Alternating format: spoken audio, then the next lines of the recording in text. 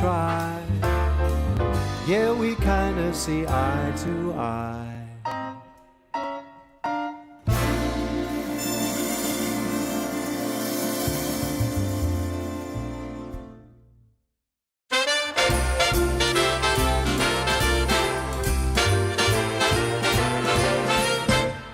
Jingle bells are jingling, carols fill the air, mistletoe and holly everywhere. Children taking sleigh rides, laughing all the way. Oh, what fun we'll have this holiday. Homemade decorations, lights on every tree, snowball fights with friends and family, holiday occasions, raise a cup of cheer. Oh, what fun to celebrate this merry time of year.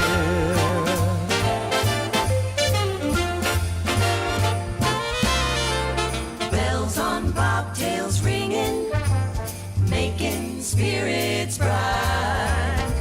Come along, we'll sing a song tonight.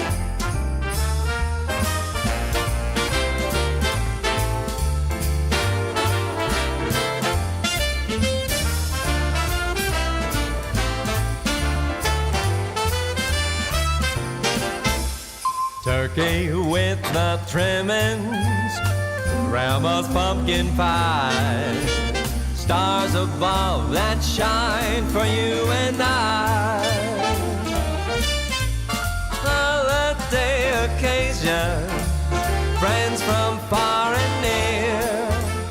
Oh, what fun to celebrate this merry time of year.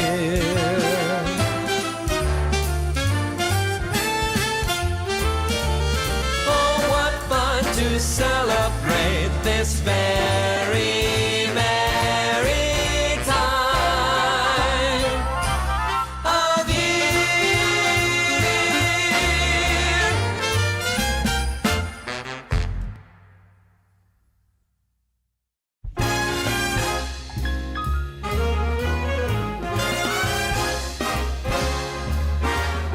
Rome, where the Colosseum, Rome, and the Grand Museum, Rome.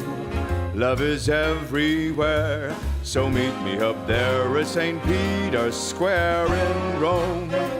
On the 7 hills, that's Rome, the Italian thrills, 'cause love is alive when you're roaming in Rome. Rome, where the Tiber flows, yeah, Rome. Michelangelo's in Rome, the eternal town of ermine and satin and all things Latin. Rome, like a symphony, is home to the bourgeoisie who put the Roman romantic at Rome. It all burned down as Nero just fiddled around. But right here, right now, 2,000 years on, they're still going strong in Rome, where the fashion kings all roam, where the pasta's all homegrown, and the guys all stare while they compare what the young girls wear in Rome, with its dim-lit bars and nights of 1,000,000 stars. So get me across the Atlantic, let's all go land some manic, who put the Roman romantic, that's Rome. I'm asking, who put the Roman romantic, that's Rome.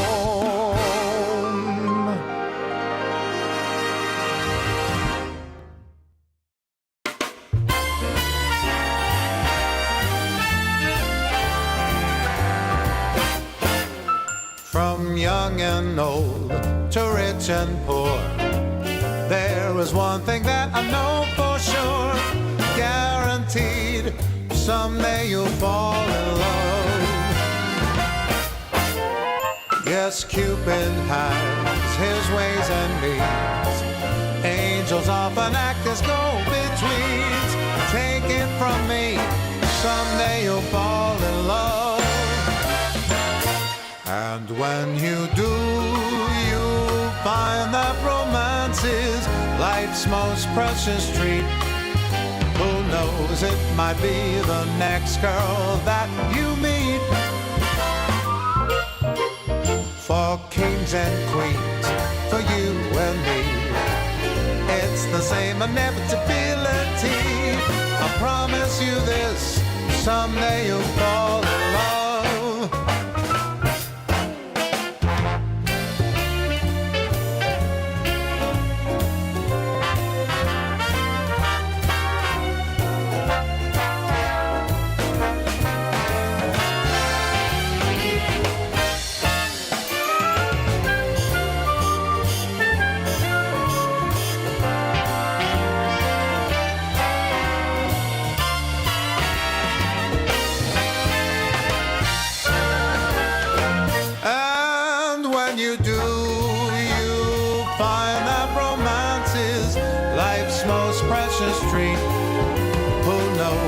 Might be the next girl that you meet. And if you think love's passed you by, there's no need to frown, I'll tell you why. Wait and see, someday you'll fall in love. I said take it from me, someday you'll see, you're gonna fall in love.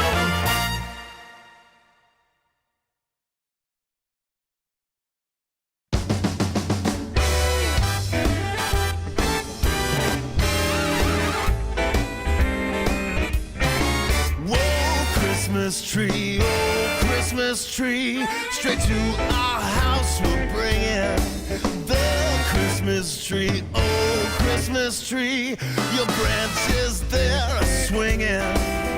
It's the time of year Santa's bringing toys to all the good little girls and boys. Oh Christmas tree, oh Christmas tree, everybody's singing.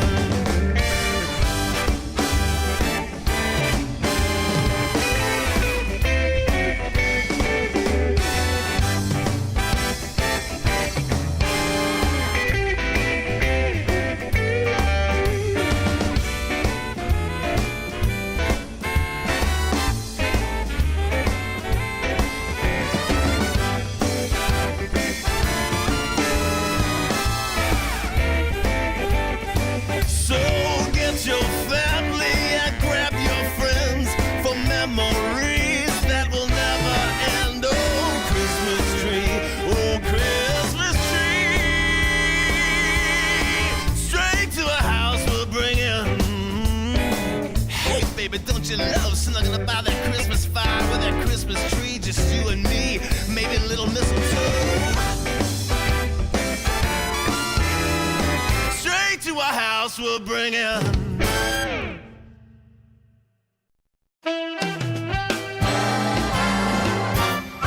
Sometimes I'm wrong, I'm usually right. reason we get along. We make love most every night. I take it black, And I like it light. opposites do attract. We make love most every night. It's just a fact of life that a man and his wife sometimes disagree. And though it's true, my dear, the resolution's clear. Come on, make love to me. Whether I'm wrong,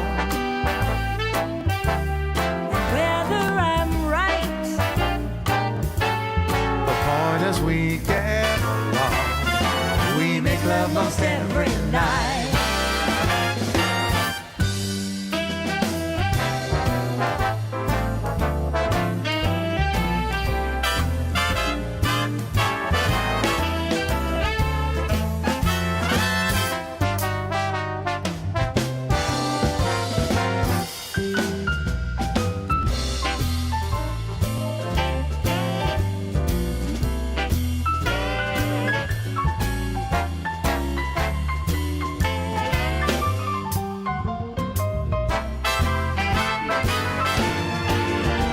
just a fact of life that a man and wife sometimes disagree.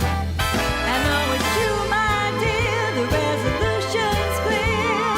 Come on, make love to me. Don't see eye to eye. We never fight.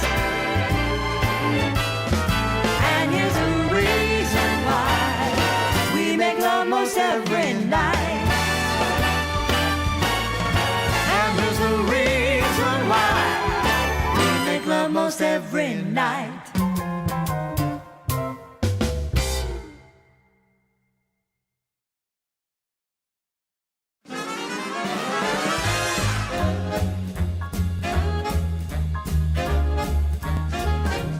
We're living a high life, no need for trouble or strife. Cocktail parties, Broadway lights, arm in arm as we see the sights.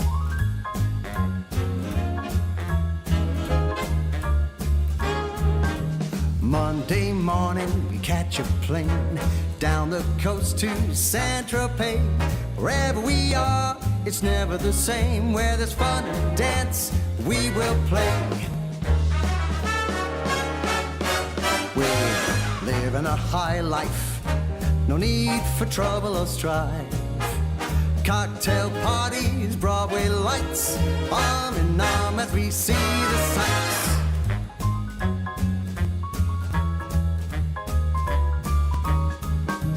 Friday night, we hit the town, eat caviar and drink champagne. A life of luxury fit for the crown, a lust for life that we can't contain.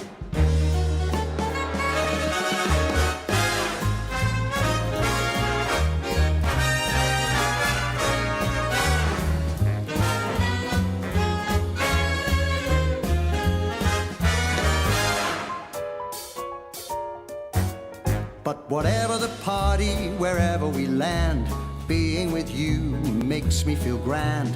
Rags or riches, I just don't care. The love that we share is beyond compare. Because we're living a high life, no need for trouble or strife.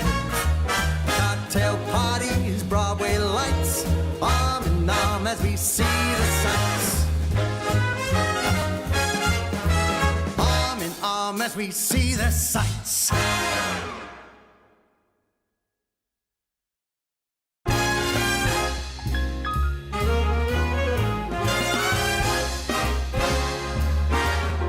Home is a smiling face that's home.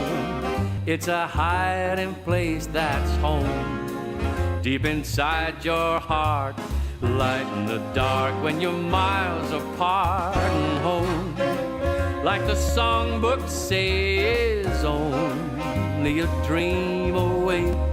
Nothing's as bright as the love light back home.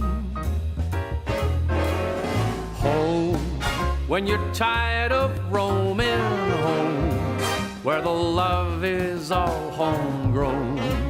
There's a welcome sign and everything's fine, 'cause the sun will shine at home.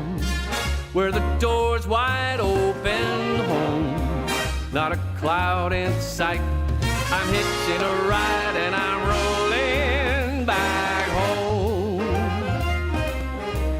It's true, some find that travel unravels the mind right through mankind. So go with the flow, I'll take the road back home, where the fire's burning home. How I love returning home. When you're waiting there, what do I care? I'm a millionaire at home, where the windows lit up home. Love is everywhere, watching the storm on a cold night, cozy and warm on the inside. Nothing's as bright as the love light back home. I know that nothing's as bright as the love light back home.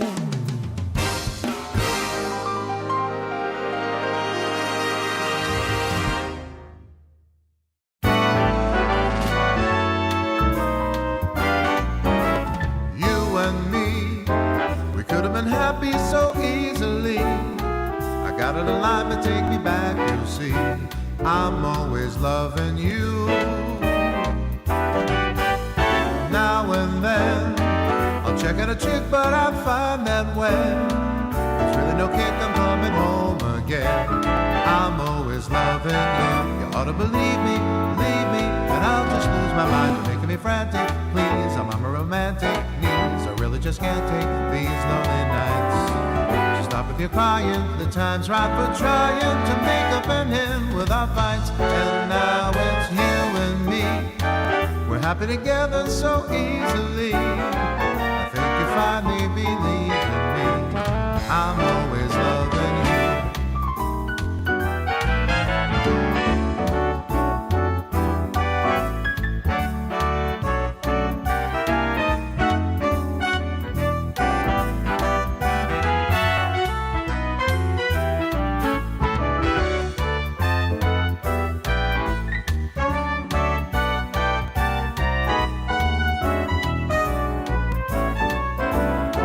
You ought to believe me, and I'll just lose my mind. You're making me frantic, please. I'm on my romantic knees. I really just can't take these lonely nights. So stop with your crying. The time's right for trying to make up an end with our fights. And now it's you and me.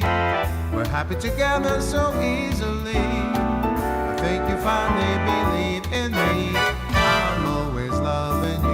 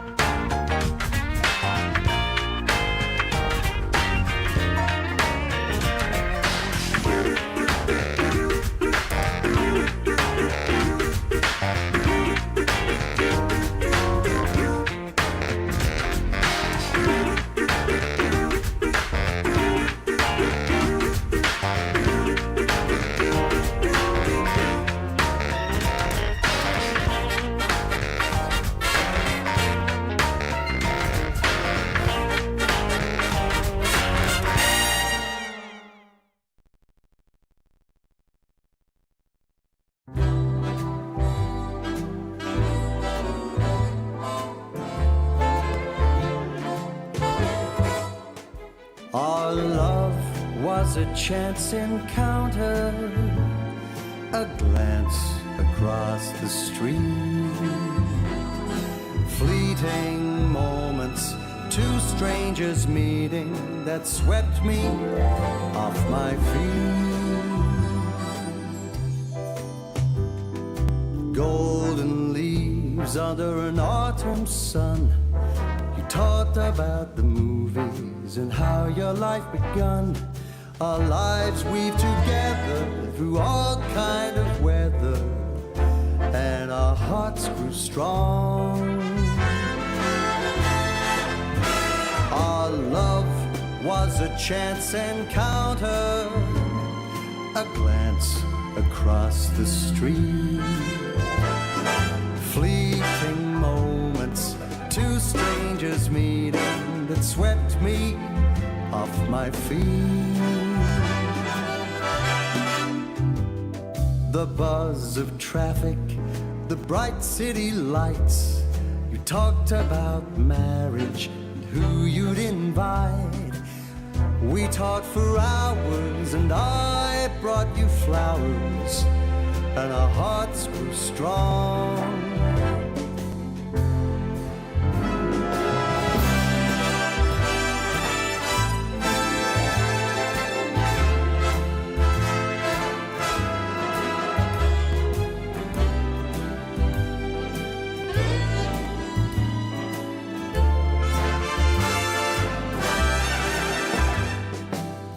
How can something so special be mere happenstance? Was it destiny calling, or just life's little dance? Our love was a chance encounter, a glance across the street. Fleeting moments, two strangers meeting that swept me off my feet. That swept me off my feet.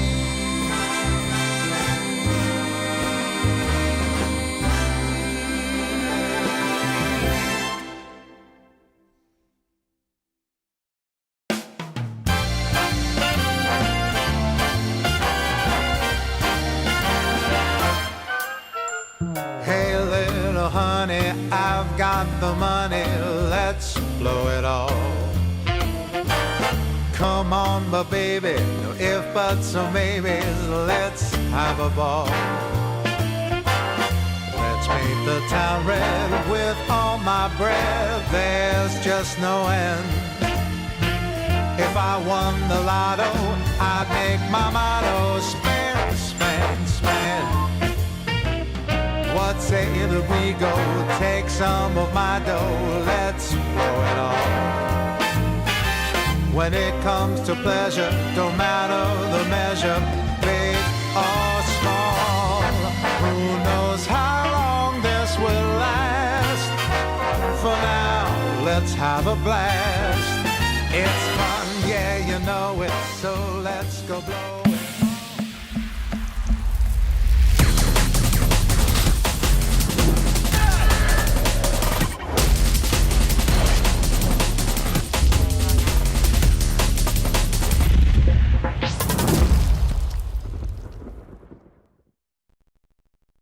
DreamLeague Season 27 is brought to you by DHL.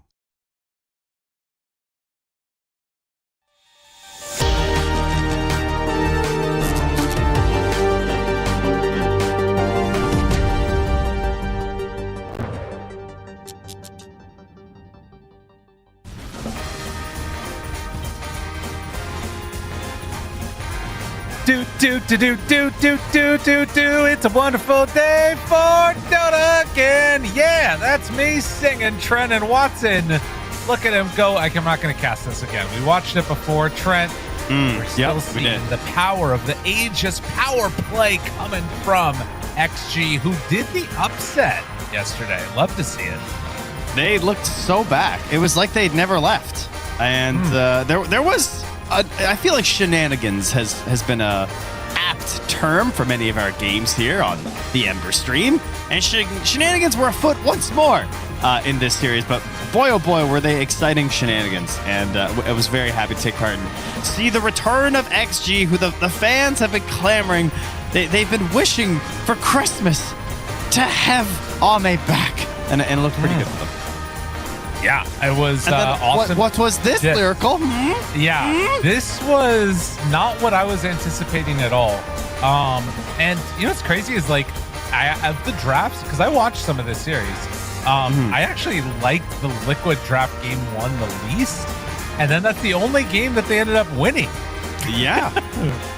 Yeah, they were not able to pull it out in game 3. A pretty shocking upset. I mean, we had that as our potential match of the day, and just like, could Virtus Pro keep the ball rolling? And they managed to do it. A pretty crazy result, honestly. And it sets up for some situations, as we will see in just a little bit, for more shenanigans to happen, and perhaps not just on the main stream or on our stream, but all over the freaking place. Who knows what's going to end up happening? And hello, howdy, how you doing, buddy? Hi. We're ready. We're in the festive mood. Wow, with Everybody, the turtleneck. If you can see over to the side, you just saw Trent's eyes shift. That's because he saw me on the monitor and understood. That's true. I did. I said I was that I told. dressed. I said that I dressed up today. The reality is that I just never took this off from last night at the holiday party for my wife's work. So we're keeping it Right. going. Okay, perfect. But we got some great matchups today, man. Do you want to look at what the whole bracket is looking like? Because Okay. some craziness. And OG Falcons, the only two that are top undefeated 4-0 teams right now, looking to try and potentially close this one out or be on the verge of it. Not who I think people would have anticipated for OG being there.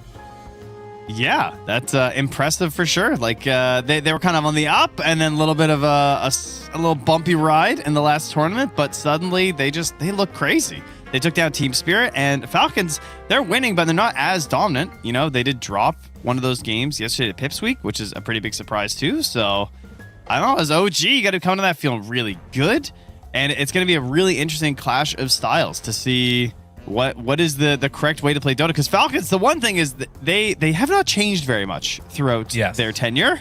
They tend to do a very similar strategy all the time, and OG, of course, are fresh blood here, bringing some new stuff. I will say, if you see the teams that they've played against on OG, it has mainly been a lot of like Eastern European squads. And I think that their like play style matches up against it very well.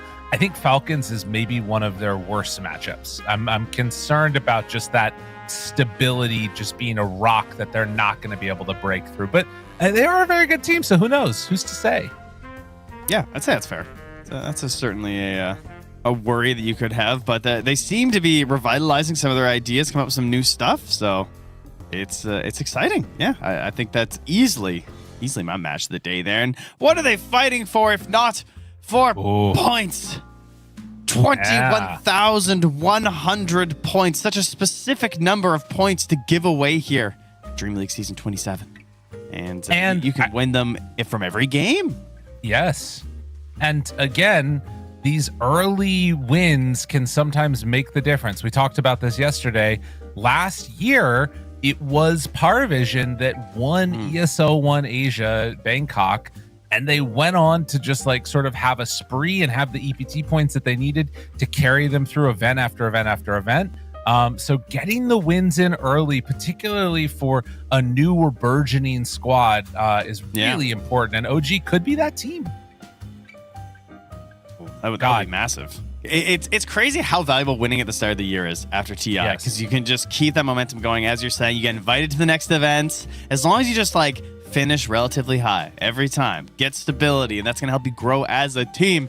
And you know, I woke up and I was looking at the matches because I assumed, I'll be real, you see guys, the mainstream, we call them the vultures, okay? They just wait around, waiting to see what beautiful matchup's going to be on the next day, and they grab it. They just come in, they steal it. The vulture, a noble animal, don't get me wrong, but they're vultures. So I assumed, of course, that they will be taking OG versus Falcons. I mean, of course. Look at that. You guys see that? That's 4 wins, 0 losses. 4 wins, 0 losses. Oh my goodness. The pinnacle of Dota. But why are we so blessed? We peons upon the Ember stream. Why are we getting OG versus Falcons? Oh, I see. Nigma's playing, so we had to have Tundra versus Nigma on the mainstream. They can't help themselves over there. I mean, they're fan. Aren't we let's lucky? be real. Aren't we lucky, Lyrical?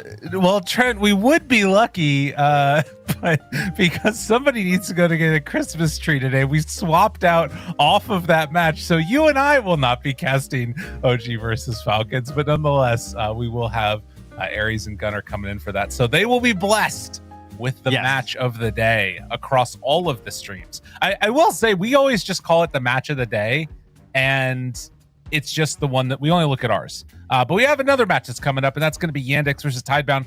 I think that this has the potential to actually be a better series, though.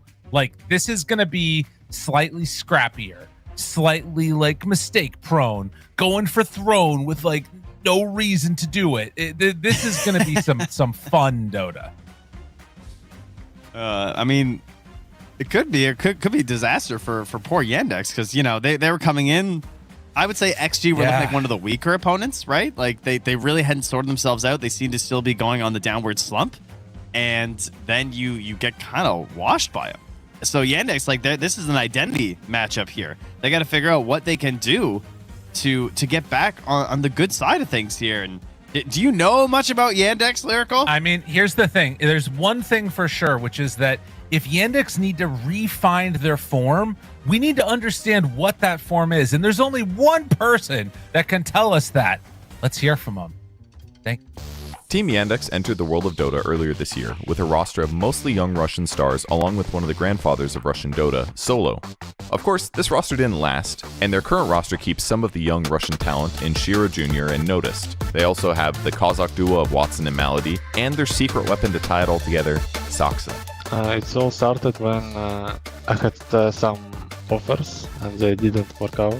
I had 2 offers left and I decided to go Yandex, and in the same time Saksa messaged me in Discord like he wanna try something, and I said to Yandex like we can take Saksa and try with him. The current roster doesn't have much experience together, but quite frankly, they're off to an incredibly good start. 3rd place at Fissure Playground 2, beating teams such as Mouse and Tundra.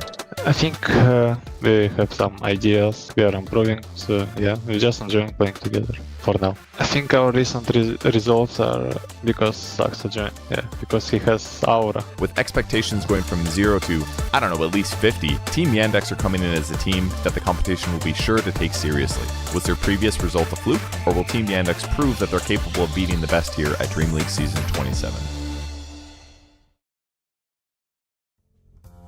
Well, an interesting question indeed. Will it be a fluke, considering what happened the other day? Maybe. But, you and I think the way that we tend to think about teams, we always try and look on the bright side. I think that it was XG that just played really, really good yesterday. And Yandex, they were struggling a little bit. The question is, can that really good play be emulated by Tidebound? I feel like this is a team that has also struggled to find its form. And if there's going to be somebody to pull it back from the brink, I want it to be new. This guy plays Primal Beast. He's a monster. Oh, no. Not more Primal Beast, dude. I don't know if I can handle more of this hero. It's looking like the best hero. From what we've been seeing over, obviously Timbersaw's the best hero. We don't get him on our stream.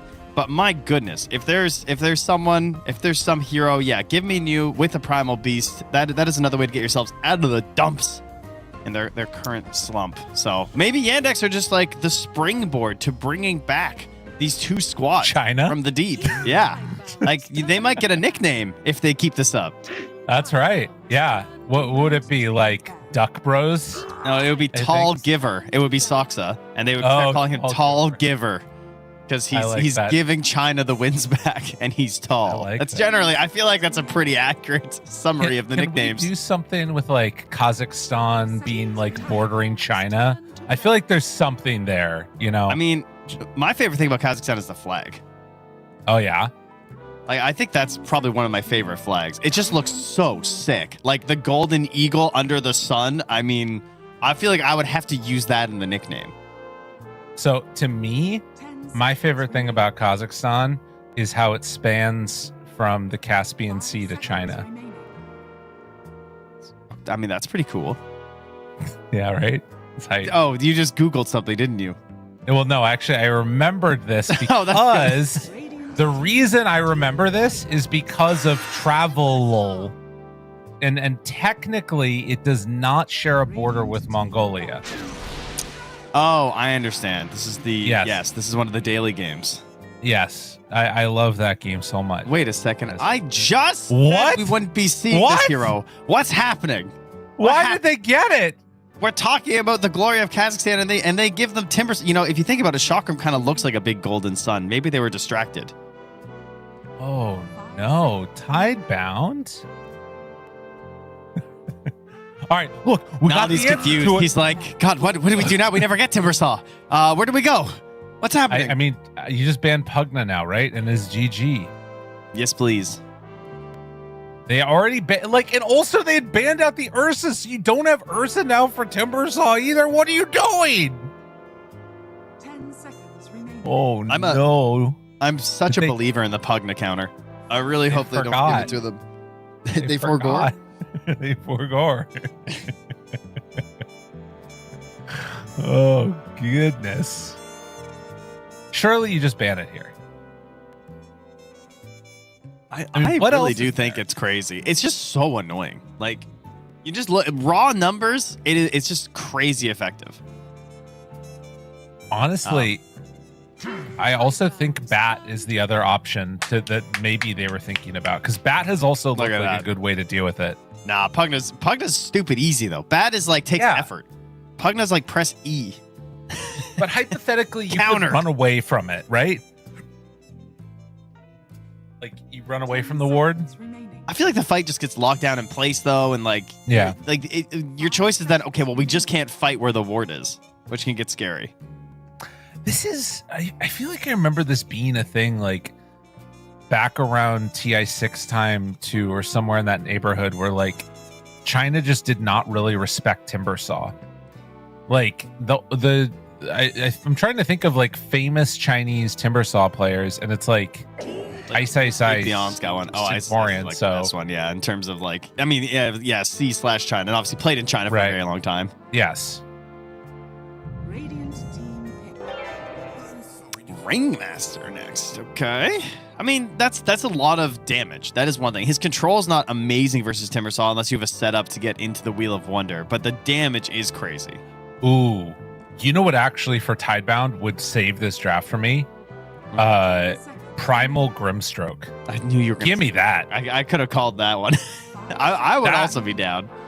That actually, I think, would give me what I mean. That would make me feel good about Timbersaw. The problem is they have 2 more picks before you're able to get anything else. So if they do anything else that's threatening, all right, never mind. It's not threatening. We're good. It's fine.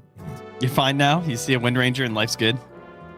Well, I'm saying that I feel like now I'm less worried about Yandex. Maybe it's good. I don't know.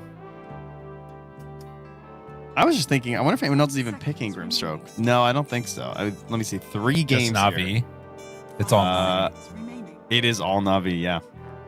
They are the only believers. And they won 2 games, 1 versus Spirit, 1 versus Yakult, and they lost 1 to Spirit. I feel like Planet would play it though. Actually, he's probably on the Ringmaster. Wise Yeah. gonna play like Enchantress or something. Very likely. Oh, Yeah. actually, not bad against the Timbersaw for the Aghanims. That's kind of cool. Turn to pick. Yeah, take Enchantress here. Oh wait, you can't enchant his creeps anymore. Or wait, no, you can. Can't enchant Helm anymore. Yeah. Yeah? It's Yeah. been so long now that I confuse myself. 10 teams. Yeah. Yeah. There we go. That's what we wanted. Give me the Grim. Do it. Do it. Do it. I still do that all the time. Yeah. The convert is a creep hero. Yeah. Okay. We're right. You cannot take it. We're not. Oh, creep. That's why we stopped doing it. what is this? Did I Why see is Crystal this hero Maid? making- Did I see Yes. Crystal Maid? Oh my goodness! I She's heard back again. the frostiness. Dude, she is gonna get chakrammed one time and just be cut in half. They're gonna put in a new animation for how quickly she's gonna die. Everyone's expecting the patch overnight. It's just a new one for CM getting sliced in half, like Final Destination. Yeah, that is. I mean, why? I can remember him busting it out a few times. Obviously, it is a extremely low cooldown route versus Timbersaw Wind Ranger, which is pretty interesting. I don't know. I have to play more Dota, I guess, to try and see if the because my understanding was the counter versus Chen just did not feel real anymore. Same thing with the counter versus Ench as we saw yesterday. It just doesn't feel that impactful because number one, the Chen can just keep summoning creeps out of nowhere. Right. Yeah. So that part's pretty annoying. And number two, it's just like it's just not that great. You have to like Frostbite and Crystal Nova and then right click like 8 times. And eat a mango to keep it going. Like yeah, there's no fun there. I like this as a Chira Junior Slardar. I think that's really strong. It's one of my favorite heroes to see him on. I don't like Slardar mid a ton, but Chira Junior I make an exception. Yeah. It's I mean, they have to at least ban for it.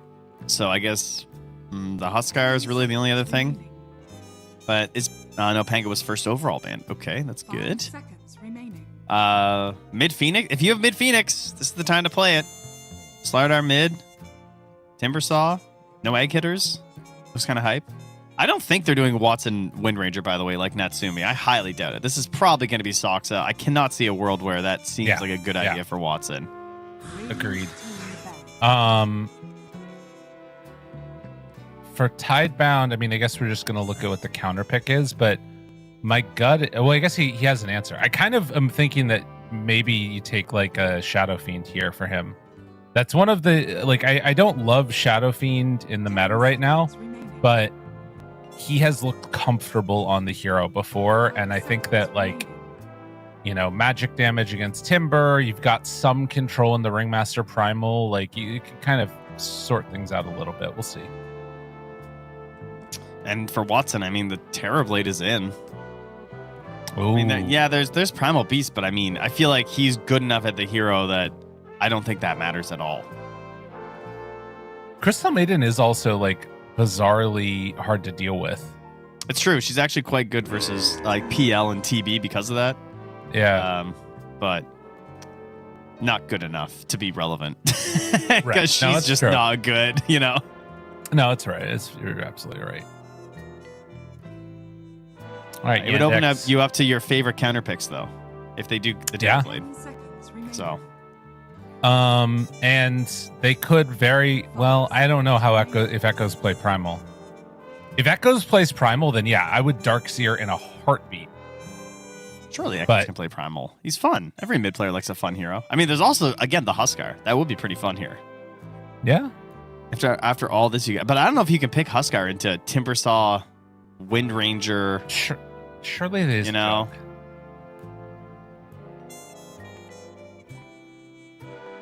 Against Gyrocopter. I think he's just going to TB. Comfort. Yeah. I feel like you just get so much done with these other 4 heroes. You got all this damage. TB's going to knock all the buildings down. Maybe TA. Okay. Whoa. Okay. Okay. We are actually getting a Watson Wind Ranger. Interesting. Didn't see that one coming. It's a Tidebound. They got time to think about it, though. Is there any just way feels that unnecessary. safe lane Slardar? No. I mean, unless they pick Huskar, then it is. Dude, check it out. FY broke Yandex so hard that they convinced him to play Lion. Like, this is emotional damage from the last game. Yeah, you're not wrong. Okay, so now you're playing against a Wind Ranger in your carry role. I mean, Natsumi did beat them game 3 with it, so maybe that's it. Maybe Watson's just like, I gotta do it. I gotta become the Natsumi. Have they lost 2 in a row? Yeah. Oh, that's the Echoes Classic. I had Coddle in my head since the Timbersaw, but I was like, oh, they probably won't.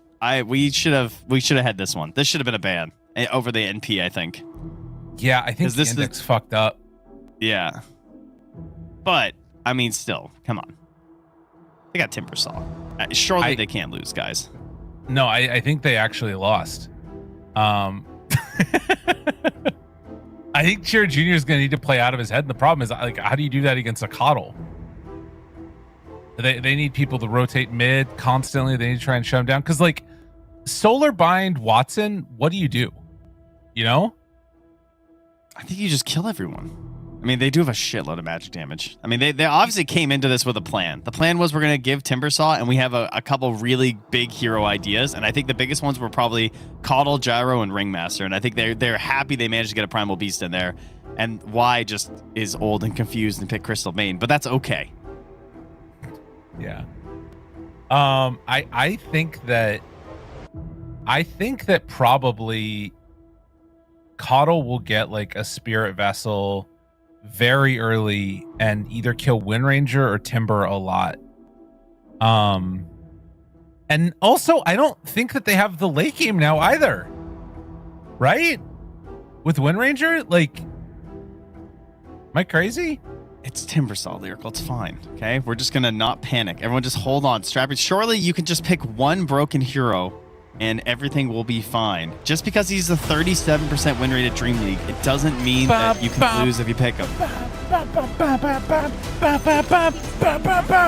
at it go! I'm so hyped up!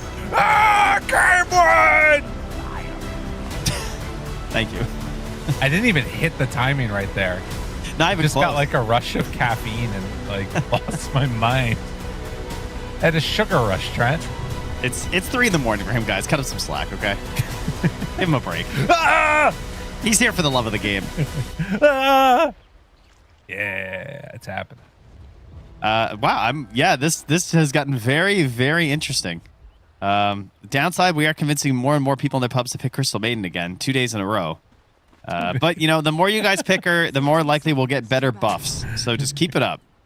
They're already blocking out the camp back here with Soxa. Can I tell you real quickly? Yesterday, after I saw Team Spirit pick Luna, I went into a turbo game and I was like, oh no. Why shouldn't I? That sounds good. And I got clocked so hard. I was like 0-7 at like, 10 minutes into the game or something like that against a Pudge. The Pudge has an Aghanim Scepter at that point. Yeah, it's over. And my sniper all chats, fucking Team Spirit. I'm the guy. I'm the one that did it.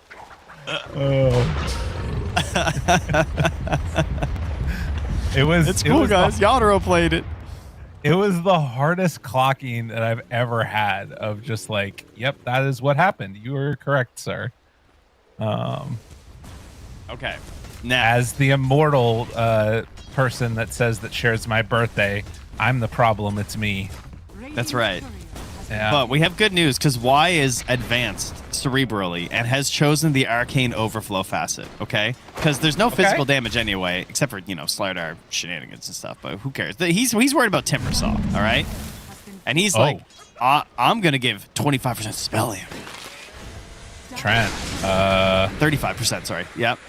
People are hurting across the map. Soxa is going to get chased down by Y here, who draws first blood on a Crystal Maiden. New was also getting chased around the top side, but he managed to survive through the onslaught of damage and is now going to just be able to tango back up.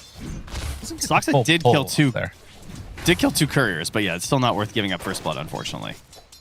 Well, actually, I mean, it's close, I suppose. It's like 250 gold to your team when you kill 2 couriers. Yeah.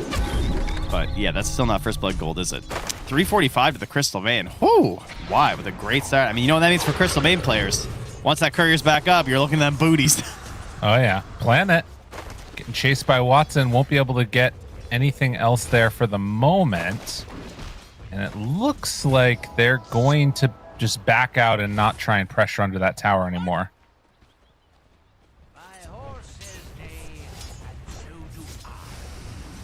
Yeah, it's going to be a little bit. Why, as we see Echoes just spam out the wave, it's been a little bit off the mark 2 times in a row with this pull. He only gets the 1 range creep, and then it redraws aggro, and he doesn't even get that. Yeah, I don't know. Now he's in a small camp, and Gyro's just killing it. Okay, there we go. He's gonna try again. He'll be fine. Oh yeah, he I mean, it's not a range creep, so it's pretty. That's a tough one. Why is a little bit out on the top lane? Let's leave him alone. I have seen him miss 4 pulls in a row. That's all I'm saying. He got first blood and forgot how to play Dota. He's just so excited he's playing Crystal Maiden, and he's like, God, she's so slow. I can't even pull properly. In the meantime, that's a big one. How does that happen? Greed. Oh, Echo. No points in blinding light and standing in the river. Echoes.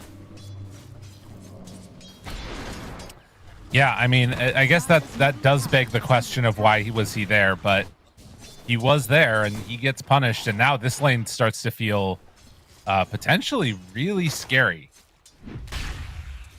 Yeah, it's just, I mean, it really is that simple. You can't go down there without blinding light, I think. But you're trying to get a little bit of CS, you know? You're trying to use the water, get some runes.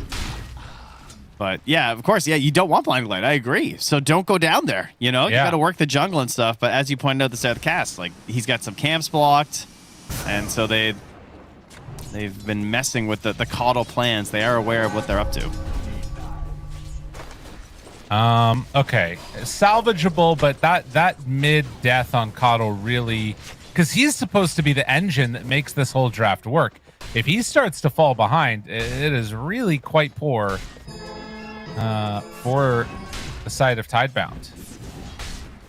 Planet doing some nice plays down here with the daggers, trying to get the wave past this pull, but they're really stuck here.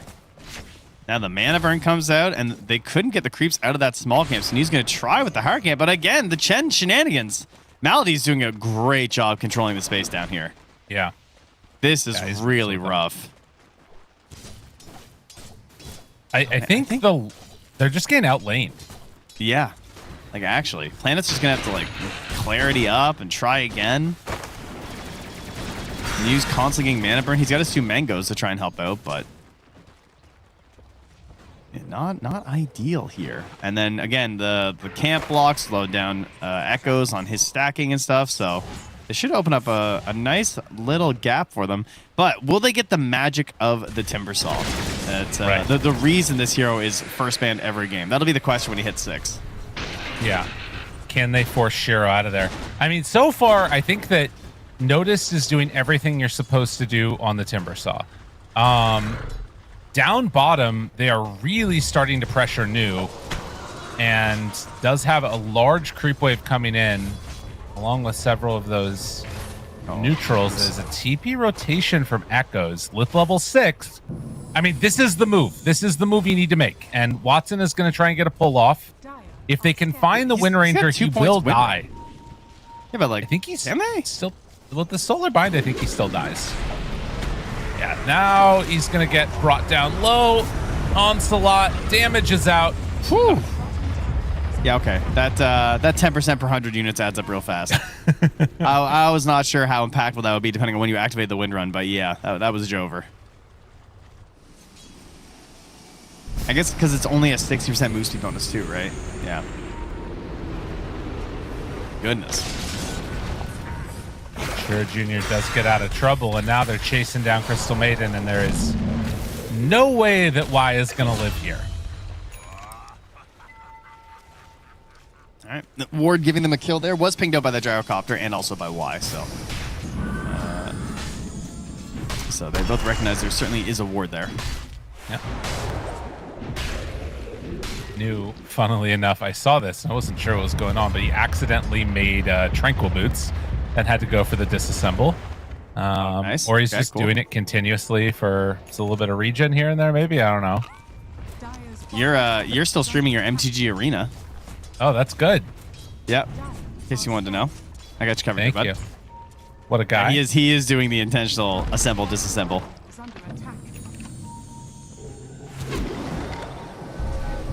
And now the 7-minute mark, a big battle, and well, maybe not so big.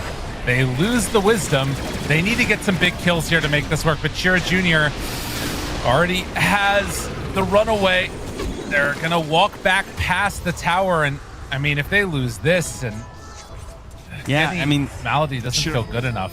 No, Shiro went for the safe kill, which I mean, you can't really blame him. The Slider still had a lot of resources as a wind range and everything, but yeah, it does not feel great to give up the wisdom and only get that. While Noticed, of course, easily gets the other as Timber, and now, if you come back to this lane, he's sitting on level 6, and with that Twisted Chakram, is a scary amount of burst damage.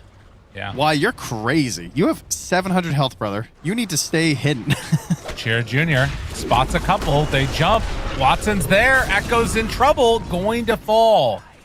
Yeah, they're just getting outplayed right now. Tidebound's not finding the right directions for these kills, and Yandex wanting to get some retribution in this match, and they're definitely doing it. Notice is off farming stacks as well. No chance to contest this because of the fact that they're winning these lanes. They're just trying to get things back on like solid ground right now for Tidebound, and yeah, this is where it all started going really wrong. Losing that, and the rotations are just a little bit too late. I mean, this is a Gyrocopter level 6 moment. This is supposed to be your big play where you're coming with the ulti, and as you can see in the picture, they just killed New. Yeah. He is not level 6 yet, and he just got taken down by a Shackle, a Hex, and a lot of Wind Ranger damage. Yeah, he's owning right now on Watson. And Shiro coming in, stealing a stack, though. That is really nice. All right, exactly what you need at this point. Need to get out afterwards, though. Can't afford to die here. Notice is in. And Shiro getting greedy. Goes back for the last Ancient and then able to get some separation away. All right. Tickling that Timber, though. Oh, Cheer, that would be a big kill. Nice. They get him. I did not think that was going to be enough. I'm not going to lie. That's the Spirit Vessel completed now, along with charges in it. So suddenly things start to feel a little bit better. Solar Bind will find one kill, but notice now Spirit Vessel able to dodge away from one round of the Illuminate, but Watson is now here. They kill off Noticed and trying to get a burst. Won't be able to hit anybody. Still, they got what they came for there. I feel like Planet really just abandoned him there. Was there not a Wheel of Wonder and Tame the Beast play? Where's your spirit of adventure? I mean, he dipped so hard right there. I mean, to his credit, I do feel like Echo's lived way longer than I expected to, but I kind of feel like there was something there. It's true. Well, yeah. Luckily, he will suffer for his refusal to assist his mid laner. And while that's happening, Soxa also stacked the Ancients for when Notice came back. So despite the steal from Shiro, Notice instantly just farming again here and catching back up. Right. I mean, really, it's the Primal and the Coddle that are behind right now, and Echoes needs to get a couple of kills to make this start working online. And again, this should be a pretty good moment for it. Bound together, they get the connection. The CM ulti not going to be where it needs to. Oh, the onslaught, but he's really quick on Cheer Jr. And now Watson runs in. Do they have what they need to kill him, though? Trample out, good damage there, trying to find the finish, and they do. Okay, Echo's backing away. Still beating down onto Soxa. They get a Spirit Vessel there to the side. Soxa's going to fall. Cheer Jr. will manage to survive through that secondary burst, and, well, more Spirit Vessel charges. Yeah, I mean, that's Timber no TP. So he couldn't. That was the dream fight for a Timber Saw. Like, I guess they were aware that he had TP'd back up to farm those Ancients previously, because I think that's why it was on CD. And that dive, like, that so easily could have been a triple kill for a Timber Saw. They were so low in the middle of the trees. Yeah. And there's just no punish. And you think you can win that fight. I see why you go in as Watson, because you're super maneuverable at this point in the game. You're generally considered quite survivable, and you got some decent damage, but you don't have power shot with this build. So your early game damage is reliant on hitting a shackle and right-clicking people, and he just got like chain disabled and not able to get a focus fire play into it. So I think it was still in CD. Well, 7-9, and more stacks are being made constantly by the side of Yandex to be cleared out later by Timber, just injecting that gold in where they can. And really, it feels like Coddle right now is trying to get to those boots of travel as quickly as possible. A little bit behind at this stage. This is like a weird one, right? Because in a way, I feel like he wants to, as a Coddle, you want to keep fighting right now, but he also wants to be like the last person into the fight. Yeah, it all comes back to New, I think. Is that him being so far behind on the Primal Beast is hurting them a lot. So I think they're both just going to take a second, try and farm to bots, try and farm to Blink, and then create some fights. But they're hunting right now. Chiro with the Blink Crush, not who we wanted. I mean, is it a freebie? Frostbite, now the Wheel of Wonder, and Tame the Beast. Chiro Jr. goes down. The turnaround, Saksa is going to be chased, needs a flak, has it now, and can't get a target to hit. Oh, but here comes New. New is chasing, and Sox is still escaping. He's going to trample through the trees, try and find his man, and, well, eventually Soxa surely will fall. There. Ooh, that was close. I thought he was out. That's close. 9-9. All right, so after all this, Gyrocopter's now, what, 1,800 HP? That's pretty good. Falcon Blade plus Dragonlance here. Shiro recognizing the potential of just getting blown up by this, like, Slardar plus Timbersaw. So I like the idea of going a little beefier. But we are in battle mode on these two teams. Like, Blink Dagger on New, Boots of Travel coming out in a second here for Echoes, and a Gyrocopter who is not going like Eggs Chrysalis. He's more, I'm ready to engage in actual battle, which is really good versus, like, Mech Chen, Blink Slardar, you know? Yeah. I think the one thing that I'm seeing that I'm really concerned about for Tidebound is that this is almost a Lotus Orb done. And, like, in that 600 gold or whatever it ends up being here for Notice, it shuts down everything that you want to do on the Dire. That kind of was the whole idea, wasn't it? The whole, like, Solar Bind thing. It's like, it might be the best Lotus game I've ever seen in my life. It's quite good.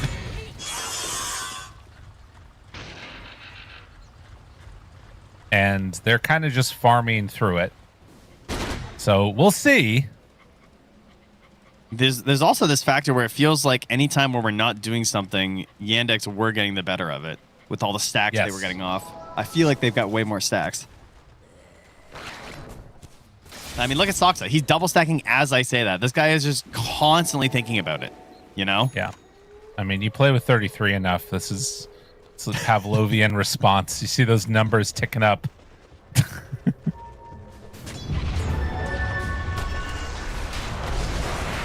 Crush down bottom. They know about this. New in trouble and almost dead, but the Pavis keeping New alive, and then the heal comes out afterwards. It is going to be enough in the end to take him down. Planet won't quite drop to Watson as of yet. They miss on the shackle. Oh, the crush! They move in to take him down. Shiro now shows up. They take down Shiro Jr. As Soxa backs away. That stops any extra aggro from coming in. Yeah, really trying to get out of here. He's working towards that Blink gold, so be happy to survive. So it is a Radiant win, but the Dire are going to remain here with heroes and push the tower with possibly no chance of defense. So I think in the end, it's going to kind of be a wash. Kind of a feed on Shiro Jr.'s part there, to be honest. Like, if he doesn't blink in, that's just like primal for what? Nothing? Well, you know, it's a lot of magic damage. It's a bit tough there. That's fair. He ate 2 Illuminates and a lot of CM spells with Arcane Overflow. Oh, no. Watson. They just went through the gate.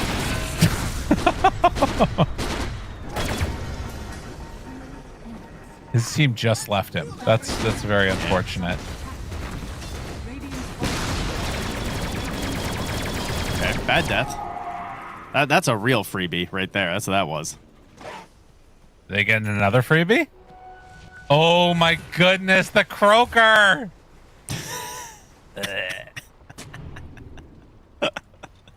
Bailed out by the Bard Frog.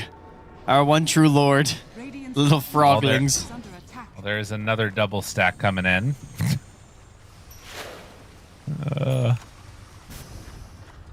and Manta done for Gyro. Very even game. Both teams making some flubs here and there and also some really solid plays. Are we seeing enough answers to the Timbersaw? Like, he's still the most farmed hero right now on Yandex. But they haven't used him. Yeah. Like, without a Blink Dagger, without like a Sanjin Kaya and a Blink build, it's hard to play like really aggro with the hero. So you go for this Lotus, which I agree, really cool. But they don't have a great way of forcing these fights. And Watson is closing in on Mjolnir, but I don't think that's like a fight-winning item right now. A fight-winning item is going to be this Ags on Echoes, because that's going to make the engagements really difficult for a Slardar and a Timbersaw to play. Speaking of which, Chira Jr. now stuck in the moment, and why the one that comes away with the kill onto him? I mean, Completed Solar it's kind of crazy, dude. Just saying. I'm just It's saying. hype. He just did 1,100 damage as Crystal Maiden there with his spells because of Arcane Overflow. Meanwhile, bottom, Wheel of Wonder, and Malady dead. Tidebound's starting to heat up a little bit. And again, this is the time that you want to do it, right? Aghanim's coming out soon on Echoes. You've already got the Spirit Vessel bots. Like, you want to be hitting these timings. Yeah, they're just, they're just some trees picking up their roots and they're just walking away. They're just staying away from the Timbersaw. And they don't want to be anywhere on the map where this guy is. They're going elsewhere. They're pushing other lanes. They're killing other heroes. And the Timbersaw, even if he does show up, he's not even that frightening. I think that's the thing that's interesting about this, right? You see 2 kills from 2 different heroes on 2 sides of the map by Tidebound. They only need Coddle +1 to get a kill, and they also only need Primal +1 to get a kill. That's a scary-ass lineup.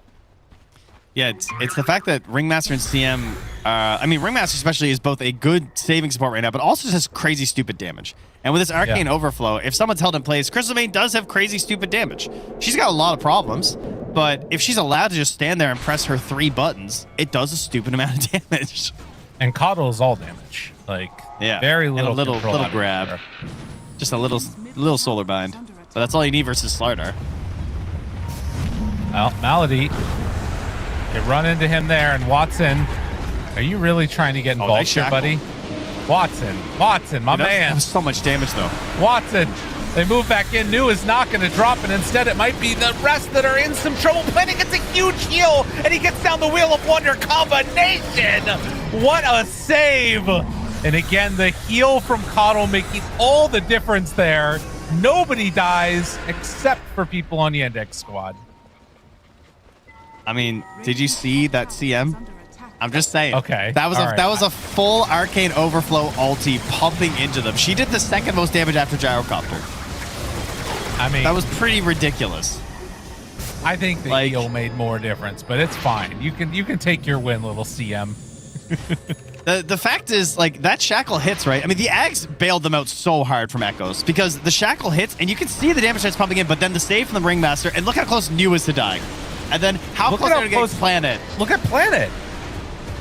Yeah. Oh, I mean, he played insanely well. Thankfully, he was able to hide in the cold, soft snow of the Crystal Main to stay alive. You're worse than me with Darkseer. I can't believe it. Yeah, but you get more opportunities for this, okay? That's true. I do. This is your one take time. When I got him. She's winning right now, bro. Like, I gotta. That's true. But she's really bad, and buffs would be great. Thank you. That's what's crazy. Imagine if, like, CM starts working because she, like, enables some heroes, and then suddenly, like, she gets nerfed in the next patch. That would be very depressing. I will take 5 movement speed. Honest to God, I'll be happy. 5.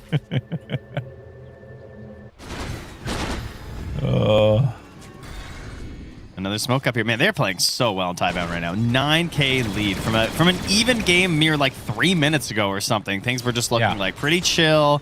No worries. Insane engagement with the Coddle Ags. And again, Timbersaw continues catching L's all over the place. More L's than Big L. Hey, you're not wrong. I think the thing that's weird about it is that, like, right now, you kind of only have an ability to go on one hero, really, on Yandex. Like, you Shackle, you Slardar Stun, And that, like, you really don't have much team fight control beyond that. So you can't control the gyro and the coddle, and then also primal with like very little is a threat. Yeah. And they never got the tier 1 mid too, I think, which also, like, with a Chen lineup, it just feels awful. So it's been like this constant pressure mid. That's partially why Notice, I think, hasn't been involved in a lot of stuff. Is that he's kind of like catching some random waves and stuff, and he's like seeing all this farm, like Homer Simpson, oh, piece of candy. Like, that's just Noticed every time a little creep wave comes in mid. And I mean, we just got to give, I think, here too, another shout out for the patch, because you're talking about Noticed, and the fact that Timbersaw has like gone completely contested in every single game of this entire tournament, and he gets first phase picked and just looks like garbage right now is awesome. That's so good for Dota. And he's a master Timber. Like, this guy's a Timber gamer, guys. Yeah. He's played his fair share of Timber games. Yeah. Another smoke up here. They got to be running low on these on Tide down. They're just like smoking them like crazy right now. They're going to run out of a pack pretty soon. Listen, if they all hit, it doesn't matter. Makes them last for a while. Saksa trying to escape. How about Notice? And can he escape? Oh, well, that's not looking so good for old Notice. How was he hypnotized? He was pulled in by. Oh wait, is hypnotized the also? Right. Sorry, Yes. Will-O-Wisp is also hypnotized. Okay, I thought it was the wheel for a second. Got it. I was very confused, because my guy was not facing that way. They are going to push down bottom lane now, and again, 11-19, but really it's the gold lead, and this is Aegis in Gyrocopter, right? Like, if they want to, you could potentially go high ground here. I don't think they have the tools to fight it yet. There's a BKB on Wind Ranger, which helps, but Slardar doesn't have it yet. Oh, he's, what, 6 gold away? All right, now they'll play it a little bit safer, it looks like. They're trying to do some like Exodia shit to win this game with Watson, right? Like, this is I need to hit a crazy shackle into just a focus fire. Like, that's it. And we have to kill the Gyrocopter. Yeah. But, I mean, he kind of needs an MKB, right? Like, Gyro has a butterfly. I feel like that's your guy. He's got the Wind Ranger MKB, the Mjolnir, you know? Yeah. If you attack quick enough, the 25% chance works. It's true. That's the damage. All right. Is this the time?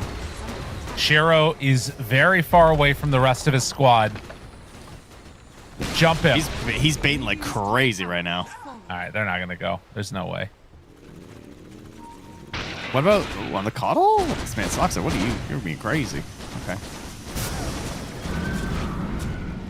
Yeah, I don't know what his plan is here.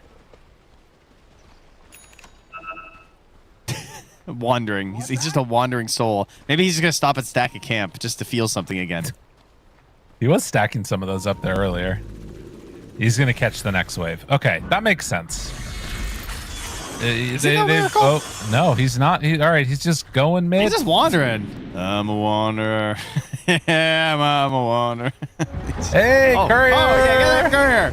Oh okay, yeah, no, your carry is dead. Oh no. Carry, Courier, they both sound kind of similar, you know? That's on us. That's our bad. Yeah. Okay. Well, mid 2 tower goes down.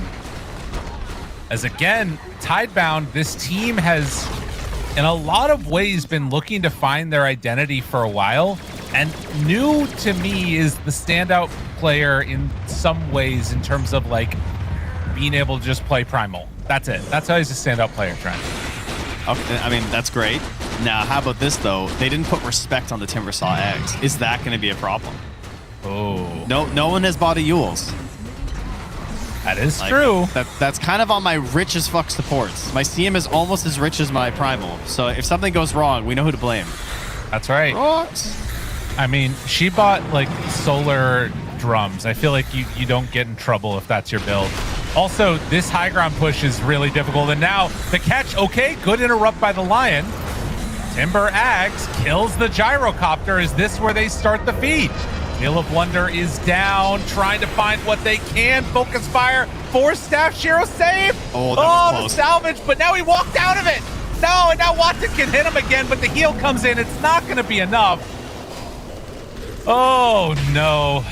Trent, I better see some Yules queued up. I already Ringmaster insta queued Yules. Yep. TM, Yep. what are we doing? Yules time. You can't lose a fight to that one, man. That's pretty rough. I mean, that really was Timber Eggs, I think. Yeah. Like, it got them into the fight. It gave them so much space. This was pretty crazy. This Timber Chain in to the Lotus, and then just, I thought that was going to hit double on that Earth Spike. That almost got even worse. And then Watson found it, right? He got his shackle. He got the damage out. They waited till their moments were there, and they did capitalize on some pretty significant over-aggression from the side of Tiebound. Only a tier 3 tower claimed. Well, that is a lot of gold and a lot of experience swinging back into the favor of Yandex.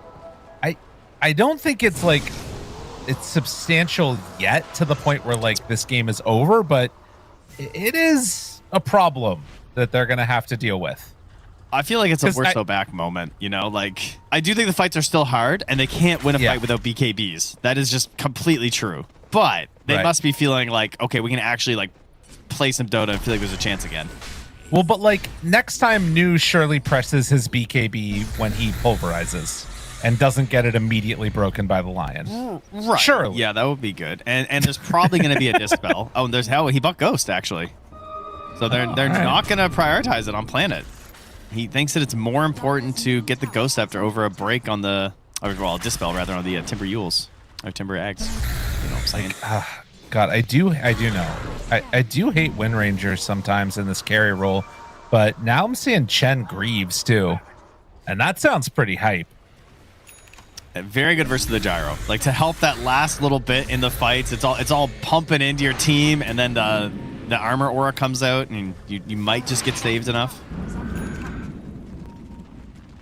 But Slardar picks up the nullifier too, so they can kind of focus down one of these targets that goes more quickly. And of course, to deal with the escape act, it's very, very good. Yeah, what can they do actually? If he jump nullifies echoes, what can Tiebound do? Is he just dead? Other than raw damage, like New has to jump in and grab with a pulverize, I guess, right? That's the answer. Right. Yeah, the counterplay save of like finding your own initiation. But if he's the one that's jumped, I mean, this is why the Aegis is so important though, right? Because like you need to set up the fight in such a way that they're initiating on Shiro and then New's there for the counterplay. But they lost the Aegis.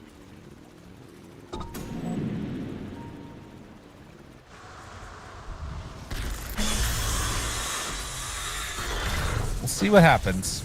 But at least at this point, sitting back, waiting for the next Roche might give Yandex time to get into their next set of items. And a BKB from Timbersaw really, really starts to feel good. That's problematic. Partially why I'm sure they also did just immediately rush for the Dispels. But, I mean, Wise got 2,500 gold. He's a tough decision to make here on Crystal Maiden. Yeah. It's like, do I listen to the Dark Urge and buy BKB? Or do I buy Yules? Yeah. Oh, Crystal Clone is so good. Ooh, an MKB done for Gyro. Smoke up. 50 seconds until Roche. They're going to grab noticed. Is this... Dude, you gotta press your BKB! Oh, and then they get the Axioms off onto the Timbersaw. It's almost not mattering. Shiro now drops down inside the escape act. We'll back out of there. They're looking. Notice went in. Lotus Orb immediately to take it all off. Chira Jr. jumps onto Planet. Ghost Scepter nullified. Meanwhile, the onslaught to try and back away. Planet is surviving through this for the moment. Yeah, Chira getting scared. His allies can't keep up, and the rest of Tiebound kind of rally around Planet. Yeah, I mean, he's thinking this could just be a pickoff, and I don't want to waste my BKB, but yeah, he should have pressed his BKB, Lyrical. This is 2 times in a row. So this is like what your hero's about. Okay, He's that building up is some not stacks. That's not the real one. He's building stacks. Building stacks. Nullifier now. Focus fire. They don't have a way to save him. Gyrocopter is dead. Oh, Chira Jr. with the illusion baits absolutely wrecks their face. And now another 2 cores gone. Planet is out of there. And that's Roche. They can just go Slardar, take that, easy banner. Oh, this game has just topsy-turvied and all the damage. It's Timbersaw. he's here. He's real, guys. He's so real. I think, yeah. like, that's What did you say before this game, Lyrical? Who did you say would play I said you had to step up. And, was gonna be what that hero guy. did you want him to get? I wanted him to play Primal Beast. This guy has more Primal Beast games than anybody in this lobby. Like, by a pretty wide margin. He's one of the... He was playing Primal, like, when the hero came out and hasn't stopped. And freaking just doesn't pop his BKB. What a guy. It's one of those, the Herald player pops BKB. Yeah. He's too good for his own good. That's the problem. He's like, oh, there's a Slardar. I don't want to do it. What if that happens to me? So What if here's I a get question. bashed? Do you What think questions? we're swinging now, right? We're a pendulum going back the other direction. How Like the far loading screen of Chrono Trigger. Exactly. How far are we going to swing? Is this like a point where now you're just getting rolled over as Tidebound? Because if it goes to like super duper late game, I don't feel terrible for Tidebound. But do you think that they're just going to be able to like run wild over them now? I find Coddle often has that like Luna parabola effect where at first it's mega broken and then it feels really bad during some of the BKB stuff. Yeah. And then it feels kind of broken again as the BKB start to wear down. But, that doesn't feel as real because everyone just buys Refresher now. So, I don't know. Okay. I mean, it's Rapier. Really, it is. You would need the Rapier on the Gyro to feel good in the late game, I think, in this one. Because the Coddle's going to get BKB'd. The Primal Beast is not reliable for various reasons. But that's what I'm wondering is, are they going to get to that scenario? That's the thing I'm worried about is like in the late game, I see how they can play this and like things could look like not terrible. But my worry is over the next like 5 minutes, they're going to lose all their choo-choo towers and then like it's just going to be high ground and the game ends. Can they hold out against that pressure? I mean, Why's going to try. Have you seen what he's bought? He has already bought the point booster, and he's 200 gold away from Ags on Crystal Maiden. Okay. All right. So he thinks they can hold high ground. That's I mean, you were saying that if she got this for free, you think the hero might still be ass. Yesterday. That is what I believe. This is pretty wild. Yeah. I gotta say. I mean, the plus 20% bonus with the Arcane Aura Overflow facet is an absolutely insane amount of damage. And one of the biggest buffs, I guess, to Crystal Maiden is the fact that BKB is not immunity to her type of damage, right? Because like a Timbersaw, you're immune to Timbersaw shit, the pure damage. Yeah. CM, you're not immune even during BKB, and it is actually stupid numbers when you go 35% spell amp on an Aghanim's freezing field, and he'll probably get the Talon at 20. I highly doubt he's going 225 attack speed. So how much extra mana cost is it? It's plus 50%, so it'll cost 900 mana, I believe. Isn't that right? Oh, wow. Yeah. Okay. Yeah, that's a lot of mana. But also, it's a lot of damage. It's a crazy amount of damage if he hits the Talon. Like, it's going to be stupid. So freezing field damage already does 250, so it'd go up to 300, and then you're getting 50%? 20% more explosions. And plus 35% spell amp as they take down Planet with, again, Nullifier. Just the Nullifier purchased by Cheer Jr., by the way, is just like could not have got a better item. It's already really good on Slardar, but it's just it's free kills. He's almost 24. I didn't really keep up with the levels. What the heck? Oh no, they find him. Echoes. I mean, you're not gonna be holding high ground if that's happening. That's pretty rough. I don't know about Sheer going for the Ags at this point. That seemed like a really expensive purchase at this point in the game when you don't have BKB and you might need a Rapier. This is where the build kind of falls apart, is when the game starts evening out. Because it felt really good when they were battling and winning and stuff, but to have to go back for an Ags at this point just feels real bad. Stun onto 2, missile out. And ready to jump if they feel so inclined. The Roche's banner is down. Waiting, Hex is there, forced staff, Finger of Death, not doing anything with it. Tower still getting hit, Shiro. They're gonna try to wait at this Aegis, I think, right? Like, let the racks go. I mean, attack post Aegis? It's 15 seconds. They don't want to buy back on Coddle either. So if they're sticking around too long, this could get dicey here. Yeah. And of course, the big thing is CM ulti with a new jump could be pretty huge. They're going to get the melee racks and then back out. And it looks like that's what they're going to be content with. Okay. I mean, they left the creeps there. Could maybe help the range racks there, guys. Yeah, they need to go kill the banner. That one creep. Echoes? He just left it. What the fuck? Just bro? Dude, go kill the creep. What are you doing? He thinks they're sitting on it. He's scared. Oh he thinks they're like sitting right behind it or something. Why don't are know you where they are? Continuing to blinding light. It's not working, bro. Yeah, like, do you understand how this works, sir? It's not going to do anything extra. I think he's trying to heal his own creeps. He's that scared, dude. He literally was trying to just heal his own creeps to hold it off the racks until he was convinced they weren't hiding behind it anymore. Echoes. What a guy. This man. Okay, Gyro's still the most farmed hero in the game, but you've got now a Chen ahead of the Primal Beast with Greaves, Pipe, Lotus, Drums. Like, he is a monster right now. He's even queuing up Crimson. They still don't have an answer for Timber Ags either. Yeah. So their answer is just to try and out-damage it or something. I don't know. Yeah.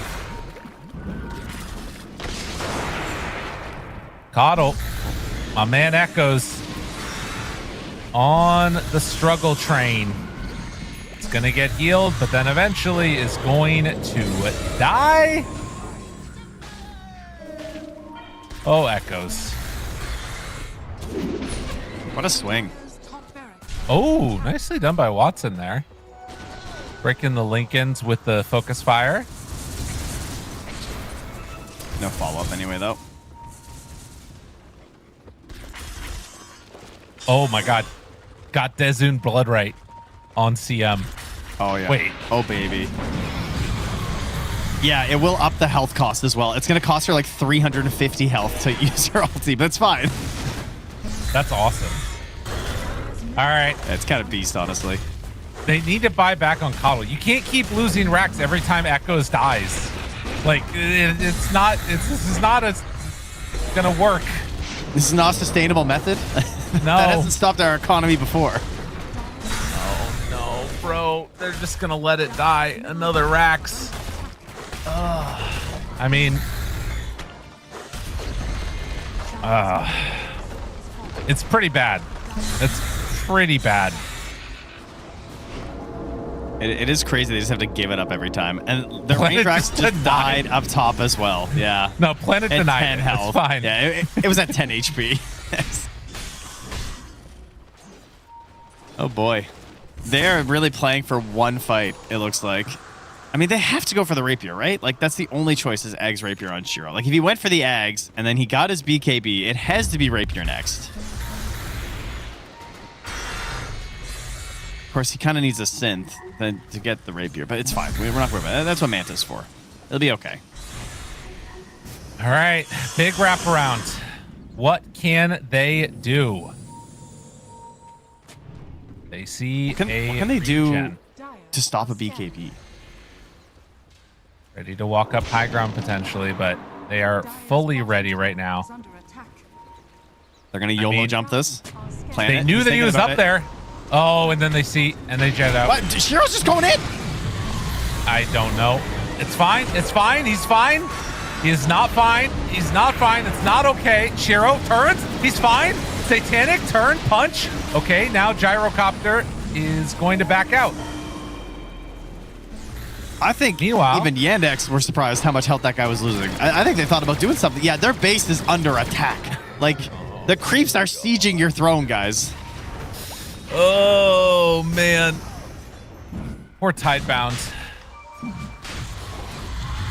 They, like, what's crazy is they were so far ahead, and then it felt like that one fight happened where they went high ground with Gyrocopter, and they, like, it feels like a different team now. I don't know what changed. I don't know what the conversations was, but like, this is not the same team that was playing from 20 minutes on. Oh, word. And no buyback on Y. I think it's really funny that we got 2 games in a row of Lion versus Crystal Maiden. Yeah, that's hype. That's not something I had on my bingo card. What year is it? Yeah.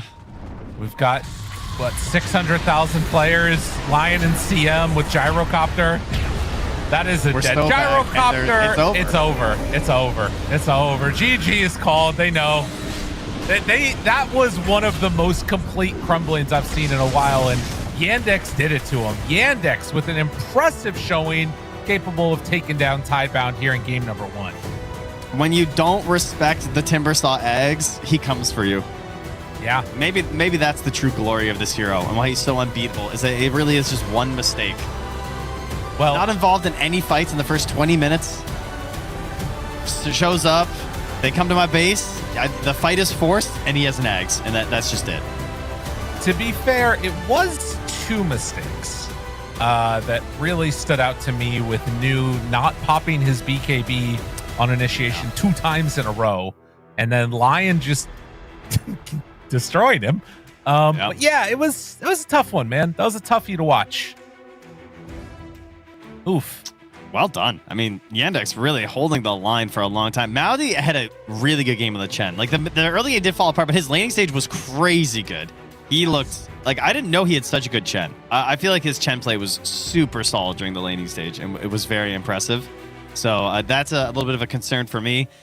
Tidebound, you can look at this game in 2 ways. You could say, wow, we really crumbled and we threw, and this is really depressing. Or it's like, hey, we should have won that. And, you know, and to say we should have won that means that we had the right strategy. We just made a couple mistakes, but overall we had that, which means we can do it again. We can do it again. And you know what? We're going to do it again. We're going to watch game number 2 in just a few after this break. So stay tuned, everybody. More to come. Dream League Season 27. Right after this. Bye.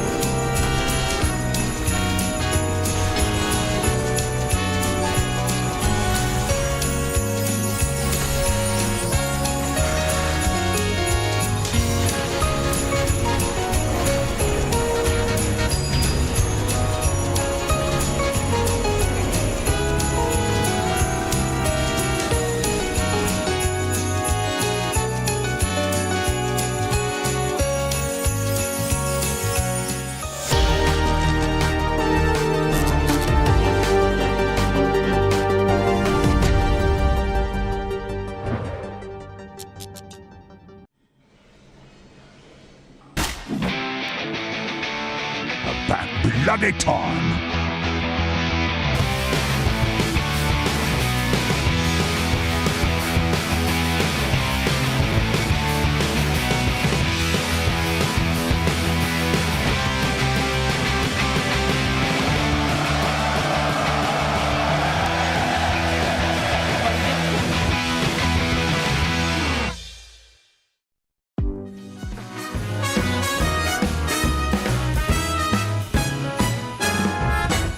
The holiday's here to greet you, and it's coming around to meet you.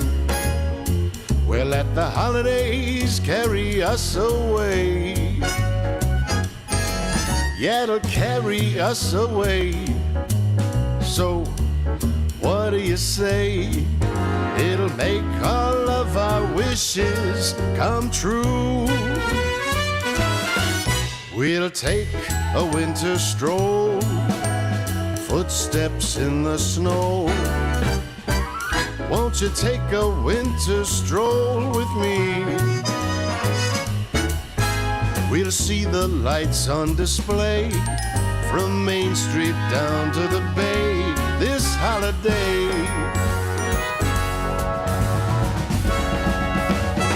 Hey!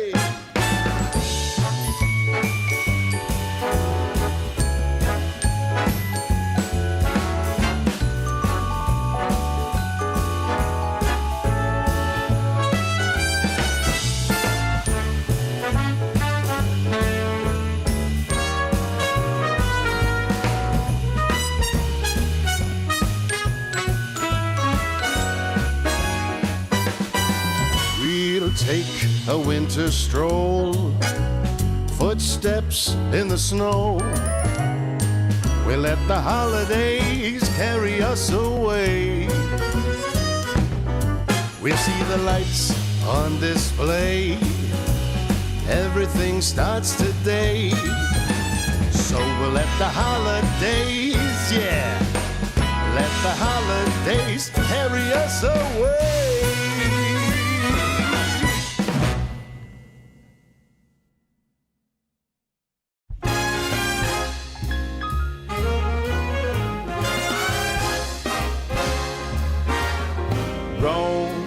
Where the Colosseum roam and the Grand Museum roam.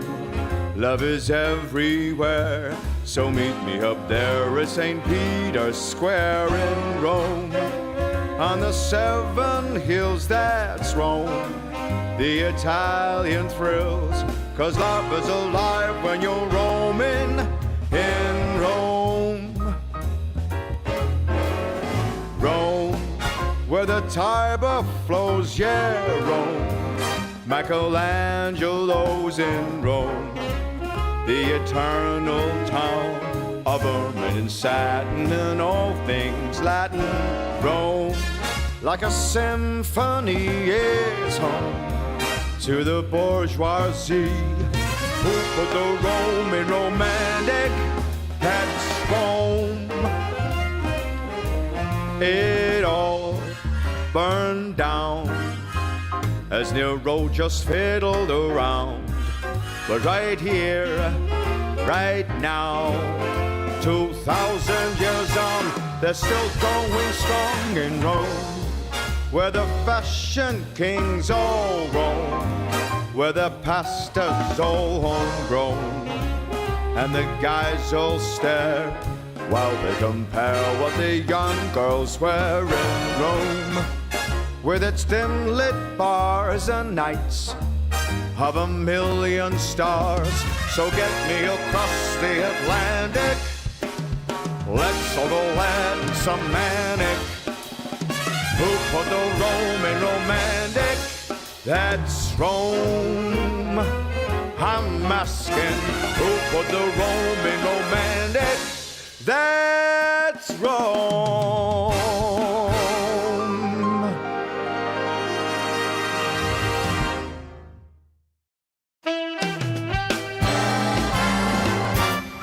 Sometimes I'm wrong, I'm usually right. the reason we get along, We make love most every night. I take it black, And I like it light. opposites do attract. We make love most every night. It's just a fact of life that a man and his wife sometimes disagree. And though it's true, my dear, the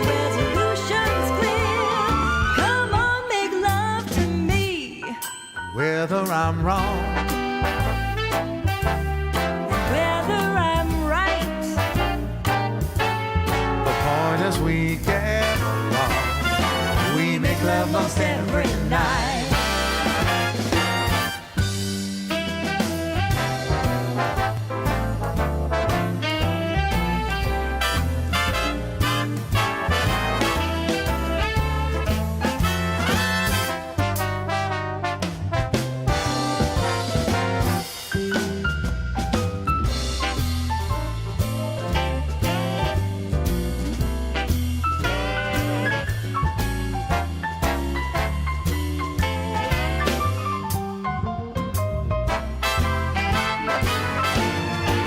It's just a fact of life that a man and wife will sometimes disagree.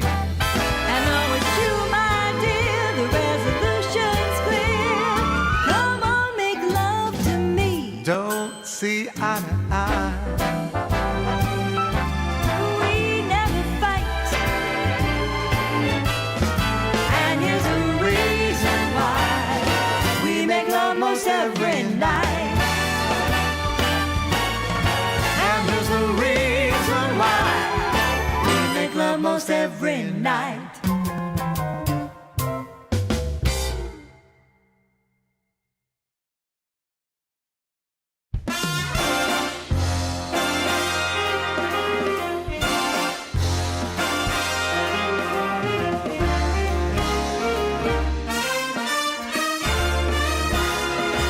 One night in New York is like a lifetime anywhere. Dancing in the dark up in Central Park or the bright lights of Times Square. This town is champagne. So shake the bottle, pop the cork. Oh, the deadliest sins are like one night in New York. Put on your silk and your satin. We're stepping out in style. We'll be the toast of Manhattan, cruising the Golden Mile. This town is alive. Go wild and let your money talk. Any man can be king and reign one night in New York. All right.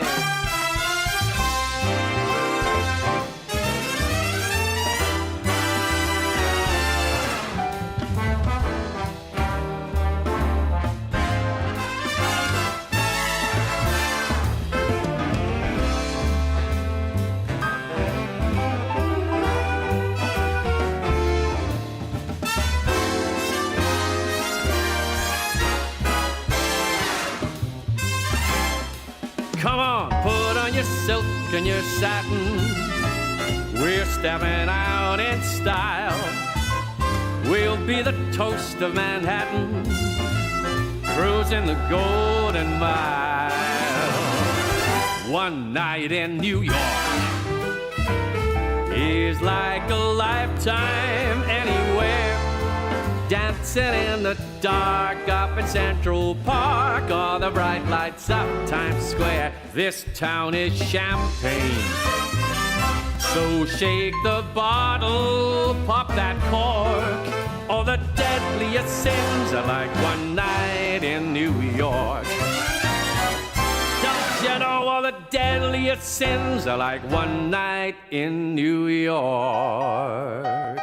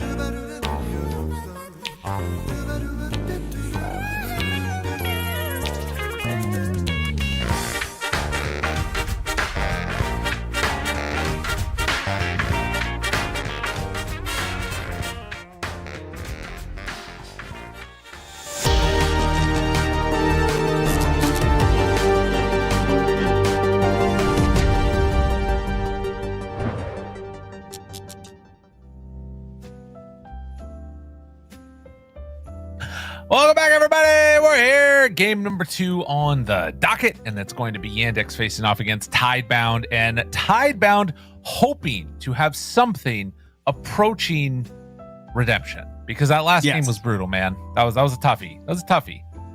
It's sometimes it almost feels worse. You know, sometimes you wish you just got snowballed and you can blame it on your draft and you feel like you can just reset. But no, your draft was fine. I mean, to be fair, it was bold. We could say it was bold. They gave the Timber Saw. They tried it. They almost did it. And despite having a 35% win rate before this game, around there on the Timber Saw this tournament, we recognize why it is still crazy, because it was truly just like one mistake and then like 2 or 3 more, but really one big mistake. Specifically around Timber Saw that really screwed them. So we'll see what changes as we now enter the draft. That's right. We're into it already. And I think that, like you said, this right here, Yandex is going to ban out the Timber. It depends on how they feel about it, right? Tidebound obviously having the first round pick this time meant that they were unlikely to ban it themselves. I think that there is something to what you're saying of just being like, all right, we're not playing against Timber Saw. We don't have to worry about it. And let's like reset and try and play a normal game from this stage forward. And I think with a captain like Y, you're probably going to be coming into that not too demoralized. I mean, my big question mark, like, New had some mistakes in that one, but Echoes, like, really fell apart. Like, towards the end of that game, he almost did nothing on the Kato except just, like, kept dying and losing his team Raxes. Like, to be fair, he did have the job of pushing. But like one of the times he died at the Ancients, like his team was on the other side of the map and he was like running to the Twin Gate into them. I don't know. I hear what you're saying. I think it's just one of those things where it's like you cannot die in that instance 2 times in a row as Echoes and lose your team 2 sets of Rex, because that was the impetus behind it. Yeah. Oh no. Well, on the Ember stream, on the Ember stream, we call this the pack it up pick. He's not been looking great over here. He has looked uninspiring and just blah. What's the win rate for him? I was just checking, buddy. 61%. I guess he's winning everywhere else. Yeah, everywhere except for here. Okay. I mean, oh wow, and they get Shadow Demon now. You've got to ban Terrorblade here as Soxa TB.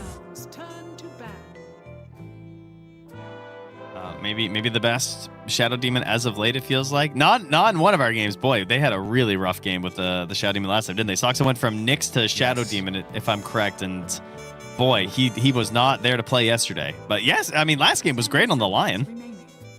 Mm-hmm. Oh, totally. He looked really solid. I think that Shadow Demon is like, part of it was just because of how high tempo it felt like they were playing against him on XG. But regardless, like, you know it's going to be a slower start to the game because it's a Centaur, so you can probably make this work pretty well. Also, people stampede away, you disrupt them during the duration. There's a lot of good reasons why this is a great answer. I would way rather have Shadow Demon on my team than Centaur, unless you're trying to pair it together with something like a TB on Centaur, and then the problem is now you have Shadow Demon illusions against Terrorblade. So, I don't know. Damned if you do, damned if you don't. I mean, what are they going to do about the Primal? Because obviously Yandex took the Shadow Demon, which, you know, we're assuming that the Centaur is kind of locked into the off lane. Maybe there's a chance Echoes would play the Primal, but with the Shadow Demon there, they're not going to do that. Notice, does he feel like playing a little Primal Beast? Because I don't think it's a hero he's busted out. I'm scrolling. I'm not seeing Primal on his recent list, and this is good. He's going to go for it.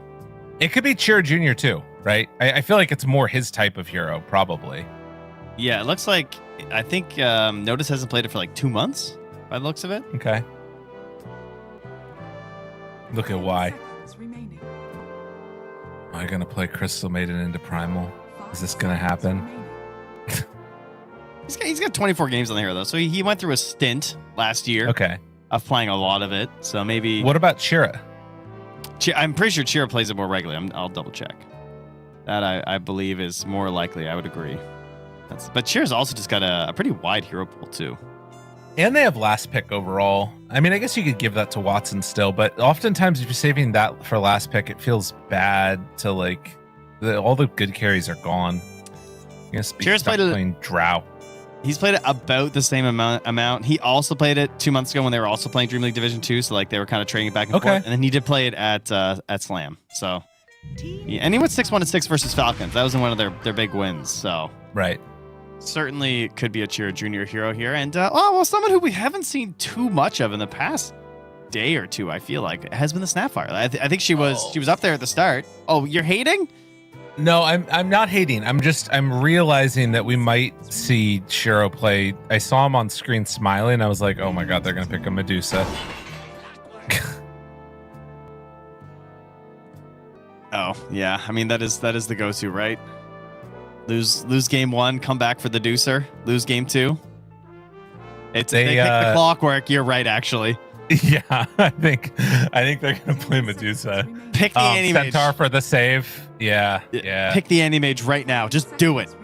I mean, they already have Shadow Demon, right? Like, oh my god, I can see the future. It's gonna be a Shiro Medusa. Yeah, and they're gonna pick Bane here. Like Mally's gonna pick Bane, right? Yeah. Or Chen.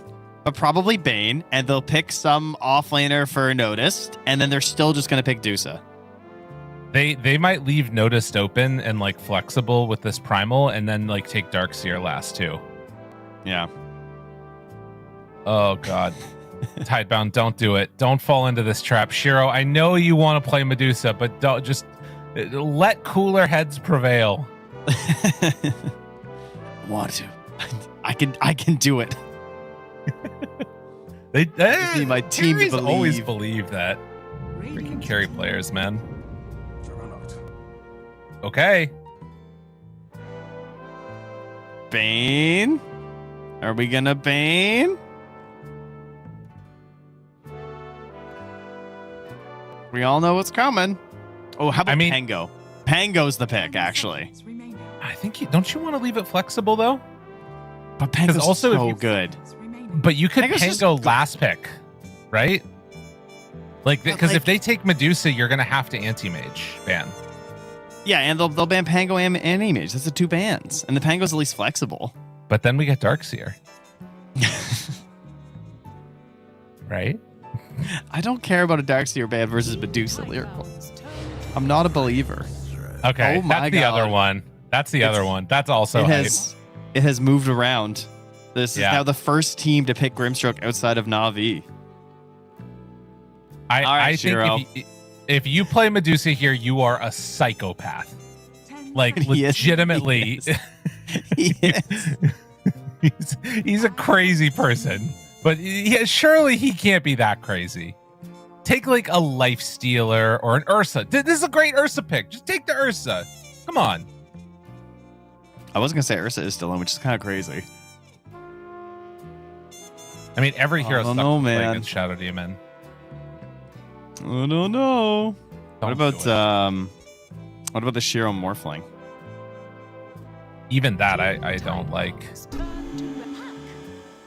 All right, he's like, I have so many heroes. It's like, what do they think's good? This is Shiro's moment, because if Yandex banned Medusa, he gets to pick it forever after this. Yeah. This is a tactical play by Shiro. The problem that I'm seeing is like, actually, I think the Puck is a good pick because he can end up becoming like the damage late game, right? Yep. Also, it means that you can like kind of put the game on the shoulders of Echoes, and if he fails, you can kick him after this event. So like it's a twofer. It works in both ways. This is so much value. But like because the problem is that with like Shadow Demon and Grimstroke, now you've got any Agi core that you take is just going to kill the whole rest of your team. So you have to take something like a Puck to be the real carry. Or the Ursa, as you were saying. Like Ursa's pretty solid in that yeah, that's true. Right? That's true. Yeah, no. I think you ban that here. Yeah. I mean, that's what they missed out on for sure by taking the Puck. I don't know. The Puck shuts down the Invoker pick, which I think is maybe what they were considering. Is Cheer Junior had a pretty nice Invoker game going. But then the puck being here is just like, all right, well, they're definitely not going to be able to invoke her now. That's like the one hero every Invoker player just refuses to let through. They always ban it into the Invoker pick. Moment of truth. Moment of truth. Shiro. Wow. This hurts. This hurts emotionally to have the other team not ban Medusa here. Yeah, I know. I know. It's if we'll see what he goes for, but I mean, I'm trying to think of what's left that would fit. That's Baseless not Medusa. Would, I mean, the Morphling. He's going to pick Morphling, dude. Which, again, is think not so? great versus Grim. But knowing Shiro, yeah. Is there anything else? I mean, there's still, again, all of them have that problem, though, right? TA? The Morphling. TA's not bad. He's played a lot. TA would be hype. I mean, again, against Primal, and Shadow. I mean, everything bad. Hopefully he just doesn't Sven. Oh, is there Troll? Ugh. We're going to get a Troll game. Yeah, Troll sounds better. That sounds pretty snooze, but pretty accurate, doesn't it? Yeah. 10 seconds remaining.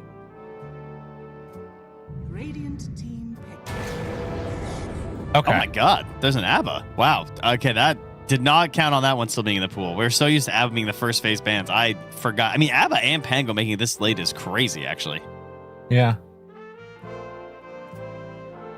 Another hero that I think you're pretty, like, you know, he pops ulti, disruption, kill him after. There's a lot of things to like about this draft, I think, for Yandex.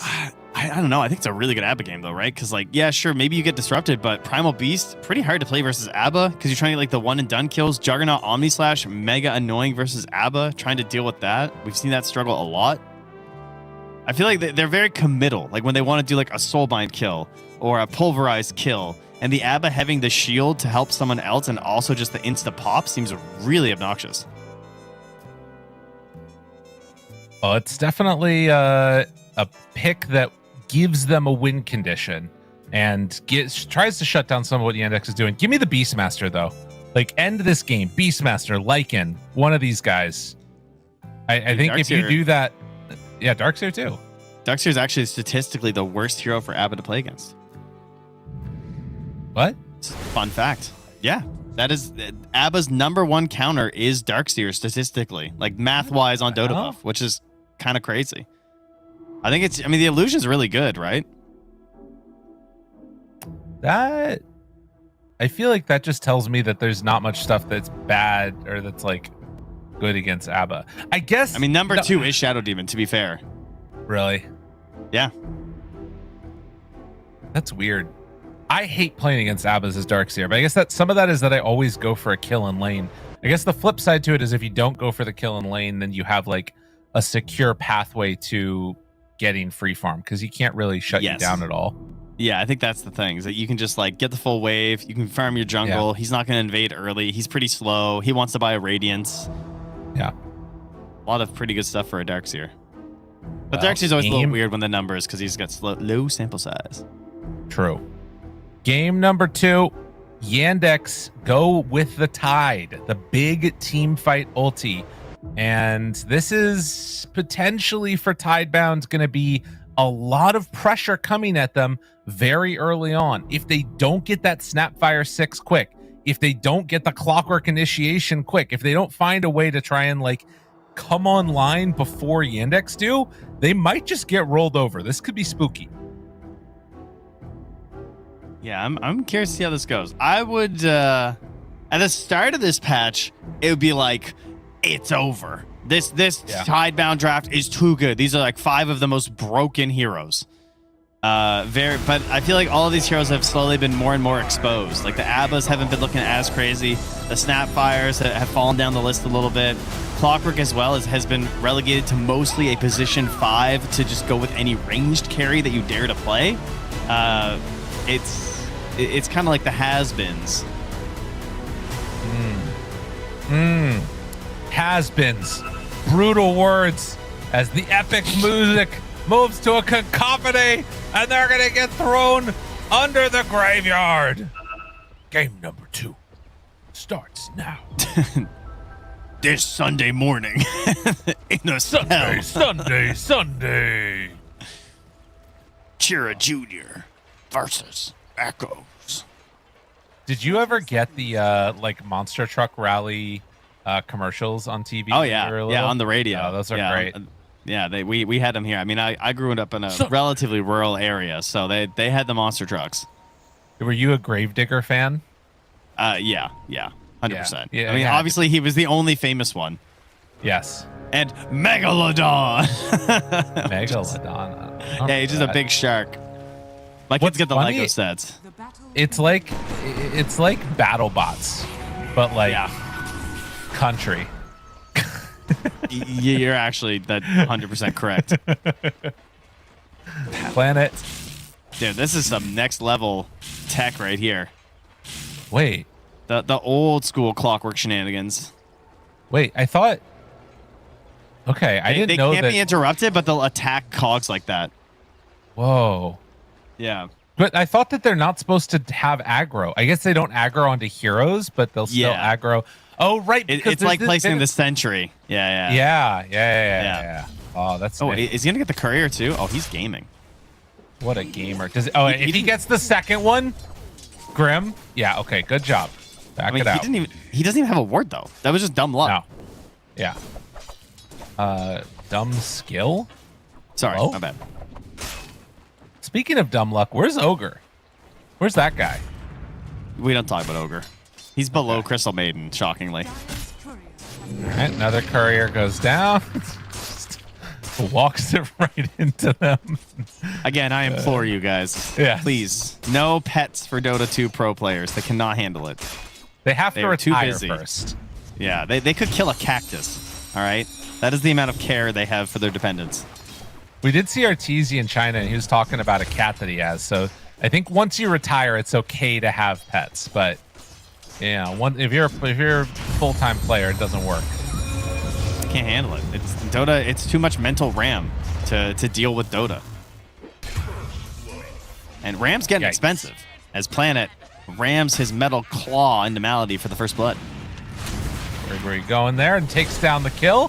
Very nice.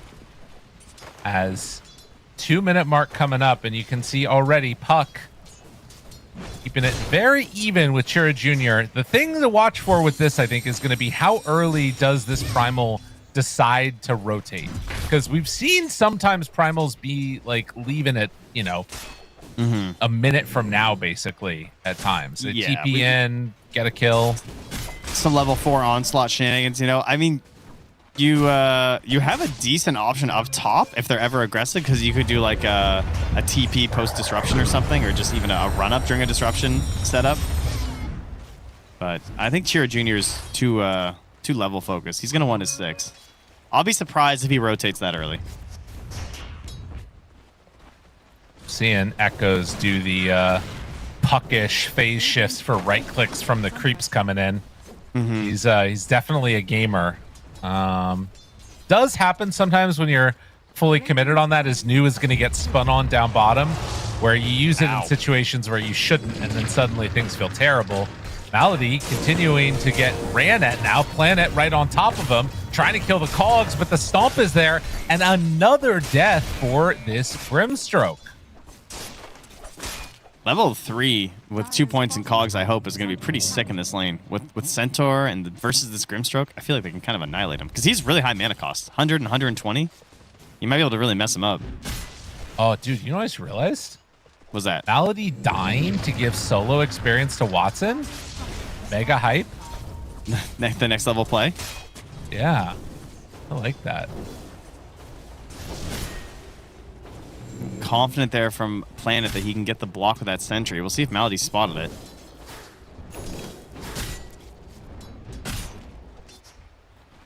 All right, Echoes is definitely a puck gamer. I'm watching these moves that he's making, and he's comfy on the hero. And Chira Jr., boy, that's kind of scary, man. He doesn't even have enough for like a stick out of there. No. No rune either. Empty bottle. Yikes. Just keeping that pressure on him. Saksa also going to come over and take the bounty while Planet takes the other one. Okay. Jeez. Some serious hatred for Chira Jr. right now. Yeah. I mean, He's not got having trample a and great go time. home. Is he dead? No. Oh, Echoes. He didn't aggressively orb. Yeah. I mean, that's the Primal Beast factor, though, is that he can just literally do that, run home, and he's not even going to miss anything. Yeah, that's true. It's a big wave coming into the puck. Meanwhile, noticed takes some punches from Shiro. Saksa also going to be zoned back a bit. We have not seen any stacks as of yet, but now a rotation out to find Shiro. Yeah, here it is. The movement in just out of range. Oh, Disaster. that is not good. And now you are missing stuff mid on Echoes. Dude, how is Planet still level 2? What happened down here? He died over and over. Well, no, he just ran around. That's what it was. Oh, I was like, he was so close to 3 a while ago, and I thought they were going to get another level and just like fight Malady again on the respawn, and he's just been giving everything to New. Not taking anything. I guess I'm moving mid as well and bounties, but... All right, time to see if Planet's actually a Clockwork gamer or if he's fake. Fake Clockworks don't take 2 points in cogs. Real Clockworks take 2 points in cogs, obviously. I see. Mm-hmm. Oh, yeah, he's fake. 2 points battery assault. That's fake. Looking pretty good right here. As he is on the Malady. Will be stunned. Has the creep wave on him now. New making the rotation you'll over. See. You'll all see. Chira Jr. jumps in, takes the shield rune. Good silence to break the pulverize. Still feeling very strong. Saksa now onto him too. Decides to keep going for more. No, Chira Jr. will back out. Wise decision.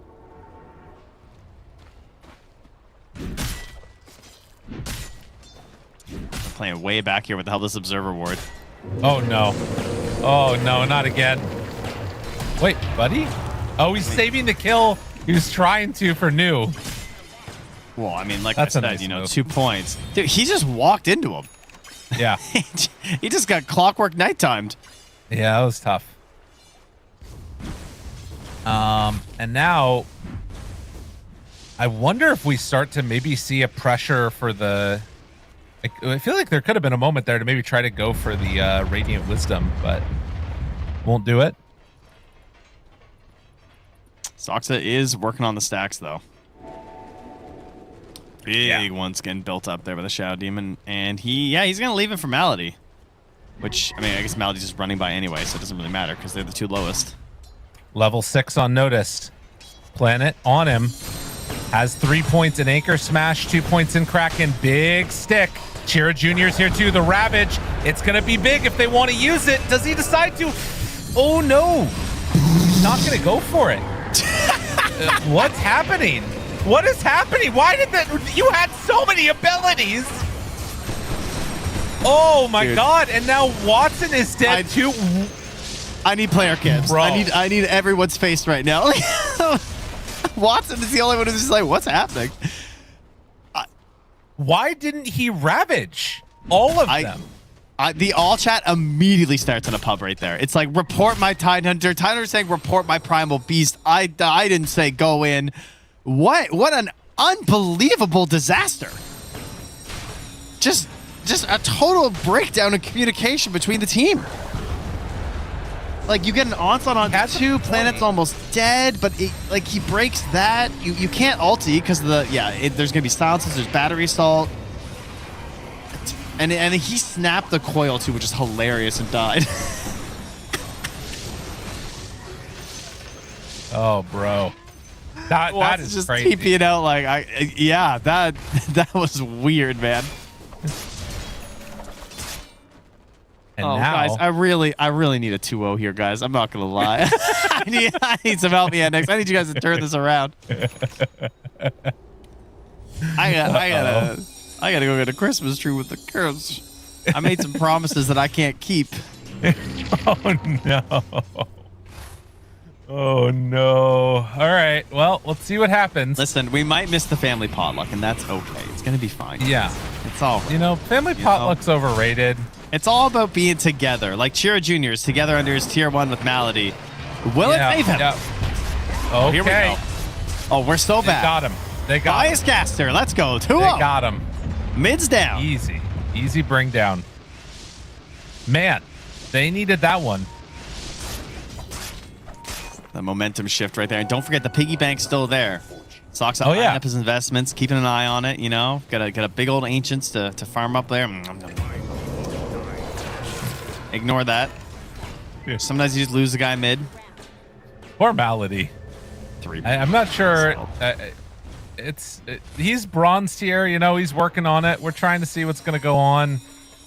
He's died 5 times in 9 minutes. It's hard out here.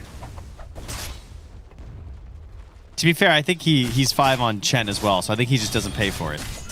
Okay, got it. I mean, that's what I'm going for at least. Ooh, Notice got the Ripper's Lash. Feels good.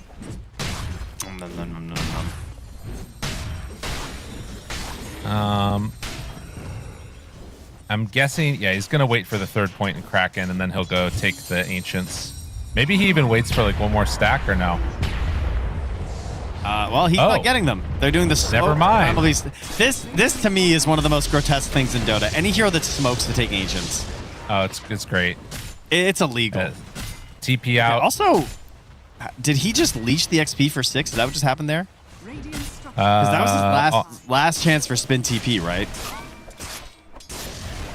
Yeah, I think so. I think he just got it like as the Ancients were dying. Right. That Or must have been what it was. Yeah.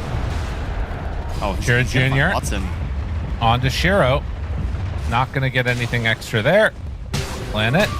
Spots Malady. Says, hey, this is a fun one. Won't go for it, though, yet. Planet went in and dropped a ward in there.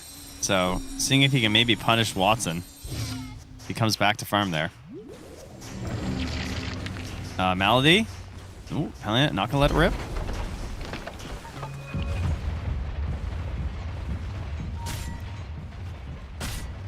Relatively even, slight lead at this point for Tidebound. And them not losing horribly right now feels pretty good. Yeah.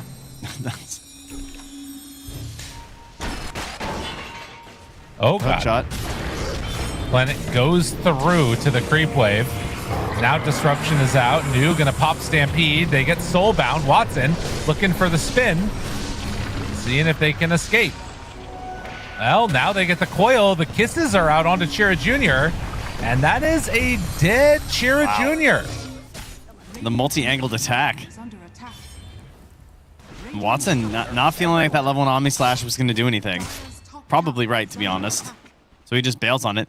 And now Planet's going to TP up top to start farming this as Notice pulls the wave. So no threat of a kill, but I mean, they're holding the top tower. Can't even get a trade on it. They take the tier 1 mid. They're opening up to a 3K lead. Good things for Tidebound. Bad things for me. The haste echoes, chasing Malady, and another death for the Grim. Oh, Snapfire versus Grimstroke too, by the way. Little shredder. Yeah, it's anything true. you get to shoot a Snapfire feels so good. Man, they really need this Blink Dagger on Chira Jr. and would really love to get a good Ravage fight. What's that? Yeah, I know. They tried it earlier. It didn't go so well. That was crazy. I don't even know if I've ever seen something like that before. That was such a wild, like, what? I don't know. I think it was really good cogs. Was part of it from Planet. Yes. I think in a lot of ways they actually wouldn't even have the damage anyway with the Ravage, weirdly enough. It just looks so strange to not even let it rip. Yeah. Oh, Soxa. Planet leading the way. And 14-minute mark coming up. You know where they're going. Or they're not. Never mind. They are not. This is a little scary to walk high ground into Ravage. Shiro, though, 300 gold away from a Radiance, and would love to take a fight before that comes online. Malady, Soulbind ready. Now the jump forward. Shiro. They find Planet. Is it going to be enough to find him and get a little more? They're hoping. They're hunting. Why?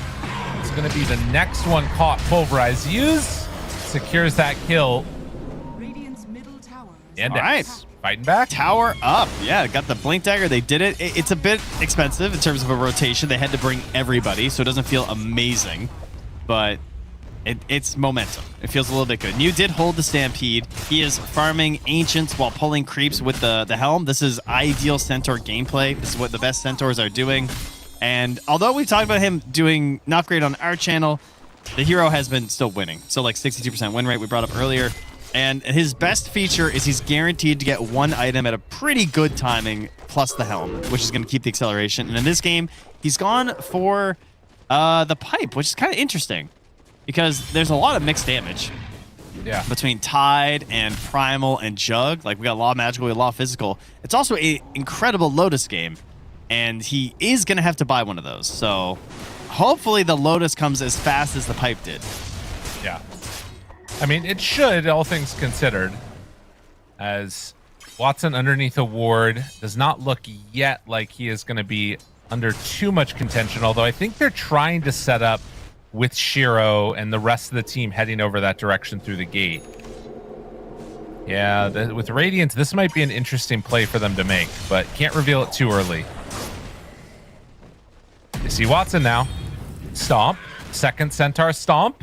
Comboed. Clockwork does have an angle.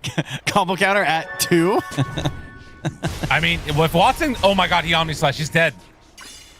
Oh, Watson, why? Why it's not there? Trying to bait this out. Oh, his ankles are broken. And now the chase down. Okay, maybe an opportunity. He's got no here. mana. Soulbind on to 2. Cookie out. Manages to find a stun, but now Notice just has to back out. Looking for more chase down here. They won't go any further. Now they jump onto Abba. His ulti is already out. Now they turn back to Chira Jr. again. Pipe being popped. The pipe Keeps is everybody doing so much. nice and toasty for a moment, but well, now they're caught us again to the side of the cogs, passing over the Pavis. Okay, here comes News Pipe. Really doing fight pipe with pipe. Man, And if you would have hit that hook Soxna shot. died. That's it. Yeah, you're right. If he hit the hook shot, that would have been crazy. Who does this benefit? I guess Radiant, because Watson lives and he keeps farming and he's top of the board, and that was the Radiant's reveal. It could have been way worse. I think they come out on top of that one. I mean, but think about what they missed out on. The hook. They missed out on the Kisses damage doing all too much as well. The coil also, I think, was just on to Soxa. That was like the kill. Yeah. So that all feels pretty good for Yandex, and really it cost them basically just a Ravage. Yeah, I mean, I think there is a question of like what happens if they hit those spells, though. You know what I mean? Next time around, that could be really bad for them. Particularly if it's not before Chira Jr. gets his BKB done. And New, he's also thinking about going for the blink first. I wonder, I feel like this is one of those games where maybe we need the Lotus before the blink, though. Just to like guarantee things. Because it's not just Omni Slash. Like, it feels like it's so solid versus everything else. Grimstroke, Shadow Demon. Yeah. I mean, yeah, I agree. I think that there's tons of value in it. But then again, like, if they don't get the blink, it's all down to Puck and Clockwork, which, to be fair, pretty good heroes at That's what I'm saying. I feel like we're kind of covered on that. Like, I think when you have Clockwork, you have to take advantage of that fact. Oh, Puck. I mean, maybe he saw that hook shot and then he queued it up afterwards. Who's to say? Yeah, maybe. You might be onto something.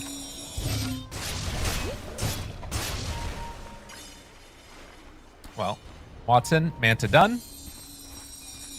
Ways to interrupt stuff. Oh. And Socks up.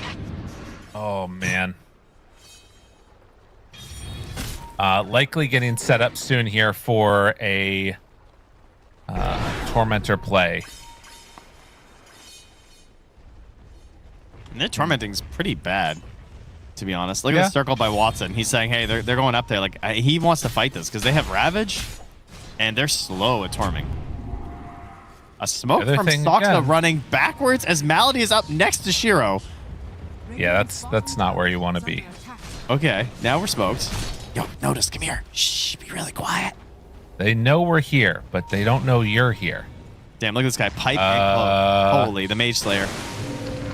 Slowed down, stunned, silence. They're going to get some disruption if they need it. Trying to bait out ulti. They get it now. Ravage to follow. Now Cheer Jr. onto Dude, they him. need this kill. And they're not going to get it. Planet there for the save. Cheer Jr. in further trouble as he gets disrupted, but the kisses are raining down from on high. They find the stun. Watson almost gone, is going to get the Omni Slash out, but living through it is why, and now Watson is kind of in no man's land. It's going to TP out of there. They chase down, look for more. Stomp onto 2 and the cookie follow-up. Oh, Tidebound. They're not out yet. They are not out yet. The blink was right. The blink was the right choice. Man, that was so greedy to go for the kill on Abba, dude. That was so greedy. I mean, it was a sick shot from Planet. He had the exact right angle. There was plenty of angles if he was on it. They couldn't have stopped that ulti, and maybe they actually killed the Abba. But once that happened, that fight was done. There was just no winning that fight for the side of Yandex the second that Pulverize got ended. Oh, 3-16. Yeah, they're going to award Planet with the shard there. He deserved it. And he's heading in towards that Aghanim Scepter after this as well. So you just get the flare spam like crazy. That's crazy. Almost and we get the replay. Yeah, and this was the end of that fight. Ooh, big old stomp to finish off the 2 supports. Easy peasy. That's brutal, man. Manta almost done on Shiro.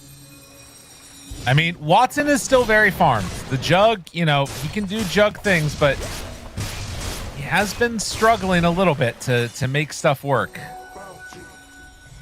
The BKBs are going to be big as well.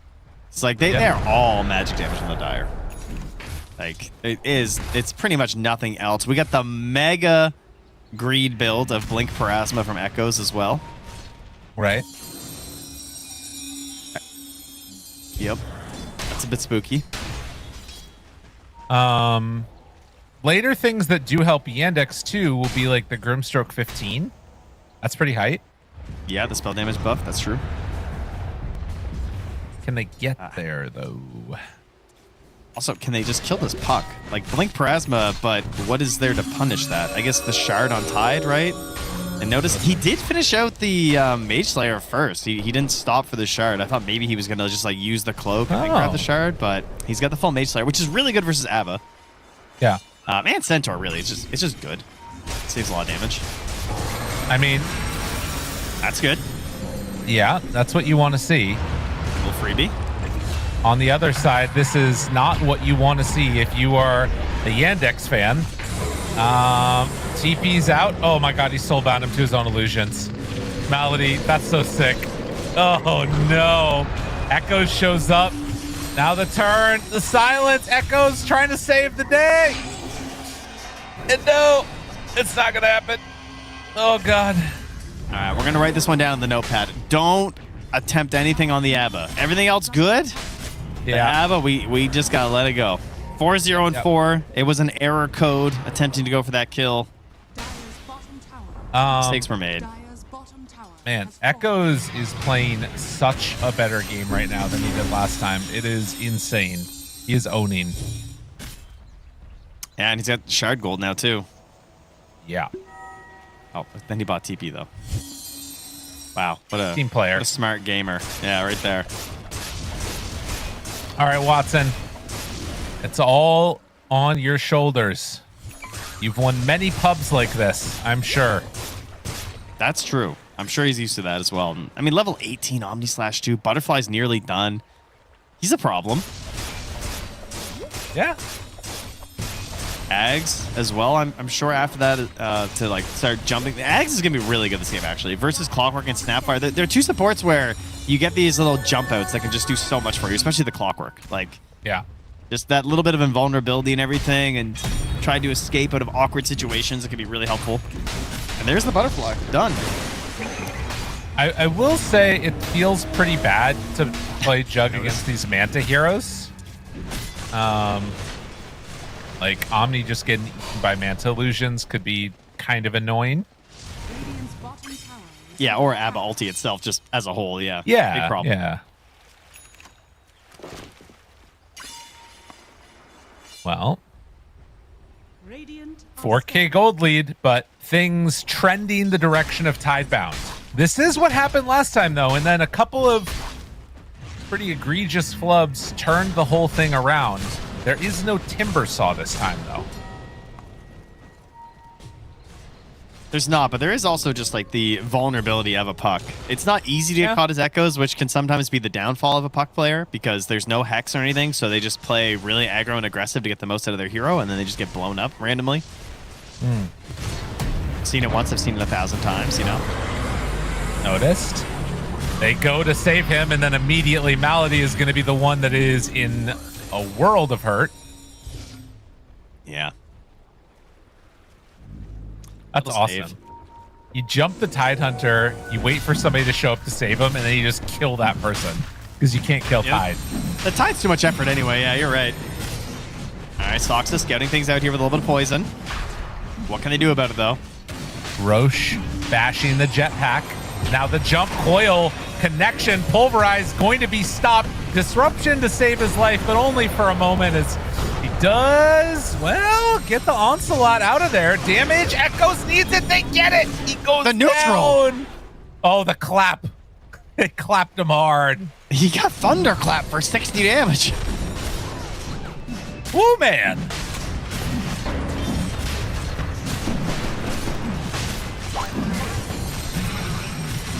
One night in New York. We have to serenade my family an apology on this one here. There you go. Well, if we're following the same recipe as last game, this is where things will take a nasty turn for Team Tidebound if they attempt to go high ground foolishly. But you're right. There is no Timber Saw. The odds of turning it around are much lower. It's this time on the back of wild Omni slash shenanigans. Oh, Blink for Tide though. Okay.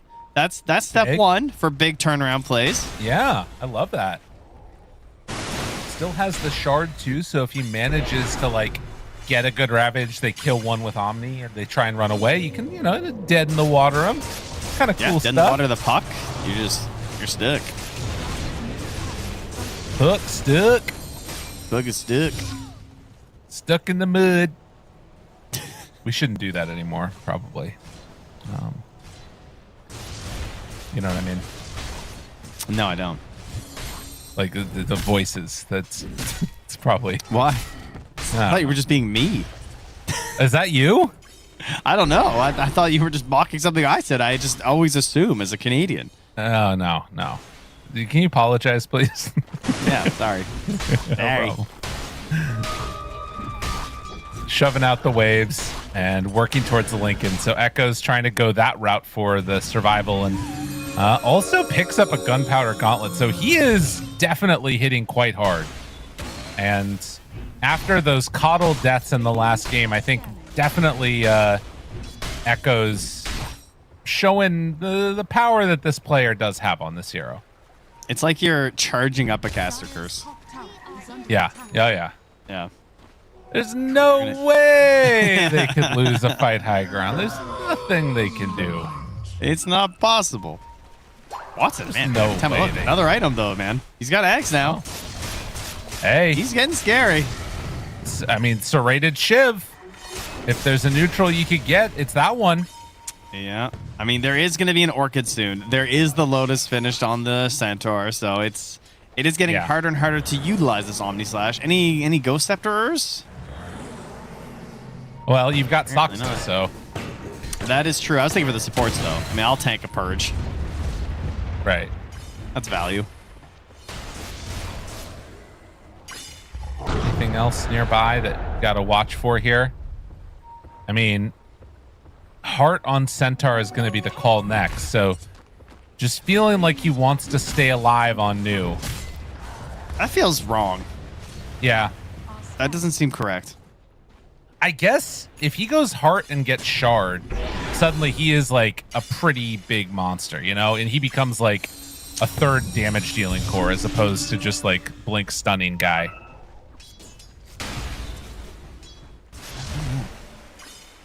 You a hater? Yeah, I'm a hater. I don't think heart makes any sense on this hero right now. I feel like you got 3,200 HP. Like, what you don't have a Crimson. You're not, like, buffing Crimson or something. I feel like there's just better items, like eggs. He's getting his Scarecrow on. I'd almost rather the Workhorse, just for the maneuverability you get. Shiro showing in the mid, Aphotic shield out, the jump, and immediately gonna get the ulti pot. Stampede, long duration stun, broken planet, ready to jump. Lotus is on him. Now he needs to get out of there. Will not manage to. Shiro dead. That's And they Asia. hold the Omni. Second salvo. Oh, Ravage there, connecting, but Shiro Jr. is through. Omni slash now onto Shiro. He's dead. He's down. They get him. Watson that could goaded? not have gone better. Watson finds another. Oh, he's way too strong. He's way too strong, and Echoes is trying to run away. Watson running in from downtown, just beating him, leashed him. Triple kill. Watson. Oh, what a monster. Kids, Christmas is saved. It's gonna be okay. Watson got the Swift Slash out. That was so well played on every level. It was crazy. Like, to hold the Omni Slash the whole time while taking out that Aegis, that was stressful. Where was everybody? I was so laser focused here. Like, they were so late getting to Shiro. Yeah. And then the end of the fight here, Echoes is he's just kind of crumbling. He's got nothing left in the tank. He could have gotten out of there in so many ways and just didn't. Wow. What a swing. It's 8-22, which, I mean, it feels somewhat appropriate. Dude, your power should be studied. It's good, right? Yeah, the curse was wild. That was... Oh, blink? Well, now noticed, so that happens. Okay, but are you a little concerned how long that took? I mean, I'm concerned for how long he's gone now, too. That's the other big issue I'm seeing.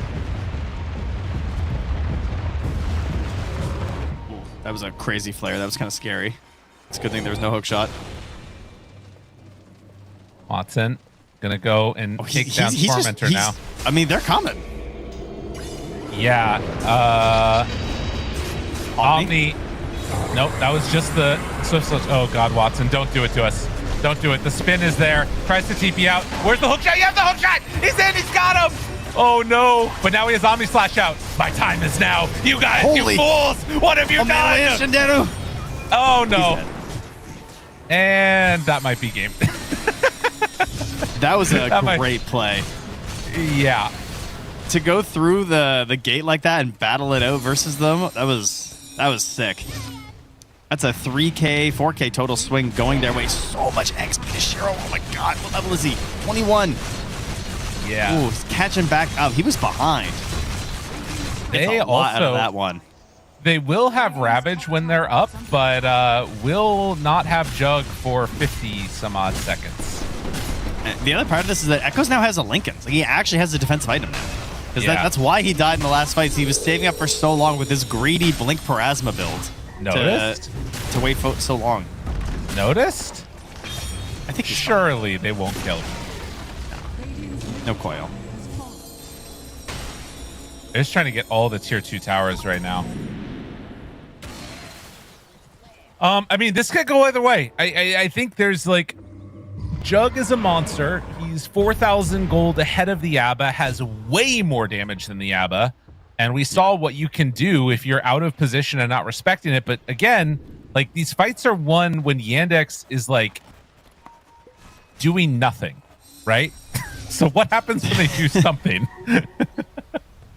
I think part of it is the they can't fight Aegis again. Like the odds of them winning another Aegis fight versus this Abba are so low, I think. Like they executed perfectly. There were no allies around, and they barely were able to bring him down. Yes. And Yu does finish the heart, so he's got 4,400 HP now. So we'll see how impactful that is. He's just going to try and tank the Omni, I guess. Yeah. I mean, I guess. He can just, like, blink and stampede into whoever is getting Omni'd, and he'll probably be fine. And also, Watson's build, right? Went Butterfly. He's going for Abyssal Blade. like he's not going this Scotty type thing that can like really mess up the heart stuff. Yeah. There is a bottled amp Super damage jet. though. Oh, this fight could actually just be tragic. All right, Planet, what do you got? They will take this fight with an amp damage Jug. They see Chira. They see him. They walk in. They find one right at the start. Jug, he's on his way. They're trying to run in, but Echo's they miss? on the hunt. They've got him isolated. Yeah. Oh my God, they're gonna get him. Yeah, Notice they just he decide to needs to bail run. on it. Yeah. I mean, Jug's just AFK farming now, but they do miss on the coil. Notice, good dodge there. The Roche was a quick spawn as well, which is not good for the Radiant. They're going to lose their outposts. They don't have, obviously, the power like Clockwork. We can just keep flaring. And they're even going to send the creep in to double check. And yep, they know Roche is up right now. I don't know. I can't imagine a world where you're coming out to fight this. So that is going to go easily into the Dire. And that is going to be Shiro taking the Aegis. And again, I don't know how you deal with this. Yeah. I mean, it's kind of feeling like he's so far away from it too. It's kind of feeling like you almost need a rapier or something on Watson just to like overwhelming damage and hope that you can kill, you know, somebody in a swift slash basically, you know? Yeah, I think it's an ignore Abba's situation as much as possible. Yes. Just try and disrupt him. Try and maybe get an anchor smash, or sorry, a dead in the water on him. But then, you know, he can just burst it so fast because of his attack speed. And other issues. Oh, Clockwork goes through. They're not going to find him there. He goes to You're the almost cloak as well. Almost at 25 for Jug. They're not under any like huge rush, but I do think that Tidebound want to make use of this Aegis. So this bottom tier 2 tower push into high ground is likely going to be the way that we see this go. You're almost at 15 also for Malady. Sad statement. It's just 36 depressing. minutes. Yeah, they're almost level 20 on the Dire supports, and we got Socks at level 13, Malady level 14. He's just like trying to soak whatever experience he can. It's brutal here, man. Oh, underneath the ward. New, does he step into it? I mean, he's got a heart. Do you want to go on that guy? No, definitely not. Are they just gonna keep farming and then try and push for the late round of the Aegis? I mean, they don't know this exactly, but I do think that they're gonna miss out a little bit on an opportunity here. Like, they just get 25 now on Jug, and Grim getting 15 doesn't change things massively, but like a little bit. There's also a world where maybe before they get high ground, they have Refresher on Shira Jr., which would be crazy. Yeah. He's what, 1,600 gold away? It's a bit tough to hit. Watson is queuing up Blink. So wanting to get into the fight. That last round, like, if he had Blink in that fight, the puck wouldn't have been able to zone him well. So Hex is done. Again, Lincoln's there for puck. Ooh. Okay. Support's decently vulnerable to that, I guess. The Hex comes out. Well, I guess the other thing too is he could Blink Ravage the puck, and then you like gush Hex after the stun. Yeah, that'd be massive. They do have some options, and Malady is just like, what, 1 XP? He's 12 XP away from 15. Yeah. Sending out Jug Illusions now. Bro, just walk right there. The whole wave just died. Please, if this fight starts though 15 on Malady, I'm just gonna be so sad. It was right there. Yeah, He has. That is, oh man, kill a creep. They're not gonna get that. They're not gonna get it. Go down to this creep wave. He's just out of range. Oh, he's going to it. He's going to it. Yes, he got it. 15 is there. He's a smart and now boy. underneath ward. His courier's giving them away though. Another one. Another one. Shiro, not who you want to go on. Lotus comes out. They turn it now. Oh, Echoes finds the back line. Disruption save onto Grim. Looking for a soulbind. Does he get it off? Well, he gets it now onto both of them. Big combination out. The spell lamp is there, but the double Yules lift up. No! Oh, that was not what was supposed to happen. And now, Tidebound in the midst of it being used. Do not have an opportunity here. I mean, he already used He winds up over here. Whoa, what? Oh my God. Wait, hold on. Hold on. There's no buyback on Grim. Is this actually going to work? In trouble, further trouble. Yeah, we got disruption still. Snap, Cookie one in. Need to Cookie Shiro out. No, just double Cookie in. And now the follow-up is there. Disrupt. Oh, there wasn't an answer. And now Clockwork comes back and finds Notice. Shiro below, but not dead yet. Watson gonna TP out. Does he have an escape? No. They got him caught. Oh, and Watson is going to be dropped and killed. Tidebound win a huge fight there as Wide comes in clutch. What the hell? That Cookie was insane. The Cookies were doing everything in this fight. The clutch stuns. He stopped the disruption saves. Oh, that was... We had like 8,000 interactions you can go through in that engagement. Between the Yules, the double Yules on the Omni Slash was cursed. Yes. Melody's now also dying to Egg's What's Coil. that? It was Oh, no. I'm pretty sure. Oh, man. Brutal. They lose another. There is buyback on Watson and the Primal, but you do not want to have to use it at this point. But they're going to have to. They need to time it for when everybody else is back up, and then they can maybe defend their last lane. But even that, it's not going to be easy. Wow. Refresher, Puck, online. Centaur has Stampede. New is walking out. As they get set up for this last one, are they going to get too greedy? Dire have bought out on several different heroes.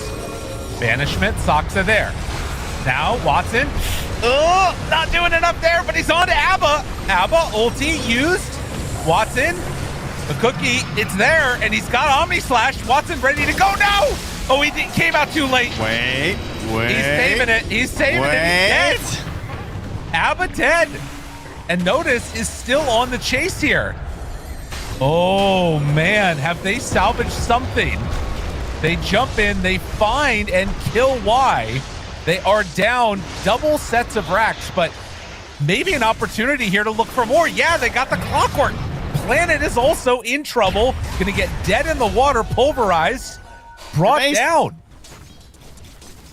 All right, they get a little bit. It's costly, but they get. I mean, that's a Watson buyback. That's the win condition. You know, I just looked at my phone and there's just a 2-0 question mark smiley because you heard me yelling. Oh no! Oh no! I had to break the bad news. I mean, you never know. There's a chance here. There's a Watson, chance. He's working on it. It is all in the hands of Watson. There's no doubt, man. Like, it's and the like. Do you just? I don't know. You can't even rapier. Rapier doesn't even fix this. I mean, the other problem is you need to not get Notice casting Yules on your Omni Slash target. His ulti might have been going on the Abba. It was kind of hard to tell. Maybe it was a good Yules. Okay. That's what I'm going to assume. Well, 13-35, a 20,000 gold lead. Watson working towards that Swift Link. I still want to see Rapier, but I understand what you're saying. The big thing I really want to see, though, is God, what's it called? AC. I want to see an AC here on somebody from the Radiant, because that could really start to turn the tide too. Like, there's what, 30 armor right now on New? Yeah, that would be nice. That would make a big difference. I mean, he's on it, you know. Yeah. AC definitely stonks rising on this item for sure. We've seen it a lot, especially in the last couple like finals and tournaments and stuff. There's been a real priority on getting it. Should note too that there is a refresher on Abba, so Shiro even harder to kill. Took the 25 Curse of Avernus attack speed bonus. I'm just worried that Jug's running out of damage. That's the big thing. I mean, there's a world, though, where he gets just, like, broken and silenced, and yeah, in theory, they just kill him. Which is kind of crazy. Smoking out. Not 25 yet on Primal. He's halfway there. Malady looking like he's going to be the first person that they run into. They get the stun now onto Jug. Coiled. He's stunned through it. In trouble, but the pulverize is there. On to Shiro, buying a little bit of extra time. Shadow Demon is dead too now. Y'all need to get the hell out of here as they find themselves the silence onto Noticed. He is trying to back out, buy some more time for the rest of his team. If they overcommit, there's the blink away. They're good. That's crazy. He blinked out of that. I don't think that should have been allowed to happen. Hype, man. Good stuff. That is nuts. I can't believe they couldn't stop that. I mean, the team was there to back him up, though. Maybe it would have been bad anyway. Okay, so once again, typical that we just lose the supports. It's kind of been the leading start to these fights from the side of Tidebound. But Roche, he's having a little look-see. He's wandering around. All right. Ravage, stun duration, 25 Tide. Primal almost there. I mean, it's actually a long ways away. Watson has the Swift Blink. He is bought he's got it. Okay. Yeah. All right. Makes sense. Dude, notice you're so far away from each other, from everyone. Brother, oh my god, he's going for the Arcane Rune? Is this worth it? Is this worth your life? How is he getting away with this? They're like, oh my god. He's crazy. He has a nullifier, or they don't have a nullifier. He's trying to buy time. Let him go, bro. Let him go. That is an egregious feat, though. That's actually really he's bad. Trying for buyback to bait them in. That's the only explanation. What's the bait? What's the... I don't know. But that's the only explanation. I don't know, man. That was crazy. All right, well, he's going to bait again. He's just walking down mid. He's like, I've had enough. I don't want to play Tidehunter ever again. I was Timbersaw last game. That was a crazy death.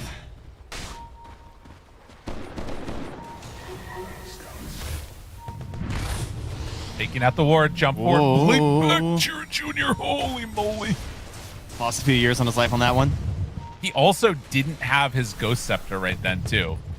He had the gem instead. But taking away the vision is good. Roche, you know it's going to be coming. All right, they're smoked up. Big jump here. Shira, they see a couple as the smoke There's breaks. the ABBA. Jump. Oh, buddy. Thinking about it. Pulverize. He's broken. They don't have the damage, though. They don't have anything.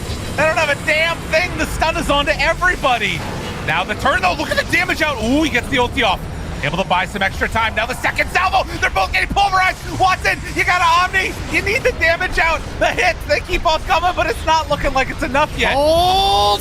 Broken. Oh, second ulti out. Shiro pops it. Now they buy back on the Centaur. He does not have a Stampede. Shiro gets hexed. They've got him under control. Another Ravage out from Notice. Where's Watson? He's there. No, but the Lotus comes out in time, and now they're hitting onto his own team. Watson needs more. It's not good enough. Tidebound, they have too much in the end. A triple kill somehow for Y, who hit 25 during that fight. And GG is called. We are going to a game 3. It's a frame 1 GG disconnect there from Watson. Get me out, he says. He tried valiantly there between him and Shiro Jr. Some crazy moves, but while we're so mega laser focused on Shiro, in the back, it's just Y and Echoes going around killing every support. Like, they're just picking off Soxa and Malady. They buy back. They kill him again. All while Shiro's just running in circles, waiting until his allies will finally come and help finish the fight with him. And again, the Lotus Orb. I mean, we've seen it a lot versus Jug. That was pretty beautiful at the end. I will also say it's good to see the coach come up and give Echoes, a little rub on the shoulder, say, good job, buddy, because he showed out. 14, 2, and 17. After last game's coddle, I was not convinced, and he freaking owned. He had a really, really good time, and hopefully we'll see more of that from Tidebound. My goodness. Yeah, I mean, this could have easily been a 2-0 at this point, which would have saved me a lot of problems. But Tidebound, they couldn't finish it in game 1. Yandex, they couldn't really fight their way back in game 2, and thus there's only one possible conclusion, Lyrical. What's that? Tell me. We're going to go to a children. game 3. Okay. No, okay. All right. Yeah, that's it. That's what I the got. one. All right. Well, we're going to go to a quick break. And when we come back, we will have game number 3, Tidebound facing off against Yandex. Best of luck, buddy. See you in a bit. Thank you. I'm going to take my...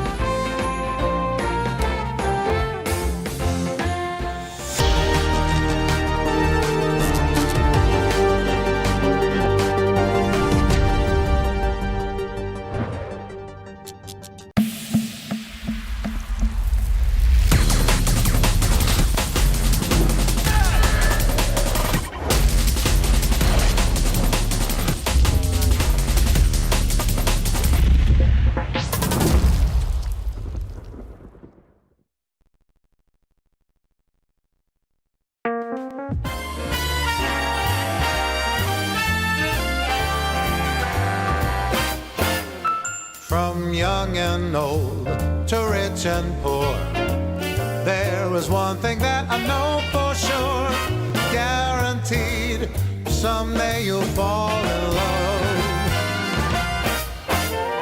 Yes, Cupid has his ways and means. Angels often act as go-betweens.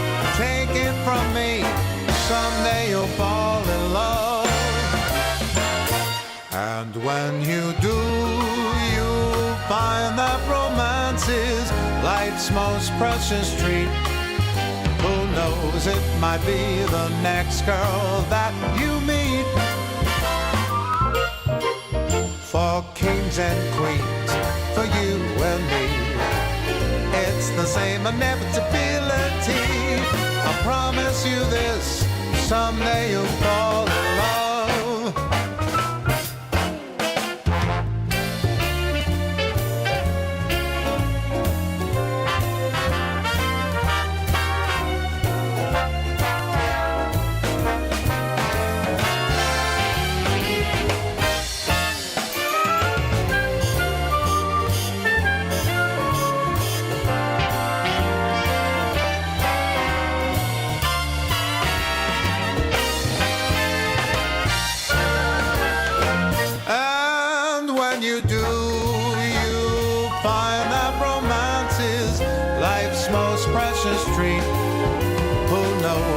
Might be the next girl that you meet. And if you think love's passed you by, there's no need to frown, I'll tell you why. Wait and see, someday you'll fall in love. I said take it from me, someday you'll see, you're gonna fall in love.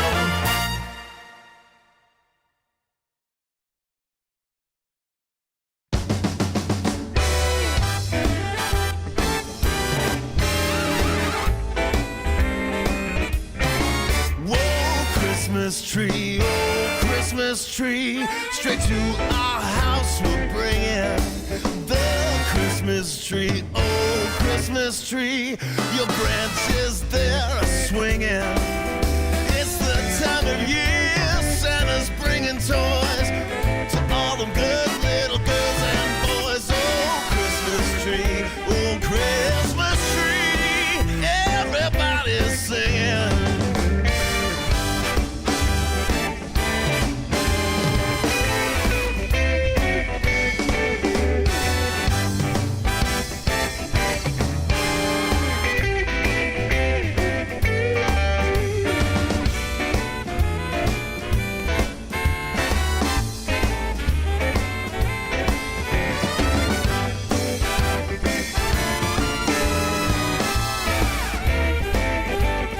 So get your family and grab your friends for memories that will never end. Oh, Christmas tree, oh, Christmas tree. Straight to a house we're bringing. Hey, baby, don't you love snuggling by that Christmas fire with that Christmas tree? Just you and me, maybe a little mistletoe. Straight to a house we'll bring in.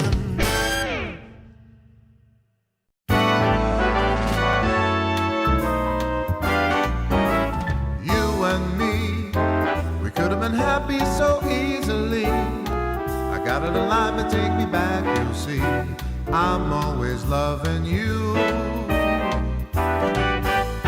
Now and then, I'll check out a chick, but I find that when there's really no kick, I'm coming home again. I'm always loving you. You ought to believe me, and I'll just lose my mind. You're making me frantic, please. I'm a romantic needs. I really just can't take these lonely nights. So stop with your crying. The time's right for trying to make up and end without fights. And now it's you and me. We're happy together so easily. I think you finally believe in me. I'm always loving you.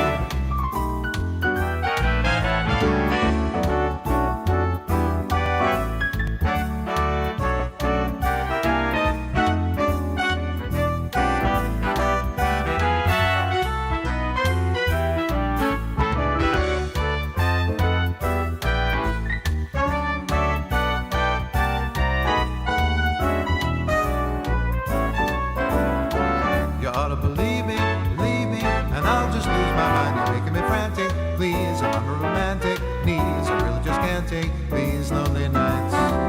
So stop with your crying. The time's right for trying to make up and end without fights. And now it's you and me. We're happy together so easily. I think you finally believe in me. I'm always loving you.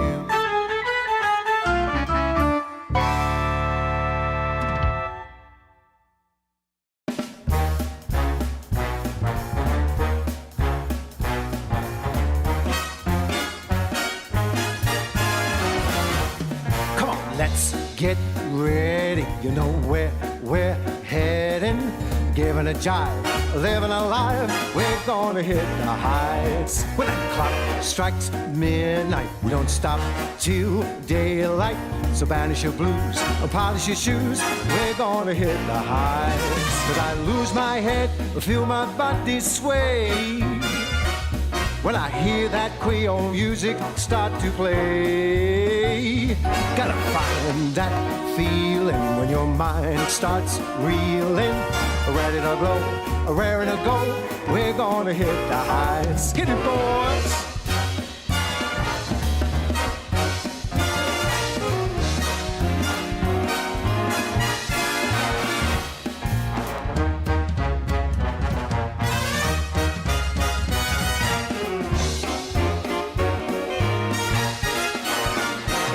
When I go real dizzy and I lose control, when I feel that rhythm burning in my soul, I said, come and get it, 'cause you won't regret it. Follow the drum, get out of the slum, we're gonna hit the heights. I said, follow the drum, get out of the slum, head for the neon lights. We're gonna hit the heights. Gonna hit the heights.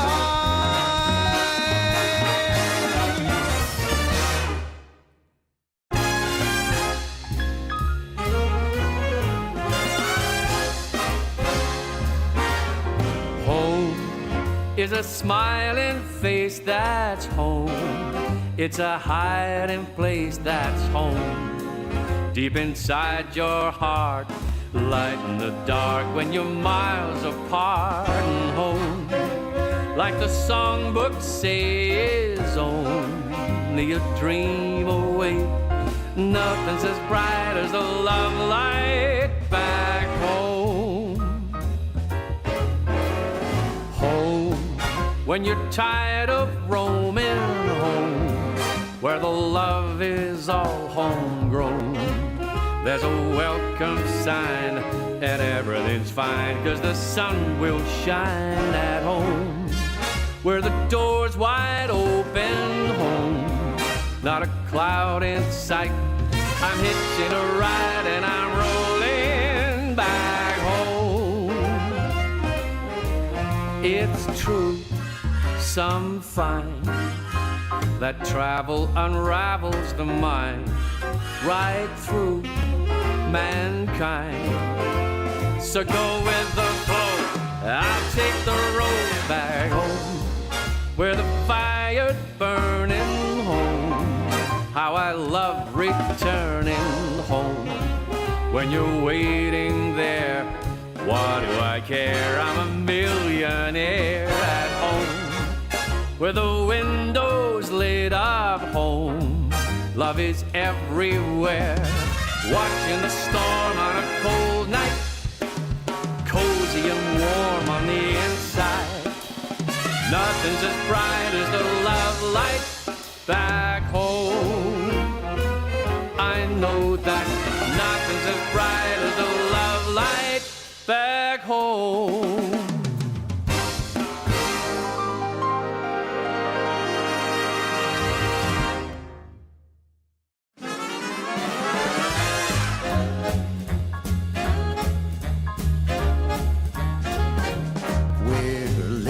High life, no need for trouble or strife.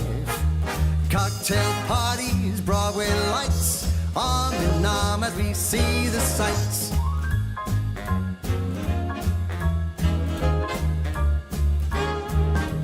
Monday morning, we catch a plane down the coast to Saint-Tropez. Wherever we are, it's never the same. Where there's fun and dance, we will play. Living a high life, no need for trouble or strife. Cocktail parties, Broadway lights, arm in arm as we see the sights.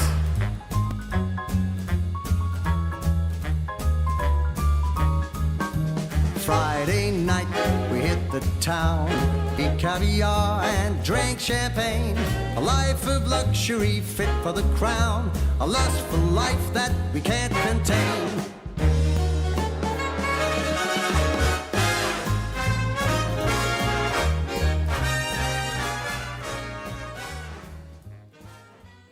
DreamLeague Season 27 is brought to you by DHL.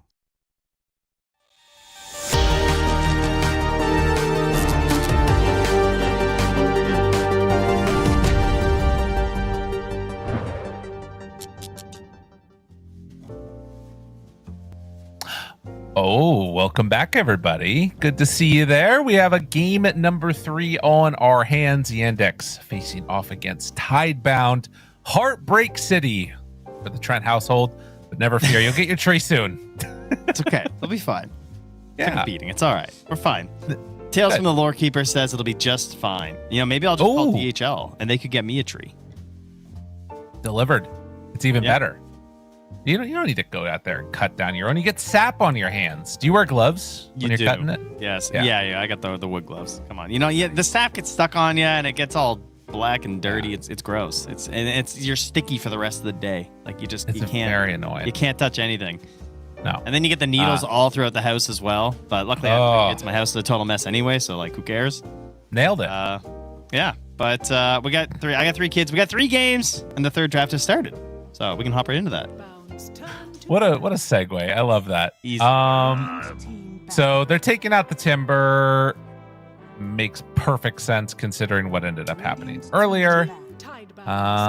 Centaur also respect Bandy Index, not wanting to face off against it. So Tidebound with first pick have a collection of options. Dragon Knight, Shadow Demon. 5 seconds remaining. Anything else that stick out? Yeah. Yeah, there's like that dynamic of the Shadow Demon, the Primal Beast to be considered, I'd say. Even though Primal's lost 2 games straight, I don't think that is a massive indictment against the hero. I feel like it's still good. Team Tidebound's Radiant team pick. Of course, Jakiro, but yeah, they will take the Shadow Demon. And then Yendix, are you going to take the DK? Is there anything else that they might want to run? ABBA themselves? I don't think you take it this early. I mean, if you want it, you probably have to, I think. 10 seconds remaining. Yeah, they're not big ABBA gamers, right? Like, that's kind of their whole thing. They would sooner ban or ignore ABBA, I think, because of it's not really their style with Watson. And we did see the problems that ABBA runs into against the Shadow Demon in the last game. In spite of the victory that they came away with, there were some problems with it.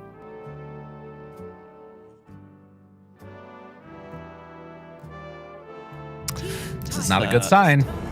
The Chen has been an answer for them before as well at this point with early Shadow Demons, but they're going to start things off here instead with just a Pango. So a hero who's been kind of ignored this whole... Oh, no, sorry. Game 1, it was banned first overall. Then it got completely ignored game 2. And now it comes in relatively early in this one. So with a 10th overall pick, this is an extremely flexible hero between the offlane and the mid and just gives you a lot of options and threats when it comes to counter picks. I do feel like it's also very nice against Shadow Demon because purge him, you don't really care. If he's rolling around in his ball, you don't have many counterplays. Even if you get the disruption, it just means you're probably setting up for another pass anyways. 5 seconds remaining. That's the nice thing. What is here? What's a nice thing? Yeah, what you were saying about like just coming back in, you know? It's good with the Thunderbolt as well, you know? Feels like that's always pretty good when you're zipping and zooming. But that'll come down to whatever our matchups are. Things to consider. When they don't have last pick, I think the Coddle is still viable for Tidebound. That could be something to be thinking about as the draft goes later. They do remove the Chen, because not that many crazy things in a Chen versus Shadow Demon interaction. They're kind of separate, doing their own thing. Both just have some saves. 10 seconds remaining. I think that tells me more about what Tidebound is angling for here, of like trying to get the better late game draft and not wanting to just get ran down by Yandex. And that's the conundrum they were in, is they either had to ban the DK or the Primal Beast. And I agree, you should ban the DK, but even, again, they lost game 1 with Primal. Yandex lost game 2 with Primal. I'm still scared of Primal. It's a spooky hero, man. Like, I think this is almost certainly going to be Primal +1 from Tidebound, if it looks anywhere decent versus, because you already have the grab versus Pango, which is nice.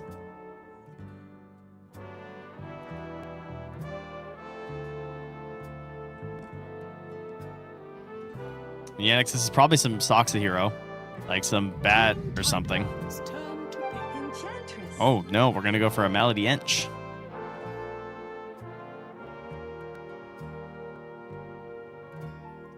Good for invading, checking out stacks, seeing what's going on there. That's probably one of the biggest benefits you can get from that one. 10 seconds remaining. And we'll see if Tidebound have any thoughts towards a hero that could maybe abuse said stacks in the offlane. And if I had to choose, well, it would be Primal Beast. It's Mars instead. If you can't tell, Lyrical is not talking, which I took to mean that something's broken. And he got the good old blue screen of death. Like it's, I don't even know. Past 20 years. I thought they were getting rid of the blue screen of death, I heard. That's kind of funny. 10 seconds Well, remaining. it was me with the tech issues yesterday. So I'm glad that some things remain true.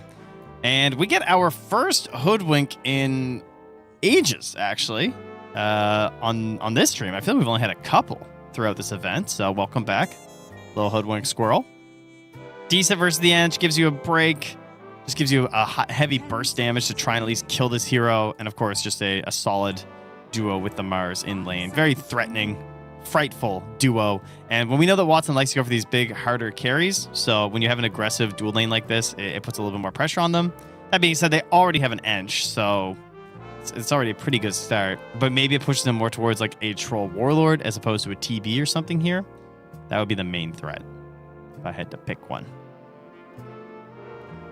So Yandex, ideally, you're thinking, okay, we see our offlane duo. It's a Mars and a Hoodwink. We should pick our carry, and we should pick our position 4 so that we leave the flexibility open for our Pangolier, right? You want to be able to say, like, hey, is this a Notice Pango or a Chira Junior Pango? So that's typically how you draft, unless there's something you are super set on either getting it like some crazy, like maybe you just want the Watson matchup no matter what. And so you don't care that you see this, you more are caring about what Shiro's playing. So they're going to be greedy, and they're going to maybe do a flex here, and they're going to pick this Wind Ranger as a potential Soxa or Watson hero. And then they're going to pick possibly their offlaner, which is, again, pretty greedy. But if they really want Watson to have the matchup, that is the play. Because I don't think this is a particularly great just Wind Ranger 4 game. It's kind of interesting, I guess, because the Gale versus the Arena can cause some problems, because like you're dropping Arena, you want to fight in the zone, the Gale comes out, everyone can't follow up on it. But no, we're getting Watson's hero. It is the Kez. Okay, so there's not a whole lot of flex left. Midwind's pretty dead, so it's very likely we're getting a Chira or a Notice hero left at the very end. But Kez returns, which is a hero that Watson's been playing a little bit more lately.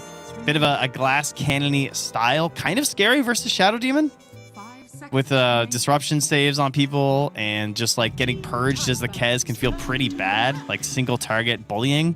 And now into the puck as well, which Echoes was cooking on last game. And Kez does not like getting silenced. So a little bit scary here versus the puck. A coil, a hex, no save, like a traditional save to help out on your Kez either. You don't have like a Ringmaster or a Shadow Demon, so if he gets coiled, he's just kind of locked in right now. He's going to rely on the offensive saves of a Shackle play coming out or Pango just rolling through. Meanwhile, Shiro kind of open here in terms of what he wants to do. He's got a very solid team of 4 with him, so he could play like an early game carry and just play alongside them, but they also are going to generate enough space that you could certainly get away with a more classic Shiro hard carry hero. So I got to consider this a little bit. I mean, the big dog's still in, the Terrorblade, the Morphling, the Abba, that's right, I'm making it to the last stages several times. Let's get rid of that. The Troll, the Medusa. Those are your big dogs. Ursa as well, also still in. Kind of crazy.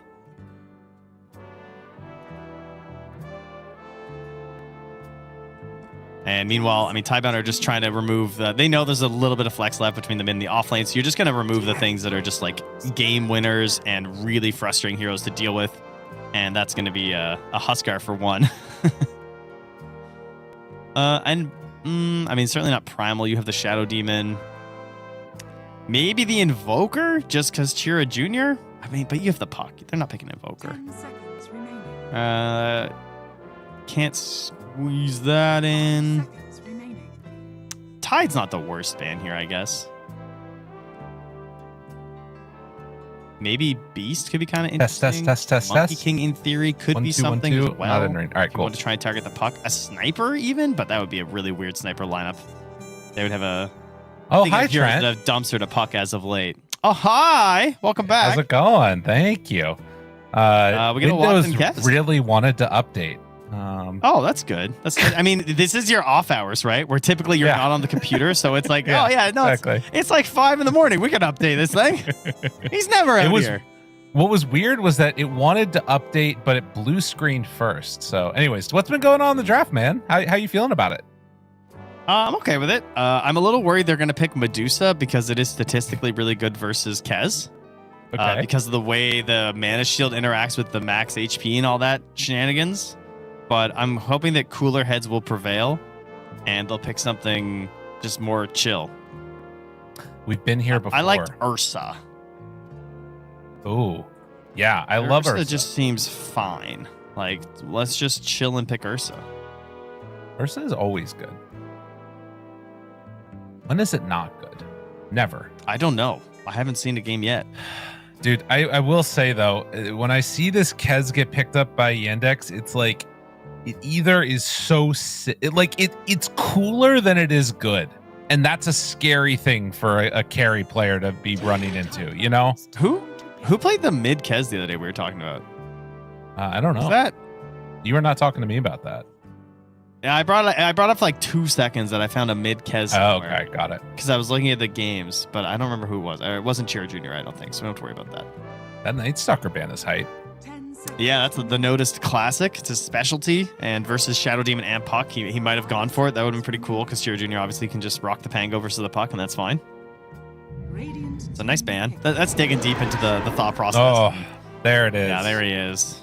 I mean, who can say no to the bear? Oh my God. Trent, do you realize we're going to see Tidebound win this game and then just be like, why didn't you ban Timbersuck game 1? It's possible. Could happen. I'm feeling I do it. think there's some issues for I think the Kez needs a helper. That's my main thought process here. I feel like we're going to get an offlaner. I feel like Pango is going to be helped on to Chiro Jr., and I think they're going to try... Oh, God, but you have to lane into the Ursa, which kind of draws the Pango that way anyway, because he's one of the heroes at least has some form of escape. You just go Void Spirit? Ooh. Oh, there go Beast. That was the other one I brought up versus the Puck, so... Okay.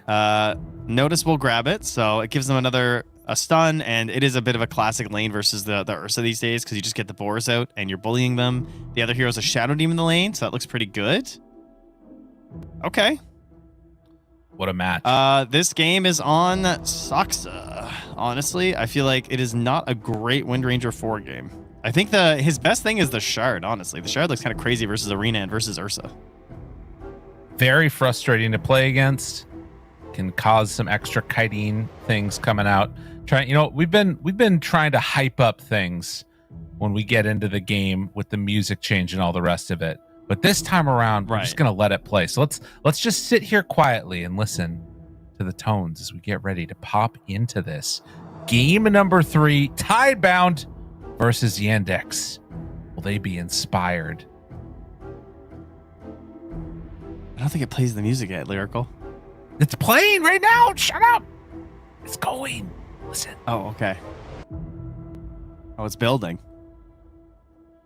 Or is it just a loop? It's not looping. It's going. It's going. Here we go. We let it go. Let go. Let go. Let go. Okay. Shh. Shh.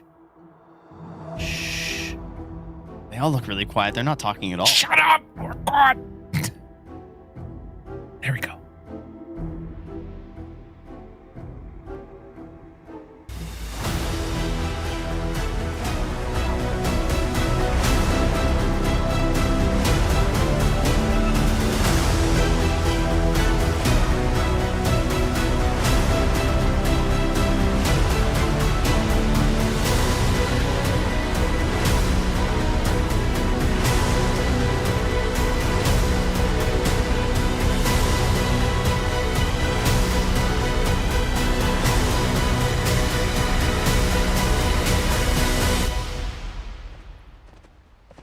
Whoa. Do you just want to see how far we can keep going with it, or I don't know? No. Probably not. We got the easiest jobs in the world, man. That's awesome. That was hype. I love it. Oh, what a time to be alive. Now that we have to do something here. We got no wards drop mid. Now one planet actually by Echoes, but there was a little bit of the classic scouting here. Watson just down here cutting trees versus Hoodwink. Haha. Chopping away here. Upping his lumberjack skills here, hoping to be able to cut down yew logs at some point. I played RuneScape a long time ago. I don't know if that's even still true. Malady does pop the smoke on planet and new with the help of a boar. The battle begins. Saksa going through to try and steal a rune. Will not be able to do that against Shiro. There is still one bounty rune left over. And it looks like Echo's Melody. Who's there quicker? He gets it. Nicely done.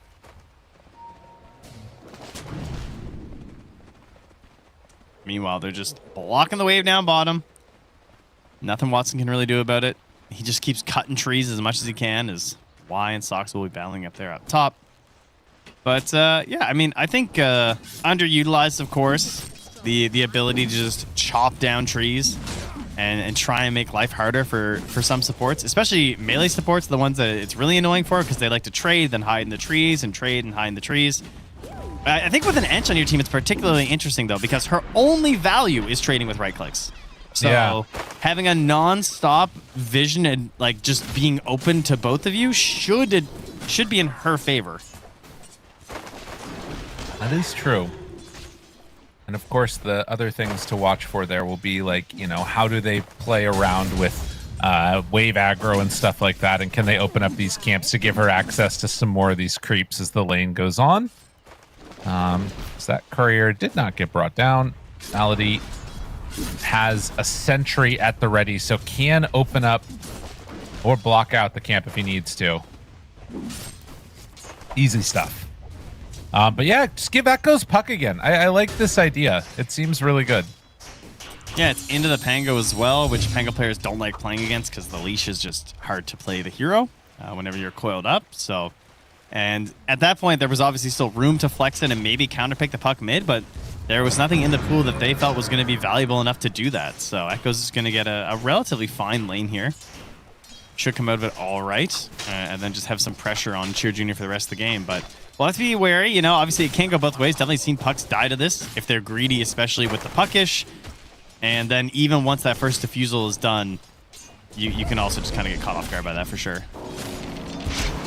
It's a massive amount of damage that's increased up when you get to that item timing. And a type of game too here where there's a couple of heroes that sort of passively run into some mana issues. The Ursa and the Mars both kind of hate getting hit by those diffusal punches. So will be a nice game for it, I imagine. And overall, like, again, I think I like everything about Yandex's draft except for the kits. Oh, really? I thought you were going to say the Wind Ranger. No, even the Wind Ranger I'm cool with because what you were talking about earlier with the shard. I think it's good for that. Oh, interesting. Oh, Watson keeping his courier alive. Love to see that. All right, Watson's allowed to have a pet. That's it. His is nickname, so he cares about it. Yeah. You know? That's how you can tell. One of the good ones.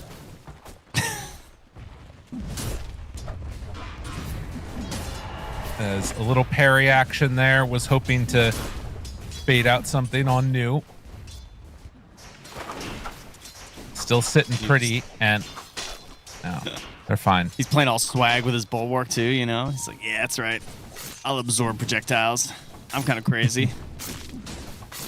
Yeah, it is a very, like, it's like a fighting game down here almost. Oh, yeah.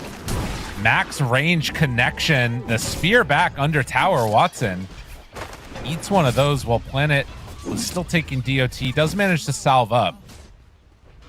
Should note, too, that, like, top lane, there's been a good amount of harassment on this Ursa, and Shiro not having a free time. Yeah, this is what happens. 2 points in the boar. Worth noting, he is also Wild Hunt, so it's going to be more of the Helm of the Overlord build in this game. Going to be playing more around the creep. You're not going for your beast mode into Ags and everything. Wild Hunt, still a bit of a weird one, honestly. But why? It's looking pretty dead. Yeah. Maybe we're wanted fast enough. Make the big move over there. Does not happen. And, I mean, he's not even going to miss out really on this wave.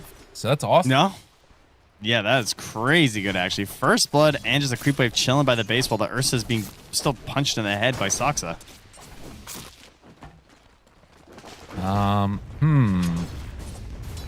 That is a little bit spooky for Tidebound. And, well, New underneath the tower, getting hit by creeps. I mean, yeah, when you've got Enchantress Beastmaster, like, you kind of have an idea of what's coming. It's just a matter of will they be able to deal with it.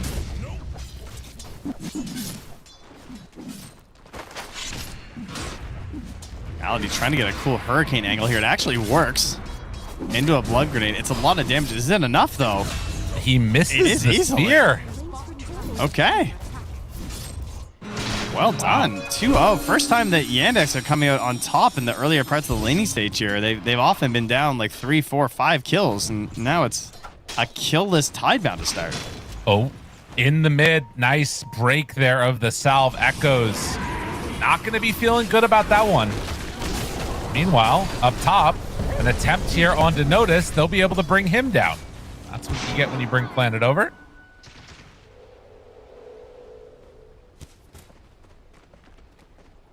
Getting on the board in a big way, too. Yeah. What does their game look like without the Ursa? I was saying they had a pretty good game with it because I was saying they could pretty much go any carry in terms of just like game plan. Like they've got a lot of good pieces, I'd say, with the other 4 heroes on the side of Tidebound. And then now when you factor in the Ursa, like if they get off to a decent start in these lanes and they're threatening and putting good map pressure on, they're going to be able to take those key early objectives of the Tormentor and the Roche pretty quickly. Another objective that they might be able to get very soon is not just mid, but look at bottom. This tower is actually about to fall. Yeah, and that's with the shrine about to open. Yeah. Something to watch for here. So Chira says, I'm coming over to it. And Echoes is going to come try and fight him with Coil, I think, at the shrine. This might get bloody. He also has his regen rune going now on Shira, and the chase down for New. If they can kill him before the rest of the squad gets here, this would be quite bad for Malady's just now looking for the roll. I mean, he didn't even have to use it. Coil now down, regen still going, trying to survive. Another missed spear on Shira Jr., but a double kill for New. Gets them something while Malady takes the wisdom away.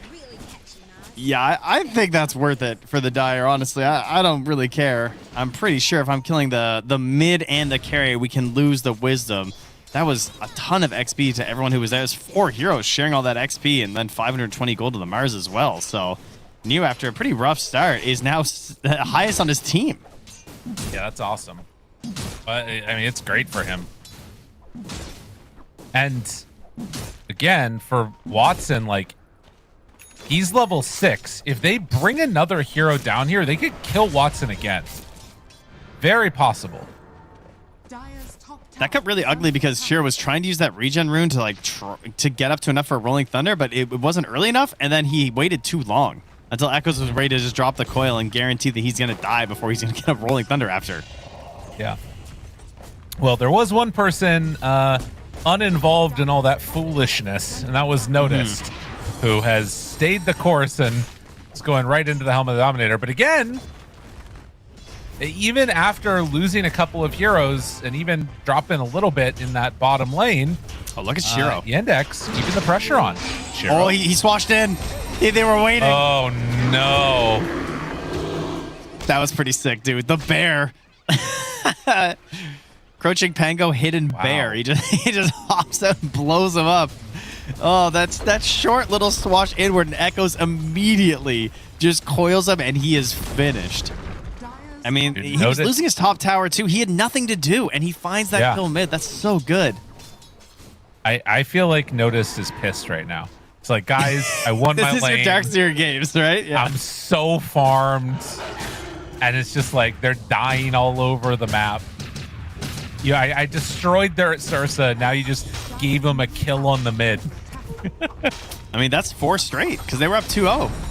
And now it's just back to back to back. The double kill on the Chorus bottom lane into another pick on a Chira Jr. to be 0-2-0 at this point is rough, but unfortunately, Tower Gold is worth a lot of gold.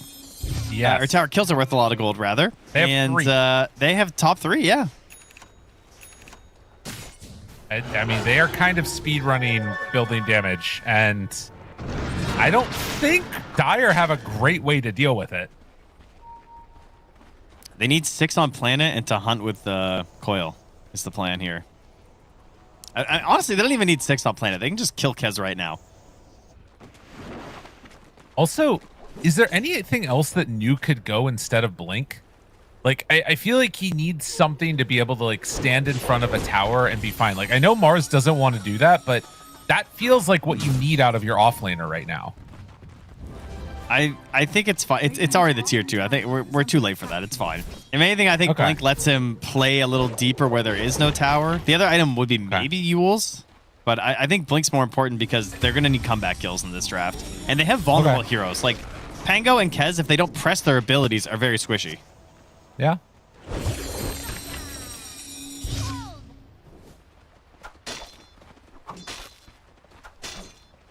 He does have to start hitting some of these spears, though. Yeah, we didn't see that one on camera, but he missed another spear. That's all right. I mean, he got the last hit. We'll just say it was the last hit. Yeah, it's the last hit in, surely. Y, in the meantime, trying to soak whatever experience he can mid while Chira Jr. spams out the wave. Again, any attempt at this point to try and slow things down in this game for Tidebound is going to feel pretty good. Oh my god, look at this giant stack Sox that has built up here. Yeah, that's crazy. 3 stack. Well, I mean, it's a 4 stack of ancients. This is one of those times where your allies are like, "Who's farming this?" Yeah, not the easiest, you know. I mean, it is Chira Jr., but as you can see, he is getting worked. Yeah, the hard camp is difficult. Like, listen, it's not even Rabble Rouser. No, that's his team. Oh, that would be hype though if Y made an illusion and it gave Rabble Rouser. Now we're talking. Now you're thinking. Soxa. Shackle lands onto New. Now Coil onto Noticed. Bushwhack is there for the follow-up.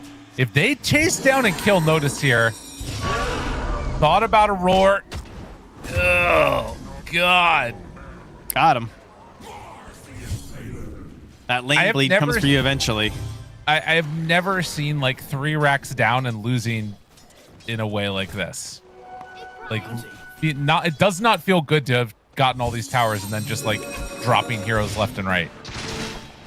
Yeah, because it's a fake lead right now, right? Like it's they have a 2K gold lead, but hey, they've get their first kill in a while. Soxa with the focus fire to help finish off. Desperately needed right now. Radiant are scanning. We'll see what happens. Level 6 on Malady.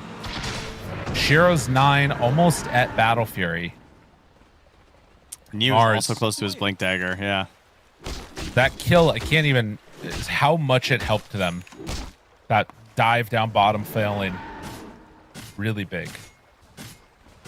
Now Y diffuseled and still moving on the Pango there, as you can see. A little double jump and he just goes down. So 2 in a row, back-to-back deaths there. For the old Y boy. Yeah. All right, a little salvage something there for themselves. But there's the blink done. Hoodwink also has an urn, would love to get a charge. Dire's middle tower is under attack. And Echo's just continuing to farm up, trying to get to that Witchblade. Feels like a weird urn game. Yeah. Trying to take this down. Doesn't look like it's going to be easy. And in fact, Shiro's going to come on over and take it. Yeah. He just made me, he's like, guys, we have ancients at home. Why? Yeah. What are we doing here? If you want to farm something, go over there. I don't know. This is a very strange one now. Like, I guess that they're just waiting for the Helm of the Overlord, which he actually has on Beastmaster and now is going to use it. And maybe this is going to be the point where they try pushing for tier 2s with this item. Watson's really close to Deso as well. Yeah. Radiant are scanning. Radiant's bottom tower is under attack. So the Kez farming up while Y continues to try and soak mid, and New shoving out waves, going in for the shard next. But they've got a bunch of items, and for Yandex, I would love to see them try and use this timing.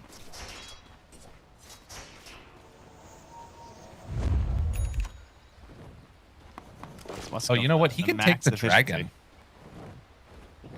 Yeah, dragon would be pretty nice right now. He's 'Cause then- stacking again? Really, bro? Well, then he can take the dragon and then he can fireball the whole thing. Right, Yeah, they did so- miss out on the Kez. They looped Yeah. a little bit too short, which is massive. Because Watson just got his Deso. Yeah, that dragon's insane, actually. Level 12. God, he is rich on that Beastmaster. Holy. Yeah. He's a good portion of the way towards a pipe. And now silence and a kill onto Saksa. I mean, you're in this awkward situation because now you've got Helm of the Overlord, but you also want to like leverage this net worth build up in your inventory to just like get the pipe before you really fight, but then you're kind of giving them an opportunity to get to their next set items. I don't know. I think he just needs to be a block, and his team needs to move towards him. If the fight comes to him, he fights. Oh. If not, he don't. Oh no. He swashed and missed echoes. So I mean, this will just I get will wide. die. And Coil's down. They need Coil to fight on the Dire, I think, unless they get a crazy good arena. But I feel like the Coil snap is a pretty big part of their damage unless they're going to bring the Ursa in. And ideally, Yeah. Shiro, you know, I would say they kind of missed out on a little window where it felt like they were a little bit stronger on the Dire, and they didn't quite get in with these plays. Like, new with this Blink Dagger. Oh, getting walked would be crazy, though. He's trying to go crazy, and he power does get shot. the kill onto echoes. That was big. Yeah. Because there was certainly some decent turnaround potential there onto Watson. Because like, he only had like 600 life left, and you just get hit by a Waning Rift, Illusory Orb, and suddenly things are looking bad. I think Puck just felt like he was going to be able to outplay there, but it was kind of hype from Kez. I'm not going to lie. Like, I do think that getting just that, what is it, the Raven's Veil, and then immediately into the silence with the Talon Toss, Yeah. it's like kind of a cool move. He's a Puck was flashy just little not hero, this anticipating guy. it. Yeah. And the team is going to push into this tier 2 while he's farming up Echoes? Ancients. And I how thought did that he was just gonna live be a there? roar. Why Notice wasn't doesn't care. Well, They just don't maybe fight the damage? now trying to run in there. Chira Jr. Shackle does not latch. I guess part of it is like they actually the puck is less valuable than just finishing the tower, and if you use the roar, you might have to back out. Yeah, the threat of the roar is more powerful than the roar itself. Honestly, this is not good if they can get the kill unnoticed, and they will. Now also losing Chira Jr. Oh, he snapped it. He had ages. Oh, You know. well, but does he have a way out of here? Silence from Echoes. Now the jump from Shiro, trying to get the kill, and they will. They will get the disruption save onto the Ursa, but eventually dies. Now Silence stun on to Echoes. The follow-up is there. Kez in trouble. New does what he needs to, and Malady, the last one left alive over here, is going to walk away from them. Sad notification to see on the right. Pipe finish for Beastmaster. That's not what you want to see, man. Yeah. Like, they work this giant thing all together. They take the tower, and they just kind of back a little greedily where they were going. And the perfect coil and bushwhack, really, to start things off there, right? If they get the bushwhack catching onto the Beastmaster, this gives the window for Shiro. He's just immediately in, gone, right? And yeah, sure, his creep's still around, but it loses a lot of its vigor and whatnot when they've lost their Beastmaster. And then Pango doesn't even get to play his hero. I mean, it's silenced and dead, no ulti. Crazy good fight. Yeah, if your Beastmaster is dying like that at the start of the fight, it's almost impossible to make some type of a comeback happen after the fact. The good news is that they took the Aegis before that engagement, and so there's nothing really to gain here as they get another bushwhack, but it's a running bushwhack. Get me out. Yeah. And now the slowdown onto Y. Got the Shadow Demon caught, looking for more, and 4K gold lead. It's riding this line, right? Like, because you've got this insane group up from Yandex. Whenever they're together, it's nuts. But they do keep on like randomly dropping heroes here and there. And it kind of feels like Tidebound is playing better, but they're just a little outdrafted, maybe? I don't know. On the hunt. Now from Echoes. Okay, Can't do so it. it is Tormentor time. It looks like they're going to set up on Yandex. They're instantly there with the Beastmaster. Yeah, okay. So this will Go Roche. They're not going to get there. They already got the Roche. They already did Roche. Oh, yeah, of course. I forgot that they did that mega early. And they did do it mega early. Versus Ursa is very funny. I was thinking I wanted Tidebound to do it, but yeah, it's not there for a little while longer. Jeez. And that is the shard for the Wind Ranger, which I think is the best one they could have gotten. Tidebound wanting to take a fight. Is Watson going to do some crazy stuff, or is he going to get silenced and immediately die? That is Watson is going to get silenced and immediately die. And he just got Ags. Like, that is the Ags timing, and now they're on top of the little +1 kill of the Ench. There's no way Melody's dying, surely. Got She's not that good. I want to see how much damage she took. Just a cool 2,600. More than double her life total. Totally normal, by the way. Yeah. New? Chiro Jr. managed to take him out. Oh, the Blake! What a player! Oh, you deserve to die for this one because my Pango's so sick. That was really good. I like that a lot. Oh, that was so swag. Tip him, Jira. I mean, if you're not going to tip for that, what are you going to tip for? Honest He's to very God. humble. You tip your team, Trent. It's not this toxicity. Unbelievable. I mean, honestly, New should be tipping him. If I'm not Mars, I'm tipping. 1,000% I'm tipping. That's a good point. Echoes dead. Echoes alive. Sentry ward down, keeping him from dying. Malady just runs into this triangle again. Says, deal with me. Man, you know, the Invis initiation with Raven's Veil, it's pretty cool in these pro matches, like forcing out all these sentries. Yeah, it's obnoxious for a carry to do this to you. Ricky vibes. Yeah. Honestly, Mirana vibes is what I was thinking. That's true, actually. Ooh. Oh my God, Watson, don't die again. Don't die again. Watson, please. Oh no, Watson, not again. Please. Oh, but the turn, Shiro's there. Disruption save. Watson living for the moment. Shiro goes down and they're keeping him alive. Kez will not be defeated. Kez is defeated.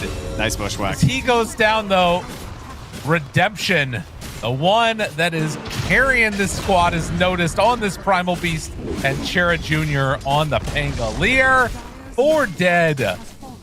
Looking for buildings. The Primal Beast Master, you meant, obviously, because he's screaming and roaring so primally here in these fights. I mean, that is the Kez issue, like, because we're doing it, and so are Tidebound. They're just laser focused on Kez because if he gets off his stupid cacophony of spells, it's really hard to fight. So they're just chain setting over and over and over again. But Notice kind of quietly just dealing so much damage throughout all of this. And hey, the Gale, you know, it was a factor. Yeah, it forced it out at the beginning. You have to come and respond to that. So a nice reaction. And again, like just a little bit more control, a little bit more damage. It's not quite there for Tidebound. Notice cleans up and, well, apparently I'm not the only one that's having computer crashing issues, as it is going to be a Malady crash. Should be reconnecting shortly, hopefully. But yeah, this moment right now feels very spooky for Tidebound. I mean, what do you even have? Because you've used everything in that last fight. Like, yeah, Coil you lost and the fight Arena are with back everything. up soon. It's real bad. It's a serious problem. I mean, they're probably just getting the full lane of racks. It's going to be very quick. I mean, they'll have another glyph. They already used one, I think. Oh, it's hard to tell with the pause stuff, but I think they've used one. I think, yeah, glyph is down. So yeah, I think they'll have one more. Yeah. But I mean, 18 seconds, Beastmaster, Wild Hunt Facet. I think it's going down. Yeah. And maybe can try and go for more. I mean, again, you won that fight. You're going to have Roar back up again. They're going to have Roll back up again, too. Is there any reason why they don't want to stick around? I guess because they don't have Kez there yet, but like he can TP in and reconnect. All right, now Watson's going to farm creep waves. All right. It's like, guys, I need to stay alive. I don't care if we're winning. I'm dying, and that's not good. Yeah, I mean, when he gets his BKB, though, the chances of killing him again get lower and lower. And they're gonna. I mean, they've been really good about the chain stun and chain disable right out the bat, though. So maybe they can keep it up in the next fight. But unfortunately, there are other heroes, and Chiro Jr. is gonna have an Agnums, so his damage just skyrockets as well. And all those mana burn issues that you were talking about on individual heroes gets compounded because now he can just be slapping everybody. But Echoes again has the blink into the Plasma. It is a lot of damage, but it's just not. It's not like game-changing damage a lot of the time because it relies on a long fight. And his teammates are not lasting in a long fight. Oh, Malady. Again, this is not the target that you want to go on. You want something bigger here, and that's one of them. Okay. Not bad. Soxa going down would be very nice for them, and they are going to be able to find that follow-up kill. All right, Just now can't instant feel Roche bad. spawn. Instant Roche. That's what they need on Tidebound. Like 5 seconds. 237. God. Okay. Not happening. I mean, let's be real. They wouldn't have gone for Roche anyway. They got a lot of work to do because they got no territory. They got great wards on the Radiant side here, spawning someone like Y who could just die. They got a nice sneaky one way at the top of the map as well, dropped by Soxa. So they're going to be looking to smoke, run out, blink, roar somebody who's out here farming in one of these supposedly safe spots, and then they're just going to hit the mid ranks. Easy peasy. Yep. And unfortunately, this is one of those times where you really wish you could get a gem. And I think he's going to try to on Y, but it's still a bit ways away for him. He's got it queued up. We'll see. I think he has to go gem before the 4 staff, and he just has to try and get rid of the vision. Because they're going to lose on vision, for sure. Already a big issue, but when you've got great initiating heroes, you have to have some type of a vision advantage to enable them. If you're not getting a spear on a clutch target in these fights, it feels over almost. Is there any way that they could try and blow up Watson here? I think they're thinking about it. They have to. They have to try. Catches him, stuns him, combo out. Oh, not gonna happen. Oh, that feels bad. That is not what you want. I thought they were going to try with like a play through the Twin Gate. I didn't mean with just those guys. Yeah. I was not what I expected. I think they ran into Chiro, though, down bottom as well. I think that's what happened with Echoes, I'm guessing. Because he also coiled down bottom. So I think that's what the issue was. Well, we're not able to get Chiro Jr., that's for sure. And now, with no coil, no arena for 50? Ooh. Okay, hold on, though. Some interesting stuff here. We got Ags on the Ursa. Oh, We no! lost the gem that Y worked so hard for. Just GG out Y. Just call it now. But they have Pollen Bag on Mars as they're losing planet. Falcon Rush, 534 Falcon Rush. DOT. Bro, come on. Lags. I mean, he's Solar Crest. He's fine. He won't damage. He won't die to the DOT. He's got no sharpshooter play here. Grappling hooks back in 3 seconds. Yeah, he's dead. Yeah, he's still got some more Falcon Rush left, like about 2 seconds of it. And then if he needs to, Kazurai Katana. There's a blink in 3 seconds on the Wind Ranger. He's dead in many ways. If anything, it's just a question of do we just shift over to Echoes instead? Because he only has blink. Exactly. It's very possible. Although they don't have anything, they don't have blink on Chiro Jr., so it's going to be hard for him to get there. In the meantime, Notice is just like, whatever, I don't care. I'm running down mid.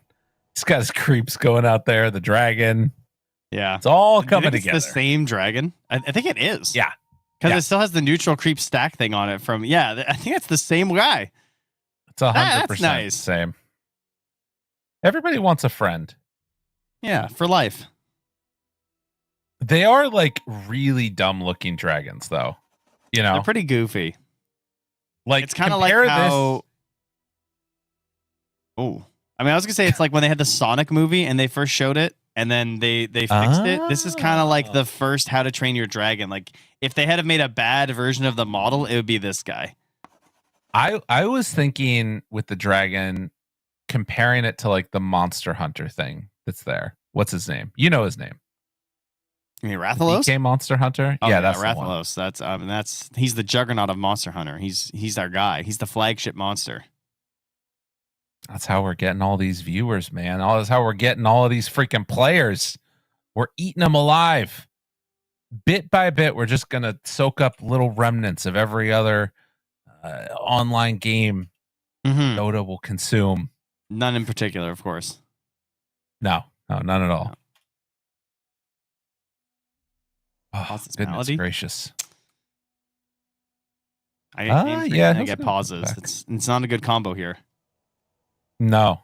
I mean, we're not even on the Europe West server, you know? We're over in Austria right now. I was told he restarted his PC, according to our admin. Shoutouts, Wishy. Speaking of which, they asked me who we wanted for interview, and I did say, I said Watson for Yandex and Shiro for Tidebound, because I feel like we haven't talked to Shiro yet, or Watson, in a bit. I think I talked to Melody. Everyone talks to Soxa. I will say, I don't think it's going to be a problem. But I had also heard that there's 3 Chinese games going simultaneously, so translation might be tough. But I'll be real with you, I don't think Tidebound's getting out of this one. This is looking pretty bad. Yep. No. I mean, Ursa does have the Ags going towards Shard. Some survivability is there. Shard is very important in this game. Oh, what if you can't get back in? That's how they could win. Honestly, if Notice did not come back to this game, I think Tidebound has a chance. Yeah, I think they win. No, I don't think it's clean. Dude, it's definitely clean. I guess they do have an edge, to be fair. You just have to follow the Beastmaster with the Vlads, and she's pretty good. Malady As just we can go through some highlights of this game. This is where it all started turning for Tidebound. It's all coming back to me now. And then a couple of picks onto the old Kez, and things are looking like, yeah, we can do this. Teams put so much emphasis on Watson. Like, just making sure they shut him down whenever possible. It's like, yeah, I mean, you know, it's nuts. He's the guy I think of when I think of Yandex and how they're going to win. I think of Watson what about that, though? The game. What about that, though? Chira Jr., the blink over. Takes down New. Really pretty stuff. That's overall. really where the game turned. Yeah. That was the momentum they needed to get back into this one.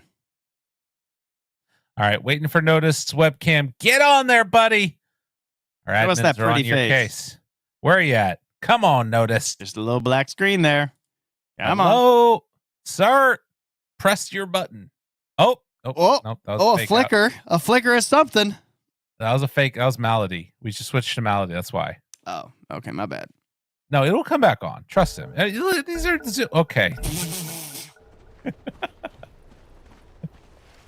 No. Surely he's going to turn it back on.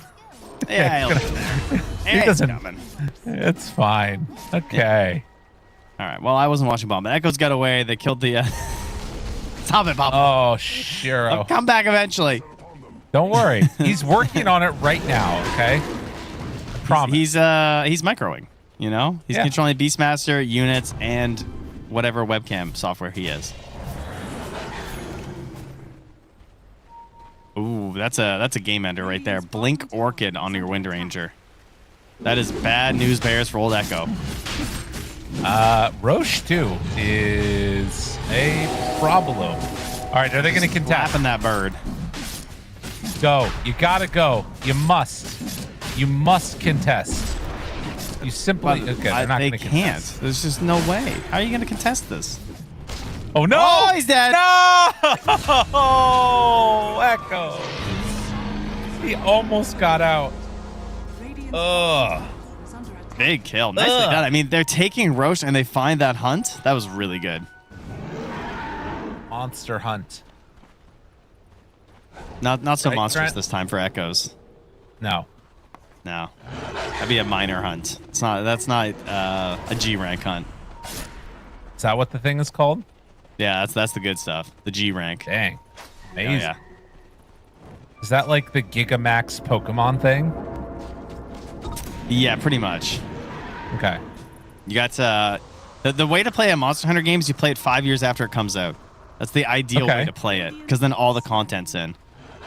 Otherwise, it's a little bit of a drip feed where you play a bit and then they add harder and harder ranks, which is fun. Don't get me wrong, but you can also just get lost. Oh He blinked. Silence. He's gaming. He's gaming. Oh, double silence. Toxin gaming. Oh! That's That was a sick Shoto side by Watson. Oh, nice save, nifty. fool. And another one. And another one. They're all dying. The buildings are going to die too. Oh, And their children. That's the Poogies. They're going down. No tier 2 Poogies are tower gonna taken flee. as of yet on bottom, but they're going to try and set up for it. Go Watson tier 4. heads down south. Tier 4. You call for it. I mean, Okay, they're gonna I do don't the think they're wise leaving. thing. I don't think they're leaving. I mean, they still have BKB. They have another Blink Orchid set up and ready here. New has no They don't have BKB. Arena. Another shackle connection. Get over here, New. We're coming to take you down. A tier 3 tower is going to fall, and Yandex, after a disappointing game number 2, managed to close this one out. GG. Woo! Man. Oh, pause there. Many a G's are dropped from Notice and Planet, so happiness all around. Yeah. And a solid victory for Yandex. Game 1, little back and forth, little wild. And then game 2, kind of dominant, honestly. Echoes on the puck, but he could not bring it back in game 3. Noticed on this final grab of the Beastmaster, that is a last pick you want to see. I've heard many players and analysts talk about the difficulties of last overall pick right now. People not really feeling like it's that great. Partially why people like first pick so much is that it feels like it's really hard to get that last hero that really wins a game. Right. And Yandex did it here with the Beastmaster. Very clean stuff. They presented enough problems in the draft that Tidebound had to address them, and then eventually, like you said, you set up for that last pick game winner. That's what you want to see out of your offlane player. Solid stuff indeed as Yandex get back on track after 2 days of running into some issues. I believe, if I'm not mistaken, I'm going to double check this before our interview, that it was both losses, and now getting a victory's got to feel good. It was a Maru win, loss to XG, and now win over Tidebound. But they did have a loss to OG as well. So they've had OG was this would have been their third. Yeah. Yeah. So yeah, very good. Now bringing them up to 3 wins to get themselves closer and closer to the possibilities of that top 8. Join some of the 3-win teams from previous ones. Holy moly! Wait, is this morning? Runa team? I don't know. Maybe. Runa They team beat won a Liquid? 2-1 versus Liquid. Oh, was that last night? I missed that. No, that was this morning. That must have been kind of fast. I feel like our series wasn't that long.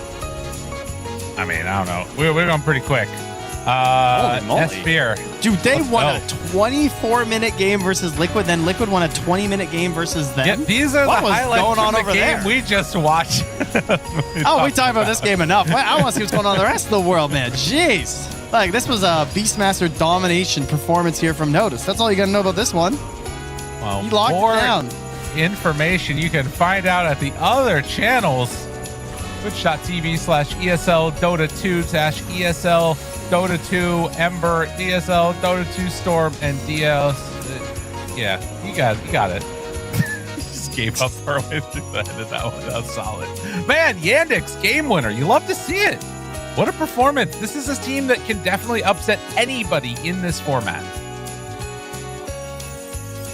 They've got some nice tools. I like this Kez that they're busting out.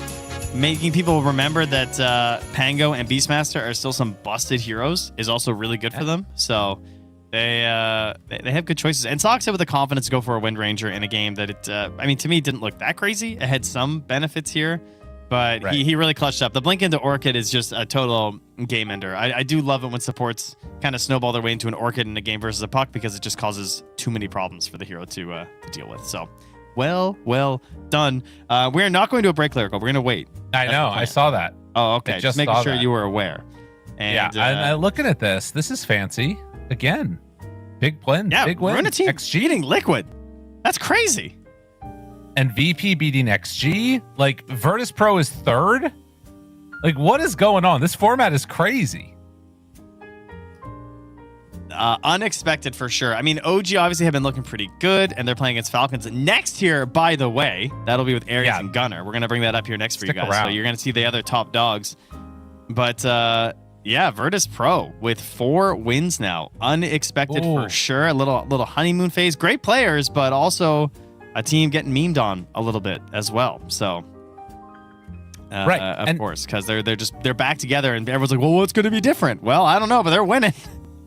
I've said this multiple times, but this is the type of tournament where last year in this slot, Paravision won ESL Bangkok and then went on to just dominate the whole rest of the year. So for an OG, for a Virtus Pro, this is a moment where if you can come together with a victory, it can set the whole rest of your year out on like a really good path. And it's the type of tournament where you're building up speed, you're building up confidence throughout the course of the group stage. You make it to the playoffs, easy peasy. Gotta love it. Lemon squeezy. That's the one. Squeeze them lemons. All right, so we are waiting right now.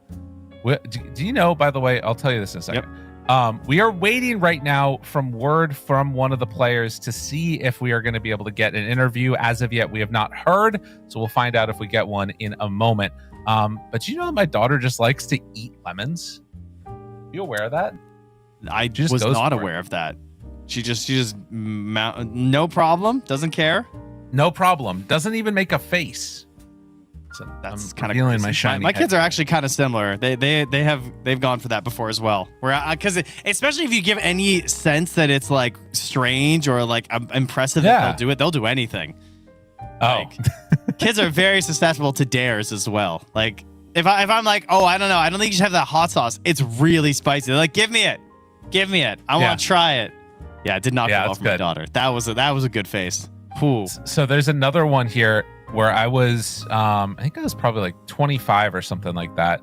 And my future sister-in-law had never seen garlic before in its like unchopped up form. And so I was cooking and she was like, what's that? And, you know, over this time, like I had known her for probably about 5 years or so.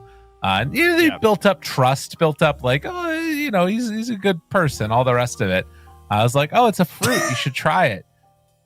Big clove of garlic, just bit into it.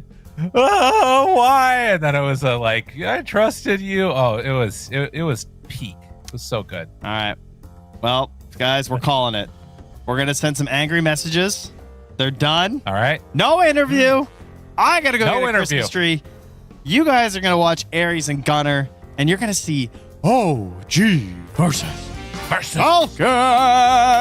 That's coming up who next. Stays on top. What? When did Crit get a nose ring? That's crazy looking. All right, we're ending up break. Everybody see you soon. Bye.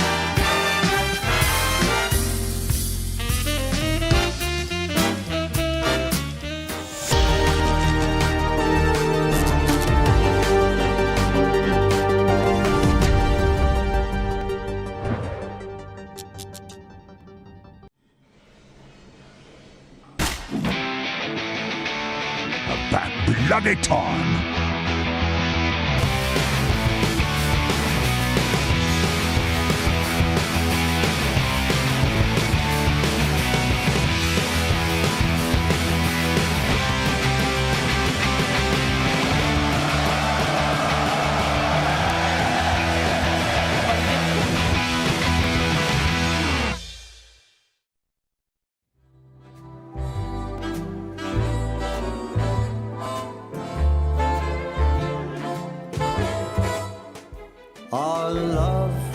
was a chance encounter, a glance across the street, fleeting moments, two strangers meeting that swept me off my feet. Golden leaves under an autumn sun, you talked about the movies and how your life begun. Our lives weave together through all kind of weather, and our hearts grew strong. Our love was a chance encounter, a glance across the street, fleeting moments, two strangers meeting that swept me off my feet. The buzz of traffic, the bright city lights, you talked about marriage and who you'd invite. We talked for hours and I brought you flowers, and our hearts grew strong.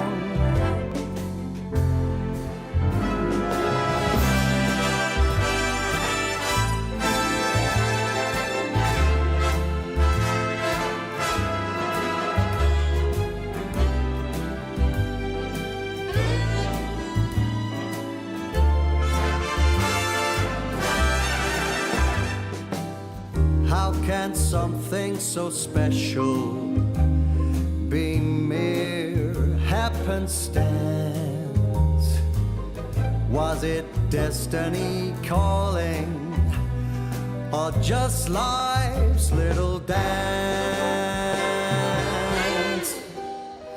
Our love was a chance encounter, a glance across the street, fleeting moments, two strangers meeting that swept me off my feet, that swept me off my feet.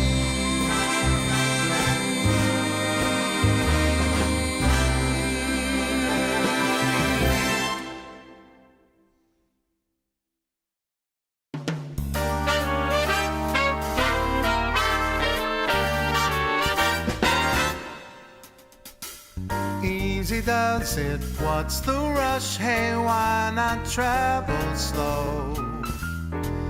Let's just take our time and then we'll see. Easy does it, makes it such a nice long way to go. Day by day we'll have fun, you and me. You know some things don't move by force. Let's let love run its own sweet course. Easy does it naturally.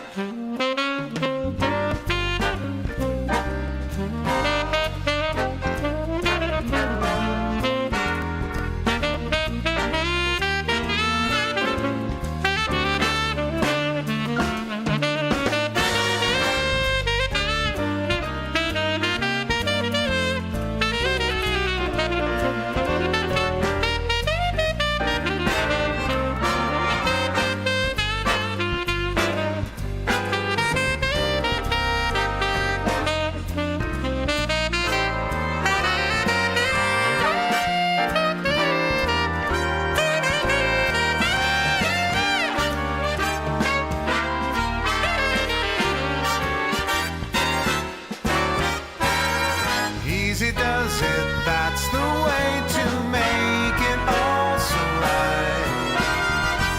This is how I knew that love should be.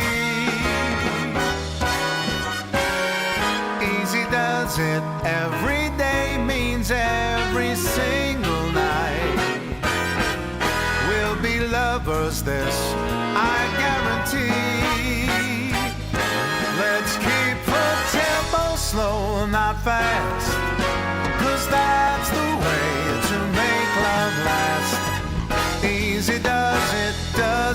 naturally.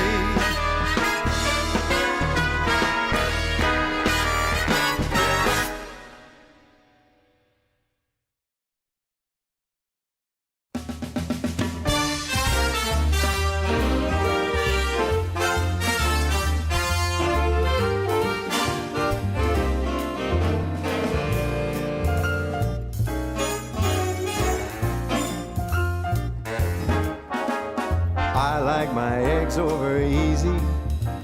She likes her scrambled on rye. So we strike a deal with our morning meal, but we kind of see eye to eye. She loves a Malibu cocktail. I go for whiskey and dry. There's no common ground when the drinks come round, yet we kind of see eye to eye. We're so magnetic, we'll pose apart and yet we're the same. Don't know who said it, but it's a stone cold fact. Opposites attract. She favors Paris in springtime, I'm more New York in July. So for holidays we go separate ways, still we kinda see eye to eye. Yes, sir.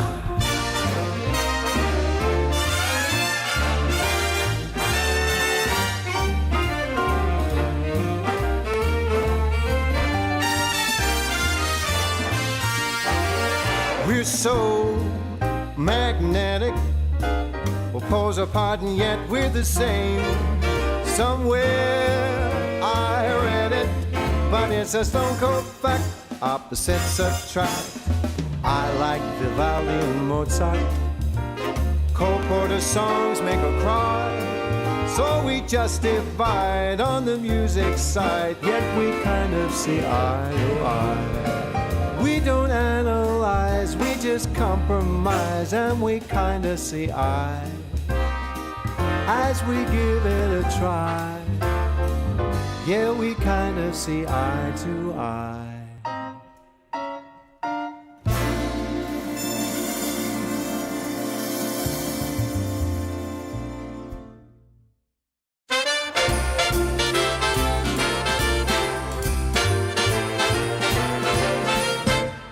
Jingle bells are jingling, carols fill the air, mistletoe and holly everywhere, children taking sleigh rides, laughing all the way. Oh, what fun we'll have this holiday. Homemade decorations, lights on every tree, snowball fights with friends and family, holiday occasions, raise a cup of cheer. Oh, what fun to celebrate this merry time of year.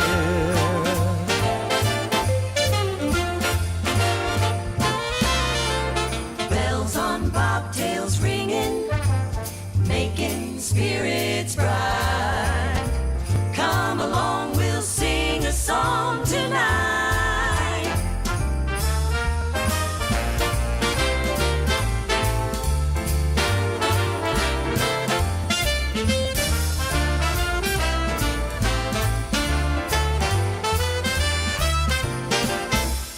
Turkey with the trimmings, Grandma's pumpkin pie, stars above that shine for you and I. Holiday occasion, friends from far and near.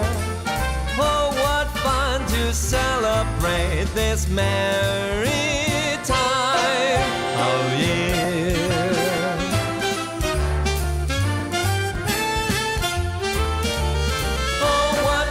To celebrate this very merry time of year.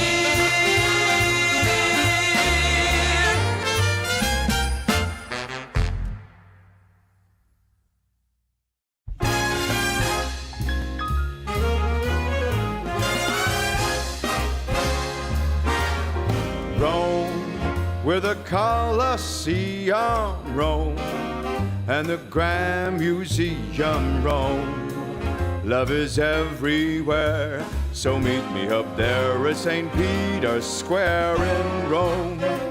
On the 7 hills that's Rome, the Italian thrills, 'cause love is alive when you're roaming in Rome. Rome, where the Tiber flows, yeah, Rome. Michelangelo's in Rome, the eternal town of ermine and satin and all things Latin.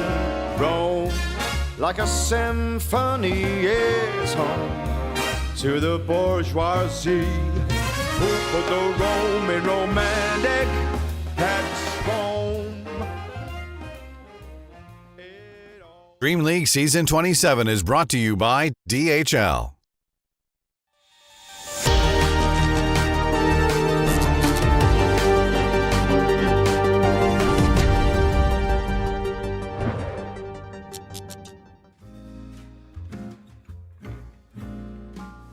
Well, we saw our first series be a 3-game decider here, and we are hoping that is going to be the same case for our second series. What a exciting matchup, Gunnar. We got OG and Falcons, two undefeated teams. Falcons, you would probably be expecting to be undefeated heading into this tournament. OG, I don't think there would be a lot of people who were going to be expecting this. Yeah, I think OG had that nice run at Wallachia.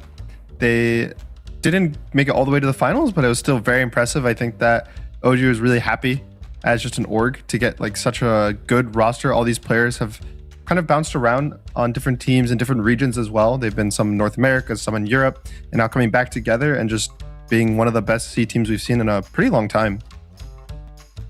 Yeah, absolutely. Let's see if we can get the results from this C team in particular, because that has always been one thing where the results have been lacking. Let's also see what the teams had to say about their standings and how they predicted them to perform heading into Dream League. 10, we have OG Esports. They're a fairly new team, but I think they're all like good friends. I feel like they're playing in like a good environment and they have like skilled players, and that usually means you can do pretty well. Our ninth rank is OG because they are Davai, or my offlaner, ex-girlfriends. I've ranked OG Esports on the 9th spot. No need to explain. It's OG.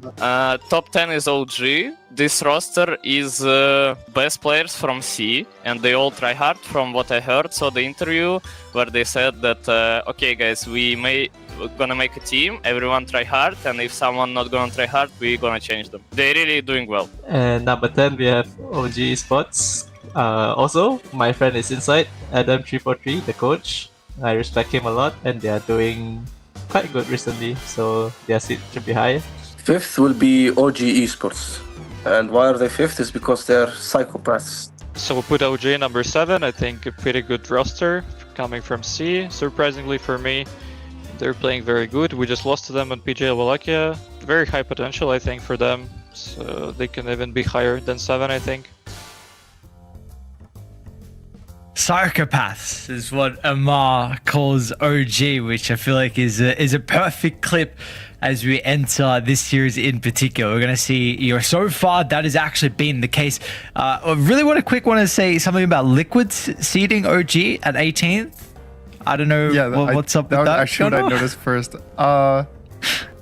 Maybe they could think it was a fluke at PG Wallachia. It's like sometimes teams have one good run in a tournament and they haven't had consistent yet, but I think that was one of their first tournaments as a team. So so far to me, I think that they definitely look like they're in this like top 8 at least slot consistently, and maybe even right now top 4, top 3 with how they're doing this group stage. Yeah, I mean, with the results we're seeing so far, just the question is like how you're going to be able to perform at playoffs, and they've been tested though. The teams that they have been facing have without a doubt been tested. And of course, yesterday in particular, with their victory versus Falcons, but a 2-0 versus BetBoom, and not only a 2-0 versus BetBoom, it was also a series victory that looked incredibly dominant and in quick fashion as well. I think it was like 23 minutes, 30 minutes, and we've seen BetBoom be the team to completely dominate and run over. But again, today being a new opponent in Team Falcons, the reigning champions we saw yesterday have a successful series versus Pipsqueak. They are looking good so far in the hunt to the Dream League playoffs. Let's hear from them as well before we get into our series. Team Falcons spent the end of last year and most of this year trying to return to their previous form. They were still a great team, but even getting 5th place stings when they spent 2024 winning most events they attended. I mean, honestly, it was pretty rough. I mean, some people were like used to losing more than others, and I feel like, you know, when you get in together and you start winning so fast, so much, like people might build some high expectations, and then like if you start losing, people just might think like, oh, this is, you know, what's wrong, like this is not how we usually play and something. So there was like a lot of stuff we had to change. And then, just in time for TI, they were suddenly back. Falcons took home the TI trophy and are now undeniably one of the strongest teams in the world once again. Following this, they also achieved 1st place in Fisher Playground 2 and 2nd place at Blast Slam 4. Their roster remained completely unchanged even throughout the rocky year they've been through, and maybe the roster of Skeeter, Malreen, ATF, Crit, and Snake King have come out the other side even stronger than before. No, to be honest, like we all kind of just put in a lot of effort, and it all kind of just like, it's not like we did anything too crazy. Will they achieve the same dominance as we saw from Falcons in 2024, or will they swiftly fall back down to where they spent most of this year?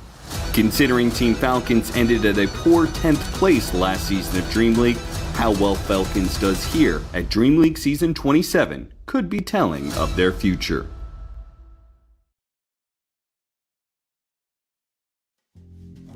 Well, we see they've come into this group stage with a bit of a vengeance. Amar was not too happy with the elimination that he had along with Falcons at Blast Slam 5, where he tweeted pretty early on after those results to you're getting eliminated by the Yandex. He didn't want to get seen in public. So we see he's not been messing around. Falcons haven't been either.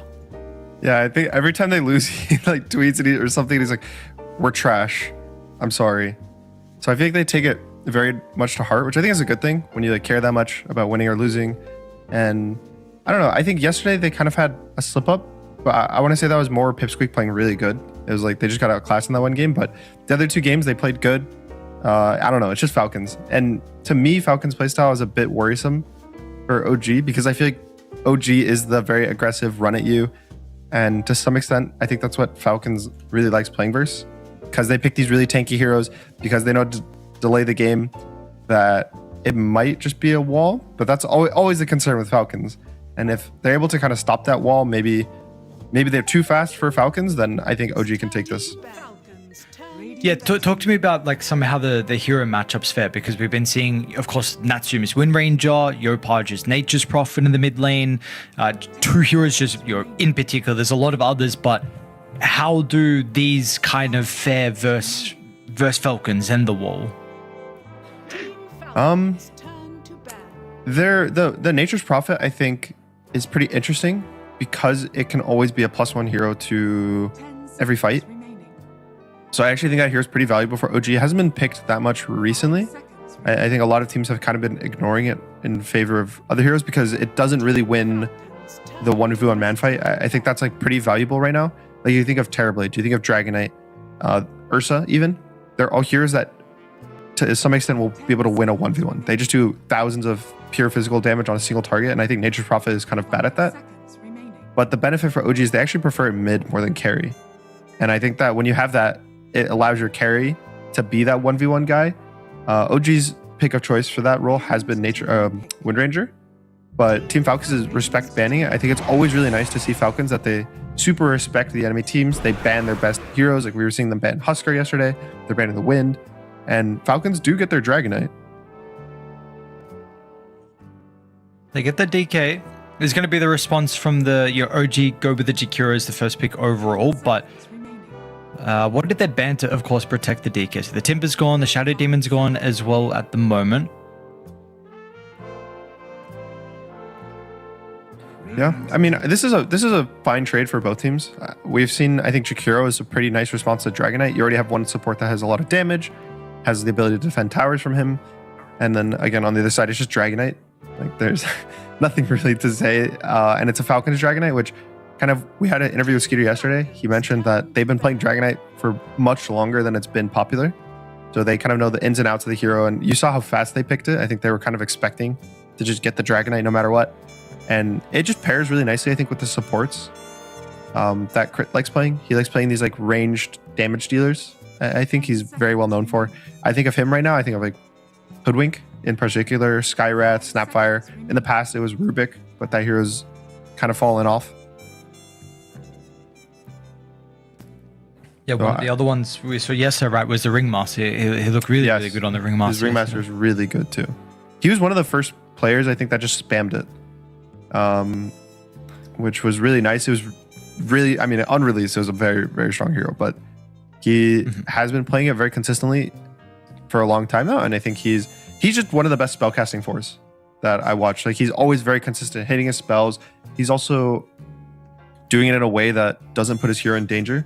Like, he doesn't really give away free kills, which sometimes there's two very different playstyles. You think of like Schofield pause 4. That guy will die for 2 kills. Whereas I feel like Crit will just always have a really nice KDA, and it's just a different playstyle. But I think for Falcons, removing the amount of deaths is kind of what they want to do. They want to end the game with 0 deaths, ideally. Yeah.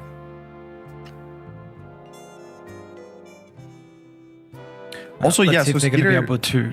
I was going to say, Skeeter mentioned yesterday that they actually used to scrim OG a lot. Especially, I think it was it around Blast? I believe. So, Yeah, something like that, right? I think so. So it's pretty interesting because that means that these teams actually know each other very well. And he was saying that they did lose to OG in scrims. So this is, I always think it's really fun when teams kind of know each other a bit, because there's that level of understanding with the hero pools, with the bans, like you kind of know what the other guys are doing. And ooh, that was a quick pick by OG. Okay, so we got the Mars Gyro heading into the second phase here. Interesting with the Mars is the fact that OG have flex potential with this. They've given over to Yopaj multiple times. So not guaranteed into the offlane for Nico, which is one of his better heroes. And the Gyro is something we've kind of been surprised by that. We just haven't really been seeing this hero over the past 2 days. Whereas to start the tournament, we were getting a lot more Gyro. Yeah, I think pretty much OG has some of the best picks for Dragon Knight. We talk a lot. Mars, Arena's very good versus Dragon Knight. Gyrocopter is one of the best carries because you can scale with Rapier, plus you have hybrid damage early game, and they have Jakiro support. So as of right now, the OG lineup looks pretty good at dealing with Dragon Knight, which is usually a concern. And on the Falcon side, yeah, they have Skywrath, which is a nice pairing with Dragon Knight and the Centaur. But then they're also picking Centaur into Mars, which is kind of an iffy matchup, right? Like, you can't save your team from the arena with Stampede. They're locked in. And they follow up with the Snaking Ench. So, like, to be honest, right now, I think Falcons draft, if you look at it as their whole, it looks really nice as heroes all together, especially if you know that it's Falcons playing their heroes. But matchup-wise, I kind of really like OG's draft, just playing into the Falcons one.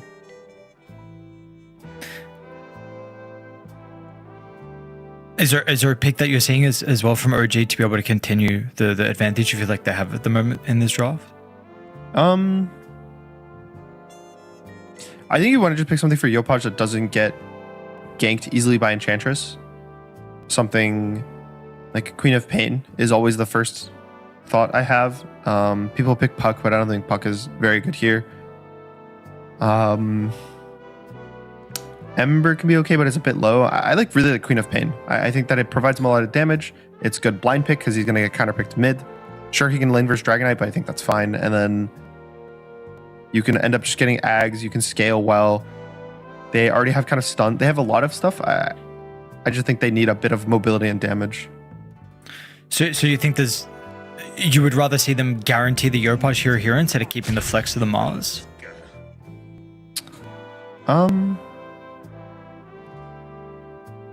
I think you just put the Mars mid, or the Mars offlane, sorry, versus the Dragon Knight. that lane is probably fine. There's also not really any offlaners that I think. Ooh, actually, 10 seconds remaining. there's Doom offlane, which could be good. You have the Tusk Gyro lane now, and that probably puts the Jakiro in the position 4, at least going to be laning the offlane. And so now it enables melee offlaners more, which Mars is already, but I think Doom could be pretty cool. You can lane really nice versus the Ench, you can eat her creeps, and then you have Doom, the percentage damage versus Dragonite, preventing his healing, which is really nice versus the Satanic timing in this mid to late game. Okay.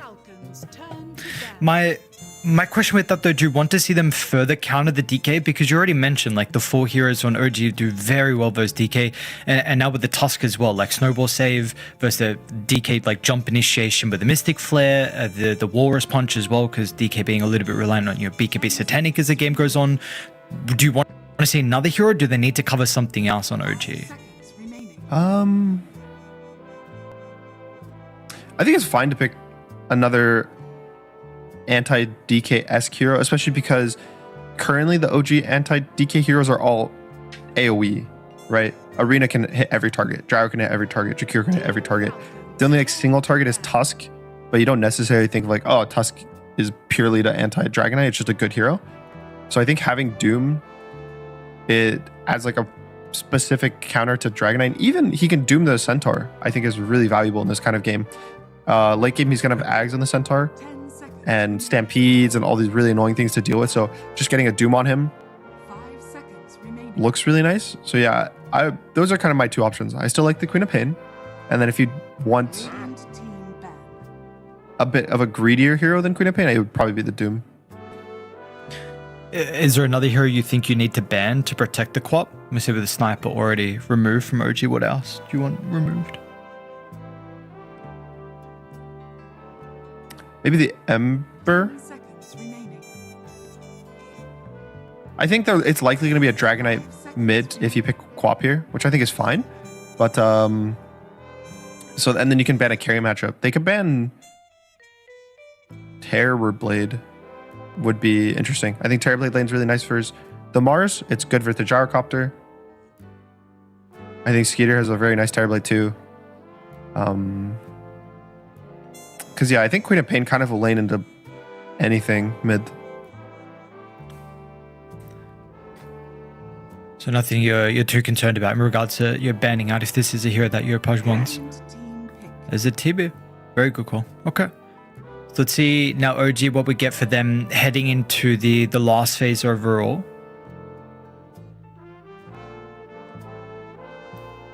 For me, I mean, this is still also a Doom ban. It's like both. It's Doom plus Queen of Pain, but I think Queen of Pain's more... Ooh. Whoa! Holy... Okay. What is this hero doing here? What year are we in? OG 4-0? DP as well? What? All right, so something you mentioned earlier was the flex of the Mars. In theory, Death Prophet's also a flex, right? Team sway offlane and mid, and then you can follow the DK with the Death Prophet. That could be their logic. So depending on what Falcons picks, that's just what they'll do with their laning setup. I don't think DK mid is terrible, or safe lane. I think it'll survive both lanes really well. So you just want to pick something good for the game. Probably, I mean, even Queen of Pain for Falcons now looks good. You just put the Dragonite carry. I think he'll survive versus the Death Prophet. It's no longer percentage-based damage, if I'm not mistaken. I think it's just like a flat 25, 50, 75, 100. So it's not like an anti-Dragonite specific hero. And yeah, I think you just pick like Queen of Pain here. Or like if you pick Ember, it's a bit scary. Yep. Another ranged hero. I think they just wanted a range damaged hero that from their mid lane that can lane versus the Mars or the Death Prophet. In the past, this used to be a very nice matchup versus DP because of the trees. You'd go trees in the lane and it was impossible for Death Prophet to CS. But people don't really go trees at all anymore. They're going stats. But I don't think this matchup is particularly good for Maureen. I think it's just he wanted something that stood there in the fight and was able to dish out a lot of damage. Yeah. Like, does the item build make it a little bit better now? Because we are seeing I don't know if Melrain goes this, but I know some of the mid laners do, this Blade Mail Spirit Vessel, which I have to imagine is kind of frustrating for the Death Prophet. So how do you feel like if it is that item build for Melrain and your opponent is going to be able to play into it? I think he definitely is going to go Vessel this game. He'll probably go back for like Maelstrom and more greedy items after that, but it's a really nice Vessel game. Specifically the Death Prophet is the biggest one to me, but it's not... I don't think it's the easiest Nature's Prophet game either though, because there's BKB stun from Tim's, there's the arena that he's got to deal with. I even think the Death Prophet sometimes in the mid game can just man up to him with like a BKB timing, something like that.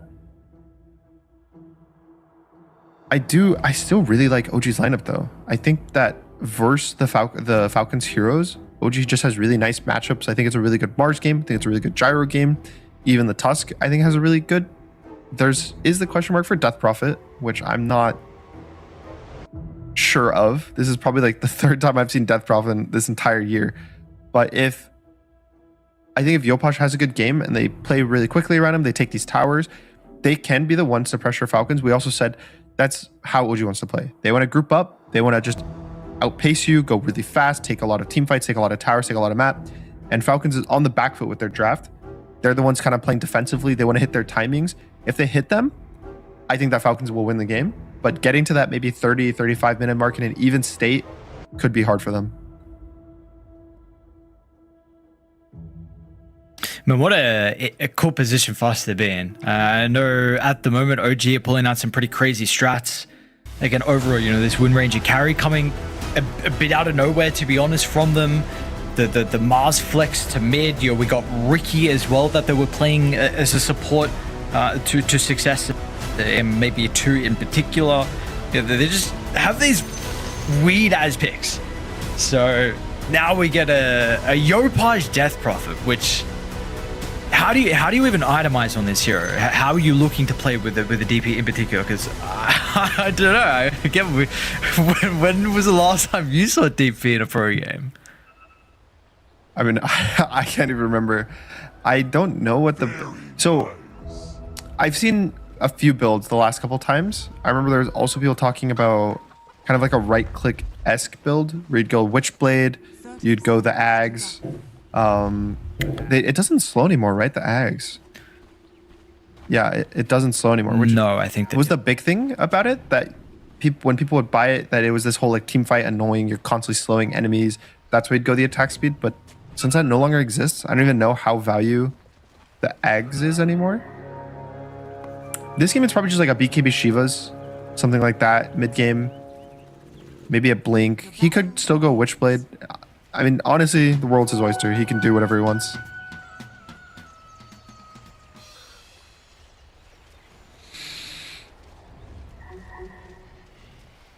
Well, if you're saying you feel like the world's his oyster, is that also kind of stating that you feel like it's not a super difficult Death Prophet game with some of the matchups that he has?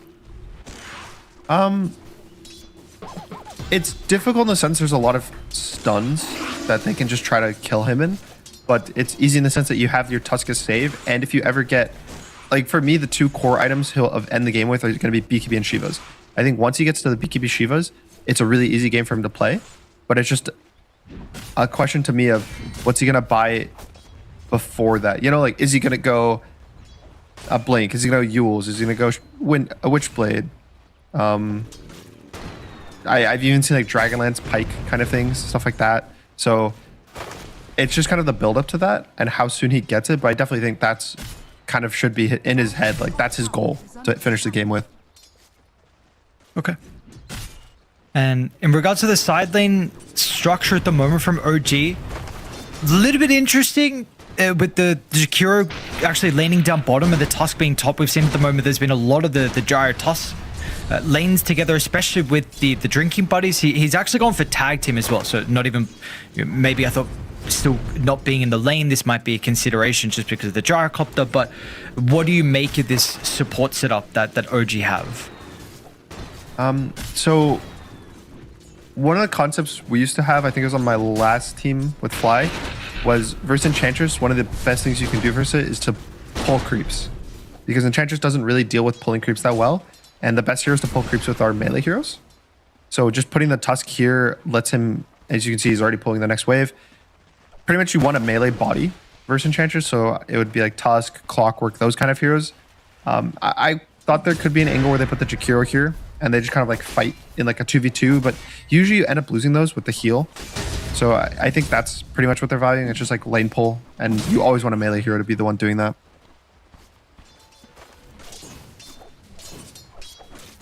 It is, I feel like it makes their bot lane definitely weaker though. Not having the drinking buddies with the Gyrocopter, specifically versus like the Skywrath Mage, and because it's such a low armor hero. Centaur is even a low armor hero too, that I think the harassment from the flat cannon would have really done well. But Jakiro is a strong laner, and it should still secure the Gyro's lane. I just don't think they'll win as hard. Maybe the Centaur will have a better game than he would have if he laned with the Tusk.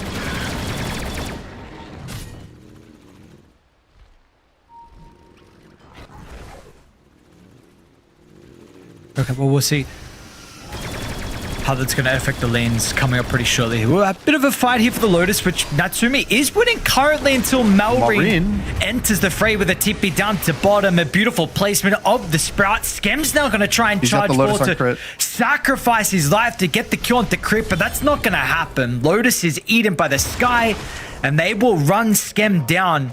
A great movement from Malrine. Bottom helps secure by the early start for Falcons off lane. Yeah, and right before that, I was about to mention how Malrine was kind of having a bit of a struggle in the mid lane, but getting able to pick up those 2 kills, it's going to matter a lot for his golden XP. He's going to come back. Unfortunately, he does not have the money bags facet. He went for the healing one. I mean, I love the money bags one. It's really funny and fun to play with, but this one's more just good. Even for the laning stage, just having an extra double tangos on all of your regen. Also, you can't give gold to the enemy team. There's some benefits to it.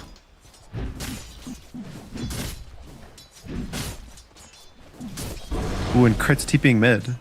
I wonder if they're gonna make a go on Yopaj. No. Just takes the water rune, just being annoying.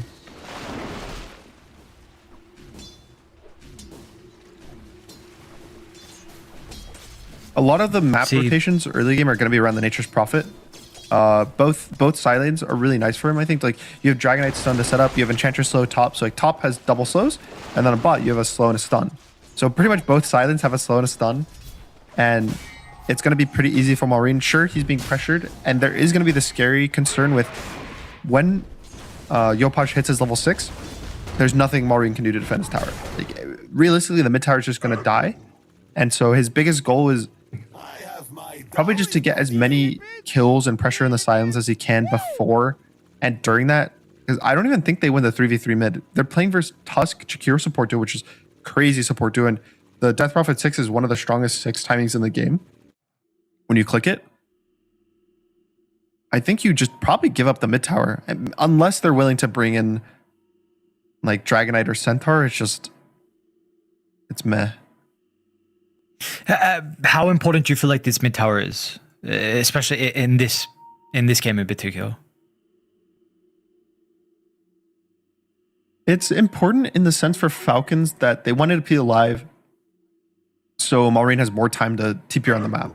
If the tower's dead, his like windows are much smaller to losing gold and XP. And then for OG, if they're going to lose their mid tower, I mean, I don't really see them losing their mid tower. Unless something kind of disastrous goes wrong. Like Enchantress comes with a creep on the siege. Somehow the Death Prophet ends up dying to that. But realistically, this is kind of all Yopaj and on him to be the one pressuring. Okay. Are there any considerations about him moving to the side lanes early as well? I mean, you're not really going to be able to mirror Malrine's movements, or it's specifically you stick mid, you use the Exo here, don't even think about the off lane, the safe lane, try and just get this tower early, then you can think about doing something else on the map. I think you definitely don't move early, but it's probably one of those formulaic things of bottom lane scam. He's got nothing. Another TP down from Malrine. Tims will respond. It's just the 2 heroes currently. I don't even know if they're going to be able to fight back into Falcon. So Malrine's movement once again is going to net themselves a kill. He's level 6 on Yopaj, and he just hit 5 on Marine. So you're already seeing a big XP differential between these two mid laners. And Tim's... Yeah, he's getting Ren down. That's probably going to be enough here. Killing spree for crit.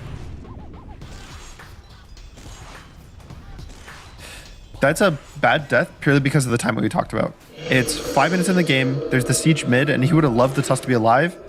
And I think his TP's cooldown too, so it's not even going to be here the whole duration of the Death Prophet ult. So it's going to be a 2v3. And hopefully that means that Falcons will be able to defend their tower. They do have the glyph still. But it's so hard to defend right now. Gonna go into the 2 points liquid fire as well. As the glyph comes out, looks like they have successfully withstood the first Exo push. A lot of damage onto the tower nonetheless. But the side lanes, these callers aren't too worried. They're going to be finding their 1v1. So tower's going to be pretty close into deny range. So pretty decent result from OG in the end. They get the deny. They do crit finds. The goal for him is off to a good start. 3-0-1 on his Comfort Sky. 2 points up in the Arcane Bolt. That's going to be the build for him this game. I think that would have been even cleaner if the Tusk was able to be alive for that. They probably kill it with the siege. Maybe they're actually able to pressure a kill or two, but still the exact result OG want. They press 1 Exo, they got 1 tower. Now he's got 70 seconds of just kind of free farming. He's choosing to go the Yules, which I think in this game is... I see the good and the bad. I think versus the Vessel and versus all the Skywrath spells, it's really good. But then there's also the argument of it doesn't give you any HP to survive a Dragonite stun or a Centaur stun. But we have been not like seeing really slow blink daggers for both of those heroes. The Dragonites have been going for Armlet Mask of Madness recently. The Centaurs are going more like Helm Dom Pipe and, you know, spending 4,000, 5,000 gold before they even start building up their blink dagger. So it could be one of those decisions that's pretty much his only worry is the Gyrocopter, is the Nature's Prophet Vessel, is the Skywrath, and the stuns aren't really going to hit him if he's playing properly. Okay. Well, we do see that first movement from Natsumi through the portal is not going to work out. Skid is able to play defensive enough. They did get the scan in the end. So we're aware that something was going on. They're even considering mid lane Falcons. They were starting to set up onto Yopaj, but weren't able to find that perfect position for it. So it's going to be a haste onto the DP, which is a devastating power and for you to have. And you're probably going to look to try and combine it with the level 6, which is shortly online. I mean, nice for in particular the Mars and the DP inside some of the team fights before these BKBs on Falcons. Yep, and they're gonna smoke up top. They're already wanting to combine the two heroes. This is the simplest play though. This one should be read by Falcons. They know when that first Exo is popped. They know that the second one's off cooldown now. That this is go time. I think that if Skeeter probably has to give up tower. Yep, he's scanning the gyro, so he's gonna know the gyro just gated. You give this up. Thankfully for them, they will run into them though. Are they going to be able to get a range here for the stun? Tim's at the last second, they got it. Skeeter tries to find a spot in the tree line, but he's not going to be able to. OG find their first kill of the game, a big one at that, slowing down Skeeter's DK, who's been very important to the success of Falcons when he's on this hero. And they're trying to pressure bots, but Gyrocopter already knows his work is done. But what's going on top? Well, they kind of left Yopaj. He has Vessel. OG feeling like they can move their resources across the map, and the Vessel, along with the Wrath, the Nature, Nuke, will catch them off guard, not respecting the TP and defense from just 2 heroes. That was... I mean, Natsumi Gates bot, I think it was kind of a cool idea, right? You don't give up anything. But almost always in Dota, it's a push and pull, right? Like, you take something from them, they take a little from you. Sure, you're going to win, but you can't take everything. I think that the greediness of trying to fully defend your tier 1 bot was...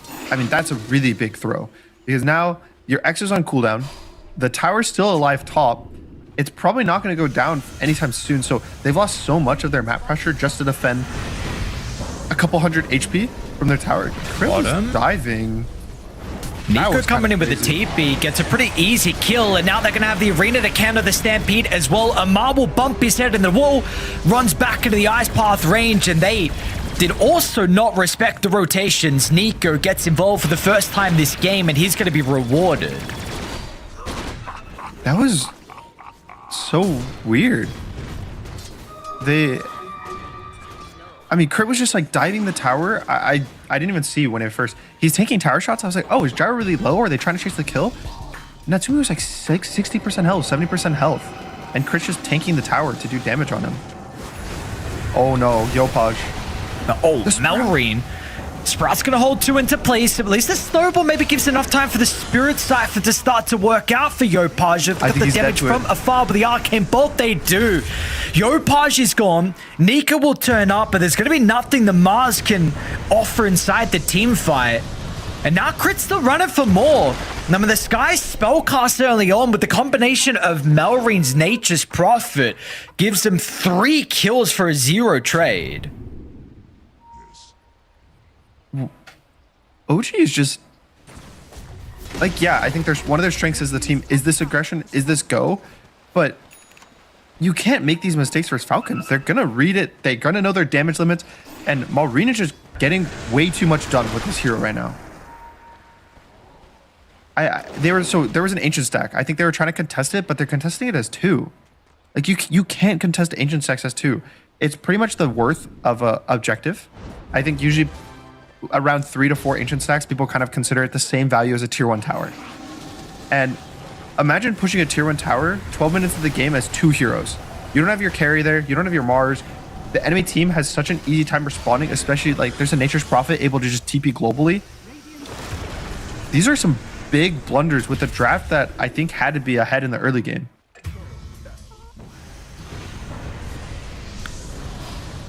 And it feels like the pace can very much continue for Falcons if they wanted to. Like, not much is going to start now, right? Yeah, I mean, Falcons has everything that they want, item-wise. Like, the Vessel has been massive, right, for Malrine. He's going to go for the Blade Mill, which I've seen before.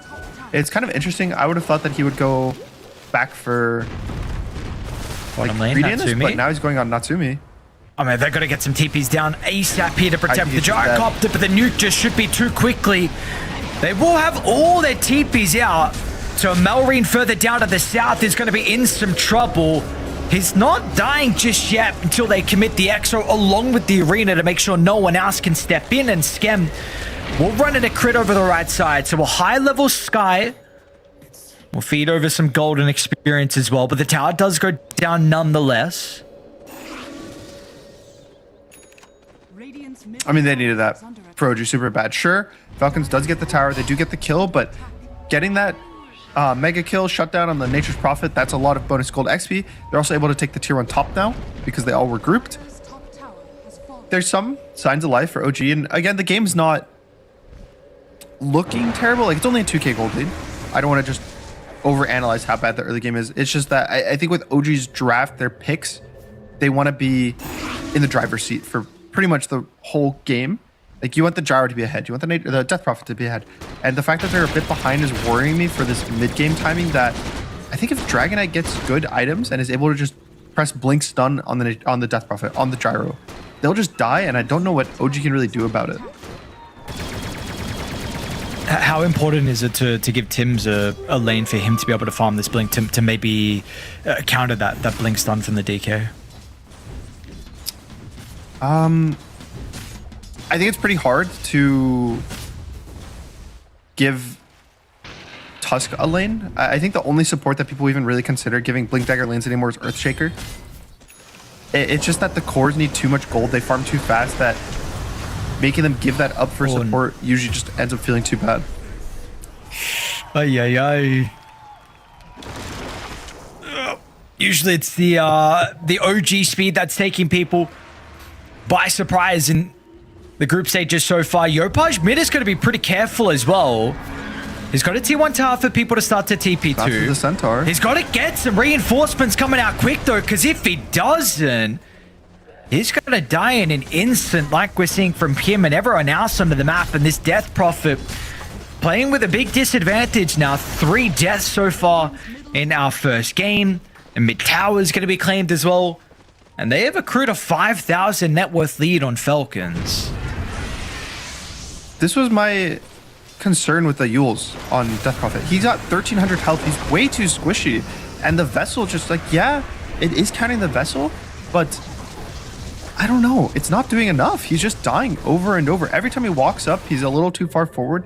He's dying. I think maybe he needs to pair a bit more with the Mars to give him a body, give him a little front line, some team fight. But yeah, right now it feels almost impossible for him to play the game. Bottom lane, nice speed position. They're going to be able to hold Amar into place. They'd love to be able to get the kill without the use of the arena. Looks like that might be the case. Melrin tries to TP in, so Falcon's going to force the issue, but still this is going to be a difficult fight with a snowball over top. They're going to glimpse of Melrin. Tim's shards will hold him down, but the OG feel like they can continue with the team fight. Natsume's health pool is not the greatest. Nico as well doesn't really have the resources to push on forward, and Falcons even bring everyone else. Melrin once again is going to tip it to the backline, looking for the pickoff onto Natsume. Natsume with the TP won't make it out. Now Nico's going to be ran into as well. And the Death Prophet's trying to move forward with a snowball. They're doing their best to catch up the crit, but crit's not even dead just yet. They're not going to get the damage to kill off the Sky. Yopaj is doing his best to lock on a Melrin. He's just going to get so many stats. 2k health pool. They don't have the control now with Yopaj being alone, surrounded inside the river. They are just toying with OG with the 2 supports. Another spam of the Vessel. Yopaj is going to go down. It's going to be a 5-man wipe from OG as Falcons show that they are indeed the top dogs. You can't get too cocky just yet, even with the flawless performance they've had so far in the group stages. I think they just chased a bit too far on OG. Then they stuck around, right? They're using the arena, they're using all the gyrocopter spells on the centaur, and even then they barely kill him. But sticking around, trying to take this 4v5, you're so far behind on OG, you can't do this. And Death Prophet getting kited, I mean, this was just, it was just sad for Yopaj. There was nothing he could do. It looks like, oh, maybe he can kill the Nature's Prophet, maybe he can kill the Edge, but nothing he can do matters. He needs this BKB more than anything, but right now he has the Kaya Sanj queued up, which I don't think is really going to fix any of his problems. He needs a BKB as soon as possible.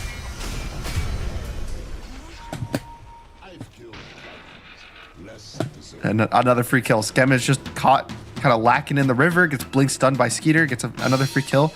The bleeding needs to stop sometime soon for OG. I just also am not seeing like a timing for them. It feels like it's constantly going to be more and more in Falcon's favor the longer the game goes on. And they're just going to keep getting picked off if they don't do something.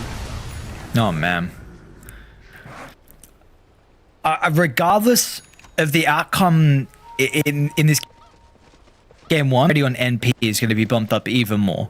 I mean, seeing Falcons do and Melrin do exactly what Yopaj has been doing to everyone else so far through the group stages.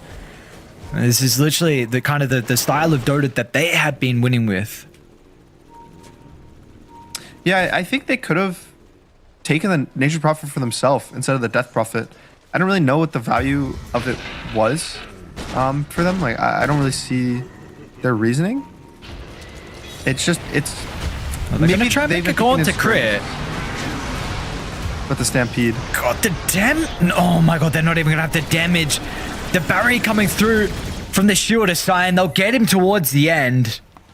Nico a little bit too late to jump in and hold Amar down inside the river as well. Falcons are just beating on to a T2 tower in the bottom lane.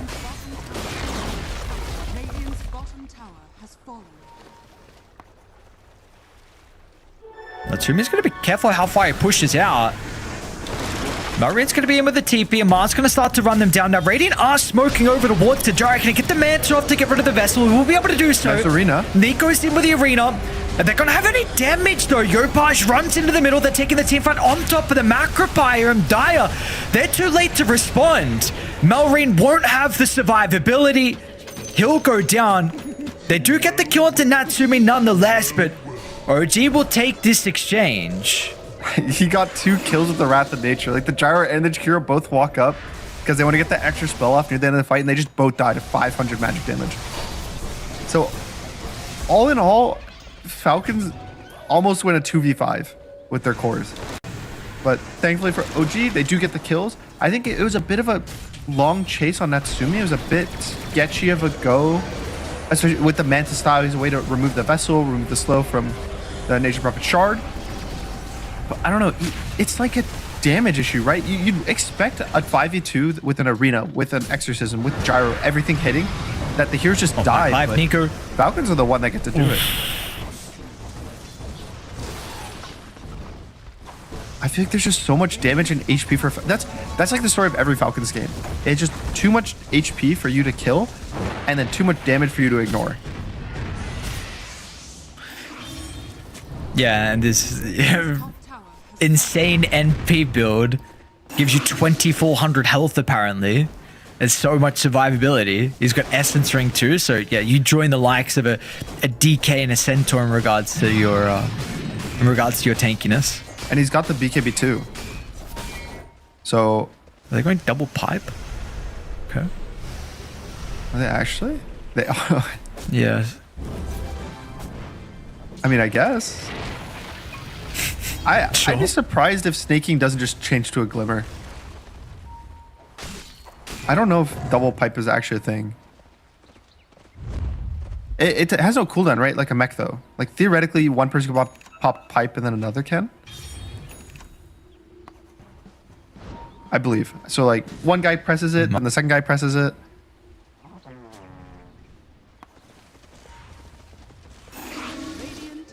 Amar has no cares. No. He can probably just tank this tier 2 tower by himself and just scare off OG. He might die, but he could do it, and OG potentially would just not jump him in fear of the response. I mean, we saw what happened yesterday. Amar just baiting his life. Snaking's gonna move on forward, and Nico gets a good spear right in the hands of Natsumi. He gets the soul. He's not even dead just yet. No way. No way, dude. I mean, the arena's going to hold 3 into place. Yopaj just getting a little bit of help back with the Spirit Siphon, but they pushed Natsumi all the way over to the left, and the Gyrocopter's not in a position where he can get any damage out. You've got some massive problems. I mean, I think there's more than massive problems already. I feel like there's a throne about to be hit. Natsumi, no TP 15 seconds, but they're going to... Oh, they're going to get him. Oh, no. Dude, he's dead, right? There's nothing. Maybe he juked? Yeah, he's got... yeah, good luck. Where are you juking? Yeah, he's gonna jump. Oh, man. And all this is happening before Falcons take Roche. So there's still like an Aegis that they can get to get stronger. There's still... I mean... Every item timing feels like it's getting worse and worse for OG. Chrysalis is coming out. There's an AC. Probably it's about like 3-4 minutes away for the Nature's Prophet. Shiva's is the next item for Centaur. Like, all these next set of items is too much. It's tankiness, right? Is particularly what's going to happen for Falcons. It's armor. Armor works well versus Death Prophet, works well versus Gyrocopter. Basically, all of OG's damage is nullified. And they don't have comeback damage. It's a rapier for Natsumi. I think that's like their next big bet, but it's such a large amount of gold he needs to buy because he went for not the rapier build items. He went Pike and Manta, which the Manta is very good versus all the random dispel things that there's the vessel, there's the slow, there's the silence. Pike is also really nice for both the Centaur and the DK, and also it's just nice for the Sprout, like having to be able to like remove your Clawing Blade from your inventory. But it means that if you're behind, you don't have this like Ags, Chrysalis, Rapier, third item timing. You need to buy a BKB and you need to buy your Chrysalis. He's like 10,000 plus gold away. Basically his entire net worth right now, he needs to double in order to buy a Rapier.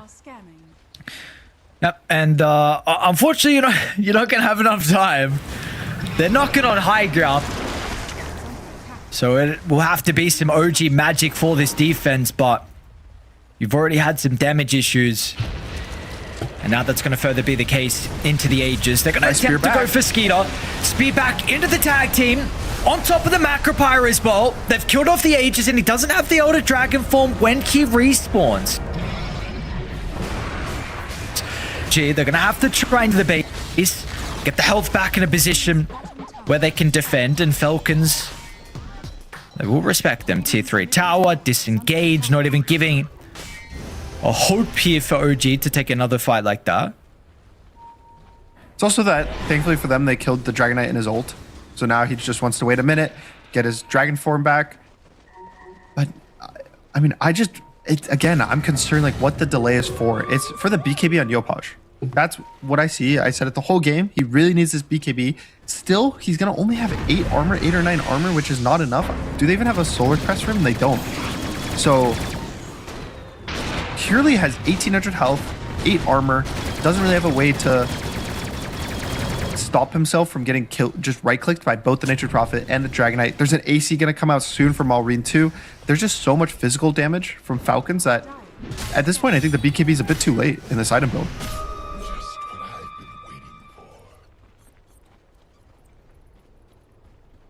Oh, that's problematic to hear then, because you're hoping that for OG there's going to be something that's good enough, but Tim's is going to be ran into as well, snaking with the invis. It's Malrine's TP out. They'll clear the wave, but Tim's, of course, giving another the kill. Now mid lane, Amar. Once again, Nico's going to get a push back inside the base.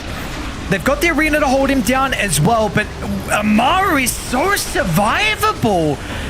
He lives through the entire arena duration. It's another spear against the wall. Malrine's going to try and TP into the face, presenting a different problem for OG to deal with. Amar does it. He jumps in. Oh my god. He stood in the macro fire the full duration. He survived just every hero beating on him. I think that was what? Arena, macro fire, gyrocopter ult.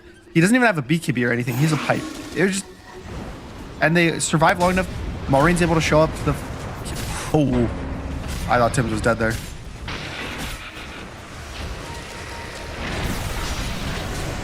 Once again, Malrine's in there deep. Super deep. Deep into the back line with the BKB. Oh no, Yorba's kind of stuck with the treants. Unable to find a way to slip on through. So Malrine's aggressive TP apparently works out as well.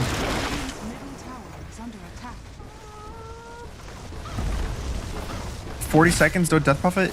And also, he popped his Exorcism on that go on the Nature Prophet. So even if he had buy, you're basically down a mid laner no matter what. So this is probably just mega creeps for Falcons. I think that if they're lucky, but not too many mega creeps. Steps up a little far forward. They will be able to find the spear, pinning the DK over towards the back effigy, but it's not going to matter. He's tanky. They're all tanky. It's too high of a net worth lead. Falcons, time to dive. OG want to tap out before they give an opportunity to fountain dive. They do not want to be disrespected like that, but unfortunately the damage has been dealt. It's going to be a 28-minute from Falcons doing exactly what OG had done to other teams so far in the group stages. It was very impressive by Falcons. I think usually they're a bit of a slower team, but I think that every time they pick Nature's Prophet for Malrine, they just change into this super fast-paced team playing around him. He was involved in 30 of their 34 kills on the Nature's Prophet. Just a beast.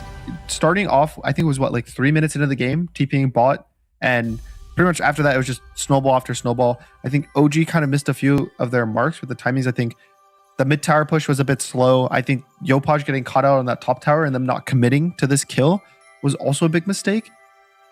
And I can see they want their aggression, but I think they were not really on the same page this game. And you can't do that versus Team Falcons. No, absolutely not. This is a team that will punish you with any single mistake that is made. And also, what a KDA from Crit. I mean, that's insane. 13, 3, and 12 on the Sky. 25 kill involvement out of the 34. You highlighted Malrine, but yeah, that's insane from Crit. So Incredible performance from Falcons. They're going to be able to stem the momentum that OG are continuing to build, and in pretty fine fashion as well. They kind of pull them down a peg and make them remember who they're going up against. But we have seen OG, they can really bring the fight to a lot of these teams. So it's going to be, we're hoping for a bit more of a competitive second game, a bit more of a competitive series. Otherwise, Falcons will move forward and continue their undefeated run so far in the groups. We're going to have to find out first at break. When we come back, we've got more Dream League Season 27 action.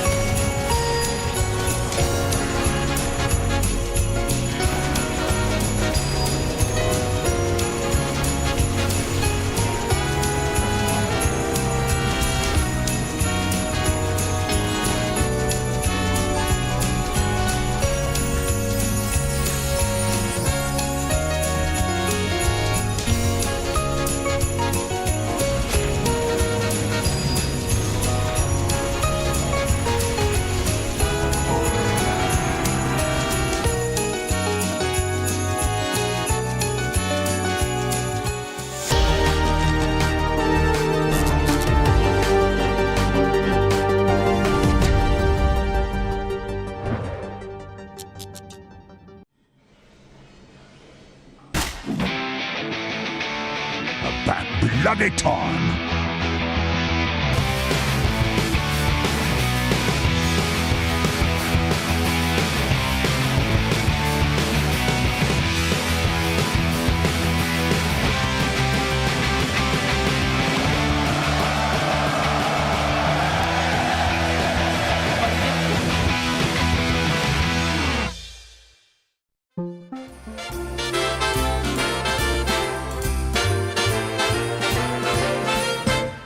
Jingle bells are jingling, carols fill the air, mistletoe and holly everywhere, children taking sleigh rides, laughing all the way. Oh, what fun we'll have this holiday. Homemade decorations, lights on every tree, snowball fights with friends and family, holiday occasions, raise a cup of cheer. Oh, what fun to celebrate this merry time of year.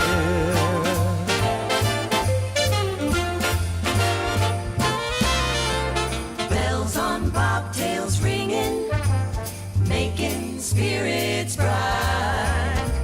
Come along, we'll sing a song tonight.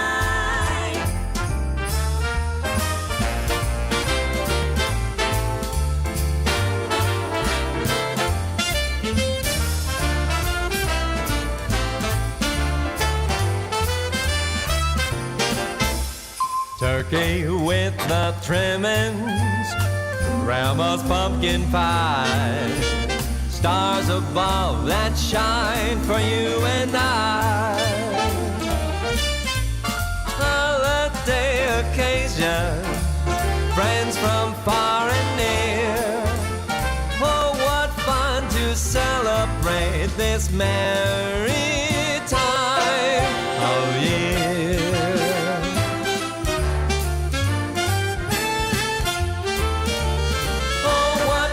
To celebrate this very merry time of year.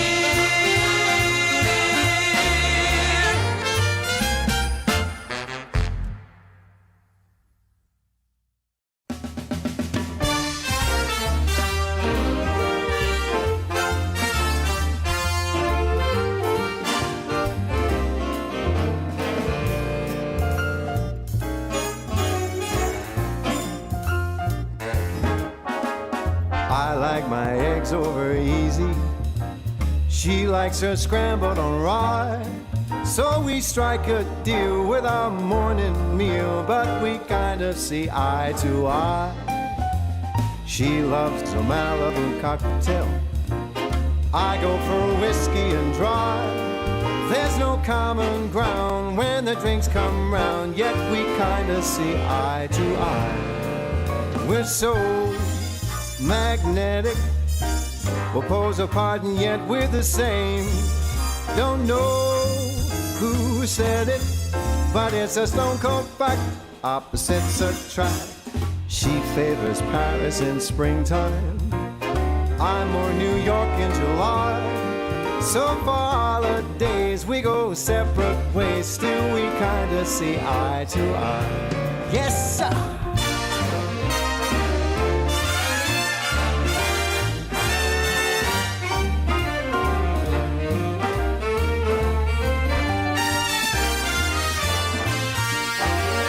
We're so magnetic.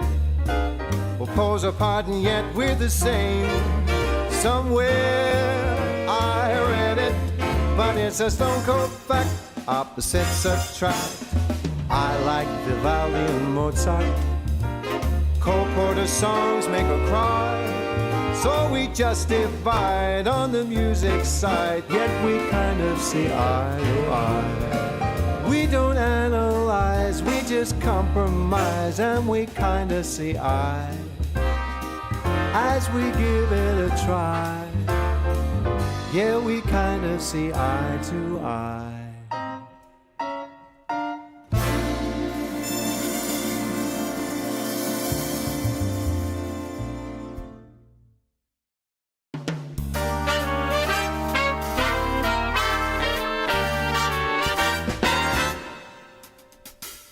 Easy does it, what's the rush? Hey, why not travel slow? Let's just take our time and then we'll see. Easy does it, makes it such a nice long way to go. Day by day we'll have fun, you and me. You know some things don't move by force. Let's let love run its own sweet course. Easy does it naturally.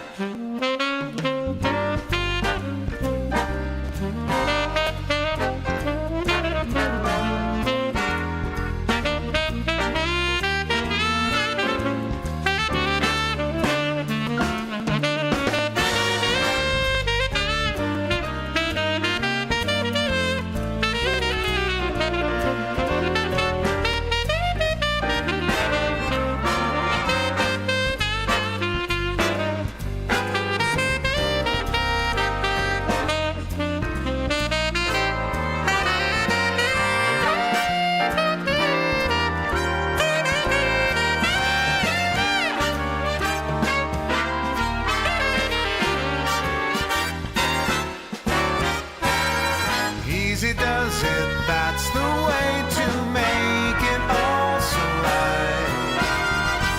This is how I knew that love should be.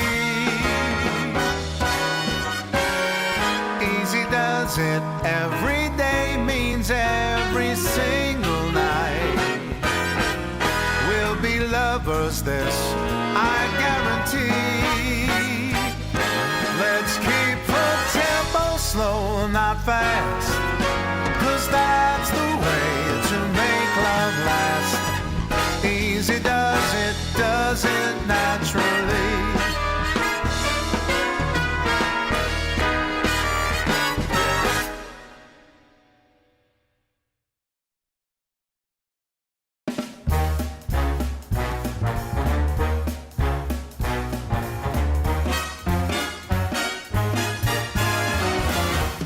Come on, let's get ready. You know where we're heading. giving a jive, living alive. We're gonna hit the heights. When that clock strikes midnight, we don't stop till daylight. So banish your blues, polish your shoes. We're gonna hit the heights. 'Cause I lose my head, feel my body sway when I hear that Creole music start to play. Gotta find that feeling when your mind starts reeling. Ready to blow, raring to go. We're gonna hit the heights. Hit it, boys.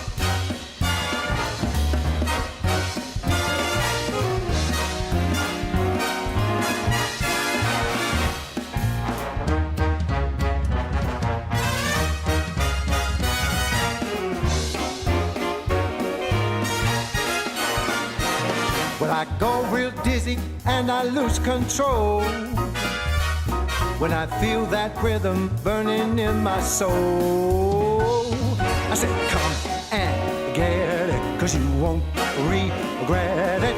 Follow the drum, get out of the slum, we're gonna hit the heights. I said, follow the drum, get out of the slum, head for the neon lights. We're gonna hit the heights.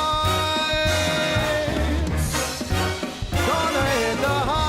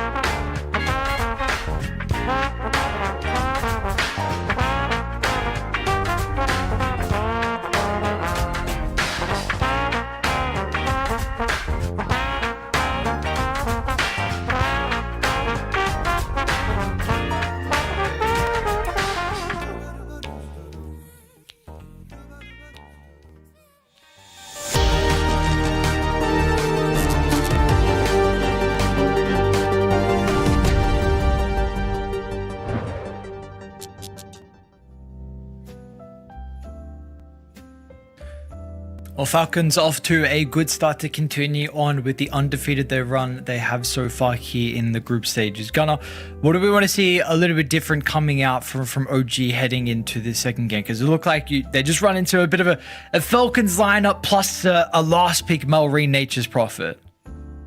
I mean, I don't want to harp too much on it because I think they definitely had a plan with it, but for me it was the Death Prophet and how they played around it. Again, I really liked their first 3 or 4 picks. Maybe the Tusk should have been a mid there, but at least Tusk was really nice with their lineup. Gonna unmute on Discord. And I think that it was just concerning when they don't pick their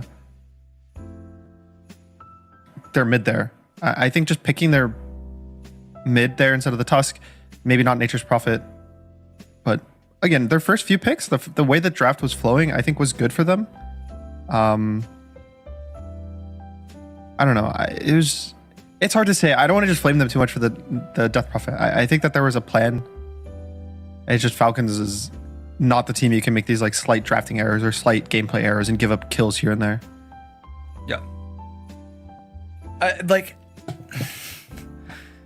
I feel like if you get this victory versus Falcons with the Death Prophet, we start to be like, wow, holy crap, like, what is this? DP, OG beating Falcons with it. Then all of a sudden, but then when you pick it and you don't win, it's like, what are we doing? Like, let's keep the staples, let's not get too ahead of ourselves. I know we're looking good 4-0, but this is Falcons. So I don't know like what position to really take. We'll see. Regardless, we've got a second draft. We'll see how everything is going to be a bit different here. OG do have first picks, which I believe is what we saw previously. What we saw the Jakiro into the DK was the first phase. I think it's probably just going to be a run back both teams. At least the first maybe 2-3 picks are all going to be the exact same. I mean, we've seen Falcons do that, right? Where they just keep running back the same draft because they're confident in it. At least for OG sake, I did like their first like 2-3 picks, right? Like I like the Mars, I like the Jakiro, I like the DK. Just do it, run it again. But no, Falcons actually bans Dragonite, which I'm pretty surprised about. I don't know why they're banning their own Dragonite. Maybe they're worried OG is gonna put up the value and take Dragonite themselves.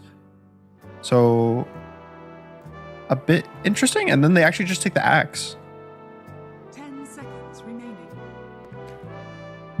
What are your heroes that you've been seeing with the Axe? It's in the carries. It's specifically the Abba Ursa, right? So yeah. Are there others overall, like in general, that you've liked with ways to be able to slow down this Axe? Because it is also something that OG have had a lot of success with when Nico is playing it. Some players like TA, because Axe is low armor early game, so the meld is really nice. You don't kill yourself instantly on the blade mill with refraction, but Ursa, I think, is just one of the easiest answers. If you ever get ult off, he can't press call on you, you'll kill him instead. In the lane, you'll kill him instead. Because Battle Hunger only slows if you're running away from the Axe, right? So if you're trying to kill him, Battle Hunger does absolutely nothing. And then even I think mid to late game, if you get your Ags, then you can just press ult during the call. And there's nothing really he can do. So it's just always an annoying matchup. Like sure, there's a few times mid game where maybe if you get Blink Blade Mail, you can kill, but that's not really the build people go on Axe either. How important are supports in this lane as well? We're looking for both strong laning supports as well, specifically for OG, because of still regardless what we've seen that the Axe do with the Battle Hunger, or what does it need in this matchup? The Ursa can have pretty much any pairing with a hero that has a slow or a stun. Just something that lets him chase down and hit the Axe. Even something with just a good support matchup that can just allow him to kind of have a 1v1 on the Axe. And OG's a bit more specific with the heroes they want. There's two routes. Either they pick some, I know it's banned, but like a Shadow Demon hero, right? And every time the Axe goes, or the Ursa goes in the Axe, you disrupt him. Obviously it's banned, but just that type of hero, right? Like a kite hero for the lane. And the other route they can go is the pure aggression route, which would they be pick some Skywrath Mage, some Snapfire, and they're just constantly going on the Ursa, not allowing him to take these nice trades with HP. I don't know which one they favor more as a team. I feel like Tim's more plays like the melee heroes. When I think of him, like Earthshaker, Tusk, stuff like that. He does play a lot of Snap, I remember. So I think that's probably their most like expected pick. I think also the nice thing with it is it does both. You can use the cookie as a get out of jail free card for your Axe, but you can also use it as a let's just jump the Ursa, get him low, make it so he can't pressure us. And it's also not too countered by the position 5s. You can kind of play for a lot of stuff. And it's not a hero that Falcons is probably concerned about. I think it's just it's a pretty average hero in the sense that it's not going to single-handedly win your team the game. Sure. Okay. Well, let's see what they go. Intrigued on, honestly, we just run back the Sky. We give him the Ringmaster or something. We're considering some form of save versus the Axe. That's also still in the pool, apparently. Seen a lot of this first phase kind of Jakiro bans and picks. So you get your strong laning 5 to be able to play with the Ursa. Yeah, and that's exactly the slow, right? Slow and stun, technically, that Falcons wanted in their lane. So already extremely strong safe lane for them. OG now does know the full lane, though, so they can respond. I mean, this is a hard lane to respond to. Like, Tim is going to struggle. I think the Starfire is still fine. I think Hoodwink is okay. That's probably their best bets. People can maybe pick Skywrath Mage. Ooh. What is that? That has to be a core, right? I don't think people really pick Venos support. I thought Scam plays it.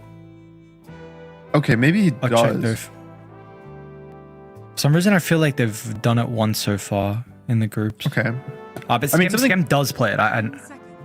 Okay. I was gonna say something cool that could happen is I know some teams and players run more like mid or carry Veno. And so if they want to go that route, what if they do Veno off lane and then like Axe as your like carry and you just put the Axe in the safe lane? Interesting. So then you still have like a Veno core. Obviously he's gonna farm like the carry. I don't know if Natsumi wants to play Veno, but if he does, I think that could be pretty cool. And then you just put the Axe in the safe lane. He'll kind of free farm. You'll have these two really nice strong mid game timing heroes, which is the timing that you want to be able to do high damage to Falcons. And then you could just pick some mid with like catch, go in, which is exactly what Yopaj wants to play. I could see them picking some like Ember here or Storm. Pretty much any of those spirits. I think you can just pick. I don't know. Maybe most likely it is just a Veno support. I don't really like it that much. I think that it has so much more that it brings to the table when it's a core, especially with the new innate ability that gives you bonus damage. I think you just want items on the hero. Yeah, just to confirm, they have played it already once versus Yandex in a victory. Scam played it as a 5. That game they did have an Axe as well. Nico was playing it, just to mention, but that's maybe just separate things. Yeah, I'm not too sure. I haven't really seen it that much as support ever since they changed the facet that you could jungle on Veno. I think that was the last time I really saw it as a support, and it was a jungler. It wasn't a support back then.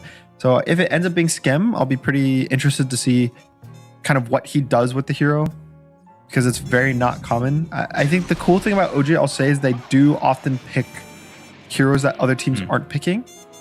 Like last game we saw the Death Prophet, this game we see the Veno, and it's not one-offs. Like sometimes, yeah, we'll see these heroes one time and then never picked again, but they're kind of in the roster of their team, right? Like like you said, this is not their first Veno game of the tournament.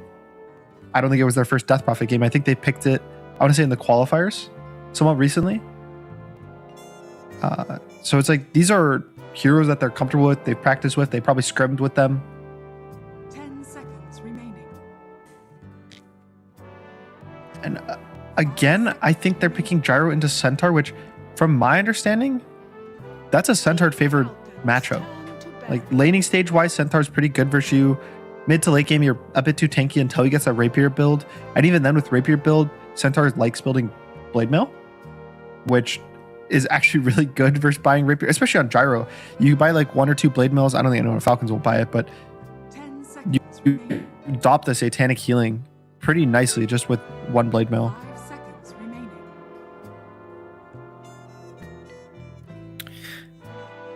Yeah, it's very interesting. That's kind of the thought that I had with the Centaur Gyro in regards to the matchup in particular. So I don't know, but they're obviously feeling pretty happy with the Gyrocopter overall. You know, this is something that they need on Natsumi. It feels like it could be a strong safe lane with the Gyro Venomancer.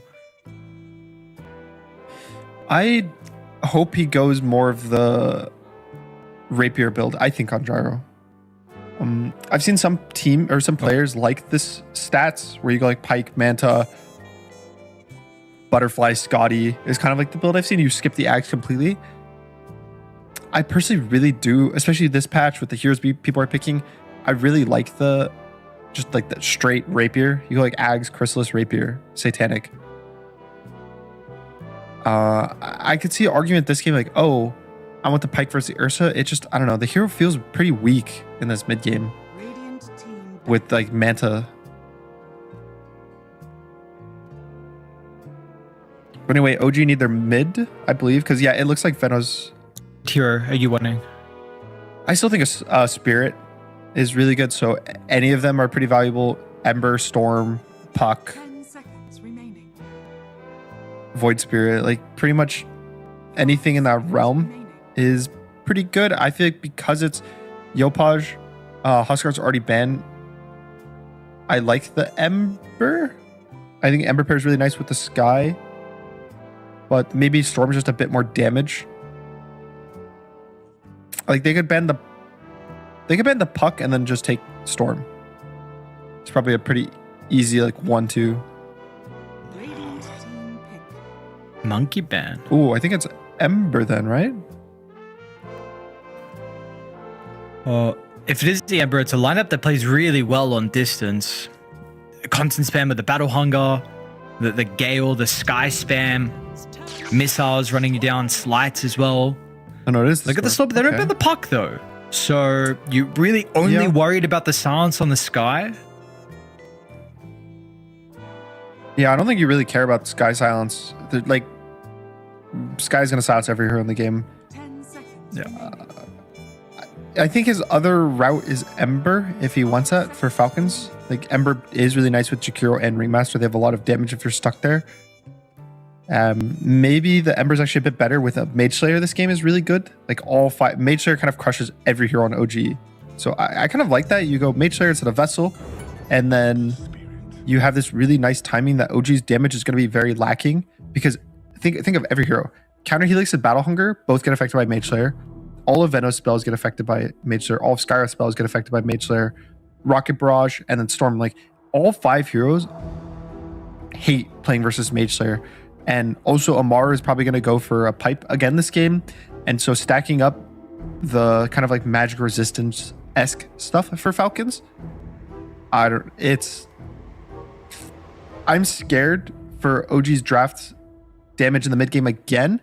And for me, I think a lot of it does come from kind of the Skem Veno, just because maybe I just don't understand the hero that much. But I don't know. I really like Falcons drafts once again. Do you feel like how can you nullify these concerns that you have for the OG draft throughout the mid game? Like, if playing, how much of a lead do they need to have for you to feel confident with them at that stage when you're going up against the Mage Slayer and the Pipe? I think if you're starting on heroes, like you're starting on the Ember in the mid game, the Mage Slayer doesn't matter as much, because you're stunning him, you're jumping in. By the time you've done your damage, then you get it applied. It's whatever. But to me, this game is going to fall a lot on Natsumi, because he's the only big right-click damage. And he can't carry this game. But again, this to me, I already feel like it's a Rapier game. I already feel like this is a BKB, crit, Ags, Rapier. You want to get in your first like 30 minutes of the game. You'll get a Satanic next. I think you can end the game with that Aegis timing. Ursa can't really fight into a Rapier. And I know OG does play their lineups around Rapier and Gyro.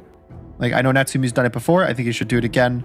I think if they do get that nice mid-game timing for OG, that like curve of Gyrocopter being kind of on top of the net worth, even if he decides not to go it and he goes his other items, I think as long as Gyrocopter is probably #1 net worth in the game, OG has a shot. But I think if Natsumi's not able to kind of propel himself forward, then this one's looking all Falcons to me. Okay, well, tell me the recipe then. Like, what needs to go right specifically for OG to be able to get Natsumi in that position?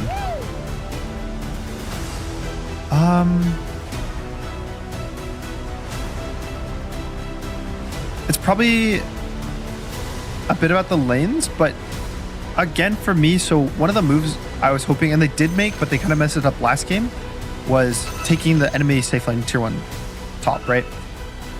They rotated the Gyro there, they rotated Yopaj there, and then they ended up letting Yopaj die, and then it didn't actually end up, the tower stayed alive, I want to say like almost 10 more minutes. Like, it just stayed there. I think making that move gives so much space to the Axe in the situation to push it out, slow down this Ursa. It also, because Axe has more space to farm, I think it allows Natsumi to maybe go to his triangle, farm his ancient stacks, farm even just more space for him bot. Like, all of the map movement's connected, and I just want them to make as much space from as possible. Like, he doesn't need to be involved in any moves at all except for that tier 1 top. I think that's, to me, that's like the linchpin for OG's early game. Let's see if they're going to be able to open up that top tower at an early stage for them. We'll see how these early fights go as well. Now we've got a couple of round of spells onto Skem. Skem runs straight into the firing line of snaking. And it's going to be first blood. So Falcons continuing with the performance in the previous game, already giving a first blood advantage along with what Are you okay? did we get? All right, so what's the... You said you've seen the Schem Veno?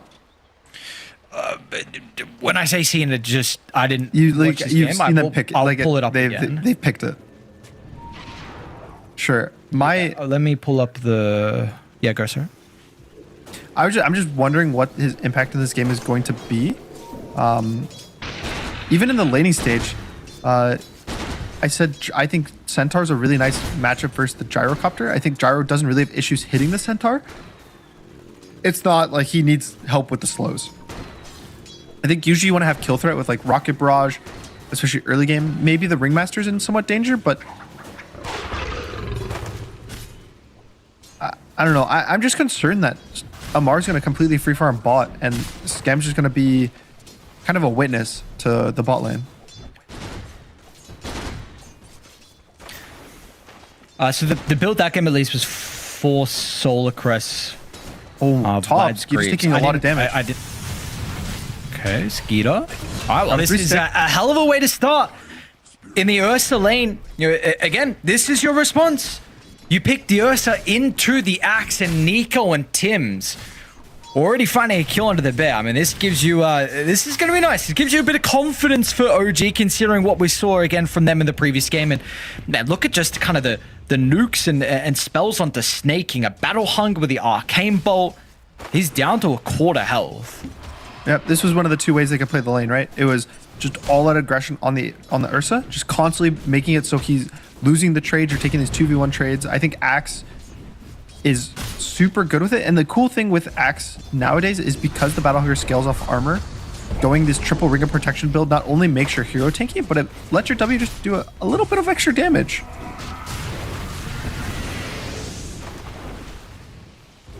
Meanwhile, mid, I just want to quickly highlight, Yopaj is bodying Melrin. I cannot imagine this is what the early levels are supposed to look like between the Ember and the Storm. No, not at all. Even with him going Slight Chains, which this game he's going Flame Guard, but you could kind of expect this with the Slight Chains build. But going for the Flame Guard and losing the early laning stage kind of this bad is really good for OG in this kind of game. I think Storm has a pretty Why are you nice... saying you... just... Sorry, keep going. I just think that Storm has a really nice game matchups. Like the Chikiro is going to have a hard time landing Ice Pass, Axe, or Ursa does nothing versus him. Like you are basically only worried about Ember Chains in this early game. And I think that, especially when you're the ones jumping with the Skywrath, with maybe like the Venos slows to help you up. Oh, is he going to go for a solo kill? He's going to try and attempt it, but the Flame Guard might be enough absorption here for Melrin, but it gets close. Can you touch on why you've like a Flame Guard this game in particular for Melrin over what you said, like the Slight Chains, which is the other options? So... Oh, by Snake? Just looking at top for a second. Well, Nico's got to take a lot of damage though, even if he runs past. Snaking might not even die. Okay. And Tim's? Meanwhile, Tim's is also getting ran down from Skeeter. One more swipe. He's already got a bunch of fury on him.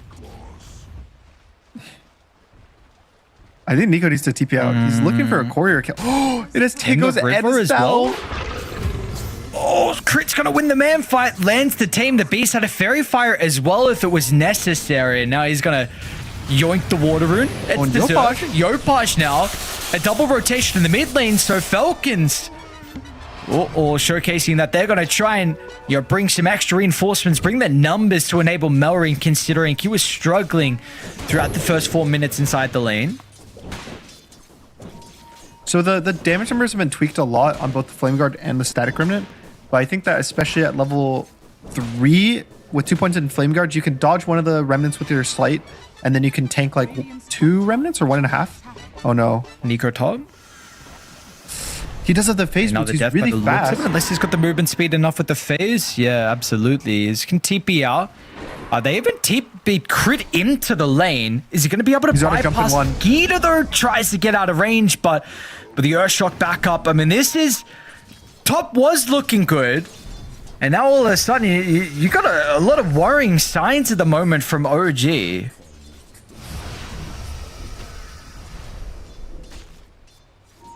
It was looking very good, but I don't know. It's just like there was 40 seconds where Falcons just completely outplayed them on pretty much a skill level on all of their heroes and map movement wise. Oh no, and Tim's not again. He's going to be run down as well. Nico's got to try and push Skeeter back, but he's going to be cautious in a little bit, honestly, if this damage adds up and if Skeeter can re-enter, but I guess he's got no mana. Crit is also starting to slowly walk to top, so it looks like Falcons are just completely leaving Amar solo down bottom and starting to make a lot of work happen here with the supports. But I think Amar is completely fine with that.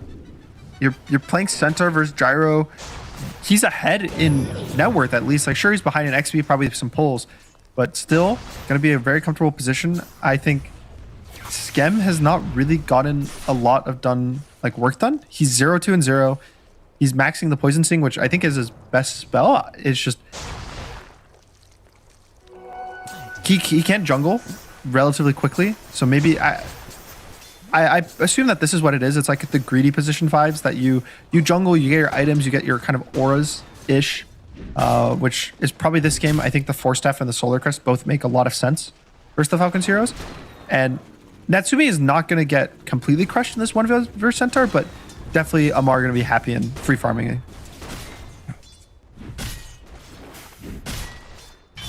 We're going to see if Falcons consider about contesting the Wisdom Rune on OG. Melrin's going to start to walk on over. He will move past Neat. Now they're going to bring the extra numbers on OG to defend this. Melrin will be forced to run it away. And with Yopaj's response, Snaking will go down and he gets some galvanized stacks. There's no way, though. Does snipe the Wisdom and also live. How is that allowed? So, Tim's... Amar bottom lane was a big opportunity, but this escape back did a pretty good timing here from Crit. Leveled up early on. He's going to look to try and TP out, and he will make it, but the flat cannon's not going to be enough. And now Crit as well has got a souvenir the way they both to leap away. And they're going to TP Snaking down to bottom. This is a level 5 Jakiro. So with 3 points already up in the Liquid Fire. I mean, these are some high levels to have in the supports at this stage of the game. They will deal so much damage between the two. I mean, not only high levels in-game, but just high-level gameplay from Falcons. I think it was such a good read by Skeeter to take that Wisdom Rune, and then Amar getting the kite, getting the TP out with the save from Crit. I feel like the lead is not that much. Like, it's not even a 1,000 gold lead for Falcons, but it feels like they're so far ahead just in terms of gameplay. Yeah. Yeah, just the movements and the responses from the supports have been perfect so far, and you've given what felt like we keep in mind as well, like Melrin was, I don't know, it felt like there were moments where almost Yopaj could be able to solo kill him or push him out of the lane and slow down this Ember, but this is a game where they're going Ember isn't slowed down, and well, they're going to try and slow down Natsumi, who you said was super important to OG's game. They need to try and keep him alive. For the strength, you're in to catch up to Snaking. Natsumi, 25 health, is going to be able to just slither on away, in OG will keep their carry alive. An ever so important rotation from them and Yopaj. That could have been the big turning moment of the game, right? If they get the gyrocopter there, maybe they pressure this bot tower. I think Falcon just take a dominating next 5 to 10 minutes of the game, all in their favor. But thankfully for them, they're able to rotate the heroes in. There's just a bit too much HP with that strength treads toggle. And fortunately for Falcons, they did get something. The Stampede led to the Axe dying top to the Ursa with that bonus movement speed. But still, I think it's a pretty big win for OG, just saving their carry there. Yeah. We will see the amplified damage used though from Melrin. So with all the kind of heroes that were pushed towards the bottom side, it does leave OG's offlane vulnerable. So first T1 objective is going to go their way. We've got another power rune that's going to be up as well. Let's see how they want to try and contest this on OG. Skims still only level 5. Doesn't have that Noxious Plague already. Melrin with the maxed out Flame Guard is pretty goddamn survivable. They're going to look for the pull with the drag back of the Ancient Seal, but the nuke is not enough. Crit, along with snaking, or some great spell casting from Crit. Is it going to be enough nuke? It's not. Yopaj has got to get away before Melreen steps in with a couple of remnants. Hang on, is Melreen in danger now? Nico's going to be able to backstab Stampede, but where's he going to be able to run to? The Stampede will do nothing. Meanwhile, Skem's getting a solo kill. He got both Crit and snaking by himself. That was way too aggressive. Malrine uses a remnant and then he has 2 remnants, right? But he uses them both kind of at the exact same time to go in, get stuck on the enemy high ground with no spells. He didn't even pop the flame guard. I think it was cooldown before going in and kind of just bleeding 3 kills. And somehow both supports just went down to Skem. I didn't even see what happened there with him, but I think just doing a bit too much damage and kiting them out with the ult and the facet.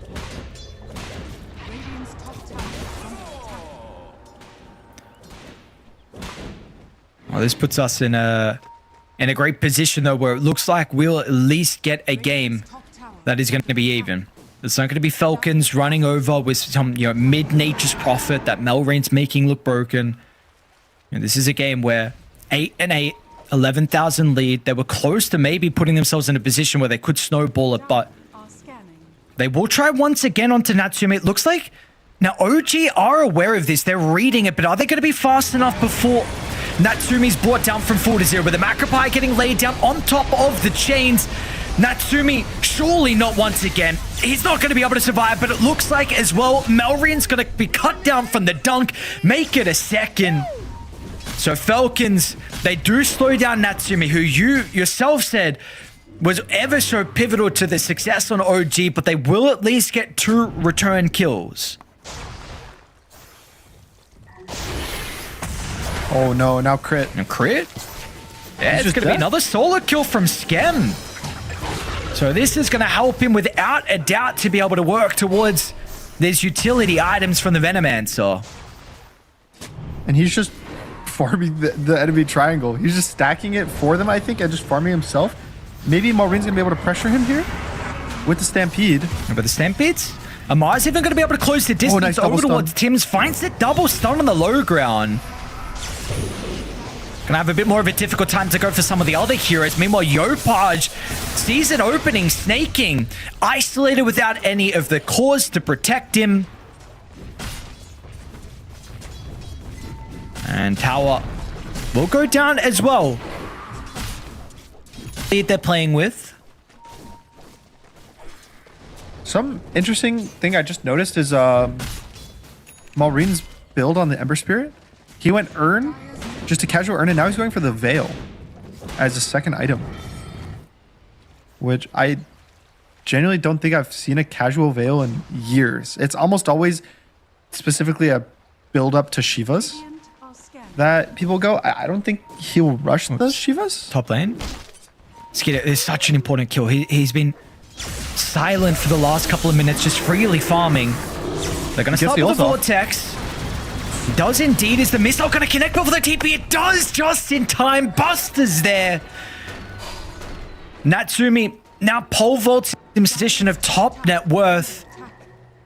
And another tower will go the way of OG. It was actually super close for him to be able to get that TP off. I think if he just insta-TP'd when he got his ult off and the pull ended, he probably would live, but it's a hard read to make because there's also an axe that can be there for potential. You don't know exactly what's happening. Lane Melrain. Only one more remnant. Nice Hurricane. They're going to try and pull him away here with a Tornado. They get the slow out of Skem, and they're going to be able to continue to chase as well with the Stampede. He will still have this in his arsenal now. Maybe Skem stepped a little bit too far forward with the supports on Falcons. Still able to use their spells together. Maybe there's an opening bottom. They know that the Stampede was used. The Mara's really aggressive up in the face of this tower. Feeling like he's going to be safe in a position to be able to push the tempo. He'll look for the TP out. They got some stuns. They do not. They used the missile early from Natsumi, so let's read from Amar. Really nice kills, I think, for OG. Just like the map movement. I was a bit worried after the laning stage. I think Falcons was just playing much cleaner with their kills. They were kind of just solo outplaying their respective roles. But after the laning stages ended, I think that the Axe caught up very nicely. I think Skem has found a bunch of impact just killing random heroes, getting his golden XP. He almost has a vessel of his own, which is really nice versus the Falcons heroes, most namely for me, the Centaur. But that same Centaur does have a pipe already. So massive timing now for Falcons to kind of hopefully turn it around and get their own work done. And that will only come through the form of the kill onto Tims. He's in good enough position to be able to scout out the smoke. Does also reveal the ward that was placed. Just got his own kind of defensive observer sentry set up. So they're going to sack bottom lane. How are you feeling about the status of the game, though? Because, again, previously you mentioned really you felt like Natsumi had to be the driving force rating. He had to have a good game. He's top net worth. Does he have a big enough lead? Actually, what's going on? Skeeter? Trying to run down Nico and Skem. Yopaj going to zip on over with the Rage on cooldown. Skeeter might be vulnerable. Yopaj going to be able to avoid the ice path. He's just playing perfectly around the spells of Falcons.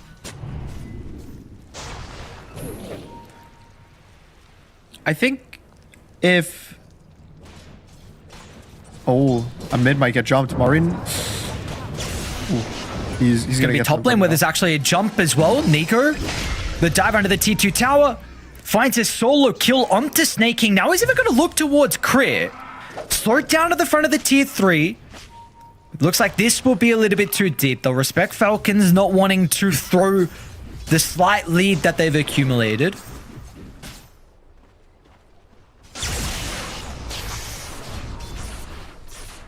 I think if OG was having a rough game or they weren't as far ahead, it would be a lot more Natsumi. But now that they actually did get kills, Axe is having a great game, Yopaj is having a great game, I think it's back to more being all the cores can have impact. And even to some extent, it kind of feels like Skem is transitioning into this kind of core Venomancer role with having about 5,000 net worth. So he's kind of catching up to the Ember. If the game piece keeps playing like this, he will be effectively a fourth core for the side of OG, which I think is really nice. And for Falcons, I think now it's kind of, the roles are reversed. If anything, I think this game is a lot on Skeeter to play it out, that he has to be the one. He's got to kill the Axe. He's got to kill the Gyro. Even the Storm, maybe he has to be the one killing him whenever he gets randomly chained. And it's pretty interesting how it just, all that swapped. And I think a lot of it was potentially because of the early item builds. Is he just going to be able to stampede away afterwards? Yopaj is in with the Vortex. Okay, so they're going to TP the Storm Spirit down as well, recognizing they need an extra forming to stop the Centaur from getting away. Something feels a bit weird with Falcons, though, that they're not using the pipe, I think, in a good way. Especially now, Ember even has a BKB, Ursa has a Blink. They have all these big timings, and they haven't connected. But maybe because the Blink and the BKB got arrived, Amar's trying to be a bit greedy. Oh, cute use of the Purge creep. Gets him away from the chains. It's not really going to be enough. Skem does turn with a round of spells. It's going to force the BKB out of Melrine. And now he's even going to see an opportunity to go for more. Now, Yopaj's resource is still pretty low, but that's a victory in itself. You may be now free to do something on the map. I don't know if there's a thought of contesting Roche with it up shortly, but they want Amar instead. Which this time they find Amar. He's got the pipe if he's going to be able to activate it before the nuke. The chain turnaround's going to be massive though from Falcon. So Will is perfect. Crit controls 3 on the backline, and this time they just go too deep. With Amar having heroes behind him, that was not the target you wanted to initiate it on. Previously, if he was alone, it would be a different story, but this time Falcons were ready and prepared. That's what I wanted to see from Falcons, right? They get the pipe. They have this tanky hero. Amar is so good at baiting for his team consistently game after game. And here, once again, just baiting in front of his tier 2 tower. I do think that was a bit of a blunder by OG. I think anytime you see Centaur directly in front of a tower, you should kind of, alarm bells should be ringing and be like, oh, this is maybe a danger. Maybe this is a bait. But they do take it, and everything that they've worked so hard for in the past 10 minutes is just down. They're back to less than a 1k gold lead. That was, I think, about a 3k gold swing. And with Tormentor spawning, it looks like Falcons will give it up, but I wouldn't be surprised if they keep fighting around their pipe. Importantly, they need to get some health and mana back from Melreen. So he'll TP to base and have the Remnant out. They do drop a ward as well. And they're actually going to go through the Twin Gate instead. So getting the read that maybe someone's playing down bottom. I guess there's a bunch of farm as well from Natsumi. Maybe they, I guess are they concerned about Roche? What's going on? Scam? We'll run it to crit, so probably getting a solo kill, but this is also... Is Crit even gonna... Crit's not gonna die. Ooh. Nothing touches the heart like my venom. Concerning. I think, and now also they, even though they had the area, I think that OG wasn't confident enough to take this Tormentor. So, yo, Jesus. Ooh, he's fine. Even with the area that OG was controlling, they didn't take the Tormentor. When, okay, I was worried that it was going to be a like 2-0 Wisdom Rune again, but OG hit their stride. I think they hit their mid game. They have that HP advantage that I think they usually go for. I don't know how much they talk about it in depth, but kind of from the items they buy, from hearing AY talk, they really value health. Again, staking, I always talk about this. He buys drums pretty much on every single one of his heroes. He's always buying one of Glimmer or Solar Crest, sometimes both. Crit on the other side is a bit more of a utility spellcaster. Like he's buying the Blink, he's buying the Yules, and then their cores are just stacking health pretty much consistently. I think it was really cool that Malrine ended up going for BKB really early. I think that's a really smart choice. And now going back for the Shivas because he already has that Veil, he's going to be extremely tanky. You have Centaur, obviously, who's just Centaur. Like, there's no other words to say. And then Skeeter is actually skipping the BKB, but I think it's really cool he's playing around the pipe. Using that as his, like, anti-magic item, which I think it'll pay off. And OG doesn't, I don't really see them having something big coming up, right? Like, nothing's going to change the fights. It's about the angle of the fights for OG. They have to get a good jump. They have to get a clean jump. If they can try to burst the Ember, Bottom try to Skeeter? burst the Ursa. Well, maybe this could be the jump. He has to be a big blind call. Out to get the blind blink. He gets it. Oh, we got him! Oh, Nico with the blind call catches Skeeter on the TP out. That was good. Even Skeeter's like pinging the high ground. He's like, oh, guys, it's warded here. But just super good read by Nico. And I mean, that's exactly what they need. I think that if they weren't able to get that, Falcons gets to reset the map. They have this Basher come out for him too. Then maybe they look to set up for Roche. But now, OG's the one that gets to set up for Roche. And the bigger thing about the kills, even if it's a bit slow, like let's say Ursa's able to respawn, he died while TPing out. So he has absolutely no way to get to this Roche fight, and it's going to be a free Aegis for probably Yopaj. Now, how do you want to play with this Aegis though on OG? Because it does, what you're mentioning is the fact that, what do you make of this with him holding the Aegis instead of the Storm? I think if it was Yopaj, their mentality would have been more teamfight area control, because you have a Storm, right? He can just like zip in and take any teamfight. I think when you give it to your Gyrocopter, your carry, you either, the way you want to take fights is just having a slow like walk-in chase and you don't really want to dive with the Storm, or you want to hit buildings. I think for their draft, it's probably the building angle. I think they want to start taking these tier 2 towers, take the top tower, take the mid tower, with the, especially like Chrysalis is now finished for Natsumi. Snake? What? What? He forced his own missile. Does he not know that how it works? Oh. Because that was going to catch him, right? Like, for sure that was going to He didn't have to do anything. What was Snake King doing? What was they actually doing? How did you think he was going to do? I was... what just happened? No. It was a mistake. It's all good. It happens. I mean, if you wanted to use Nico. Catches crit, maybe. Popping out of the portal. Yeah, without a doubt. He's be a way too nice far little out. cull stack. Holy crit. There's no way he lives. No, absolutely not. Nico's just making sure he holds his cold so there's no TP. Now, Dire trying to do something on the map. Snake King and Melreen smoke together to potentially catch a straggler or a support, but also importantly, drop a really deep observe ward, and that straggler will be Tim's. They're just going to head first into the Falcons 2-man, but Yopaj is going to respond with the amplified damage.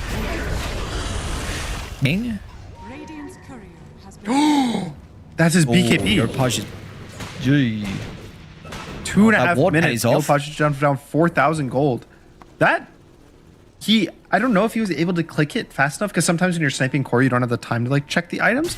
But if they know that his BKB is gone for 2 minutes, I think you just smoke up instantly for Falcons if you made that read.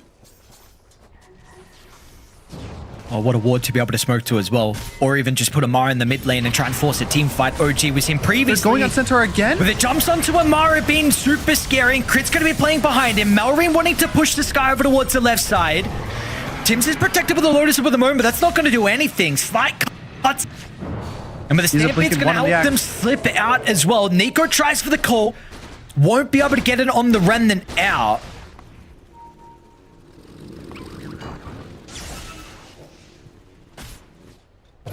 I mean, I would say thankfully for OG, Skeeter wasn't there. I think if that Ursa was there, that could have just been a full team wipe. Maybe they just don't want to set up map up that aggressive. But again, there's still this no BKB for about 1.5 minutes. Oh, Skeeter bottom. Can they set something up? They saw him on a ward. He's TPing. He's TP. I don't know. I think if OG are able to get this BKB back without losing too much, I think that's a win.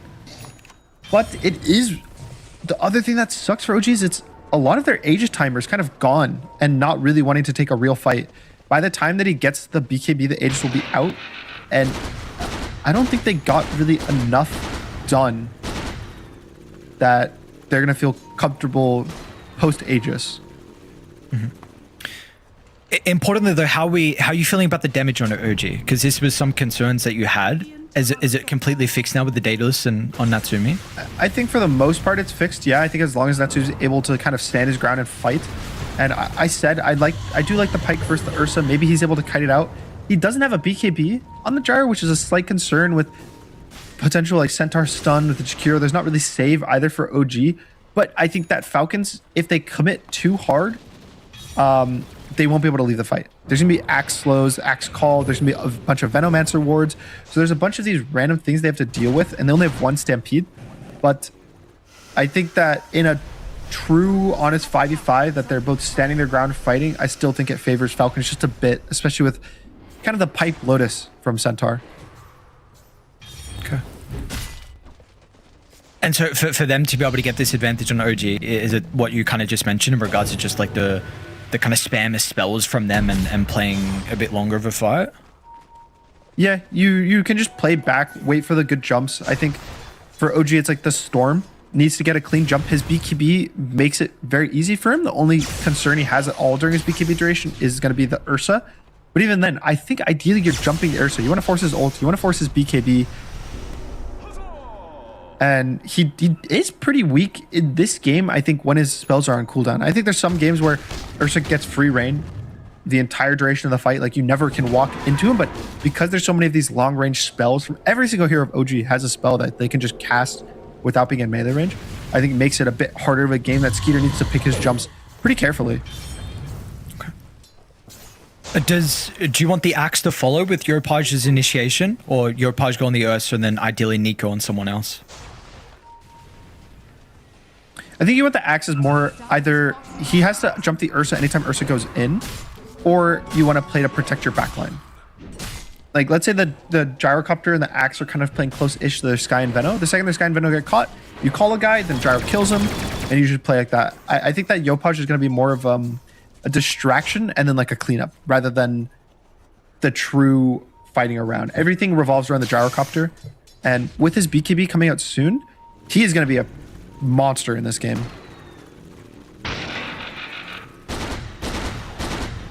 Okay, Miz currently slowing down 30 minutes in. Falcons had a absolute masterclass performance in game one. Start to finish is super clean. We didn't get to see OG play. This game, it is much different. 30 minutes in, 20-20 the kill count. We do have Tormentor with the second spawn about to be up shortly, so Falcons are already controlling the northern side of the map.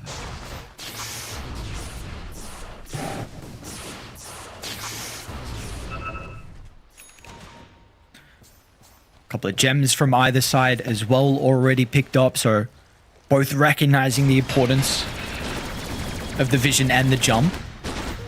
How do you on OG? Do you BKB somewhere? Maureen just clicked his BKB. Okay, unlucky. I don't think he was in danger. Maybe there was a jump I didn't see. No jump. I think I think he just clicked it.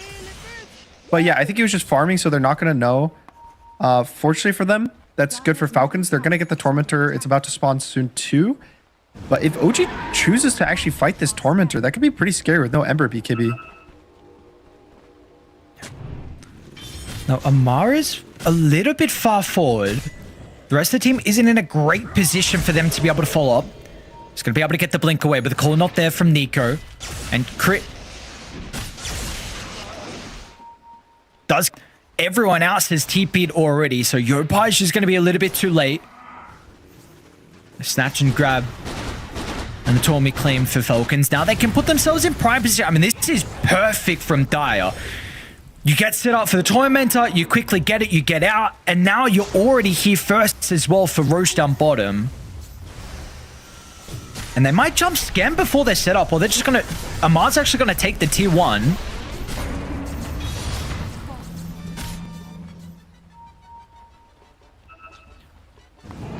Yeah, there's a really fast on the Roche hunt. on Is going to be able to catch out Tim's on the low ground. Oh, this guy just assassinated in an instant, but the Ursa cleaning up, and now Radiant trying to funnel through the bottom lane, but such a good work for Falcons.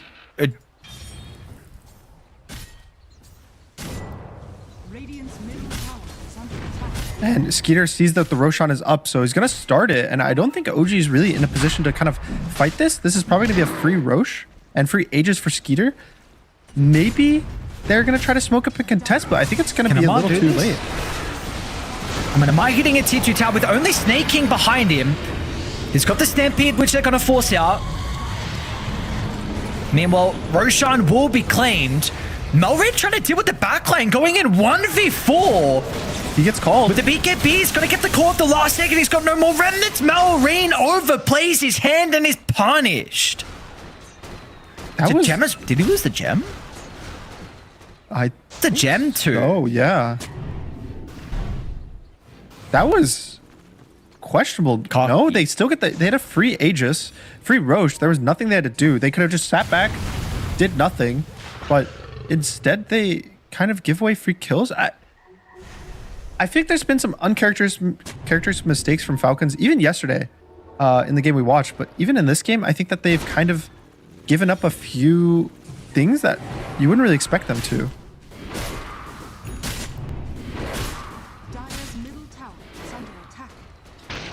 And thankfully, I think OG is really good at punishing it because they're this aggression team, because they're fast-paced.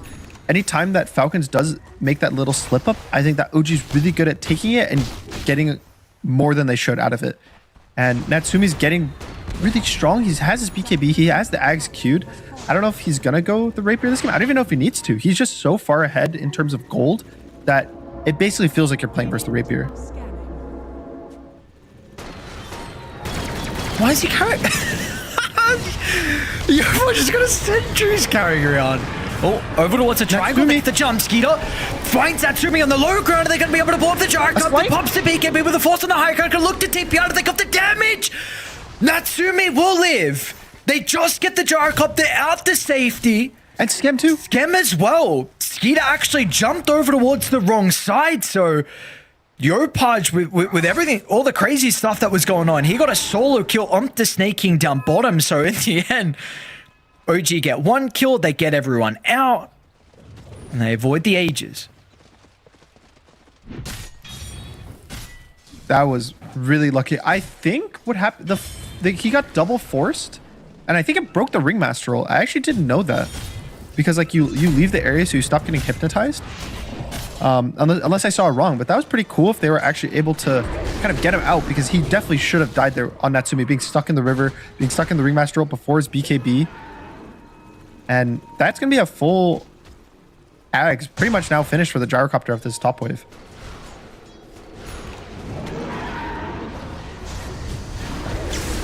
On the portal, who do they find? Yopaj is going to be able to run it to crit, and now Ursa's also kind of isolated. He does have the Aegis. Melreen's going to be coming through over to the right side. They're going to have to go Skeeter twice if they want to be able to get rid of the bet. It's not going to be an easy objective at all. Skeeter tries to turn with the Abyssal Blade, but Nico's going to be okay. There's the first life killed off. There's a blink call. Now, how do they set themselves up for the second round? But the cooldown's going to come through. Nice Marvel will card. do his best to protect with the Ursa, but the card's going to be able to get him out of the danger with the big right call. move. But Nico with the call finds two, holding Melreen into place. There's no more remnants for the Ember to be able to zip away. And now, Amar, you are not escaping as well. Slowed down, one spell into a second. The buyback out of crit. OG, do you respect the buyback, or do you still feel like there is an opportunity for the jump onto Amar? They will not overplay. They are happy with the lead that they've accumulated, 6,000 net worth and a buyback out of crit.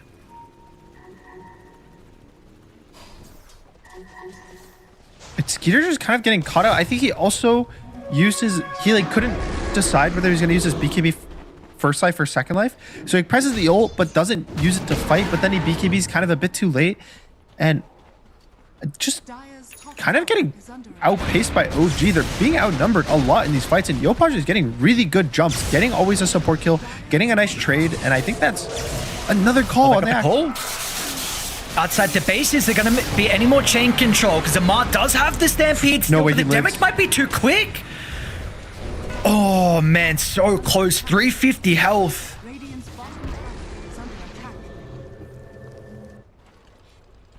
But even so, it's 7,000 gold lead now for OG. And this was a dire Aegis that they've been losing this gold. And I think when they got that Roche, it was like a 1k lead for Falcons, if anything. And now they're down 7k gold just 3 or 4 minutes after the Roche is killed.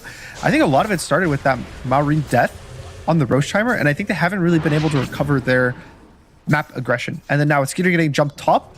It's just looking really good for OG coming into this late game.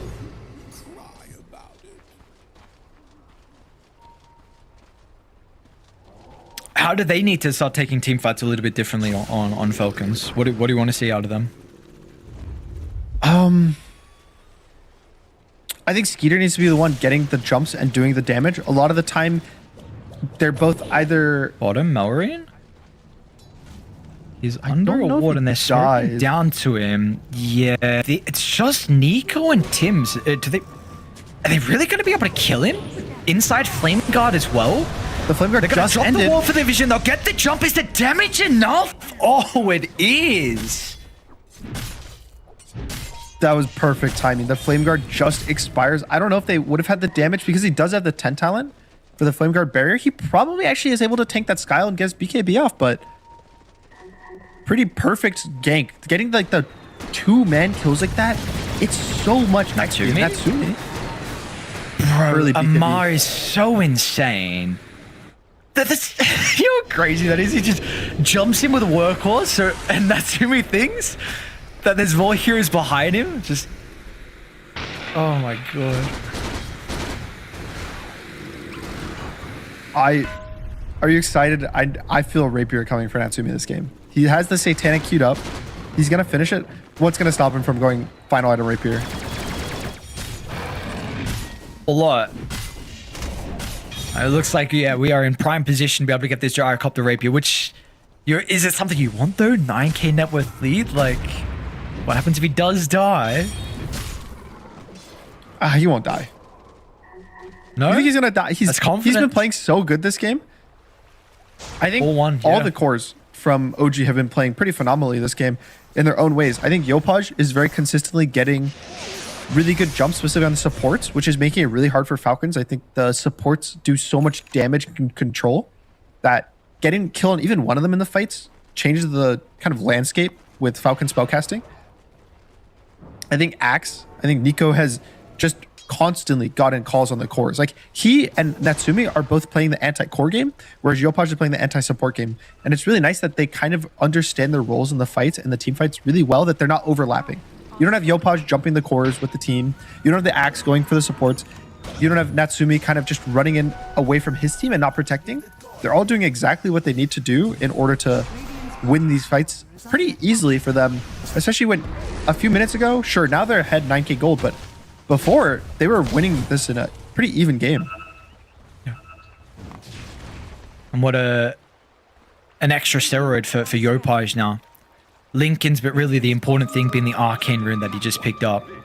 So going to activate an TP down to bottom. They have awarded the portal that which saw all these TPs in.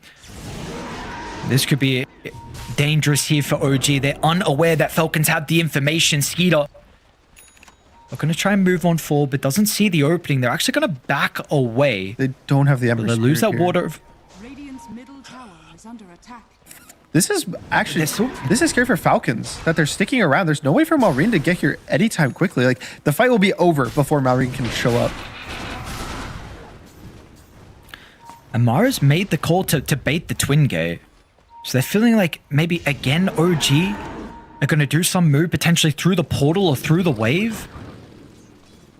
Let's see if they're going to get the correct read though. Nico is going to run through the left side. Crit as well might be the first point of contact, which is not what you want from Falcon. So they get a glimpse of him. They do. Crit's able to respond with the blink. Over towards the right side. Nico's in with the call as well. It's going to hold the Jakiro into place. Supports are being revealed. OG putting a lot of emphasis to deal with them, and they should be able to be successful at that. Meanwhile, over to the left, though, they've lost the Venomance up, they've lost the Sky as well, so both teams evening the trade. The supports are gone. Natsumi's got to duck and run with the BKB. He gets a stun on Gyro.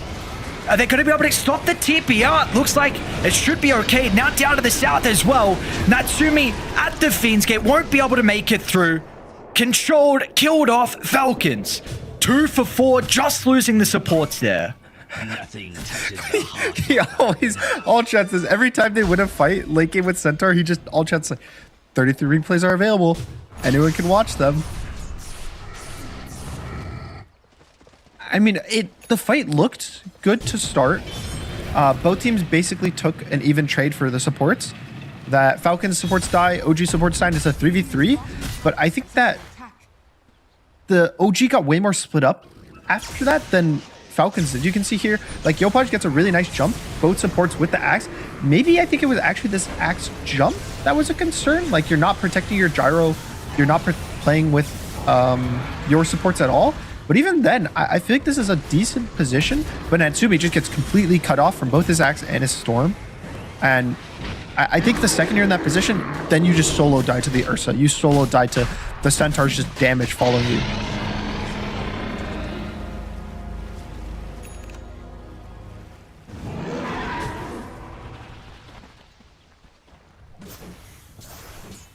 And also the other concerning thing was the Satanic for Gyro. He had 3,000 gold on top of him. Maybe if he has the Satanic there, when he gets to that like half health, they can maybe turn.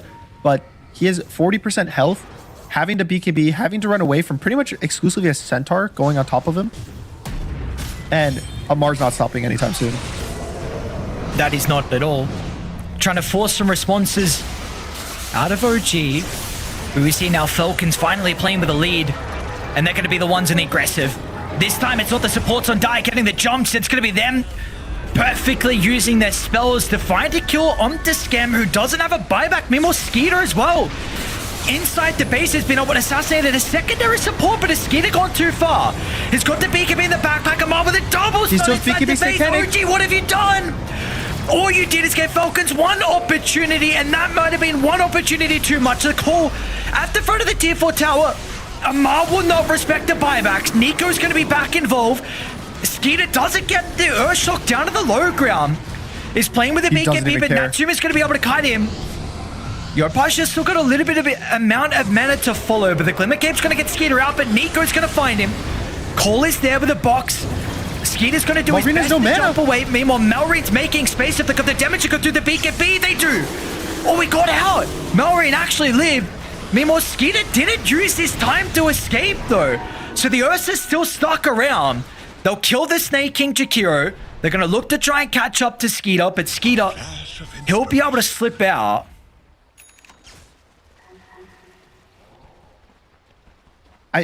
I think even with all the kills, I actually think that favors OG. Getting the kill in the centaur and the Jakir and the Aegis, even being able to defend your base, I think it did cost him a lot. It was 2 buybacks, if I'm not mistaken. Like Sky and Axe both have to use their buybacks, but it was really deep by Falcons. Like look at Amar, he's on these tier 4s going. I think they were almost able to kite out Skeeter. Like Falcons is individually playing it really nicely, but team-wise, I feel like it was so close to them just throwing all of the lead that they got back. Like, I'll say it's thankful that Falcons was able to get out with the amount of deaths that they had.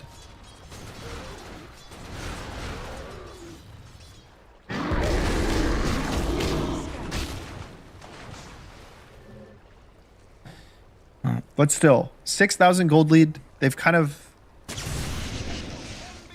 turned back what OG had in this mid game back towards them. I also think Maureen is getting to the point that he's feeling pretty unstoppable. He's got the Ags, he has the Kaya Sange, he's going for the refresher too, so huge timing's coming out for Ember, and I think it's pretty cool how he's playing the fights. He's not necessarily going for control or like to help his team play the game. He's going in just to create chaos in the backline. He's popping his Shivas, he's remnanting through the supports, he's just delaying the team, and even there, I think his idea was to remnant through the team, slow them, and then BKB TP out, which was really risky, almost died, but buying that little extra time and space maybe allowed Skeeter to survive, and if he didn't make these plays, I think that Falcons would be struggling a lot more than they were in the fight, and it's a lot of just like the vision that he's providing to his team.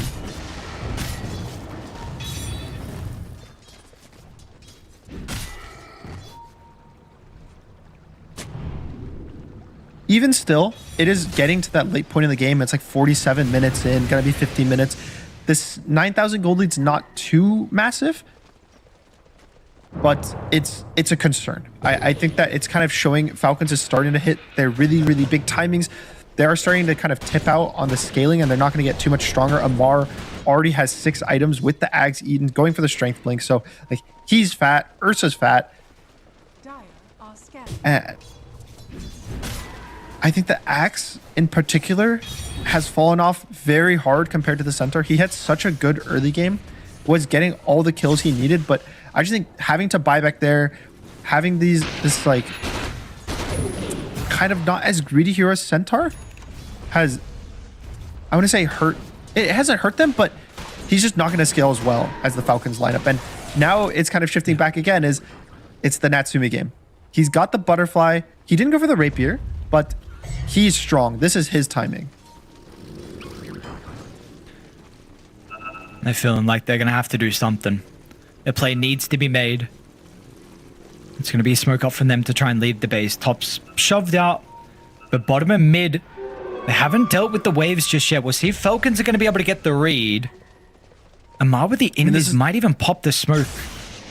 This is a really nice smoke timing. This is probably their biggest timing with the butterfly being purchased. Skeeter does not have an MKB, so he's not really going to be able to man fight. Crit? And they're going to get the crit. That they will indeed. So they're going to try and start to TP back onto Snaking, but it's just him. Somehow they're snaking over to the left side as well. So they're also well, it's actually Melrine that they're continuing to run down. So it's not going to be easy at all. Meanwhile, Amar, can he be here? Ooh. Oh, just too late on the call. Apparently he can't. He just doesn't care. He's constantly pushing waves so aggressive every time I see him on the Centaur. He's like doing it in front of tier 2s, tier 3s. He doesn't care. His concept's either I'm just better than you and I'm going to blink out and react to your jump before you can even get it. Or if you jump me, my team's behind me and they're going to fight you. And Maureen now has his refresher. This is so big because he also has the buyback, meaning if you end up being lucky enough to kill him through this double BKB, through this cheese, he's going to have a remnant drop because of the shard, being able to have 2 lives pretty much instantaneously.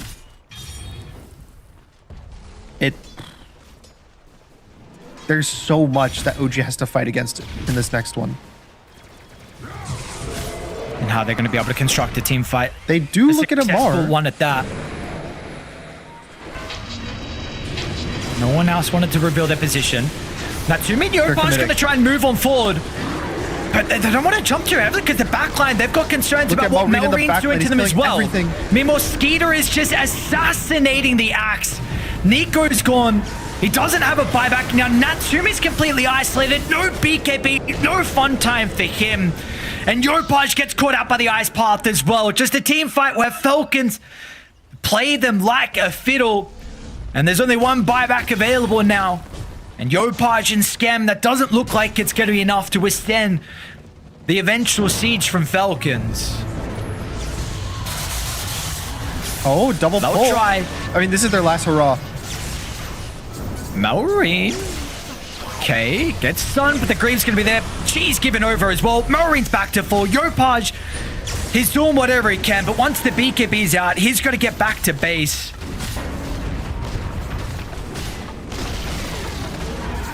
And there's no buys. The Gyro just bought his butterfly, so they're probably going to know he has no buy. And then the Sky Axe had a buy last time they defended the base.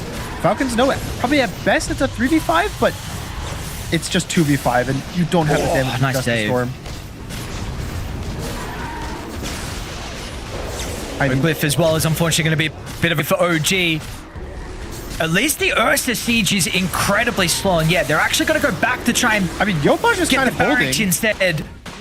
He absolutely is.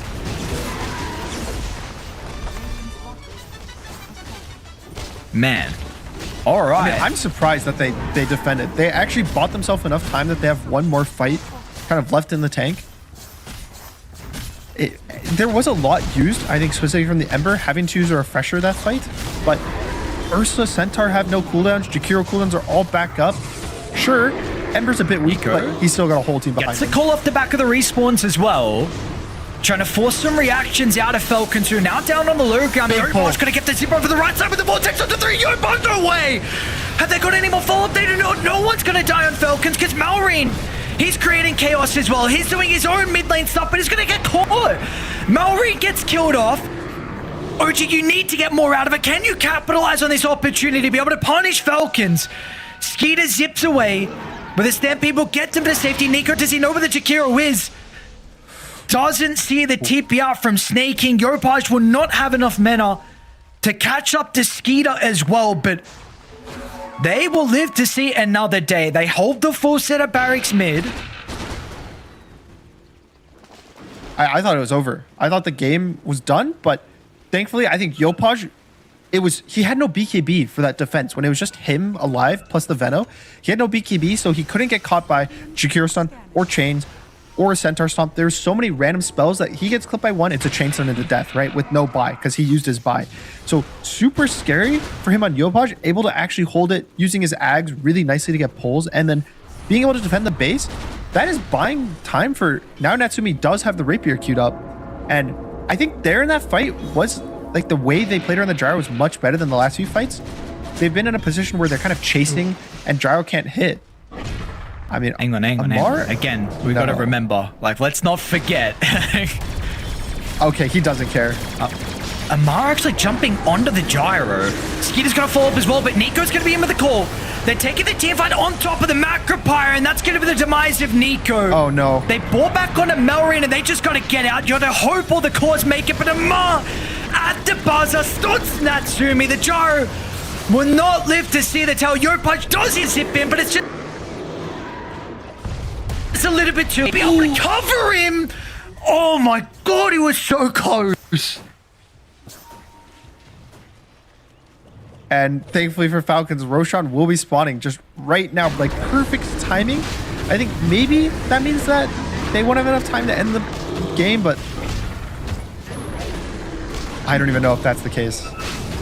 60 seconds when it's a just 2v5 with Gyro does have buy, but I think if he has to use this buyback, that's probably game. He needs this Rapier. I also think, what is... I mean, yeah, sure. What's going on the kind of Centaur? It's kind of like a funny haha, like the Centaur's just like sitting on the mid lane, like we're gonna poke him, but every time any team jumps the Amar Centaur, it ends up being bad. Why not just play it slow there? The Rosh can spawn soon. They can probably farm the Rapier before that Roshan, and then maybe you take this area around the Rosh pit, you have Rapier, Gyro, you take a good fight, but now just losing everything, losing your base, maybe getting Mega'd, even potentially using the gyro buy, which is that's your rapier gold, is in this buyback. I want to see Amar completely avoided. Do not touch him. I do not care what he's doing. Go for anyone else. It doesn't matter. He hits 6.6k HP. Like, let's be real. You kind of got to go as well. I mean, it's an awkward position, but the gyrocopter buyback is respawn's about to be there, so you don't want to buy back. So the tier 4 towers with the throw now being exposed. Skitty gets a jump and a quick assassination. He'll deal with the backline. Now Skitty's going to be able to dip out as well. A quick snatch and grab at one of the lives. And now they're also poking as well onto Natsumi. Another zip on the backline. Yopaj again gets the triple claw with the bash. Skeeter will hold him down momentarily. There's going to be no Natsumi follow-up as well, but Natsumi gets caught to the left side. He's got to use his buyback instantly. Look to try and rejoin. Melrine starting to fall low, but of course he has the ages. Yopaj is creating so much chaos, holding down the supports, almost getting snaking, but it's just not enough. The tips, I mean, are well-deserved to Yopaj. He's done such an exceptional job for them this game, but too little, too late. OG, first defeat for them in the group stages, and Falcons will continue to remain undefeated. Yeah, just a clean game. I think also, I do want to shout out Centaur. Like the Amara one specifically, but Centaur in general.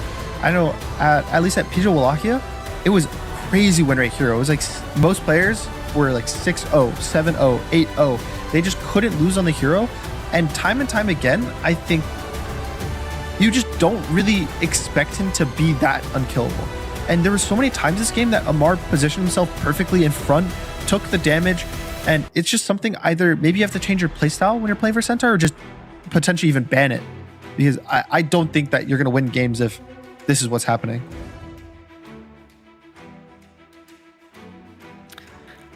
I wonder what the comms are like, honestly, for Amar in particular, along with Falcons. Like he would be laughing so much at what's going on. With how many times are we going to see this? It's ridiculous at this stage. What happens when they always try and kill Amar Centaur? I also think for this matchup specifically, like Falcons versus OG, Centaur's really good versus Natsumi's hero pool. You think of Wind Ranger, you think of Gyro, I think are like the two main ones that I think he's been playing a lot of. Centaur's good versus both of them. It's like Centaur plus Mars are these like very anti-ranged carry heroes that Falcons loves both of them, right? Amar is one of the best Mars in the entire world.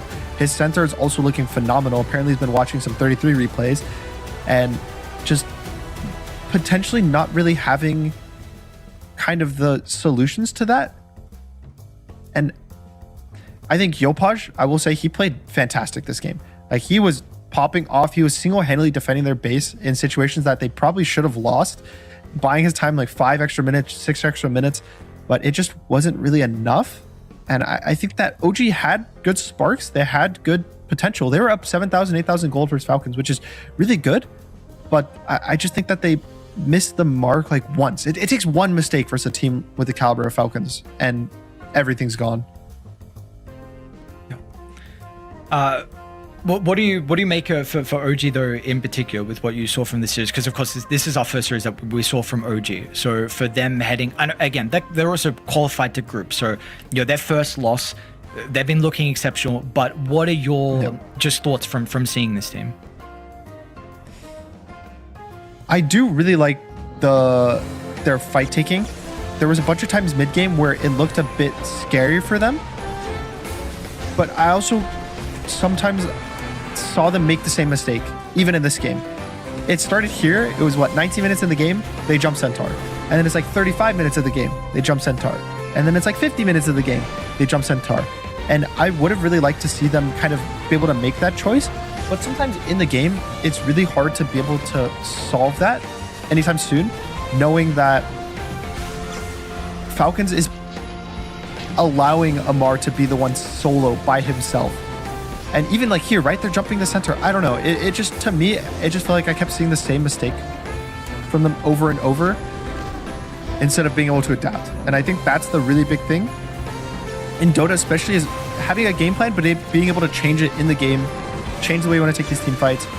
But outside of that, genuinely outside of the Centaur jumps, I think their map movement, their speed of the way they played, I think their hero picks are good. I think individually, specifically Yopaj is playing amazing. So I'm not really going to give them much flack. They lost to Falcons, probably the best team in the entire world right now. It's not really something to complain about. They're still 4-1 in the group stage. They still looked pretty spectacular. Yeah, that they have been indeed. But Falcons continuing, though, with the dominant group stage from them. 5-0 now. So a incredible run that we're seeing. They've not skipped a beat at all, looking to try and have a bit better of a showing. Again, I know Amar was a little bit frustrated with the elimination at Blast. We are going to get to hear from Amar as well. So firstly, congratulations on your series victory, Amar. I'm intrigued on what your comms are like, playing a Centaur in game after game after game, where heroes keep jumping you and you keep baiting and your team keeps winning fights. What are you saying to your team in these moments? Nothing. I mean, I just don't understand why people keep jumping into Centaur who has Blade and Pipe. You know, it makes no sense. But like, you know, this is how these teams actually nowadays play. They think like Psychopath Dota is like the way to go, and they just die. So, like, I don't understand what's happening. This is, if I remember correctly as well, you even said that OG play like Psychopaths as well. When you did the seeding kind of a video that you did for them, you were quoted saying that they play like Psychopaths. You feel like unfortunately this is just the problem. They run into a tank like you, and this is their play style. I mean, I think this can work against like teams who are not prepared for it. Definitely, like you don't like. Let's be honest, like no matter which players play on Team OG, they're always gonna be the same OG. Like they're just gonna run around, go, 5 heroes, pick gyro, let's go guys. And you know, nothing gonna change. Were you like that when you were on OG? I mean, I was forced to be like that, and then I joined Nigma, you know. You can imagine like how fucked my brain was to think that this is the real game. In 2019 it was, but now, yeah, unless you get surprised by it, it's so easy.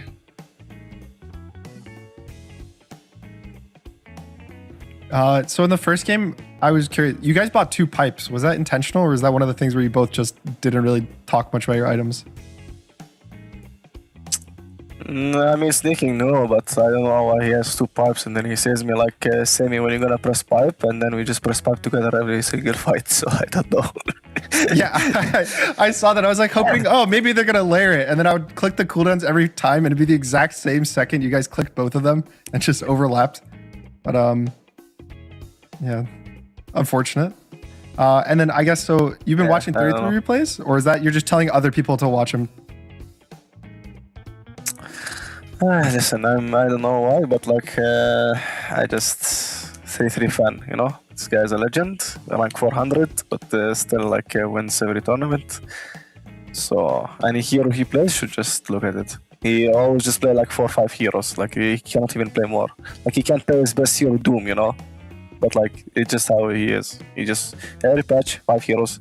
That's it. Is a legend, and you're building up quite the accolades as well with the tournament victories you've been starting to gain and looking for a Dream League victory as well. Thank you for joining us, Amar. And any closing comments you want to make before we let you go?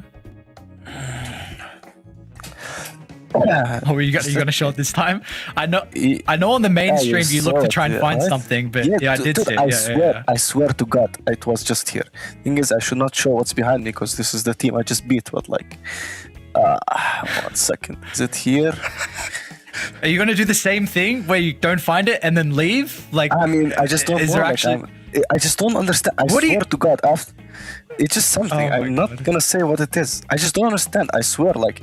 When I didn't find it, like 1 hour ago, I just saw it on the table, and now it just doesn't exist anymore.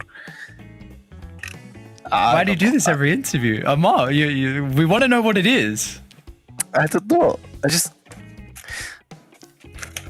it's not here. I give up. Next time. Maybe when I'm in the... No way. Yeah, fucking hell. No way. No way. Not again. I don't know. It's not here. Like, I don't know. I'm gonna Alright, just so when you win the tournament? Yeah, I will just prepare next time. I will literally just go and alright. find it before interview. All right, I appreciate that. Thank you. We're all eager to see actually what it is. So there's some suspense with that. I appreciate it. Congratulations on your series victory. Always fun to be able to watch you and the boys play. So good luck in the rest of the event. Thank you. Goodbye, guys. All right, we don't get to see what it is. I have no idea. I don't know if you saw. Did you see that interview on the main I stream? didn't. Do you know what was going on or no? You didn't. No. Okay, so What's the lore? I don't really. I don't have much context. He gave an interview, of course, on the mainstream maybe yesterday. I believe it was Tsunami said like you can like say bye, have the floor, do whatever you want to say. He was going to show something. He walked around the room for like 15 seconds, 20 seconds, didn't find something, and just said like get me out of here. And then the producer cut him out of the interview. And Tsunami's like, I thought I only had that power. How did the players be able to get people removed from the interview? So I thought he was honestly going to do the same thing. Yeah, well, at least this time he didn't like cut himself out from the interview, which I thought he was going to do. I tried to kind of keep him here, but he at least gave us a little bit more. Said that he will reveal whatever it is. I don't know. I honestly have no idea. So only Ahmad does. We'll find out. He said if he wins Dream League, so hopefully they remember. Hopefully he remembers, and we get to see it. So anyway. Good to hear from Amar. And in the end, though, that's going to be our second series done for the night. Falcons with a 2-0 victory, continuing to remain undefeated here for us. What do we got? I believe we got BetBoom versus Pipsqueak as our upcoming series final one of the night. Stick around. You don't want to miss it.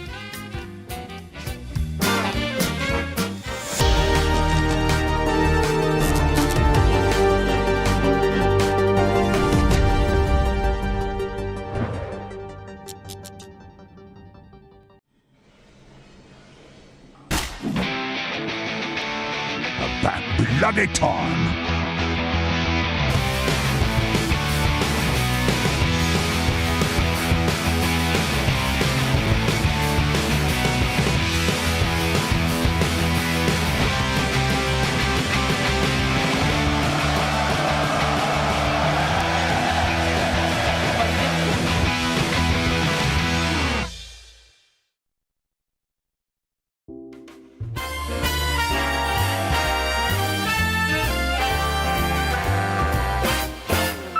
From young and old to rich and poor, there is one thing that I know for sure, guaranteed, someday you'll fall in love.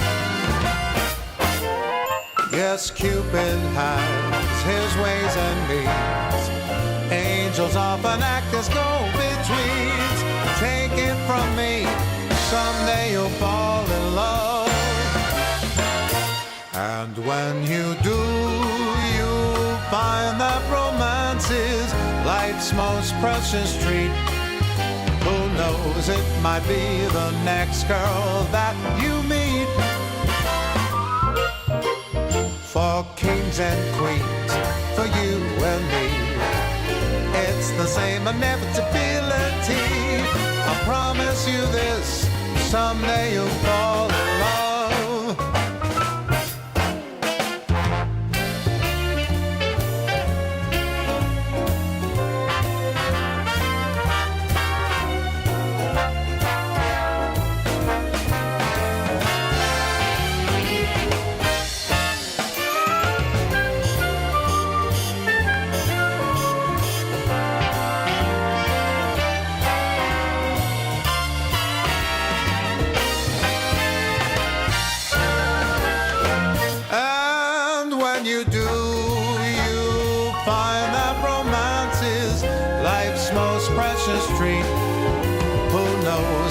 Be the next girl that you meet.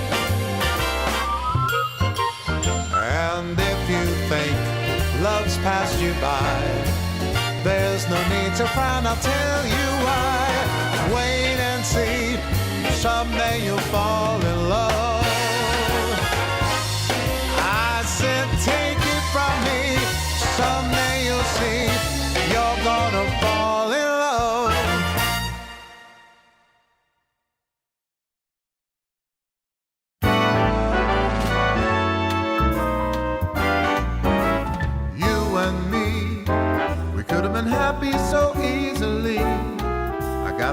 time and take me back, you'll see I'm always loving you. Now and then I'll check out a chick, but I find that when there's really no kick, I'm coming home again. I'm always loving you. You ought to believe me, and I'll just lose my mind. You're making me frantic, please. I'm a romantic needs. I really just can't take these lonely nights. So stop with your crying. The time's right for trying to make up and end without fights. And now it's you and me. We're happy together so easily. I think you finally believe in me. I'm always loving you.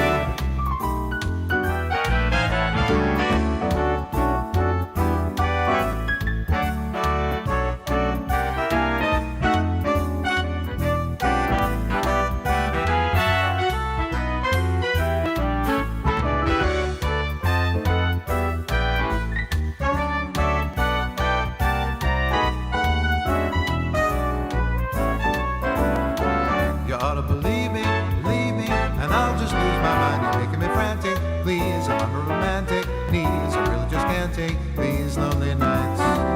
So stop with your crying. The time's right for trying to make up and end without fights. And now it's you and me. We're happy together so easily. I think you finally believe in me. I'm always loving you.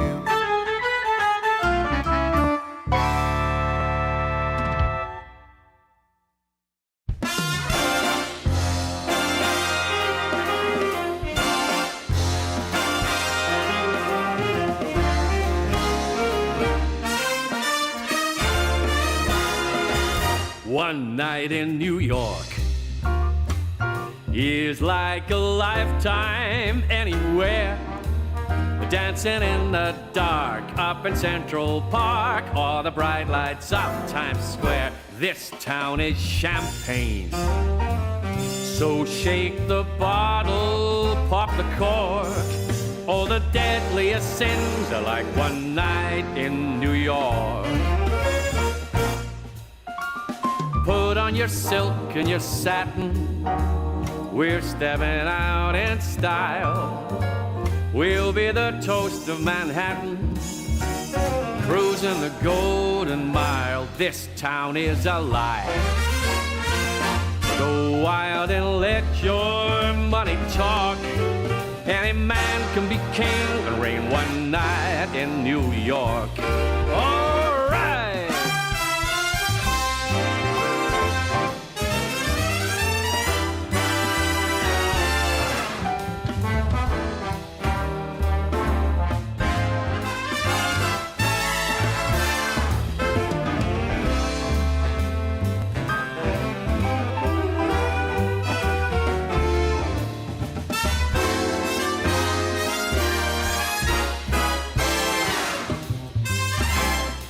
Come on, put on your silk and your satin.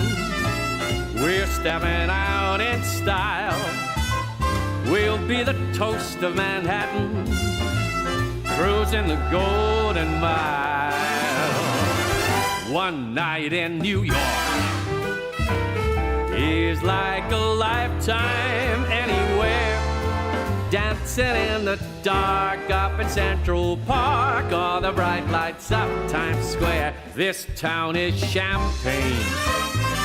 So shake the bottle, pop that cork. All the deadliest sins are like one night in New York.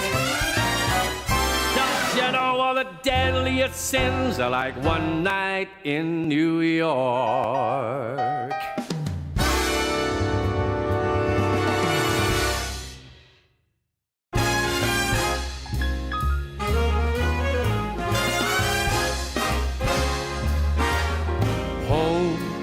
Is a smiling face that's home.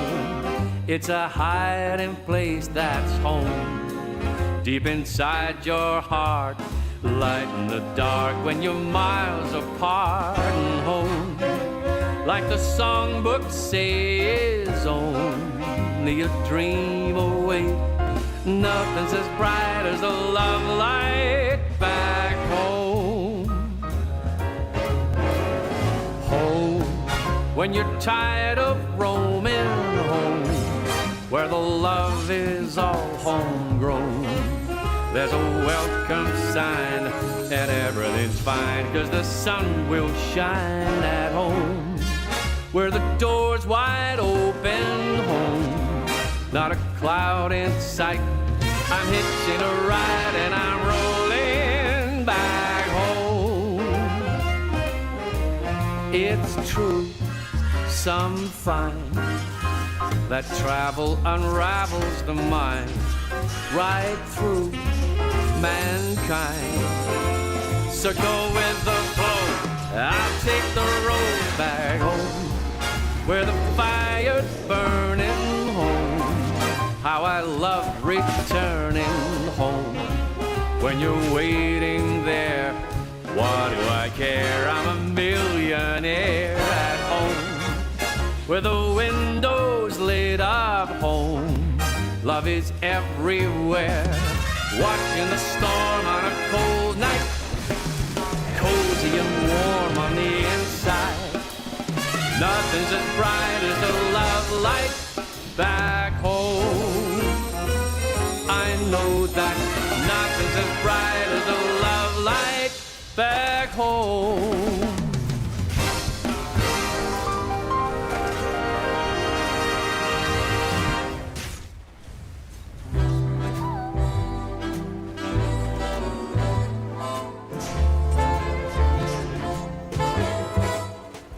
Our love was a chance encounter, a glance across the street, fleeting moments, two strangers meeting that swept me off my feet. Golden leaves under an autumn sun. You talked about the movies and how your life begun. Our lives weave together through all kind of weather, and our hearts grew strong.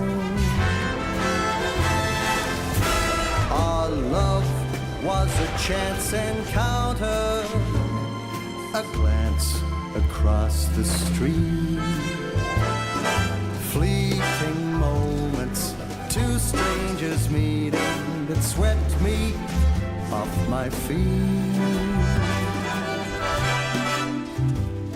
The buzz of traffic, the bright city lights. You talked about marriage, who you'd invite. We talked for hours and I brought you flowers, and our hearts grew strong.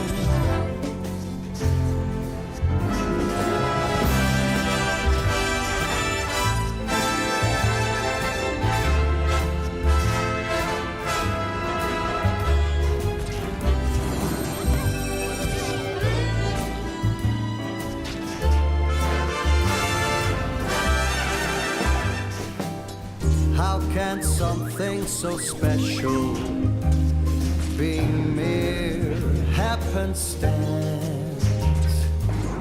Was it destiny calling, or just life's little dance? Our love was a chance encounter, a glance across the street,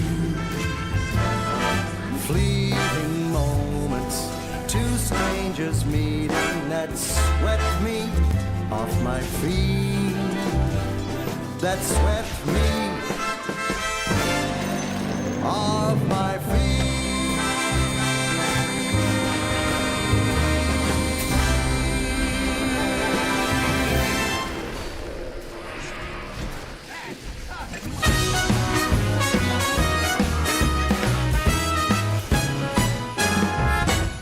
The holiday's here to greet you, and it's coming around to meet you. We'll let the holidays carry us away. Yeah, it'll carry us away. So, what do you say? It'll make all of our wishes come true. We'll take a winter stroll, footsteps in the snow. Won't you take a winter stroll with me?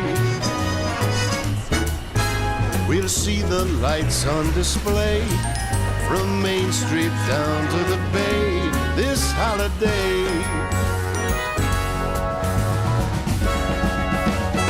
Hey!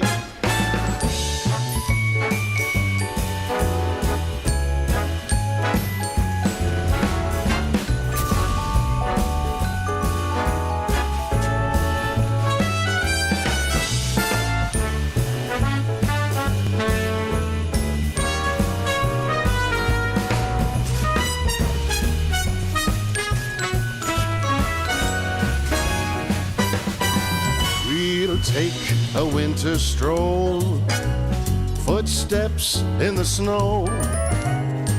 We'll let the holidays carry us away. We'll see the lights on display. Everything starts today. So we'll let the holidays, yeah, let the holidays carry us away.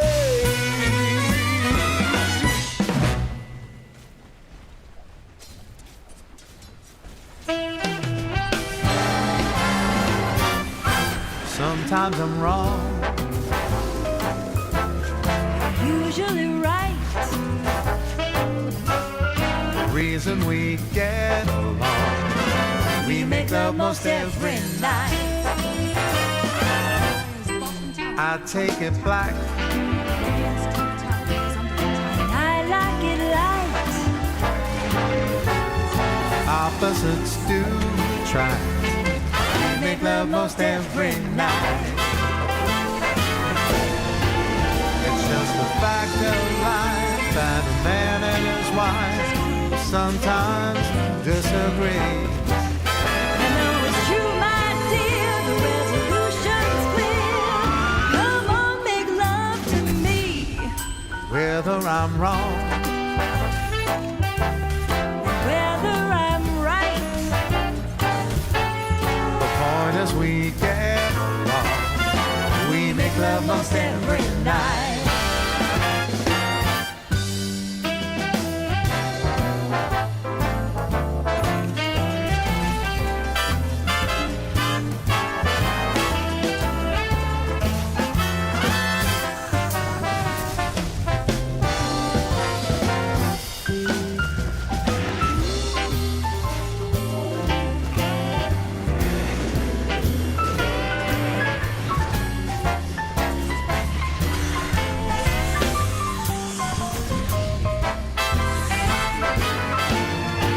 It's just a fact of life that a man and wife sometimes disagree.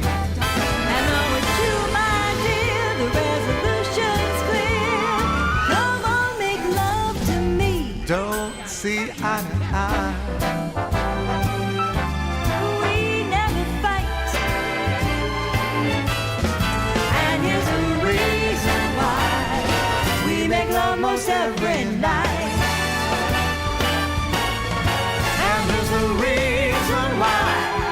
We make love most every night.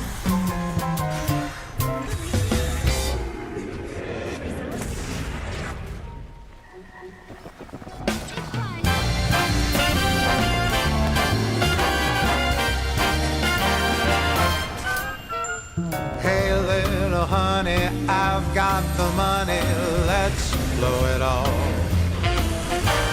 Come on, but baby, no if buts or maybes, let's have a ball. Let's paint the town red with all my breath, there's just no end. If I won the lotto, I'd make my motto spend, spend, spend. What say that we go take some of my dough, let's blow it all. When it comes to pleasure, don't matter the measure, big or small. Who knows how long this will last? For now, let's have a blast. It's know it, so let's go blow it all.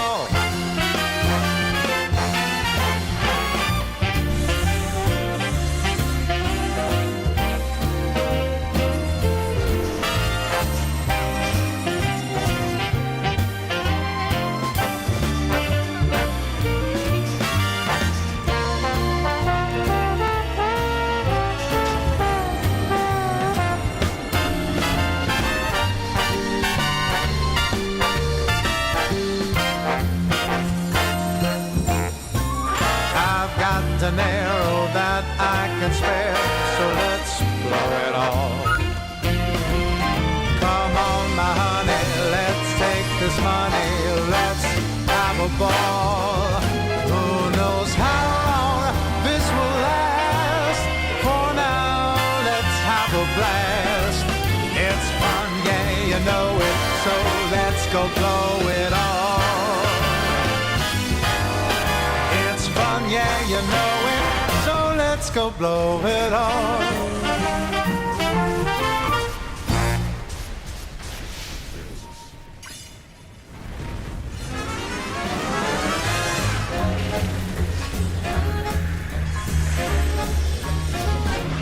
We're living a high life, no need for trouble or strife. Cocktail parties, Broadway lights, arm in arm as we see the sights.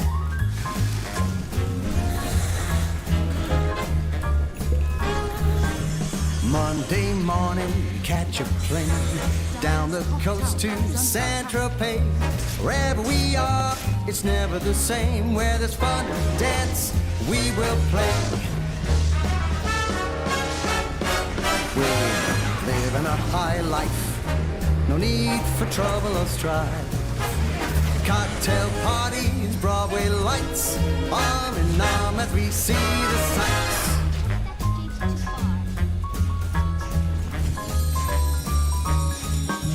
Friday night, we hit the town, eat caviar and drink champagne. A life of luxury fit for the crown, a lust for life that we can't contain.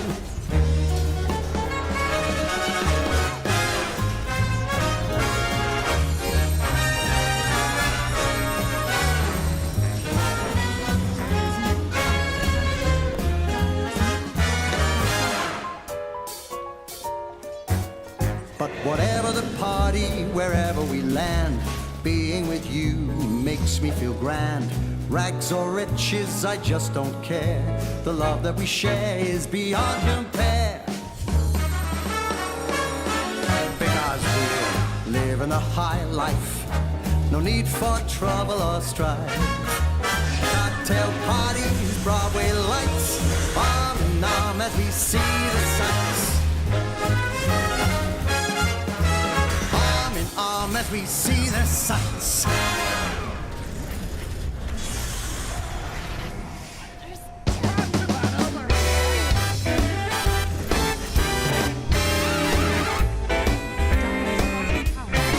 Whoa, Christmas tree, oh, Christmas tree, straight to our house we'll bring it.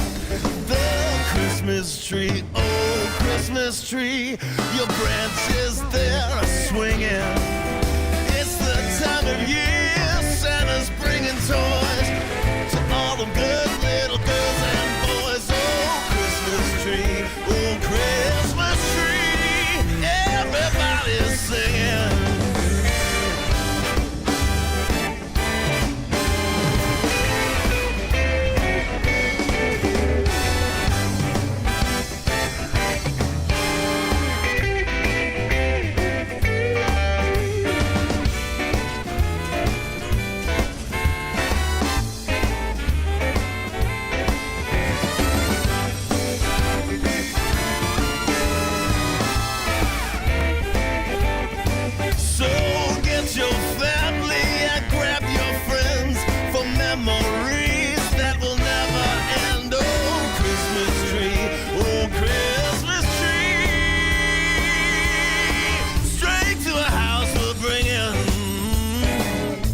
Baby, don't you love snuggling about that Christmas fire with that Christmas tree, just you and me, maybe a little mistletoe.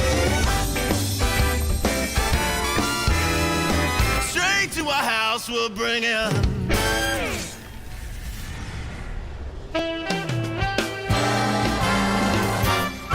Sometimes I'm wrong, Usually right. the reason we get along. We make love most every night. I take it black, I like it light. opposites do attract. We make love most every night. It's just a fact of life that a man and his wife sometimes disagree. I know it's true, my dear. The resolution's clear. Come on, make love to me. Whether I'm wrong, Whether I'm right. the point is we get along. We make love most every night.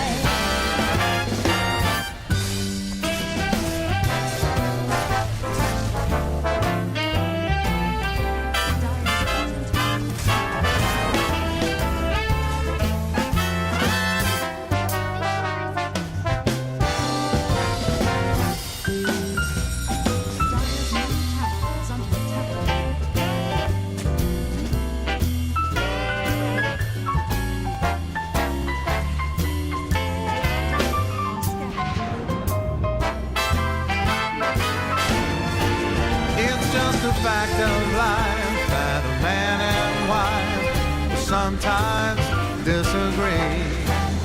I know it's true, my dear. The resolution's clear. Come on, make love to me. Don't see eye to eye. We never fight. And here's the reason why. We make love most every night. And here's the reason why. We make love most every night.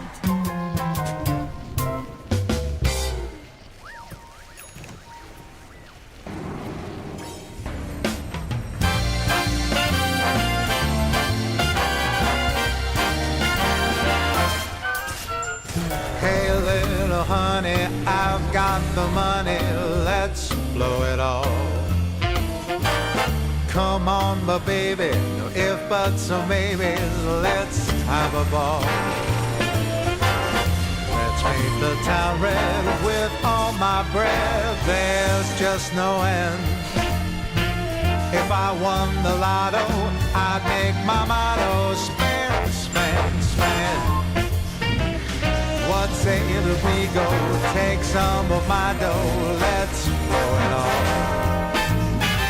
When it comes to pleasure, don't matter the measure, big or small. Who knows how long this will last? For now, let's have a blast. It's fun, yeah, you know it, so let's go blow it all.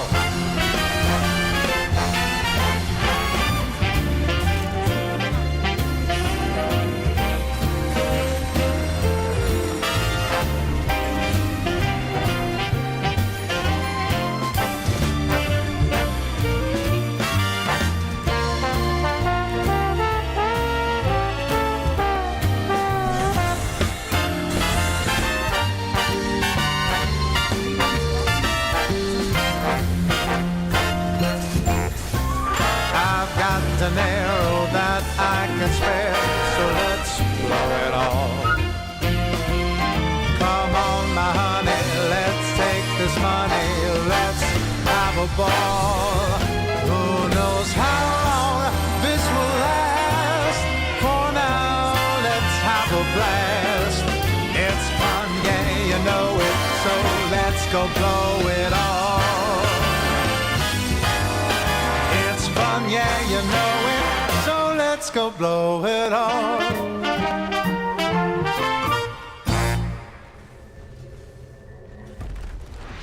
Radiant structures.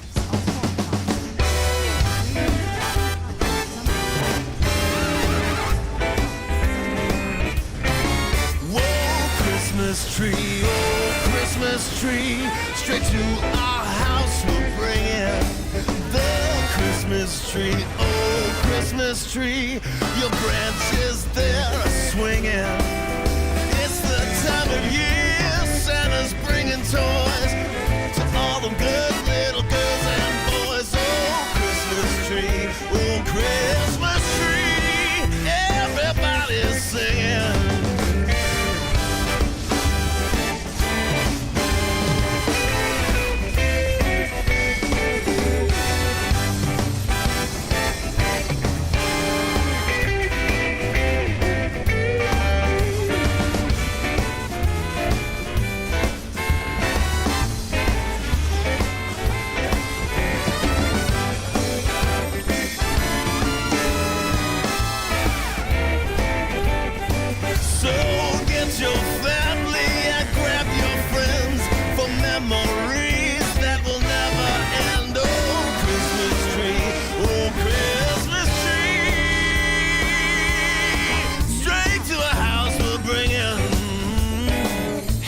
But don't you love snuggling about that Christmas fire with that Christmas tree, just you and me, maybe a little mistletoe. Straight to our house we'll bring it.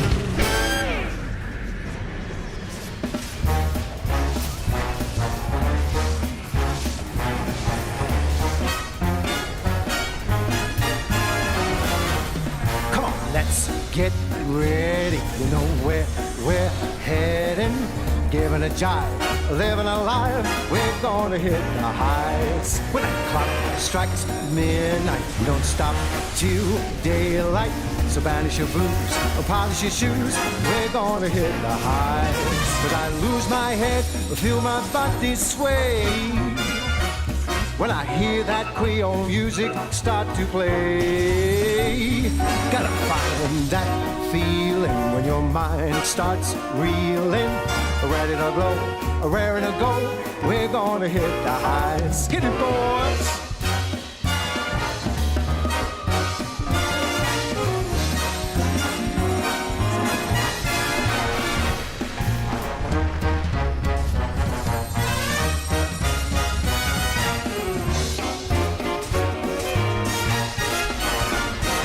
But I go real dizzy and I lose control when I feel that rhythm burning in my soul. I said, come and get it, 'cause you won't regret it. Follow the drum, get out of the slum, we're gonna hit the heights. I said, follow the drum, get out of the slum, head for the neon lights. We're gonna hit the heights.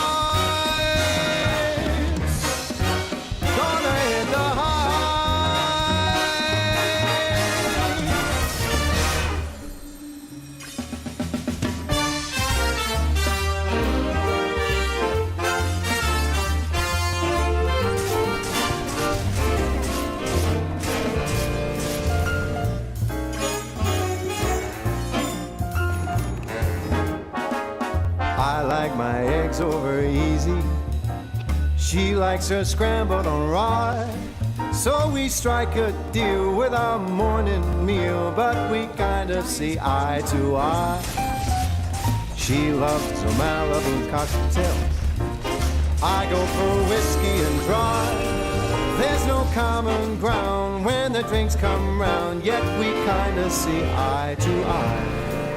We're so magnetic, we'll pose apart and yet we're the same.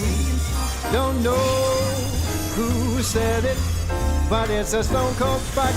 Opposites attract.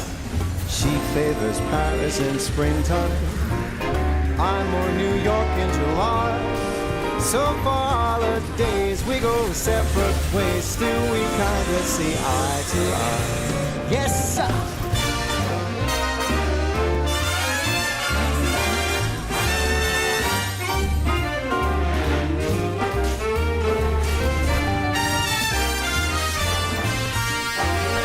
We're so magnetic, we'll pose apart and yet we're the same. Somewhere I read it, but it's a stone cold fact. Opposites attract. I like Vivaldi and Mozart. Cole Porter songs make her cry. So we just divide on the music side, yet we kind of see eye to eye. We don't analyze, we just compromise, and we kind of see eye as we give it a try. Yeah, we kind of see eye to eye.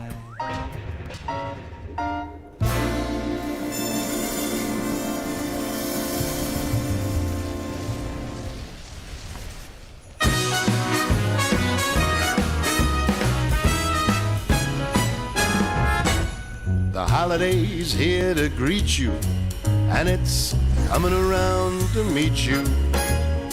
We'll let the holidays carry us away. Yeah, it'll carry us away. So, what do you say? It'll make all of our wishes come true. We'll take a winter stroll, footsteps in the snow.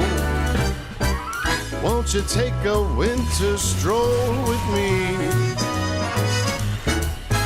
We'll see the lights on display from Main Street down to the Bay this holiday.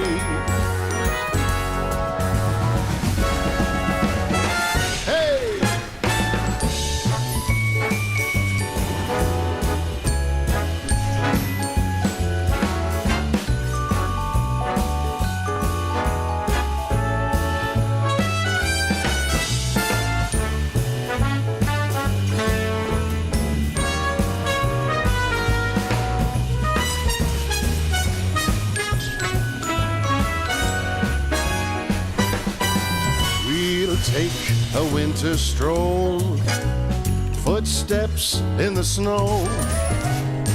We'll let the holidays carry us away. We'll see the lights on display. Everything starts today. So we'll let the holidays, yeah, let the holidays carry us away.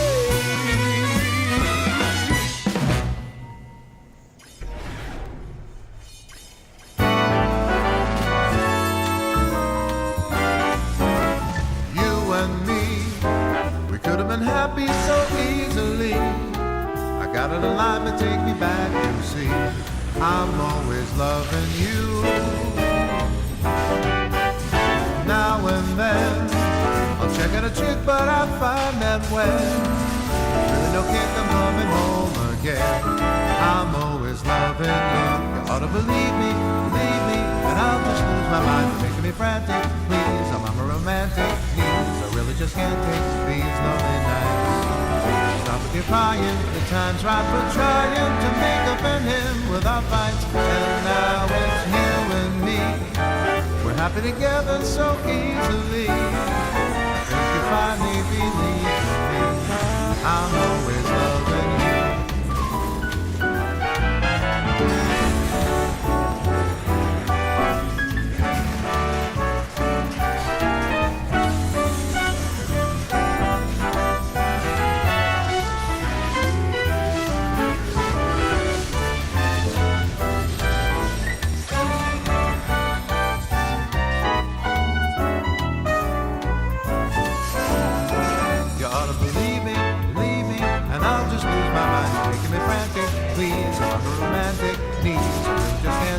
These lonely nights.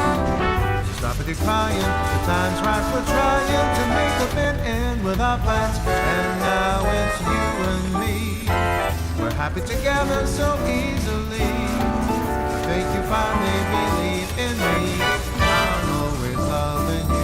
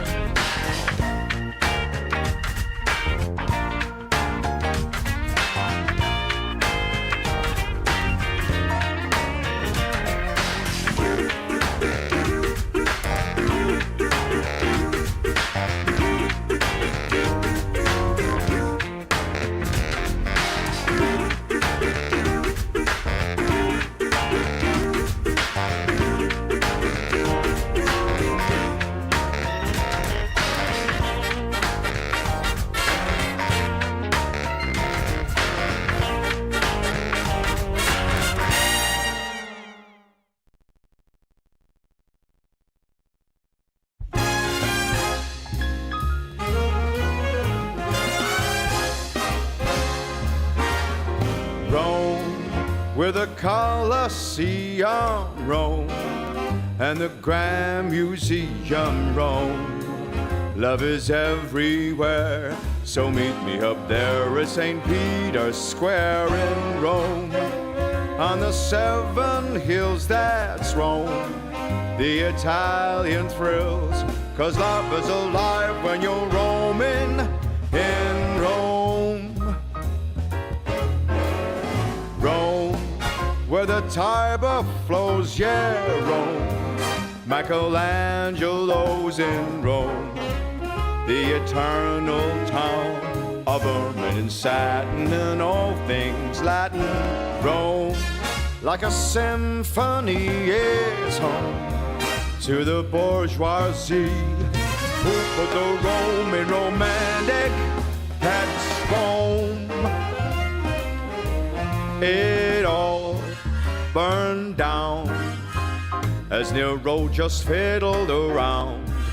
But right here, right now, 2,000 years on, they're still going strong in Rome, where the fashion kings all roam, where the pasta's all homegrown, and the guys all stare while they compare what the young girls wear in Rome, with its dim-lit bars and nights of a million stars. So get me a Dream League Season 27 is brought to you by DHL.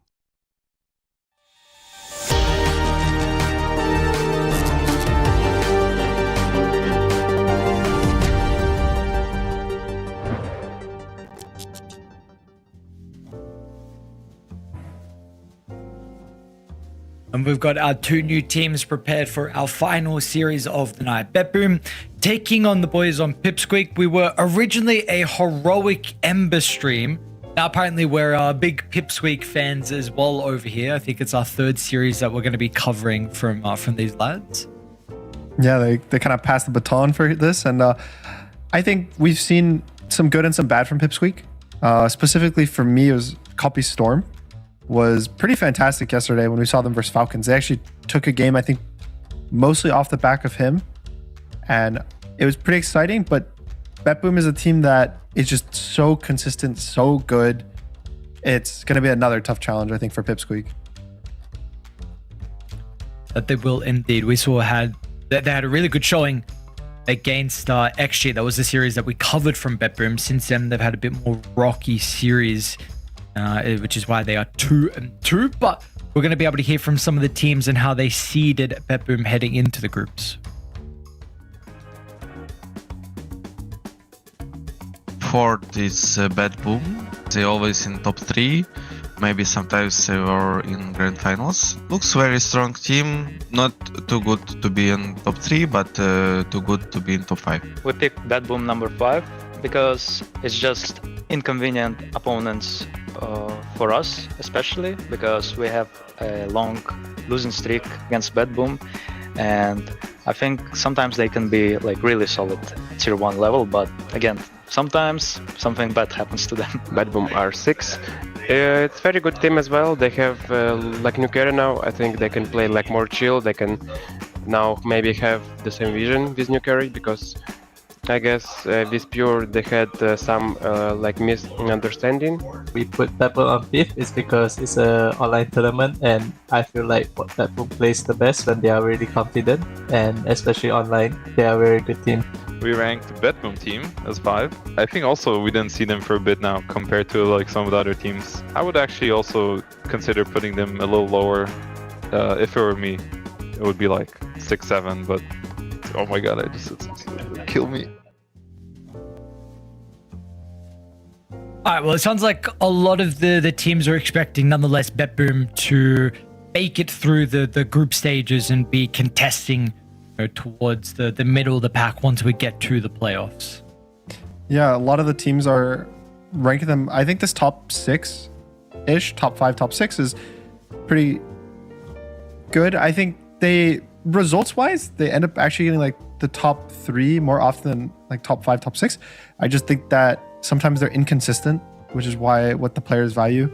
There's in the past the team has been known for their inconsistency, specifically on land, but thankfully for them, this is an online tournament. I think that puts a lot of pressure off of them.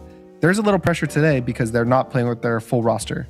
So instead of GPK with the mid lane, they have Kiyotaka standing in. I saw a tweet. I don't know if it was just today or it's going to be for the remainder of the event. So I hope it's just today because I think they've been looking good with GPK. But yeah, that's going to be a little different. And it's a player they've played with before, though. I think he was originally on this roster, I want to say last year, at the start of last year. So it's nothing too new for them. Yeah, Kiyotaka got replaced by GPK, right? They started with this. I mean, Bepim have had a lot of different iterations. So I think it was actually DreamLeague that he was like a stand-in instead of Kiyotaka, actually, for GPK was, and then they won, if I'm not mistaken. I think that was the tournament. And then after that, then they kicked him for GPK. Actually, maybe I'm wrong. I don't know. You might be right, to be honest. I'm not sure. I just said they got a victory at Bulak here, and I don't know if it was that one. But regardless, I do remember, I feel like that one of the tournaments where, they had to stand in GPK 1, and then all of a sudden, bye Kiyotaka, it was nice having you on the team. So nonetheless, he's going to be playing, which I've always been a big Kiyotaka fan as well. We haven't been able to see him kind of stay on a team for a long period of time. And recently we saw him on Aurora, right? I believe was the most recent team. So we'll see how he's going to be able to play with Bepim in this series in particular. How do you feel like the playstyle is going to compare versus Pipsqueak as well? Because again, previously we covered them versus XG, right? And Bepim just completely mopped that entire series. I felt like, if I remember correctly, both games were over in like 30 minutes. So do we feel like Pipsqueak will be able to compete with like the strong lanes into early game that we see from Bepim? Yeah, I think so. I think one of the biggest concerns with new-ish teams is getting out of the laning stage pretty even. And Pipsqueak is doing pretty good, but I also want to say that the teams they're playing versus aren't specifically known for their laning prowess. Like we saw them versus Falcons, we saw them versus Heroic. Those teams are obviously extremely good laning. Like Amar is one of the best offlaners, but I think Betboom is one of the best.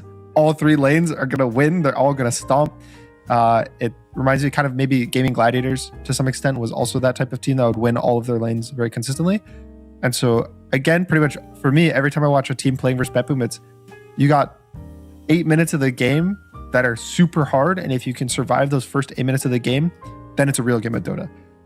But getting there, also the drafting, maybe there's a Huskar, maybe there's a Storm. I think they are kind of solidifying heroes for themselves that kind of are forcing out bans, which I think is always going to be really good for a new team like this. But they haven't really shown results if they're not getting their specialties. Do you feel like we may once again see another Storm Spirit early from Pipsqueak, considering, again, with what we saw yesterday? Yeah, I think if it's available, they'll just pick it as soon as possible. If they first pick it, second pick it, whatever. I'm going to be very honest. I don't think Betboom should give it to them, because it's been looking like their most consistent hero. And I don't think Betboom should fall for the trap of, oh, we could take Storm from them. So I would just ban it right here. Then you can just first pick Jakiro. Just have like a real honest game of Dota for the most part. There's nothing too crazy. Dragon Knight's already out of the pool. Like after this, it's a pretty neutral draft.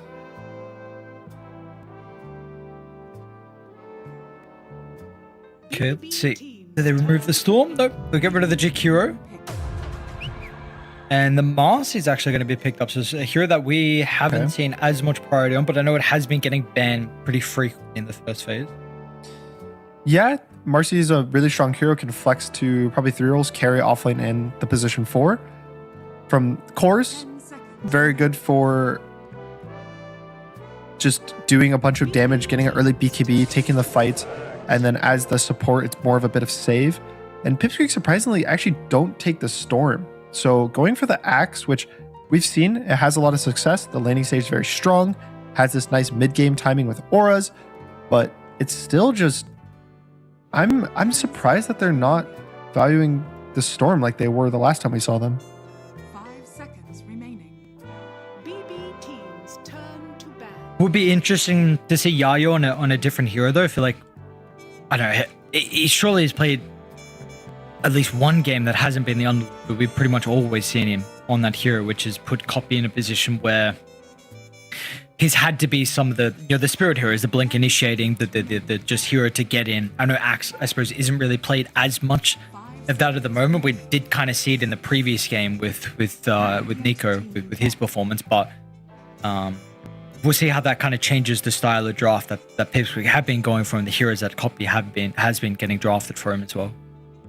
I think a cool hero that's in the pool that Pipsqueak has been valuing kind of is Lich is still here, which if Marcy ends up being a core, that matchup's so good. Just having the pure physical damage resistance, like reduction, versus a hero that pretty much exclusively does physical right clicks as well, because the Lich armor is only for right click damage. It doesn't work for physical spells. So really nice matchup, especially with Pugna being banned, which was the other solution usually to Marcy with the decrep. I wouldn't be surprised if Pipsqueak just take the Lich out of the phase, and maybe they're hoping that they get the Storm later in the draft. I'm just trying to think of if there's something that's changing their opinion for Bet Boom, or for maybe it's for a Falcon specific thing that allowed them to pick Storm. Maybe they think that Malrine doesn't have the best counter picks to a Storm, versus maybe Kiyotaka and or GPK, whichever they prep for, would counter him. But they're prepping for it, in my opinion. With the Puck ban, the Dragonite ban, they're banning really somewhat anti-Storm heroes. Yep. And we'll get the Warlock heading to the second phase though, so no Lich for Kadaro. Bit of a different style of hero. Warlock can be a little bit frustrating for the Marcy, I suppose, inside the fights, just with the BKB Unleash. So the control that the Rock can provide, like a reset of the team fight. Yeah, even having they have 2 BKB piercing spells already with the Axe Call, with the Warlock Golem. So having a nice way to deal with the Marcy. Even later in the draft, there's a potential Primal Beast, which I always like first Marcy. There is still the Storm. If BetBoom do not pick or banning here, it's still an option for them. And they're going to take this is the Save Muerta, which, as he said, he's the best Muerta in the world. He's one of the few people that can actually make it work, make it look good. It's versus these heroes, I wouldn't say there's anything particularly special. Maybe versus like the mid game, you can cancel the upheaval from a long range with stun or silence. But just, I think hero wise, it's exactly what BetBoom and Save specifically want out of their draft, which is he wants to be kind of a ranged damage killer, be this long range spellcaster, and Muerta fits that role perfectly. Also pairs really well, I think, with Miro's hero pool, like the Lycans of the world, the Beastmasters, the Mars, these like kind of heroes that need a bit of extra control or extra damage. And they're going to pair it with Bane for the support duo, which is a really good position 5 versus the Axe.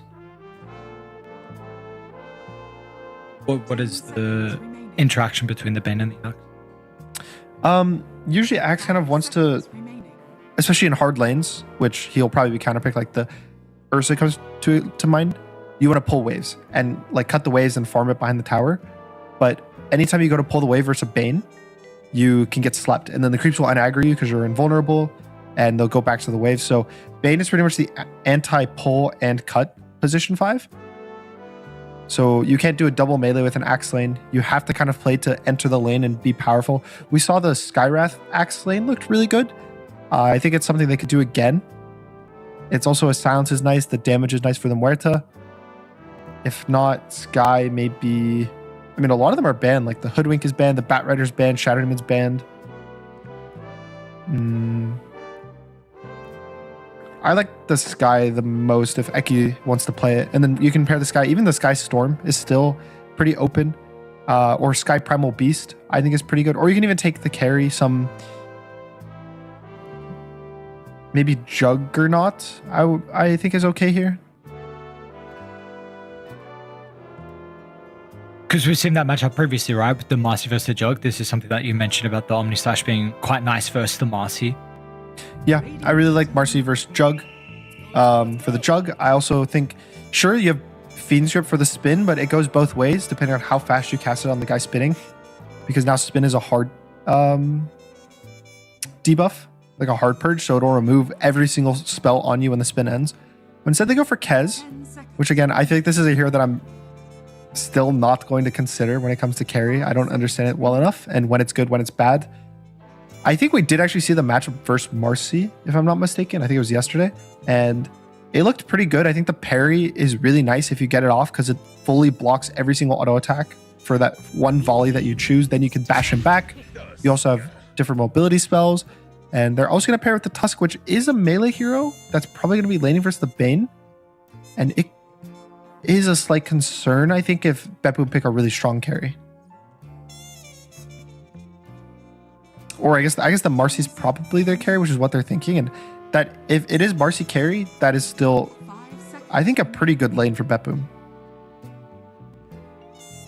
And if it's not, we're looking at maybe Ursa, maybe Abra has even a little. Yeah, okay, Ursa, Abba, Troll. Okay. I think are all pretty solid heroes. But I think Beppu really value Marcy as their carry. I think Kiritich is one of the best Marcys. And for Beppu, I really like Primal Beast here. I think that's their best pick. I always have liked Primal Beast versus Kez. It's a really good BKB game versus the Warlock. Sure, there's a bit of like control with the Axe and the Tusk, but I just think that the BKB stuns are super valuable versus Kez. And they're going to take an Ember, which is another great hero versus the Tusk. He can't save through the chains. Kez can be a bit awkward for Ember, but I think it's pretty good. Well, what's actually going on specifically with the Primal? Because you've been asking for it in multiple games, and for some reason we're not getting this hero. And I know, like, again, we haven't had a patch in a while, and we go through like one tournament to the next where metas are slowly changing, but in some of them, the Primal has been, you know, pretty hotly contested. Yeah, I'm surprised that it's fallen a bit out of favor. None of the heroes in this game, to me, are standing out as like super anti-Primal. I think that the hero provides a lot of value. Even Slardar, I'm a bit surprised, lost some value. Because both of those heroes, there hasn't really been a major patch that nerfed either of them, and they both have felt very powerful. And then again, if we're going to say they're not going to Primal Beast, I think Beastmaster is still really good for Beppu. Like, I just really want them to have something to deal with the Kez BKB. Preferably a stun, and if not a stun, even just high physical damage from Miro, like the Lycanthrope could be okay. And anything along those lines.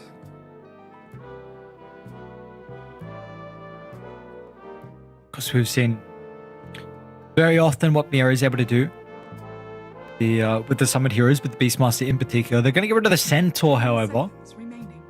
So they will leave the Beast in the pool. Looking for our mid laner as well for copy. Are there any that are signaling to you versus the Ember matchup now? From Copy's hero pool,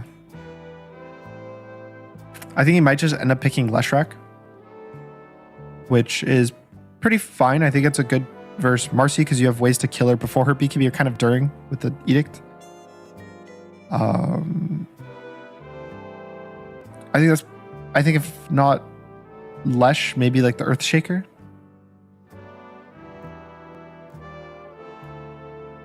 There's also heroes like Shadow Fiend or Viper, but those don't seem really his style and even that good versus Beppu team. Like, you're playing into the Grip, you're playing into the Marcy. Those are both really strong spells to deal with. These like kind of stationary. So just some Leshrac seems pretty good at it. Your team has save as well and the Fatal Bonds. I think it's just a nice kind of wrap up to their draft. Why? What's wrong with the Storm Spirit in the game? It's just it's a hard Storm game. Maybe Copy doesn't care because he's Copy, but he's playing versus a mid laner with Disable that can kill you at 6. You're playing versus a Bane Grip. You're playing versus all the Muerta spells. Even Marcy does so much damage. She kills the Storm in a stun, which we saw happen once or twice, but Copy doesn't care. He's gonna pick it anyway.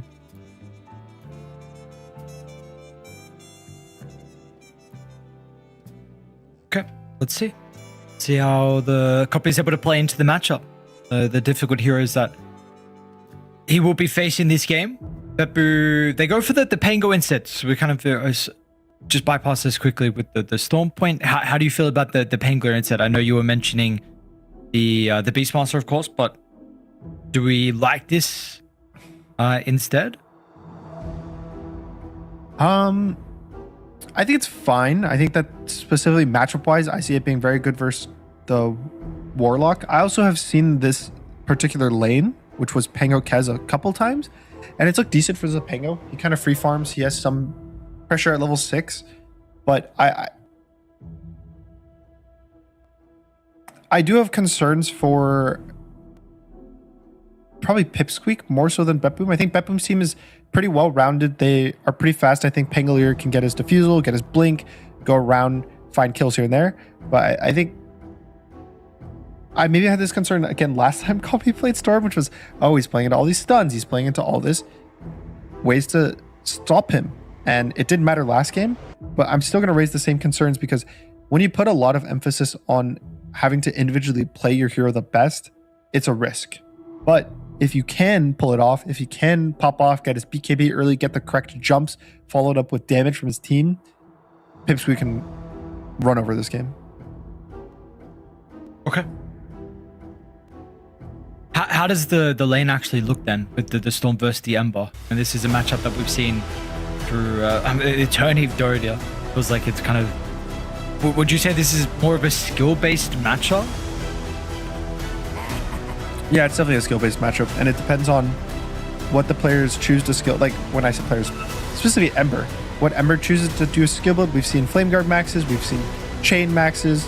I think the I will say Sleight of Fist is not really the spell people max anymore at all. There was a long time period for Ember where you'd always have Sleight max by level 7.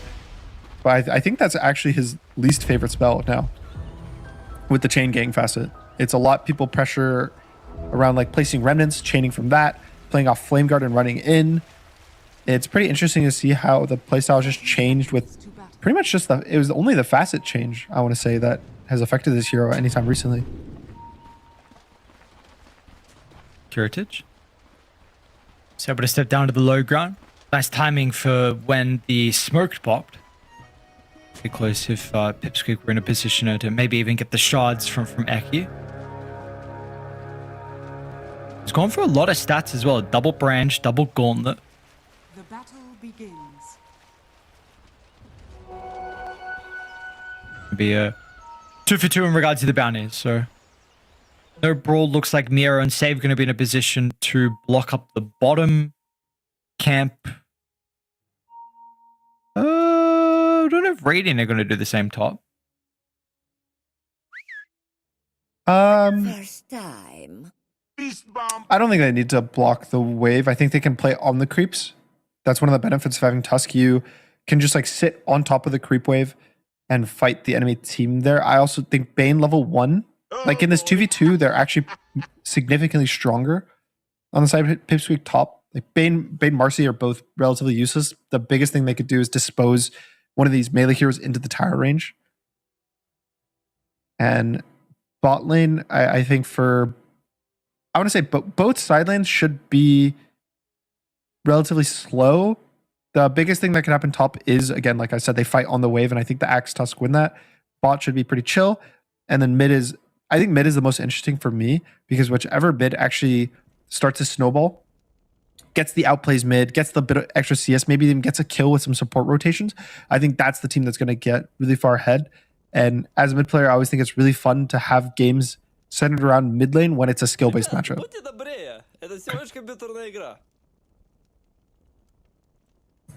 Is there a side that you feel like has an easy time to play around the mid laner if they do start to snowball?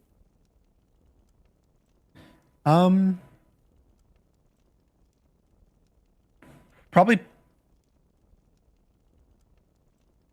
Pipsqueak a bit, but I think both drafts are really nice for the mid laners to play.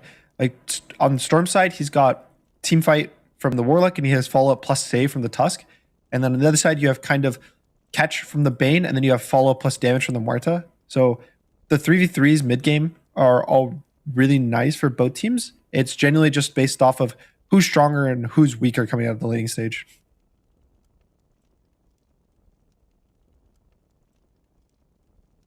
Okay. And then, I mean, we were speaking a little bit about the skill build previously from Kiyotaka. How were you, like, if you're in this matchup, I'm sure you played this matchup or close out of, like, you You've been getting close to 100 times in this matchup, I feel like we always see Ember Storm. How do you like to personally play this at the moment in the lane?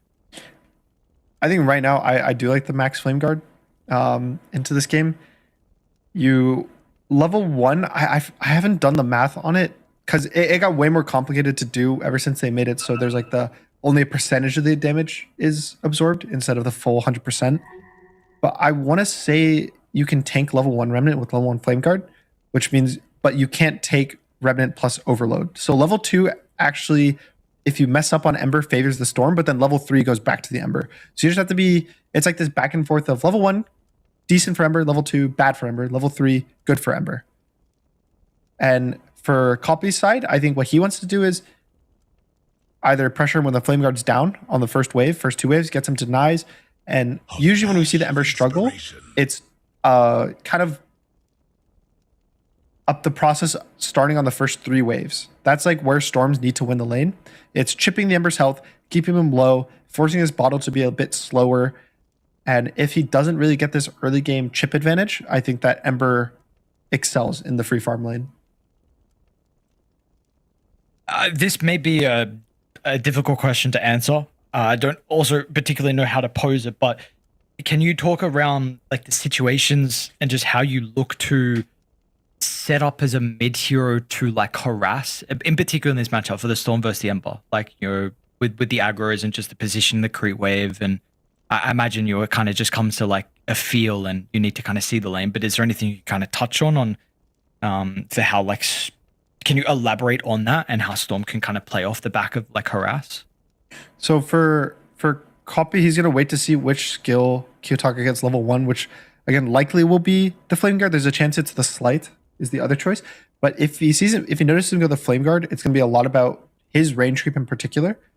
In order for the Ember to get it when he has Flame Guard, that means he's going to have to like walk up and take damage. And so that means that Copy maybe gets 1 or 2 remnants as trade,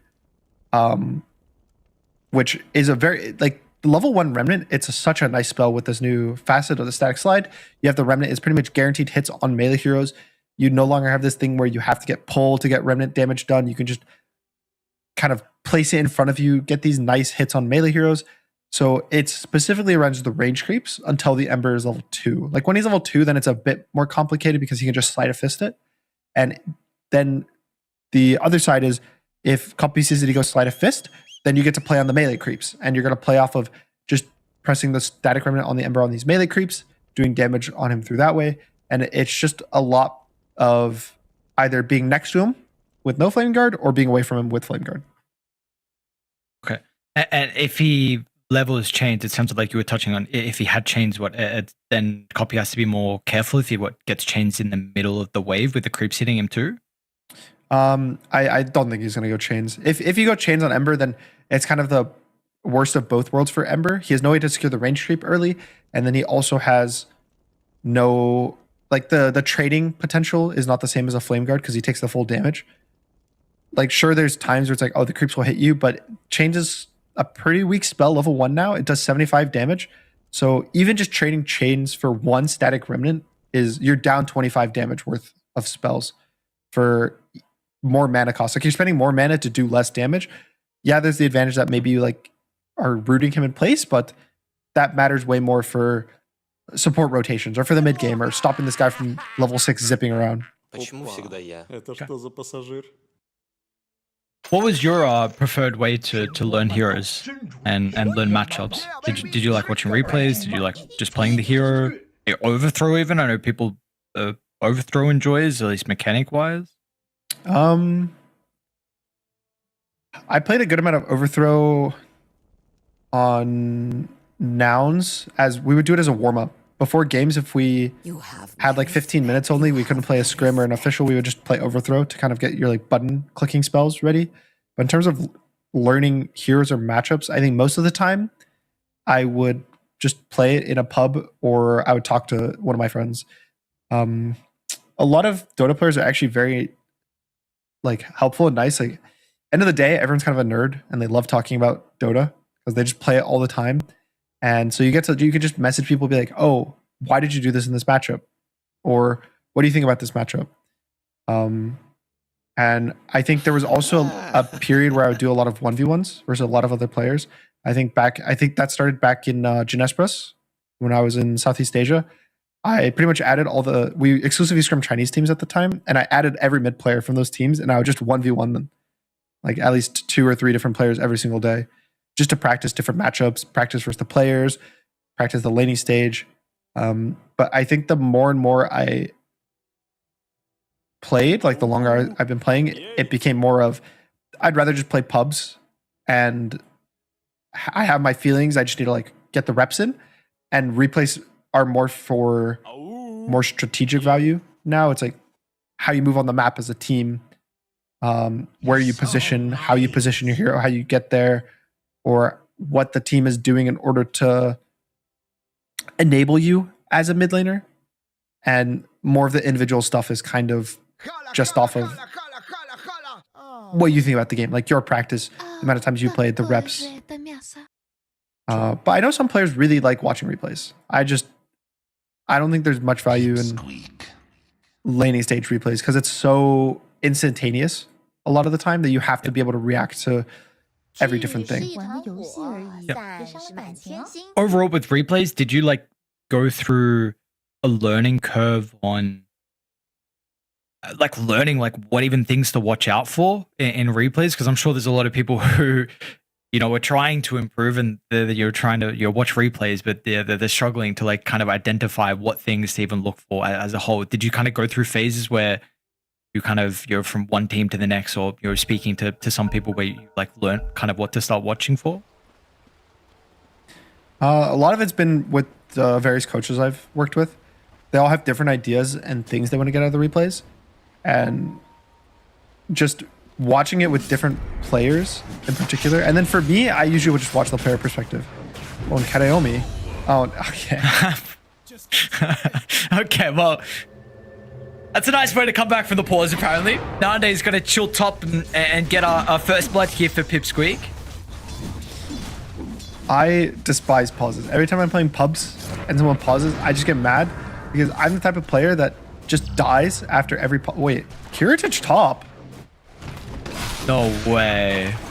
Is he dead? He's going to try and CS. Can he get one before he ticks out? They denied in front of him, but he won't get that last little bit of damage to bring Kiritich down into his grave. But man, I mean, the damage has been dealt. There's a battle hunger in one. How do you enter the lane? Get him in range of the tower. No, he didn't get the CS. Did he get the CS? Oh. Okay, the bodyguard. I mean, this is so stressful. I can't believe he's like playing up like this aggressive. He's going to use special delivery, get an instant salve. One of the really nice things about this Mercy innate is specifically for the regen during the laning stage. I think any other carry would kind of be screwed here and almost want to die, but being able to instantly deliver that salve kind of fixes a lot of these trading problems. But even then, just the amount of gold that you had to lose by taking that much damage early was pretty scary. Wait, they're going to go on him again. He has no jump. Yeah, he's pushed really far forward. And Mikata Omi wanted to go back to try and open up the small camp. He was able to do so, but it meant that Kiritich, he's just dead. And this salve is for... Is he not dead? Are you going to run him down? He's not dead, but where's your salve? Like, you want to bring another one out? You can't do that now with the special delivery on cooldown. So your lane is completely griffed. At least Kata Omi has 4 tangos and a cell. So he's ready for the resources. But this is a lane that you were kind of questioning, right? With the Tuscan and the Axe. You thought that maybe there could be some weaknesses. Yeah, I was a bit concerned if they weren't able to be able to play in the wave like they are now. But I think the benefit with playing this wave versus Bane is Bane, yeah, really good at stopping these creep cutting. Really good at these like 1v1s on the side because you can turn into a 2v1 with a nightmare delay. Oh no, Kiritich. It's just gonna solo kill Kiritich, pretty much. Oh, the Marcy's not having too fun of a time. Oh no, not the ward. But the big concern with Bane is, yeah, these 2v2s on the wave, you aren't really that powerful. You compare it to a Jakiro, that guy does so much to attack speed slow, to do everything, and especially a level 1 Bane is pretty useless when going brain sap. Like, the only thing you provide is a 90 damage, basically HP swap between you and the enemy. Like you take 90, he loses 90. And Kiritich is just, I think the First Blood 2 is helping a lot for bot with Kez just getting that extra injection of gold. And he's top of the net worth. He's up 600 gold already on the Pangolier. So all the lanes right now are looking extremely good for Pipsqueak. Yeah, absolutely. Mid's slightly favoring Copy, I suppose, with some of the denies that we're seeing from him. Top lane, early Cole leveled up from the Axe. We're going to try and move on forward to put some pressure onto Kiritich. Kiritich going to be in a position with the rebound, but he uses it aggressively instead. So as a result of not jumping away, he's going to continue to lose a lot of health. At the same time, bot though, Save was trying to contest the small camp pull, and then he actually ended up going down. I think he was a bit too deep versus the Kez. Kez is such an annoying hero when you're that far in because he has a slow, he has catch, he has so many different spells, and oh no, top again. Katomi should surely be able to kill off Ekim. He's trying to run towards Kadaro. Will not be able to get there in time. Wanted to give him the Lotus. Unfortunately, I think he misclicked for the sentry. It's okay. Kiritich, 0 and 2. He has a TP, but definitely struggling significantly more than you'd want in this lane. He does have his helm. He should re-enter be this fine. lane? Yeah, I think with the helm, he has a lot less pressure on him, but I think a 3v2 is still a lot of pressure. Yeah, we'll see. Yayu's going to try and cut the wave. They don't have a glyph to maybe assist with the dive. We'll see. I mean, the poke with the Shadow Word. 2 points up with the Battle Hunger. Along with the tag team, but the helm, it's not going to be enough by the looks of it. Kiritich is able to get the leap away, but there's no escape. This Marcy is completely nullified. Your game, it is feeling like it's almost over for him. Unfortunately, I mean, you're going to be relying on all your other cores, and the support's just going to feed over another kill by the looks of it. You need some responses coming out from Betboom. Save's going to TP through, but Save just might die. They will not actually continue to go on forward, so maybe a little bit more cautious if an extra +1 comes through. But, man, this feels horrible for Betboom. Yeah, and right now, Kiyotaka is still not level 6. Maybe if he was there, he'd be able to like TP, rotate, counteract this dive, but struggling a bit versus the Storm in terms of XP. And he might die now because he's level 5 only. Still without the ultimate, Kiyotaka is going to try and run towards Kataomi. Why didn't they just go for the Bane as well? I guess Copy doesn't really have the mana. They importantly want the Power Rune as well. We won't get it. Anything but a haste. Okay, well, I don't know about anything. He probably lives there with Invis Rune. Probably a shield. Probably a regen rune. It's alright, it works. I get the point. But still lucky, right? Still lucky. Haste was the guaranteed safety one for him. Absolutely. Pretty annoying. And I mean, Pipsqueak's just out-laning Betboom, which, again, that is the strength of Betboom as a team. It is specifically the laning stage, the early game, all of their players focused on the lane. Save says they have very individual players that they talk a lot about their laning stage. They want to win these lanes. And I don't even think necessarily Pipsqueak picked purely laning heroes. They have a well-rounded draft. Just, I kind of think getting... Kadara's level 6! Huh? Save is level 7 minutes in, bro! What's that? So, they're even going to get the wisdom as well. So, but the levels will further be more of a problem here. They might try double to wisdom and push should be this tower. free, and that's crazy.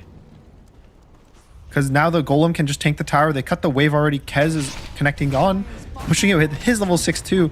This is like Pango's weakest is this level 5 timing. When everyone's hitting their level 6s, you can't really fight into them. It looks like they're going to give up any tower pressure in trade for guaranteeing this Muerta kill, so hopefully they do get it. Which looks like they will. Long range grapple. Nande, you gotta finish your kill. That was... Oops. Yeah. And that kind of pulls Nande away from right-clicking down the tower as well. And well inside the river. Miro's kind of in danger. A fight here for the... Okay. Yeah, Miro looking to try and get the kill over towards Kadaro. Not going to be able to do so. Nande Quick Raven's Veil under the stun coming out. Now over towards mid we go. Kiyotaka. The call's going to come out shortly. That will stop him from escaping. But the silence is there. But Copy, can he get out of range? But the dead shot from Save. Copy's... Oh, that was the worst possible time to disconnect. Gee, I think way. he's fine. Actually, so I'm pretty sure if he didn't get dead shot and he disconnected there, he would have died. Because he would have been standing still inside the Muerta silence.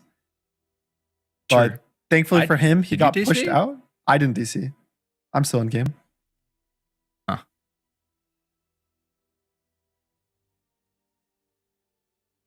You That let him was- I mean, he's probably going to live, right? You pop fair in. Yeah, he should be fine here. He can fairy fire. He can zip. He might even be. There's no way he's greedy and goes for the Bane, right? No. You sure? What's Bane got? He's got brain sap up. Surely not. What? Do you want him to do this? Let him use fairy. He lagged. Are you okay? It's fine. Just play. I mean, Copy doesn't know this, but Save did just auto attack, so he's in like the little cooldown period because of attack speed. So he's definitely not going to get. He probably won't even get a hit off before the zip. And Copy's completely fine here. It looks sketchy, but still, I think just very good trades for Pipsqueak, right? They trade both of their supports for 2 cores. There's like a 2 for 2 in the end of the day. He actually is looking for the Bane. Wait, he messed up. Copy, what are you? I know, like I even said. No, he's got 6.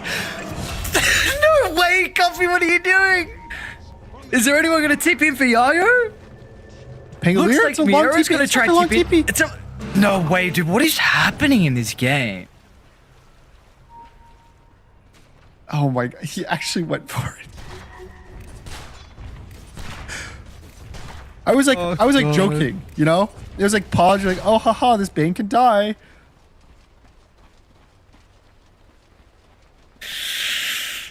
Copy. All right, now across the map, it's a 3 for 3. Still, I think favoring Pipsqueak purely because Miro's TP mid enabled Kez to take the bot tower, which now means that Kez is going to be able to gate top with this little extra space and potentially make Kirtich's game even worse than it is right now. It looks like Kiyotaka's kind of in the area. He's level 8 now. He's got the max flame guard. He's got the 2 points in chains. With Miro not having TP for 20 seconds.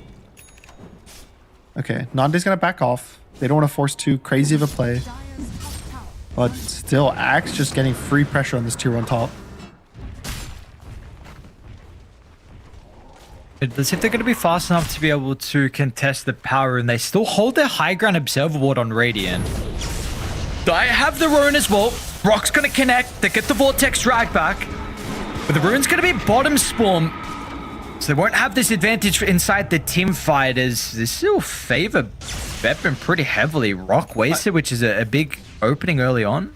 Was that a miscommunication by Pipsqueak? Because they press the Golem on the Ember. The Storm jumps the Ember, but then Eki chooses to snowball the Bane instead. Maybe he was scared of a grip, but I think not just committing on trying to burst this Ember 100 to 0 means that, you know, you split up, you don't get either kill. And ooh, a nice bounce by Save. What a placement. Once again, I mean, Save is always on point with the calling. Now, but the Bane's going to be able to reposition, put himself in a safe spot to use that Fiend's Grip. Even Kiritich wants to tip in just in case, but really, it's nice the fact that he's able to get a little bit of experience. He's still only level 6 for the Master, but has the helm on now. All right, I need to make a quick comment before something crazy happens because of it. Axe does not have a skill point in ult. He's currently 143. I think there's a chance he goes 144. Do you think... Let's see. I want to see him go. Okay. I was going to say, if he goes 144, what if he just has to fight and then he doesn't get a kill because of no ult? But fortunately for him, I don't think he had They're that reading opportunity. this. Radiant Or I are think coming, he's walking up. anticipating a potential move over towards the Axe, but yeah, like you said, he's actually stepping up forward inside the lane. Eki's going to be a little bit too late with the snowball save. Kadaru is here. You'd love a rock when they're all clumped up, but unfortunately they're going to have to rely on the Fatal Bonds instead, but that's not enough. Nice effort. chains. Now looking to chain it for more. Kiyotaka's gonna hold 2 into place. Nande tries to TP in with the Raptor Dance. They're gonna get enough lives. Still back. It's not enough. Kiyotaka assisting with a double kill onto Kiritich, but Copy doesn't have mana to get away, but the chance is there. Kiyotaka plays him like a fiddle. The spell casting from them was really required to get them back into this early game. It was a lead that was starting to be accumulated for Radiant, but we are back to even. And that's just a snowball. I think Axe, maybe they were reading it. They were kind of walking there in Pipsqueak getting prepped, but I think he had to bait it out a bit more, and he's getting gone on again. Not back-to-back deaths for the Axe. Oh, man. Is this a game where, because we saw previously like what Melream was able to do on the Ember Spirit, like, how do you see this as an Ember game as well? Because already that fight, I feel like, showcased the potential of Kiyotaka, and this is one of his better heroes. I mean, this is such a good Ember game. I think this is one of the ones where he can have an immense amount of pressure. I think sometimes there's a concern of Kez versus the Spirits, because you do have a Silence, you do have a Bash, you kind of have different mobility, but I think once he gets like a BKB or Shivas, and even when you're this far ahead, just the Kaya Sanj will give you enough. That Kez right straight here. to the 3-man smoke. Copies, what are you going to be able to do? Was considering about zipping to deal with the Fiend's grip, but didn't want to put his own body on the line, valuing himself instead. So Nande is going to go down, who was having a good start, but with the death up top into that second death, now puts him... look at the Masters network. Like, Kiritich isn't that far behind, all things considering. Definitely climbing back into this game after a pretty disaster of a laning stage. And I think a lot of it kind of boils down to these last 2 Axe deaths. When you have a core that's just so far ahead post laning stage, and then they die 2 times in a row, it just means that these resources you poured in, right? The Tusk being top, the Warlock taking the gate, even the Kez gating towards his lane at some points to help take this tower. A lot of the resources kind of get given back to the enemy team. And now I think, sure, you actually beat Bepum at the game. You won the laning stage, you played good, but now it's all gone. And now it's an even game. It's still not what we usually see from Bepum at this position in the game. We don't usually see them be only even, but it's still just a much better game state than Bepum honestly deserved after the laning. Yep. Absolutely. They put themselves in a position where it's going to be equal footing heading towards the mid game. There were some concerns on also the levels from the supports, but that's fixed itself. Save is 10, Kato Omi's 8, so no problems there.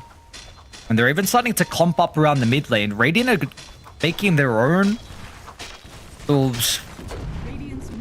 move into the bottom side of the map, but no one on Dire is here. They were getting a read that maybe someone was farming the area. I want to say the fun thing about this mid game is that neither of these carries buy a farming item or play for the late game. Kez just goes Desolator as his first item, and then it's like a Manta or an Axe as his next. Marcy on the side is just going BKB Rush after the Helm of the Dom. So this game is probably going to be a lot about these early game team fights with 5v5s, the carries showing up. And as of now, I kind of like the Ember in this game and his impact, having this early vessel, having this Kaya. He has 1400 gold plus a Kaya. Sure, his Kaya's dead, but it's going to come out. That's a Kaya Sanj. He'll probably have her in the 17-minute mark. That it's a bit too much HP, especially with random team fight silences. With the Muerto, you have a bit of save from the Bane. The Pangolier is going to be rolling around. I think there's a lot of annoyances that Pipsqueak have to deal if they want to kill the Ember in particular. Whereas he kind of has a free reign in the fights to do pretty much anything he wants. But do you feel like he's got Scepter actually queued up for Kiyotaka here after the Kai? Do you feel like this is the correct decision for him to maximize the current position and game state? I would have liked the Kaya Sanj probably. I think having that HP from the Sanj in particular is matters a lot. He already has the Kaya. Let's see. Yeah. Oh, he bought Shard actually. In fact, on the Ember. So a bit of, I would say, a greedy. This is like the snowball build, right? Like you're expecting to get all of your damage in for free, rather than have to ever deal with getting initiated on yourself. But it is one of those things that's a high risk play. If he does get jumped by the Axie, if he does get jumped by the Storm, the Tusk, I think that he is a bit too squishy that it might be hard for his team to save him, and he probably won't be able to save himself. Top lane, Kataomi setting up under the tower with Kiritich going to be nearby as well. There will be a quick response out of Eki, but the snowball's going to be fast enough. Really nicely done from Eki instantly there, but Kiyotaka's thinking about getting involved. Now, he's got to think twice. Miura also wanting to try and move in with the Rolling Thunder. Nande with the turn's going to be there. They've got the Unleash.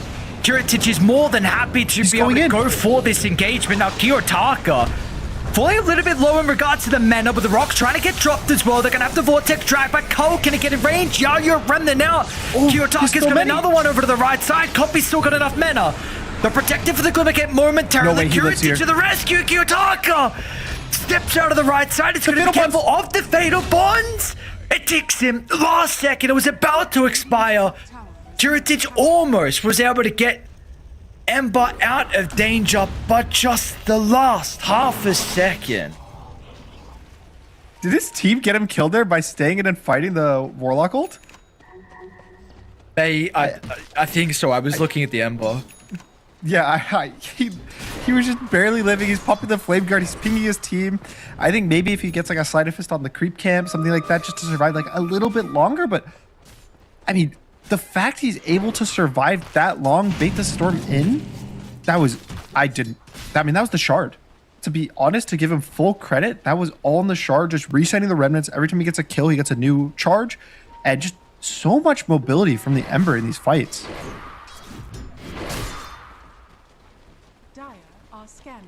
That will even more so be the case with the Scepter being worked on. It's going to take a little bit of time, but I love the action that we're getting out of this game. And you said it as well with the cores that we have, the carries that we have. They are not the late game carries. They have these they have these fighting items. We already see both sides kind of ready to go as well. Bedroom straight to top. It's going to be Yayo and Eki hand in hand. They had a lane ward that I believe was able to see Kiritich. So playing a little bit more on the back foot. Maybe even this deep jungle ward that's up for the next 30 seconds was able to see some of the movements as well. They do have Lotus on the Axe, which I think Yayo's going to be able to use pretty nicely this game. It's going to remove the Vessel Chains from the Ember. It's going to hopefully be able to maybe stop a grip from the Bane. Even just like the Silence from the Muerta, there's a lot of different things you can purge and prevent. So that's a pretty nice kind of fighting tool that they're gonna be able to use it. Ooh, this is a kind of honestly a sick Roche by Pipsqueak.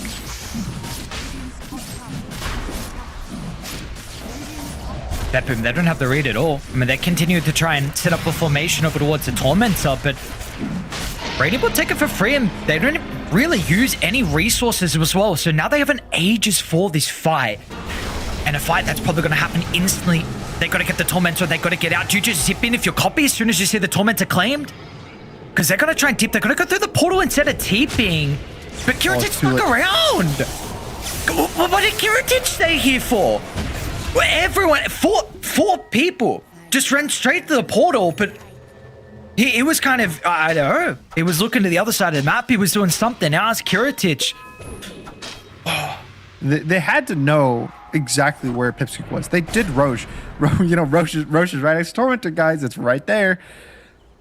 And giving away a free kill, like, yeah, you get the Tormentor, but Kiritich, especially with having a bit of the struggle of the game he has, every one of these deaths is setting him back a little more. Fortunately for him, he did recover, so he's kind of even with everyone, but still, it's like, you want to be able to get ahead on the Mercy carry. You want to be able to kill these heroes within your BKB as fast as you can. Mid lane. Ooh. Nande's going to run into Kiyotaka. We'll be able to pop the Raven's Rail for the Purge, but still is taking so much damage. Yayo jumps in with the core. Meanwhile, Copper's going to get the jump on the back on as well, preventing the Nightmare save. So Kiyotaka is just gone. Beautiful read from Copy that he needs to deal with the Bane to make sure the Nightmare trick isn't there to get the Ember out to rescue. Now Copy's trying to use the remaining mana that he has to get up towards save. He has no mana though. Still, they're going to be careful. Kiritich with the jump in, but Copy, he's got the Aegis.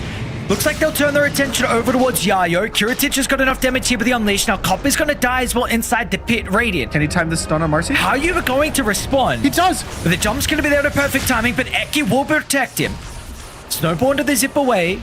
But the BK was used a little bit unnecessarily from Kiritich, with the shards will block save from retreating to the high ground. If they got any stuns, Centaur will just step in range. Eki's TP is going to be cancelled, and Kiritich finds a +1 as well, as Kadaru is unable to find escape avenue.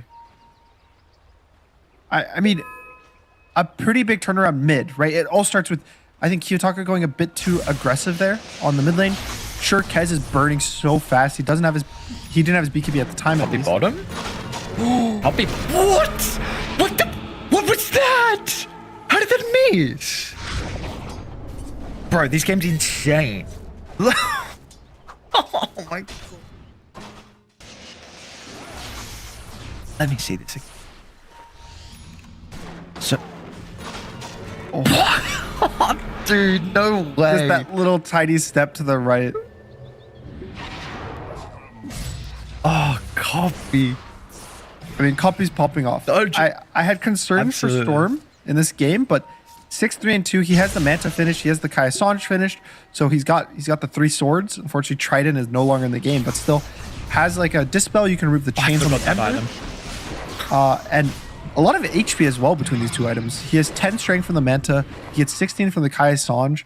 He gets 250 health from his 15 talent. So it's like all this stacking up actually makes the hero pretty tanky. And that it's just Manta's a strangely good item on Storm. I think you wouldn't really expect it or think of it, but attack speed gives Storm a lot. He right clicks a lot getting into these fights, especially when you have this like little extra movement speed. You can stay on top of people and use less mana on zips. Interesting. Yeah. I just like kind of the evolution. I think a lot of it started with the carry Storms doing this, and now the mids are like, oh, this is good. Like sometimes the carry players kind of cook. See how Copy's going to be able to perform inside this team fight. Eki with the high ground. Smoke will pop, and Kiyotaka's just going to chuck out a random remnant, a dead shot as well. Just kind of scouting tools. Trying to get what little information they can. Any advantage to be able to determine the positioning of Radiant, but either side will kind of start to split away. 3 to bottom, 2 to top. What is the smoke at that stage of the game for either side? Because there's no real big objectives on the map.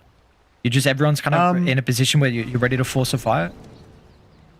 They're smoking on the power runes. So pretty much, let's say objectives didn't exist. So like there's no Roshan and there's no Tormentor. There's 2 timings you get the smoke on. It's power runes or siege creeps.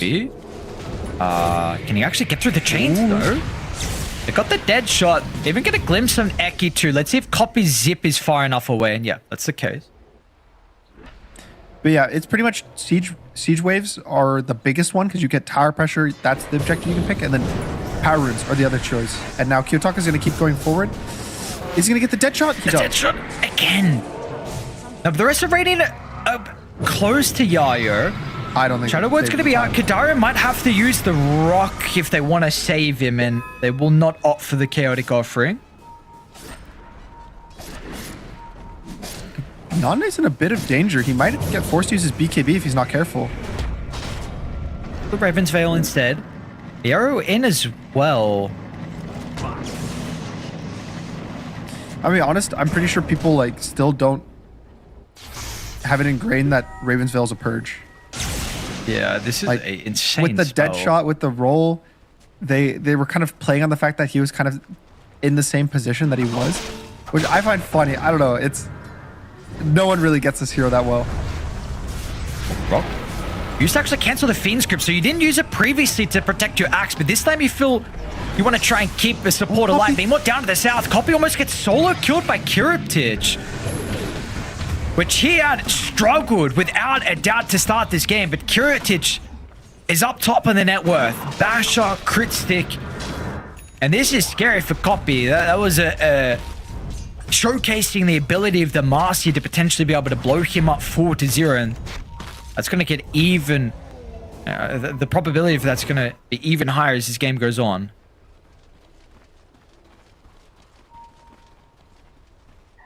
Yep, Nande finishing as Ags though, which from what my understanding of the hero, that's like his big timing as Kez. Being able to press all 8 of your spells, switching between the 2 disciplines, pretty much back and forth. It's when the skill cap goes up significantly, but so much damage if you can combine the spells. Like being able to use Echo Slash plus the Falcon Rush, being able to use Raven's Veil into Raptor Dance, I would say like are the big combos. And just, I don't know, it's really fun to watch, but it's also so frustrating to play versus if the Kez knows what he's doing.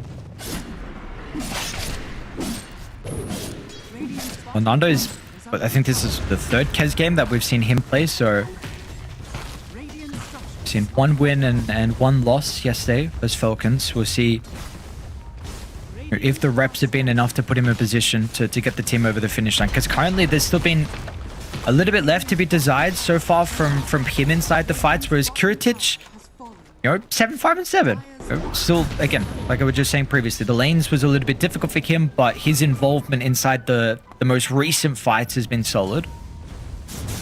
Yep, most definitely. And top of the net worth, once he has this data list, that's Marcy's like 1 volley of punches, you're dead. Then you move to the next target. Copy was in danger last time he got jumped solo by the Marcy, almost dying just in the 1 stun. So this Daedalus is going to be some crazy timing that is pretty scary for them to deal with. I think Kez has the ability to kind of kill Marcy quick enough, especially if there's an axe call to back you up. But again, Bedboom have so much layering in their team fight. They have Hang a Roll to protect. They have a Fiend's Grip that might annoy you for a second or two. Ember's going to be constantly poking the backline, canceling the Tusk Blinks. The Warlock, he won't be able to really press his Upheaval. And it is tough, but I think a lot of it is on Nande. And back again, I would say the Copy Storm has to be able to deal with probably the Bane, most importantly, and not get gripped himself and not let him grip his Kez. Oh man, this high ground ward, they're going to be running up straight into Dai, but I don't think Dai actually saw the smoke. Eki with the blind jumper in the middle. The Corn's going to make it a little bit frustrating now, but the Rolling Thunder's going to crash and find Nande over towards the south. The grip. It's a great rock from Kadari to be able to disrupt the team fight to enable Nande to go to walk, but the Kez is just gone. Kiritich, a couple of punches, 1-2, goodbye. And now with the Ember's going to try and catch up to Yayo. Yayo's going to be able to escape, but I mean, the Kez is not showcasing his ability to win out on versus the Marcy.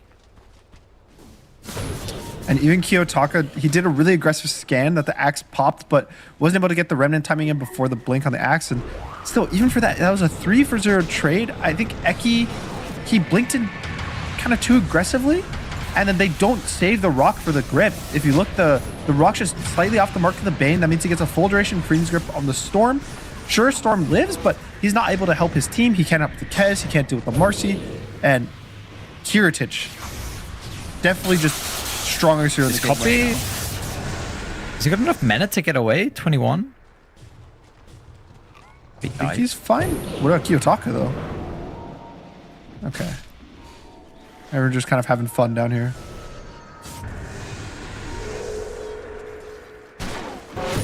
Yayo, though. Yeah, I think the fun's going to be over pretty shortly here for Yayo. And I haven't mentioned this, the Ags Muerta. That's so much extra random team fight, extra just kind of fears that they can do. I don't know. The Bedboom team fight is looking scarier and scarier, and it's kind of feeling like the window of options that Pipsqueak has is getting small. I think Nande really has to be able to step up in these fights and get a lot of work done with his Kez.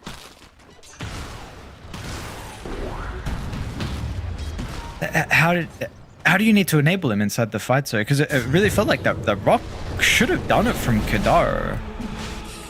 I think he has to be able to use the rock to cancel the grip.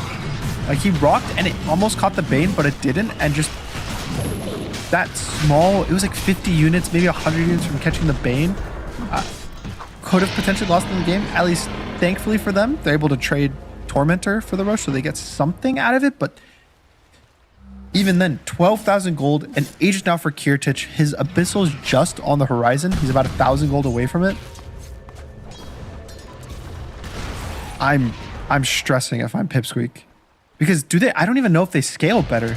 in particular. I think Ember, I think Pango, I think Marcy, all three of these heroes scale extremely well. Yeah, your heroes do scale, but if both teams are scaling, it's whichever team has the more gold to scale faster. At the moment, that is heavily favoring Dire unless something changes pretty shortly, but the Aegis advantage, it's looking like it's going to be pretty tall order for the boys on Pipsqueak, who had a very close affair in this game towards the mid stage. Now, Copy, we find as the meta to be able to get out of the chains, or a couple of heroes that were lurking nearby towards the triangle, but they're going to have to give up this kind of mid and top side of the map. So T2 top will go down. They'll importantly lose the triangle control as well. So the outpost is going to go Betboom's way. More than likely, we'll look to chain this into a secondary tower mid. And look, just look at the wards as well from Betboom. Like, it's a really... Mantis not good enough for Copy at the moment. They're going to be able to get the call, but the snowball fall will be there as well. But the damage is the thing in question.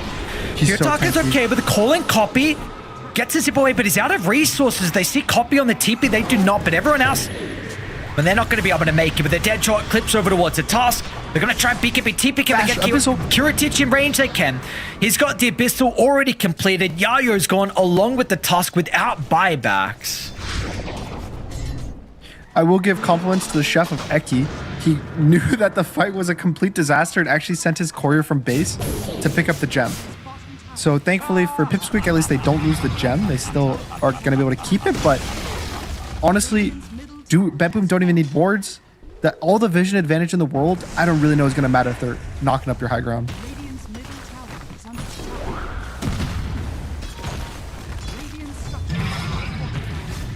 That's a glyph used, but Kiritich feeling the strength of his hero. He still has the ult, he still has the BKB. I don't think really anything had to be used there for that go, and Kiritaka gets his dive. Just a long-range catch from them. Kiritaka with the Scepter, Kiritich can easily follow. You got random dead shots as well. With Save about to have Octarine pretty surely. That's going to be spammed even more frequently. And that will guarantee a full set of barracks mid. They're even going to look to try and move on forward down to bottom. Aegis still for another 2 minutes here on Kiritich. I think he's trying to finish his Daedalus on the Kez. He's 400 gold away, but maybe you just have to sell your Falcon Blade. You're not going to get it unless you sell. Rolling deep. Is he actually really going to be able to get the kill? He's just dead. Just a poking Eki. Can he get inside the base? Kyo Tark his Ember Spirit. And now with the instant call for Copy, Nande's going to try and enter the fight, but Nande gets bashed up. He'll move on forward with the Raven's Veil. Now it has also of the Raptor Dance. The Fiend's grip over towards the right side, though, means that Kiritich is going to be able to get the return kill. They're even trying to catch up to Nande, but they will not be able to. So it's been an okay defense at the moment, but the resources, along with the spells, aren't there, and shortly, Copy is just gone. Health pool evaporated. Dude, what a performance from Kiritich to just be able to, like, not get flustered from the lane, you know, from the death after that long pause that we had as well. I mean, the performance we've seen from him inside the fights, he's looked great. Yeah, and I think also the Embers that we've kind of seen today have done so much as vision and control in the backline, make it sword, and Kez just doesn't have the HP pool to survive. Oh, but the Spirit Vessel just stops some of the life still coming back. G's are going to be caught in Pipsqueak. It was a competitive game for a majority of this, but Betboom just, I mean, the last, 3+ team fights heavily going their way results in a 35-minute victory for them. And I think a lot of it goes down to that one really big team fight top. The first one of the game where I think Pipsqueak had that feeling that Betboom was kind of rapping on their axe in particular, but just not maybe on the same page, or maybe they thought they had a little more time. Axe walks out in the lane and he gets caught. And then now it's just slowly one by one, Pipsqueak rolls in. They're trying to save their boy, but just you can't react like that. I think reacting is almost always a mistake. Either be prepared, be there instantly the second it goes, or give it up. And then Axe dies a second time. All this early laning game advantage that they kind of had is gone, and just kind of just outplayed by Betboom after that. I feel like there didn't even feel like there was a chance for Pipsqueak to win a single fight after that one big one.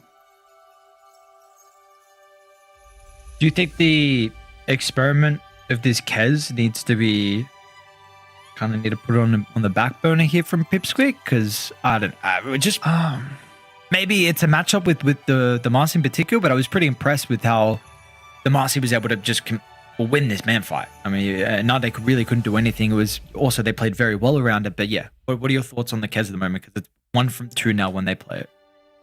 I've seen it versus Pango, and I feel like in particular versus Pango, it's a bit rough. So maybe I don't want to say like, oh, just don't value the hero, don't trust yourself, don't pick the Kez, but it definitely is not looking as clean as some of the other heroes they were playing. If anything, I don't know if he's played it that much in this tournament, but I always think of the Nande Morphling. That's like one of his best heroes.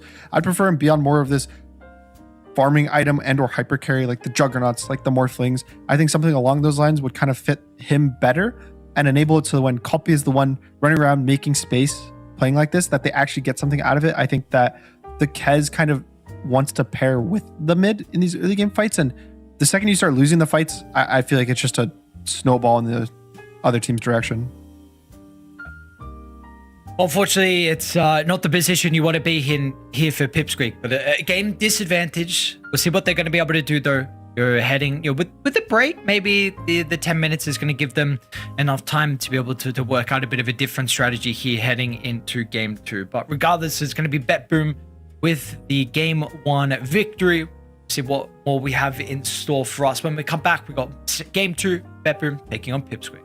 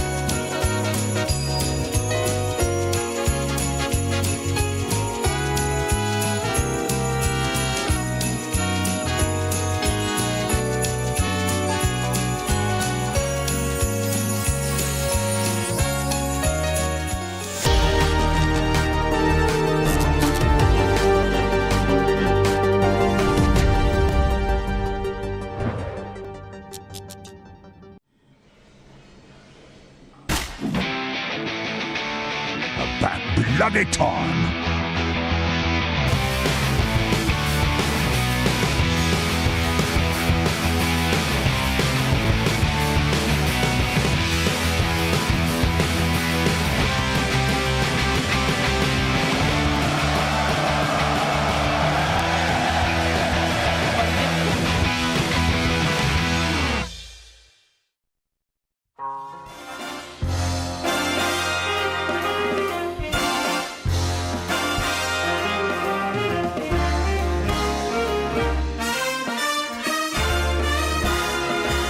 One night in New York is like a lifetime anywhere.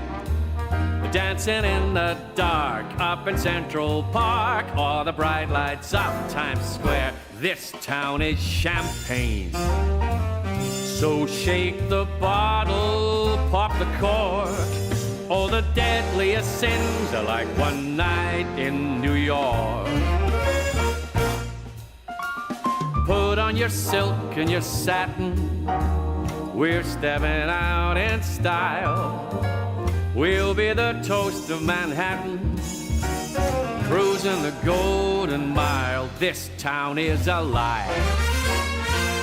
Go wild and let your money talk. Any man can be king and reign one night in New York. All right.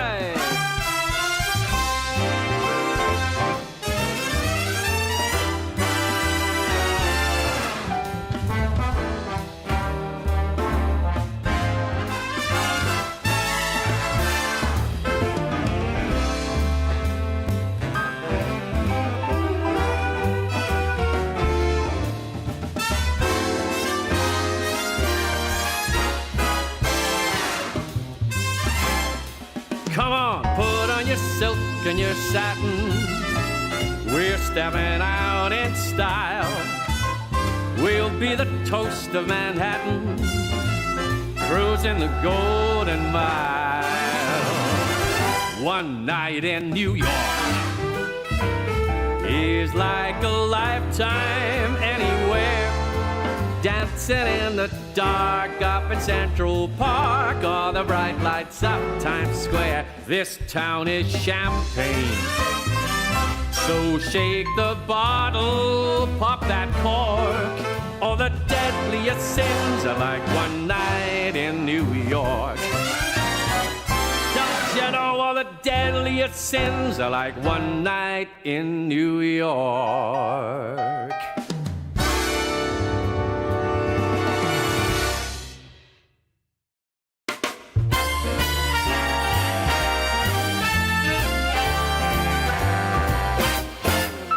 From young and old to rich and poor, there is one thing that I know for sure.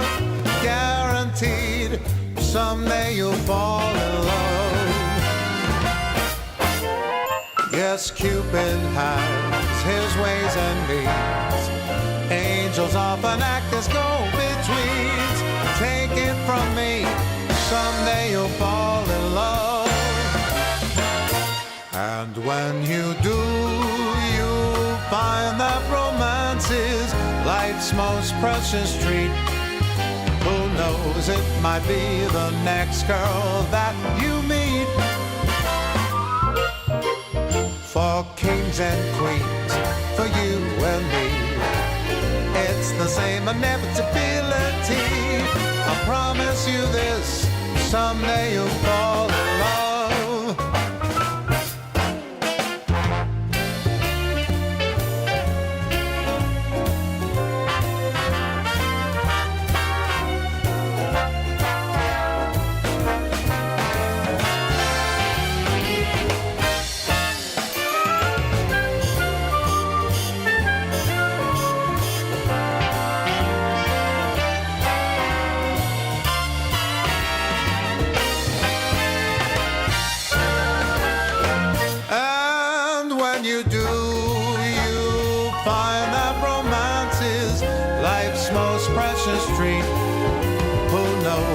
Might be the next girl that you meet.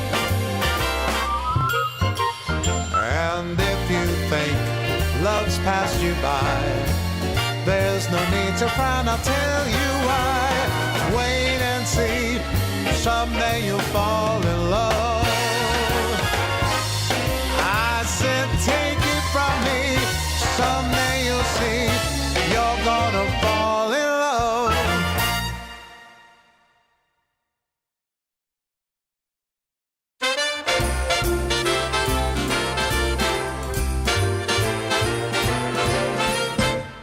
Jingle bells are jingling, carols fill the air.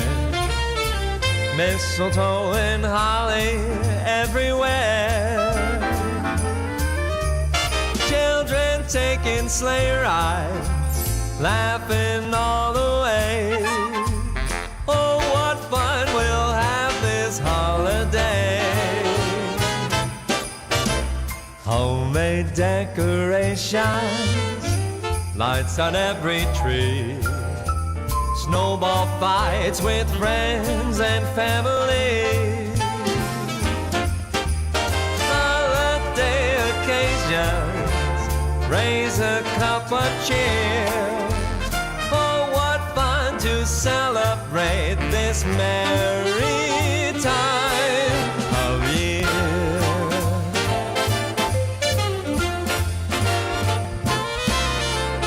Bells on bobtails ringing, making spirits bright. Come along, we'll sing a song tonight.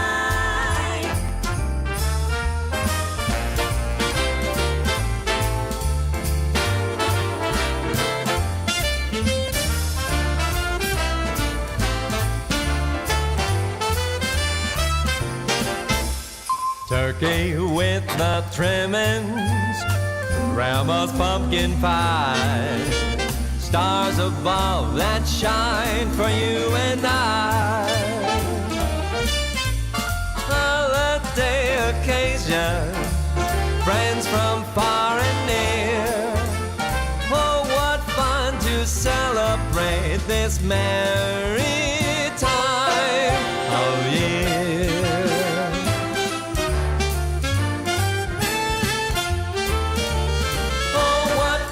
To celebrate this very merry time of year.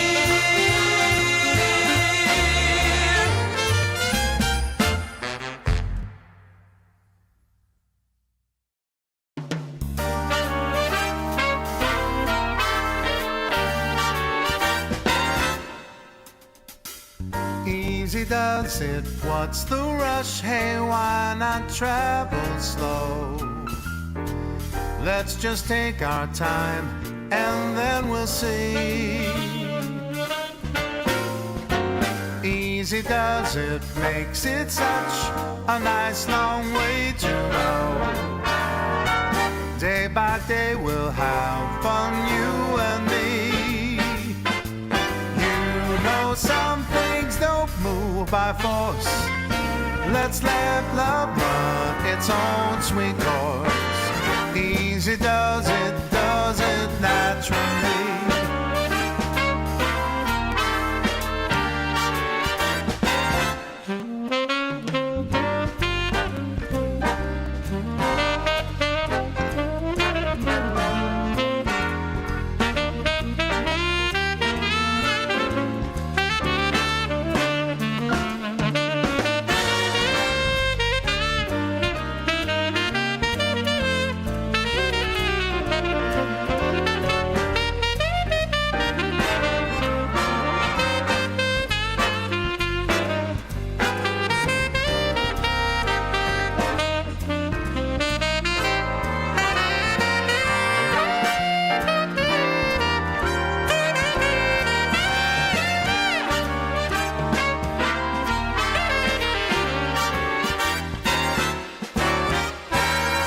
Easy does it, that's the way to make it all so right. This is how I knew that love should be. Easy does it, every day means every single night.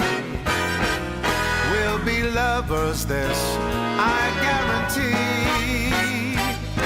Let's keep the tempo slow, not fast, 'cause that's the way to make love last. Easy does it naturally.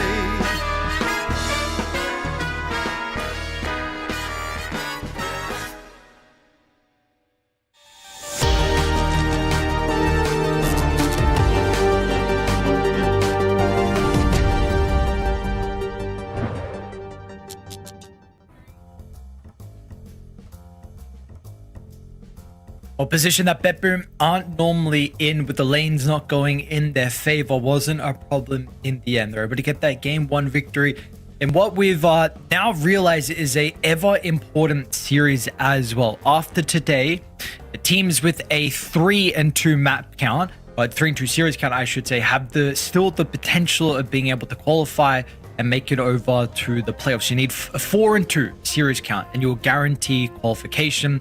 So the loser of this series won't be able to compete tomorrow for that opportunity to make it. So of course, either one of these teams being 2-2, Pipsqueak or BetBoom, we're not going to be seeing in the playoffs if with the series loss here. Yep. So this is kind of do or die for Pipsqueak. It's sure they'll still get to play tomorrow. I think there's still the EPT points and the bonus prize for winning these group stage games tomorrow. But as a player, that's not really what you care about, right? Like when you're in the tournament, you want to win the tournament. You want to do the best you can. So they're kind of backs against the wall. They did end up getting, it was a last pick Storm 2 for Kopu, which he's been first picking it with success. And so you're expecting their last pick as Storm to have success, but that kind of trump card not really working out for them. And again, like you said, beating BetBoom at their own game, the laning stage, that should be maybe not the nail in the coffin, but should be enough of an advantage to kind of feel like you have this mid game, have this late game tempo. But BetBoom team just kind of looked like the better team no matter the game state last one. Yeah, with a stand-in too as well.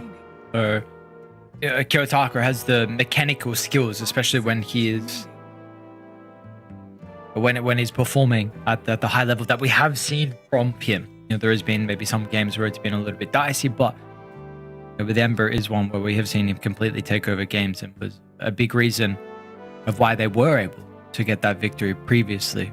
And we'll see what the changes are going to be with the draft here. BetBoom team going to get rid of the Jakira Batrider Huskar. We've got the Timber and the Naga removed, so not really too many surprises. Maybe the one thing we're looking at is the Storm, where it's going to go again. It's the only interesting one, I think, in the first phase. Enchantress a little bit interesting, though. I don't. They haven't really been picking it that much. Seen Kadaro play it, yeah. No, not that we've seen, at least. Yeah. I wonder if that's a preemptive like counter pick. Like they're aiming for a Beastmaster with the Chikiro ban, which is another anti-Beastmaster hero. Maybe they think, oh, they're going to pick Storm on 8. We're going to pick Beastmaster on 9 and be really happy. That's kind of my only read on it. I think right now, Pipsqueak, it feels like they're also kind of confused as what this ban is prepping for. Because, yeah, again, I at least we've casted 2 of their series. They haven't picked the Enchantress, if my memory serves correct. And I also don't really feel like that's been their playstyle of this like Zoo position 5. They like picking the Liches, they like picking the Warlocks, more of team fight than the Chen Enches of the world, at least in the games they have success in. But just take the Dragonite, nothing too crazy. They haven't played it once in the group so far, so okay. Interesting. It has to be some like counter pick. I feel like they're aiming for a Beastmaster. That's the only read I have on it. But something I'm happy about is the ABBA. I think every time I see Dragonite, I'm always kind of asking for teams to eventually end up with an ABBA. I think the better and the faster you can respond with your carries to seeing the enemy carry is really good. So the ones I've liked the most kind of success-wise is the Terrorblade and the ABBA. So taking the ABBA, probably a bit safer of a pick. There's also technically potential flex. You can put in the offlane. I don't really like it that much there, but it's an option, and it's just an annoying hero to kind of team fight versus. Every time you get a kill or one of his teammates die, he gets another cooldown of the shield. So constantly saving his teammates, getting extra health out. You can't get bursted by the Dragonite, which is one of his biggest strengths in the mid to late game. And it kind of is a strong enough laner that can carry these weaker ones out of lane. But BetBoom, because it's a strong laner, they're going to double down, right? They're always going to do that. They're going to pick another strong position 5, something that will stomp the lane with ABBA. And they also get 1 ban. And I don't know what their ban is going to be. Maybe the Axe, but I guess ABBA's decent for Axe, no? Because you're going to move the Battle Hunger. So I'm kind of interested to see what Pipsqueak pick. Maybe the Underlord is something they have liked a lot too.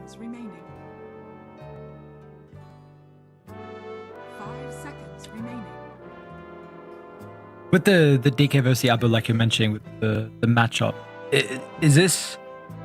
Do you try and change your gameplay a little bit and go like an earlier blink? Just because of the slow-paced game that the Abaddon can have? I know you've been preferring the Mask of Madness armlet that we've been seeing from the DK, but couldn't there be even more considerations just for an early blink because of the Aber Radiance timing? It could be good and it could be bad, right? Because the bad thing about it is if you use a blink and then you blink into Abba and then he shields the guy that you went on, then you've just kind of thrown the game. Because you spent 2,000 gold on a bad initiation, you might lose the fight because of it. So even though you are going to hit your timing around his Radiance timing, hopefully I think that you'll win it as well. I'm liking the Underlord more and more for Pipsqueak. I think that a Pipe Buyer is always really nice versus Abba. I think we've also seen that lane go pretty good for the Underlord, surprisingly. Shoving out the Abba from his lane. So I definitely like Underlord. You can also pair it with a position 4 that's really good for Eki. A lot of his hero pool is kind of gone with the Hoodwink, the Bat Rider, the Shadow Demon. So again, a lot of Eki's best heroes keep getting kind of removed relatively early in the draft. But maybe I've liked Sky surprisingly versus Abba. I think that's a really nice matchup. So like the Underlord Sky lane, I think looks pretty good for me. If there is the Underlord, let's see if we get the +1 with the Sky. It's cool. I've thought that matchup has been good ever since I saw Crit play it in particular. He rushed Conda. I don't know if he rushed it, but maybe it was like second item. And just having a break plus a silence on one spell, that the second Abba ever uses Manta, you pretty much silence him and you ult on him and he dies. He can't click ult because he's silenced and the ult won't go off because of the break. And that paired with like a Dragonite, for example, is super potent at killing because now you also are pairing that with a stun. And I think the item is just a bunch of int, which is something that Skywrath loves as a stat.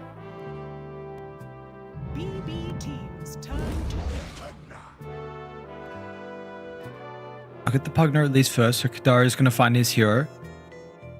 It's one of the more popular position 5s. I think a lot of it has to do with the save. Because you have 2 different ways to save. You have Decrep, which is already an amazing save spell. You can press on your allies. It amps the healing maybe from a random wand, a fairy fire early game, and prevents them from taking physical damage. And then also just having the ult is so much healing. There's so many times that I feel like heroes deserve to die, and there's just a Pugna pressing ult on him. He's draining all his life into his teammate, and it feels impossible to kill heroes. But the counter to it is either Purge, which the Shadow Demon's out is the biggest one I would say, or a lot of random magic damage and jump. The good thing about his draft is he's 2 cores are very anti-jump with the Root and the DK stun. Something like a Primal Beast, a Storm Spirit, an Ember Spirit, they all struggle playing versus this amount of catch. But even then, I still think it's worthwhile to pick and just tell your guy, like, man, just buy a BKB. Oh. I have not been seeing Doom at all, but there's your anti-tank hero and kind of anti-medic as well. It's a bit slow with their 2 heroes, though, the Abba Doom in regards to the cause. So you're going to need to see that picked up elsewhere. Ooh. Jeez, what is that here? These are, I mean, pretty interesting picks. We haven't seen them that much, if at all. At least that in any of the games we've watched. And this is day 5. You know, it's not like we just started the tournament. The meta could be changing. I'm pretty curious as to what the purpose of the Venge is, because if it was a Doom on the other team, I could be like, oh, okay, Venge makes sense. Your guy gets doomed, you swap him out. But there's nothing in particular that seems swap worthy. Like, yeah, I guess there's like the DK stun that you could swap out your teammate from, but it doesn't feel like one of those necessary changes. And it's also kind of a hero that enables Storm. It's not the greatest catch for him. Sure, there's like a Doom that's going to be used on him, but you know, if you're scared of picking a hero into Doom, at some point you can't pick any mids because every hero hates playing versus Doom. It's one of those things that I forget who told me it. I think it was maybe March. The other team had a Nyx, and I was like, oh, I don't want to pick any of my mid heroes because they have Nyx. All of them are going to get caught by Carapace. But if every hero's sad versus it, then you just have to pick something. And because you're a mid hero, you're going to get more gold. You're going to get more XP. You have to play with that advantage. And Copy has played with that advantage in every Storm game. He is always ahead. He's always farmed. He has like the correct item build for the game. And even I think the Yopaj Storm that we saw earlier, he was playing extremely well. This hero looks really strong when in the right hands. Importantly, we'll see if we will get the net worth over to the Storm to have a solid game. We'll see what other hero they want to play with as well. We need that Eki position for, which, like, I mean, are we still looking at the Sky? Is there anything else that you're thinking of? The Sky's a bit worse with the Venge save because they can always swap out of your ult, but I think it's still somewhat decent. I'm just trying to go down the list of like Eki heroes. Snapfire is also a pretty okay option. The Ricky ban is actually really cool. I know Eki has played it in the past, but it's nice because it prevents save from the Venge, right? Like you get the Ricky shard, you can't click spells on your ally, so Abba wouldn't be able to shield, Venge wouldn't be able to swap, and so it's like it guarantees these DK initiations. So I don't know if Pipsqueak is actually thinking and like, oh, you know, we'll get this really late pick Ricky. This is really cool. They won't ban it. And so if they were, that was a really smart and sick ban from BetBoom.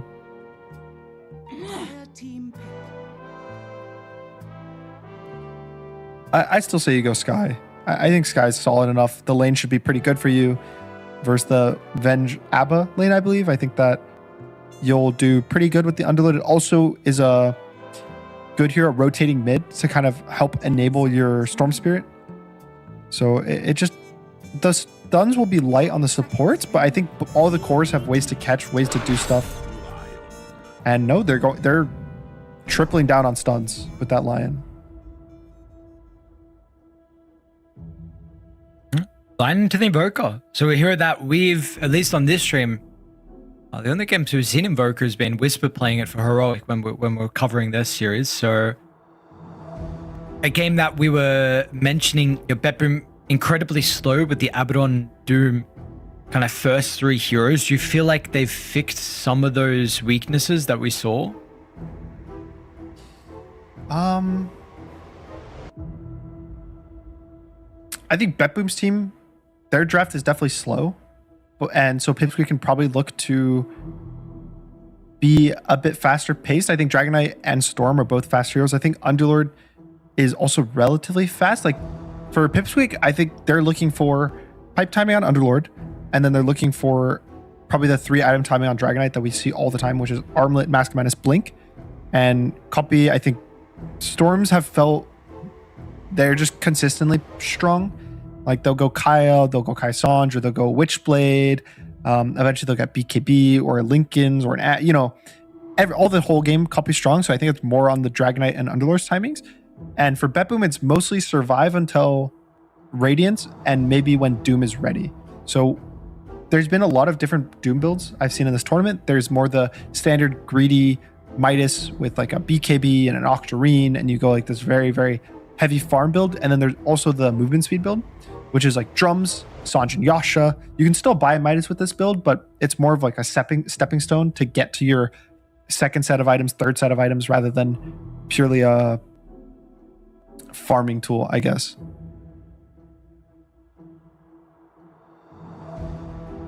I guess the ultimate question is, do you feel like BetBoom are going to get to that stage where they have these items?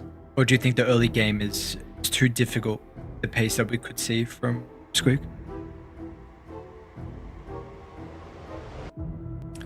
I think it's probably hard, to be honest, for them to get to those items. And I want to say like, oh, well, their laning prowess can give them that space for the items because they'll win their lanes. And then even if they start slowly losing the map post laning stage, they get to use that kind of early game advantage in order to enable the greediness. But last game, they didn't really have that. And the benefit of their draft last game, kind of what we said, was it was constant fighting. Ember, faster paced mid than Invoker. Marcy, faster paced carry than Abba. Even their offlaner was definitely faster paced than Doom. Like, I feel like all of their cores this game are just slower paced. And that, for me, is worrisome if the lanes kind of go the same way that they did.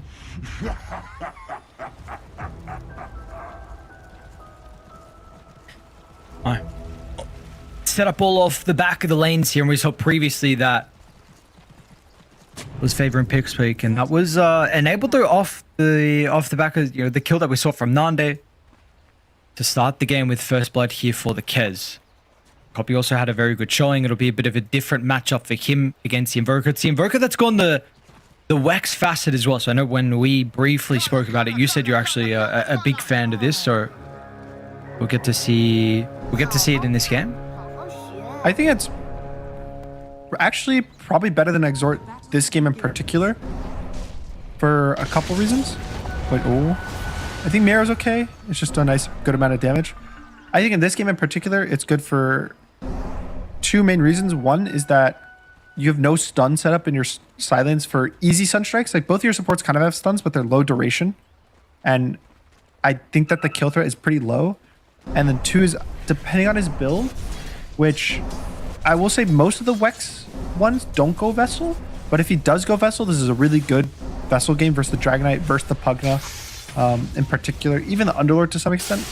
But unfortunately for that build, most of the Invokers I've seen with the Wex facet go just Ags Rush. They go double null, they go brown boots into an Ags.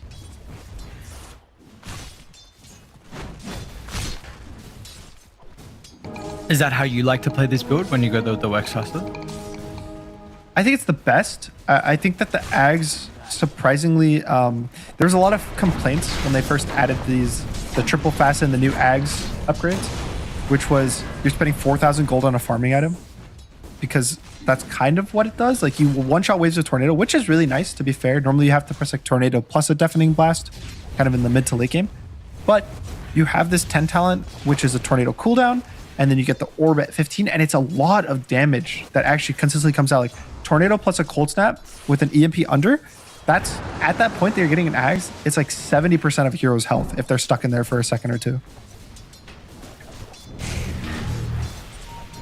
But it's something that we'll have to see. I think it's also not the most common one. Usually everyone's used to just Sunstrikes getting it. And Underlord. Yayo bottom. Yeah, first blood's going to be given over towards the boys on Bet Boom. Yeah, he's going to take a decent amount of damage as well. Katsuomi given the shield over.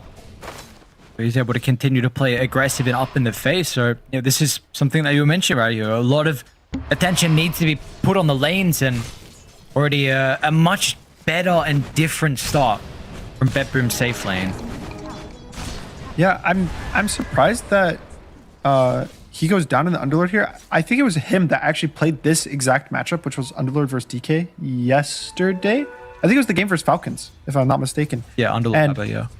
He was crushing that lane. Abba had to leave the lane. He lost his tower pretty much solo to the Underlord at like 7 minutes into the game and had to go jungle. And so just the fact that he goes down once is probably going to enable Abba to get his phase boots early, pressure. The minus armor from the Venge is also really nice to help deal with this large HP pool. And this lane probably won't get much easier for Pipsqueak. I think it's going to keep getting harder and harder. Also, Lion is not really well known for kind of its laning strength. So some concerns are already being raised for kind of this early game for Pipsqueak.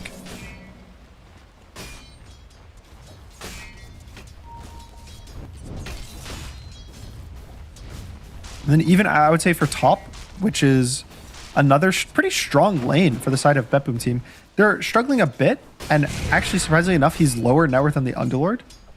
But I feel like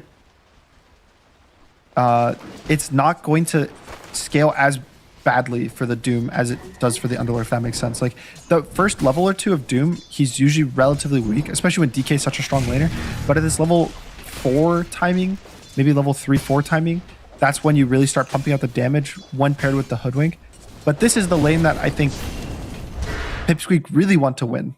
I think this is the one that you pick Dragonite, Pugna, both extremely strong laners for their roles.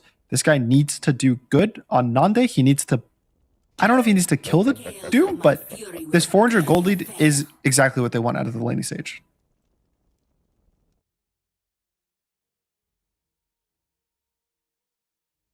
We will say they're going to be making a bit of a go onto Nande. Also, bottom Eki took a bunch of damage as well. So He's still got two tankers to work with, but Boom is showcasing that the safe lane is able to put a lot of pressure into the off lane on Pipsqueak. Meanwhile, mid is looking pretty decent for Copy, but kind of expected with the Quaswex, especially, and the early levels in the Invoker. Yeah, I think this is definitely a Storm favored matchup, at least these first like 4 minutes. The big things are like how the kind of water runes play out at 2 and 4.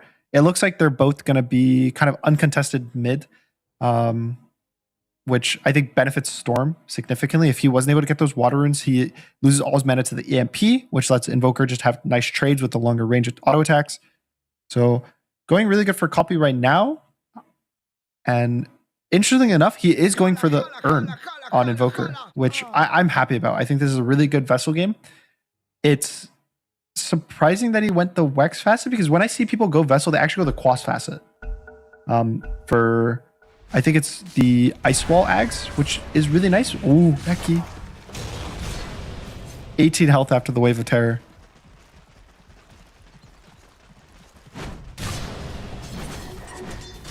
So you were saying that they go the Quas facet with the... Yeah, I think the Quas one, because you're playing a lot more for control, the Vessel feels a bit better.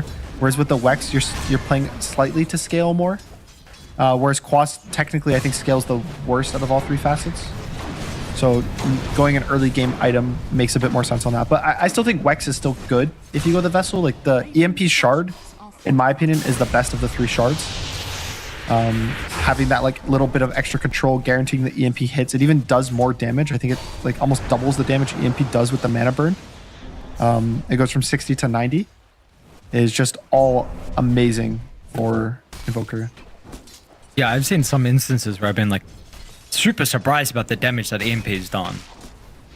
Yep, it's like a 600 damage nuke when you have full points in Wex, which is pretty absurd just to do that much damage and burn that much mana at the same time. Like in particular, if you ever see the matchup versus Medusa, she can just die to a single EMP in the mid game.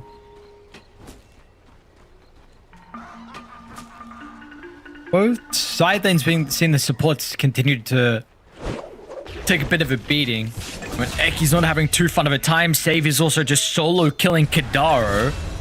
So he was a problem on the Muerta previously, and that's going to continue to be the case. And Kataomi snipes Eki as well with a Wave of Terror. I think he was looking for a deny, and they still had... Dude, the ward was... no way. 2 seconds left on the ward that they placed for the initial kind of bounty rune, and... Man.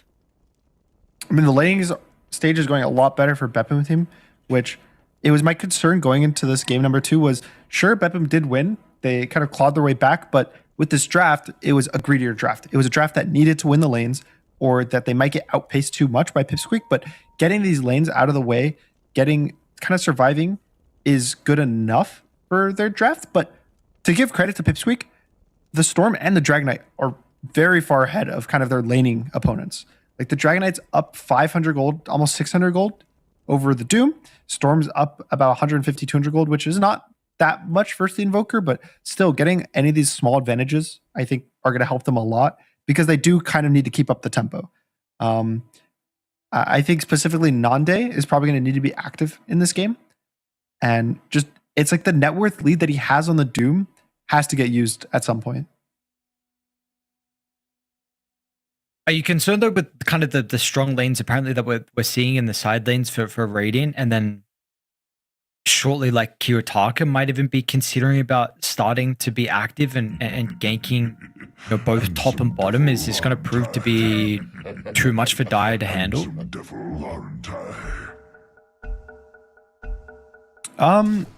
Somewhat. I think Kiyotaka's gonna have a bit of a slower game, not only because of the laning stage, but because of the items that he chose to buy. He went the double null, which means, and he went the Urn now, so he has no boots, and rotating on Invoker with no boots kind of feels so bad because you're such a slow hero that you have to TP to the lane, and then the walk back to mid is just takes forever.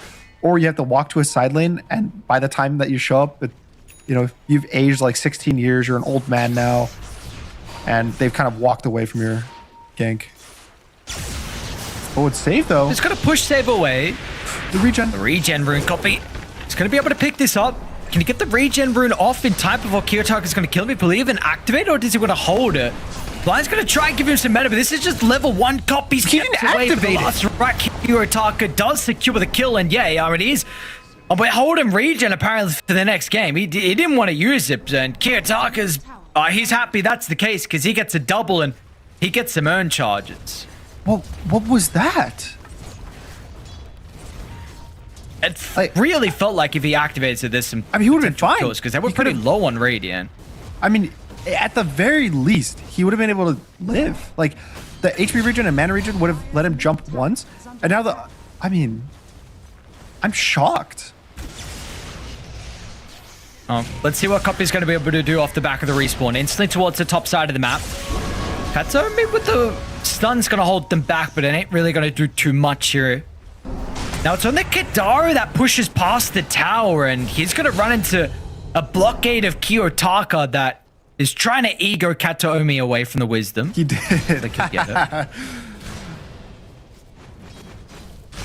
But I think the reason why he did that is because Save actually ended up stealing the enemy wisdom rune. There was so much kind of pressure that Pitsky was putting on mid and top that Yayo was killed by Save rotating bot and his wisdom rune was taken. So now Save is pretty much the same XP as the Underlord. This guy who we were like, usually we see him have a good lane, is now struggling a lot, and it's starting to kind of snowball, I think, in the favor of Beppu. And we've seen what this lineup is able to do when they start to get an early lead. The game can snowball incredibly quickly. And so important for a lineup as well, considering, again, they have some super greedy offlane cores.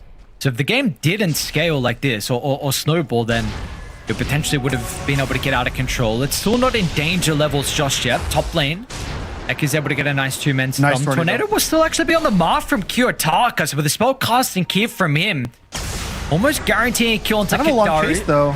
Copy is going to show up though with a zip over the top. He's still got Eki to play with. Even Nande is going to tip in. Can they get in range to stop Kiyotaka from escaping? They won't be able to do so, but they surely should get Katsuomi. And that'll be a galvanized stack here for Copy.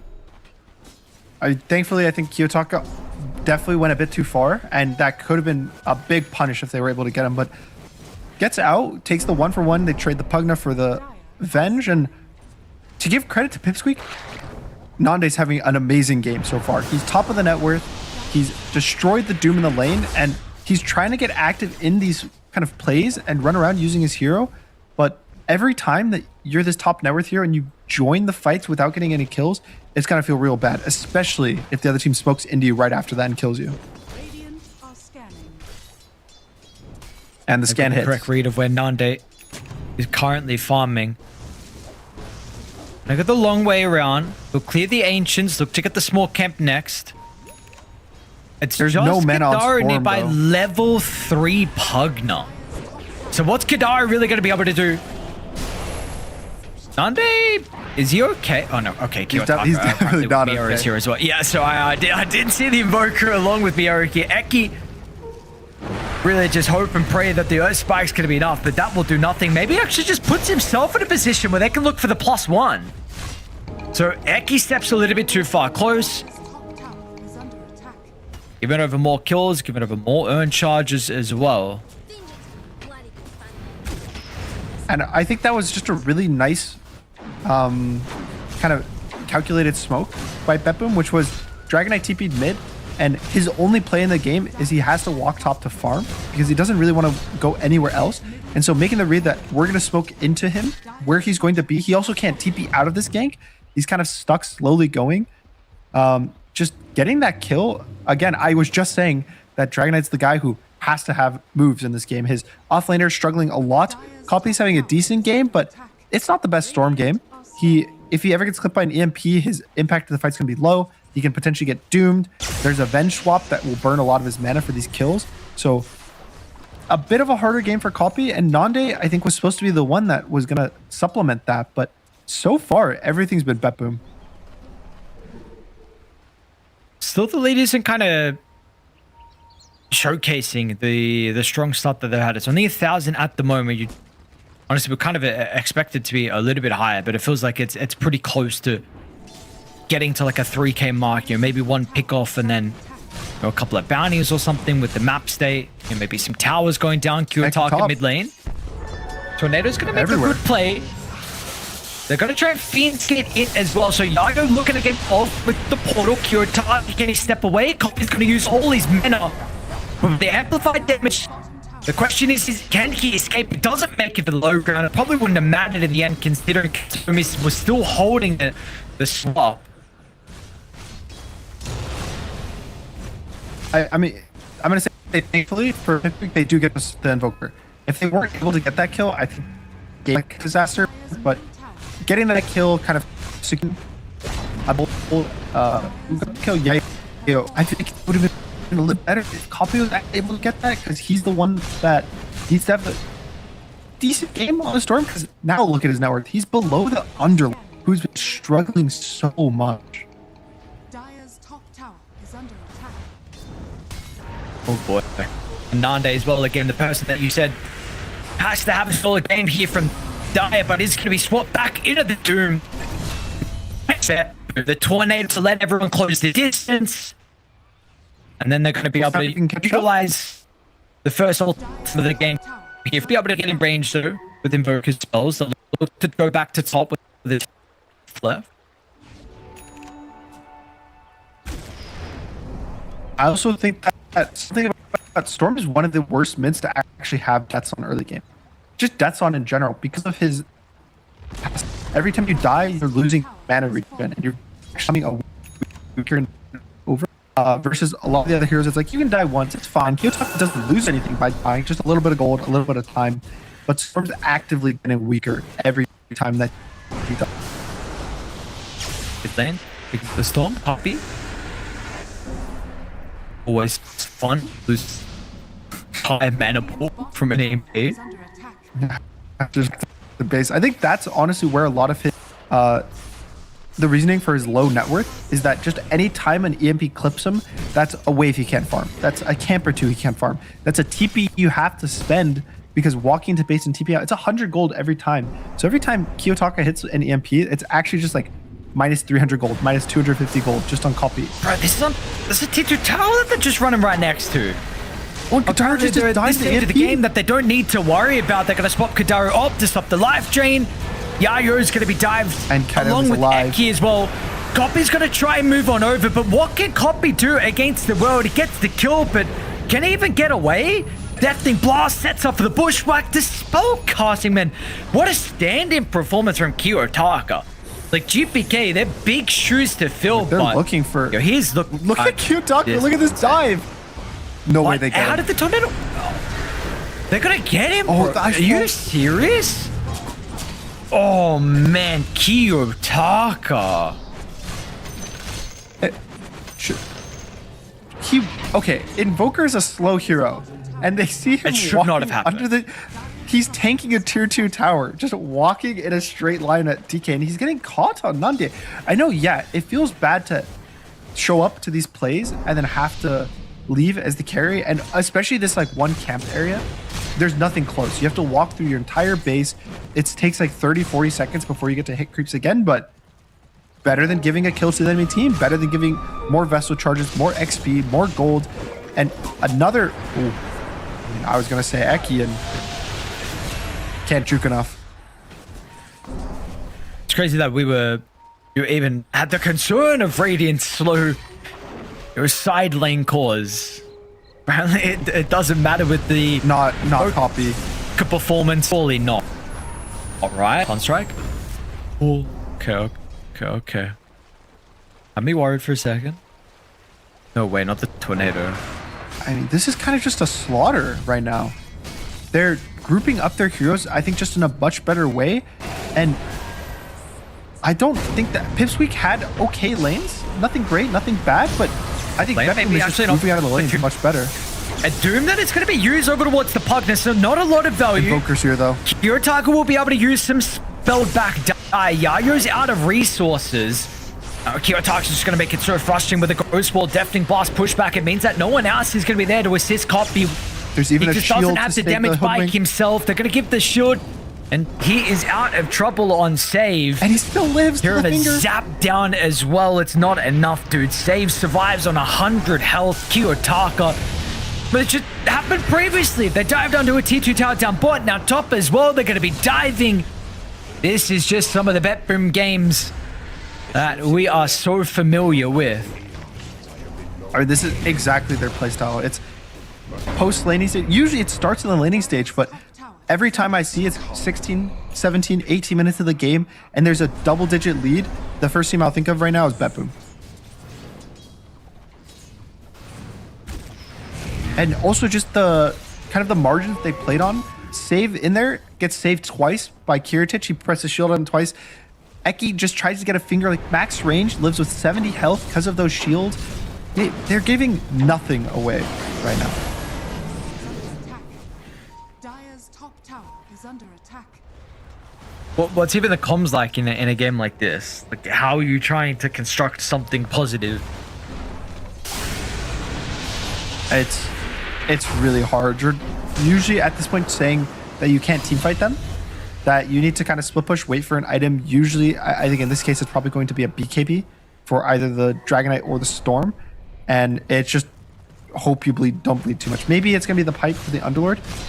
And a lot of the times, it gets a little quiet.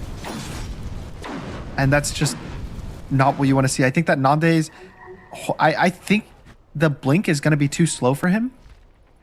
In terms of like damage-wise. So I think he really needs to go BKB. He really needs to scale into a super hard right clicker, and they're going to need to find a way to make this game last another probably at least 30 minutes. Oh boy. Okay.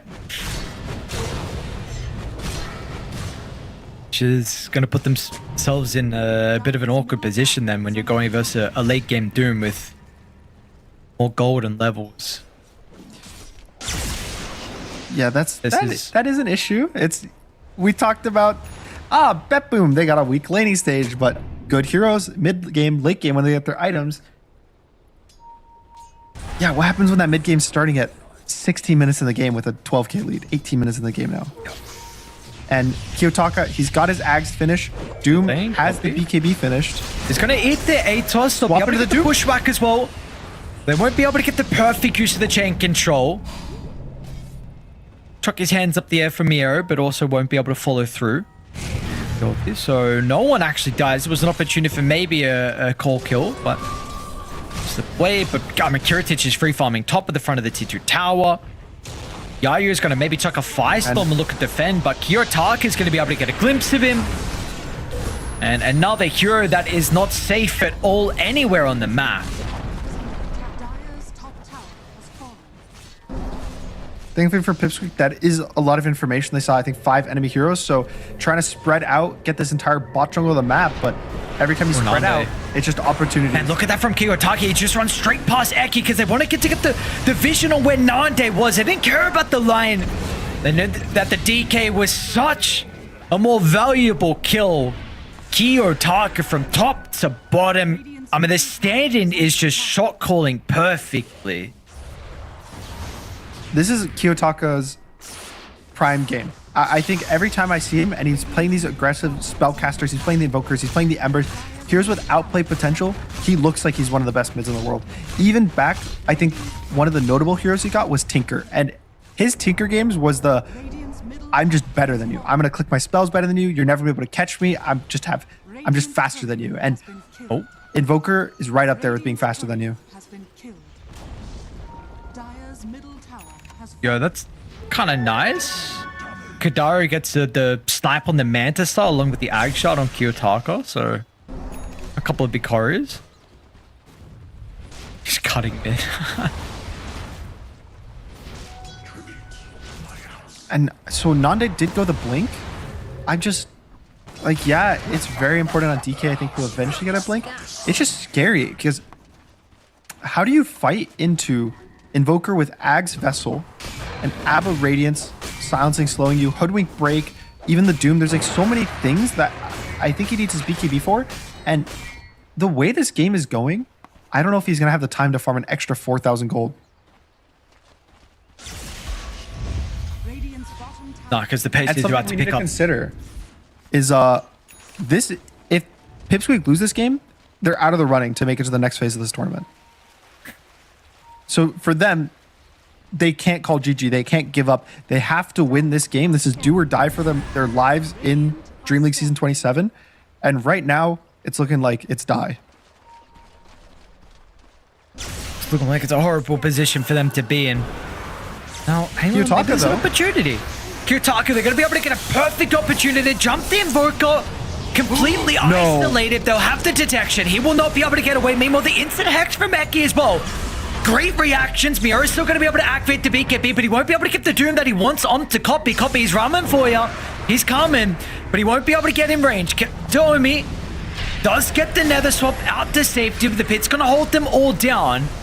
Still with the net worth disadvantage. How far do you want to push on Copy? Be careful, be careful. There's the Doom, but still, they'll get the kill. They'll also be able to catch up to Katsuomi as well. Copy. Is he going to be able to survive through the Doom? Looks like he'll tick out, but you got bigger problems with Kiritich starting to run down the remaining members.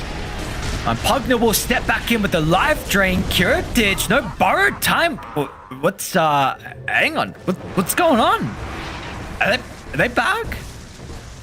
I mean, that was the perfect fight for Pipsqueak. They catch Kiyotaka just kind of isolated, and then they're going in one by one. I think Mero kind of went a bit too aggressive. He was able to have his BKB up for the Doom duration. It would look a lot better, but Pipsqueak taking probably the best fight possible for them. Getting, 4 kills? I think they're killing all 3 cores. Pretty much the only one that survives is going to be Save's Hoodwink.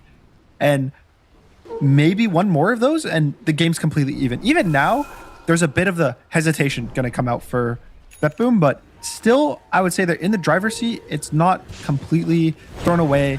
It's just, you're giving away like cracks, right? The cracks are starting to form, and it's whether Pipsqueak can keep kind of making them bigger or BetBoom's able to secure it. And I think a lot of it is now going to be on Aegis. The BetBoom's going to look to push out waves, get a pick off, smoke into the Aegis, and probably with that, it's going to make the game a lot harder.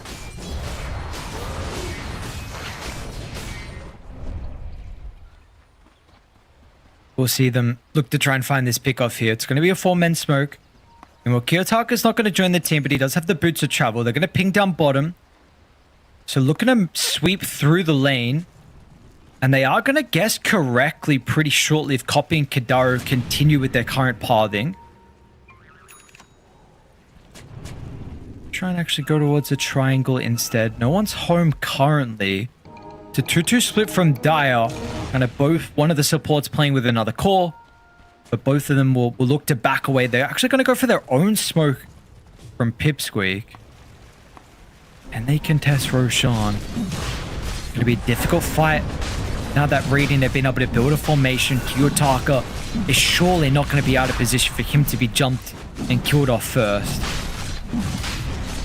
Maybe it's jumping these supports or the Invoker. Invoker is the absolute best target you can jump. He has nothing defensive. Copy, Smoke's going to pop. He's got pop. a Venge behind him. Gonna get the pit over towards the backline as well. Copy tries to give the information with a defensive wave. Will get Kiyotaka out to safety. They're still gonna try and run down the Invoker. Copper's gonna use some of the mana to close the distance, but it's not gonna matter.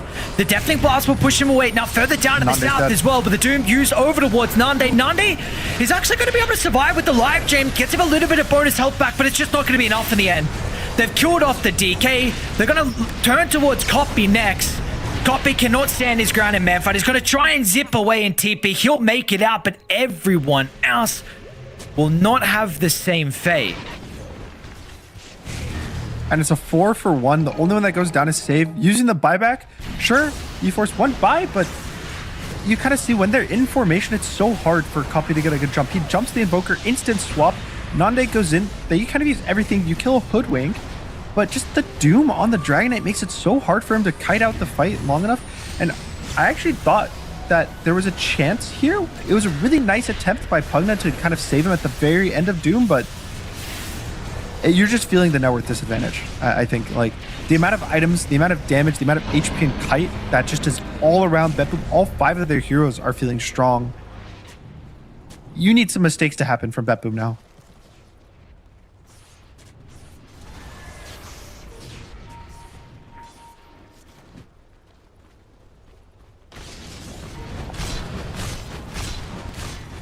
And something we see is the first Aegis is usually more of like a farming kind of map setup tool.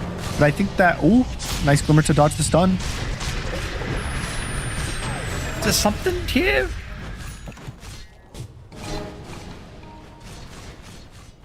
But usually this first Aegis is like the setup, right? And it's a lot about the second Aegis.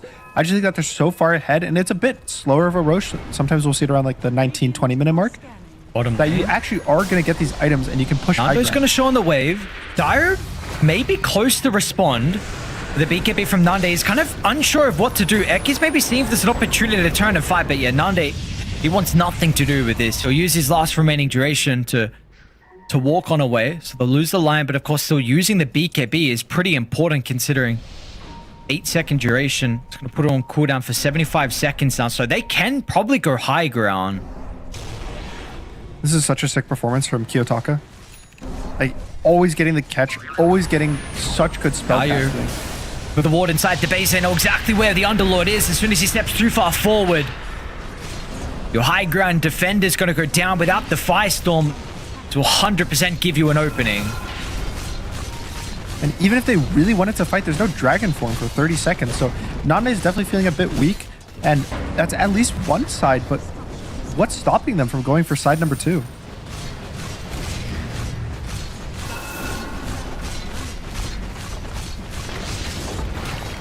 I think the only thing that's slightly concerning if they want to relax is, like, it's the only way you can lose by going for the second side.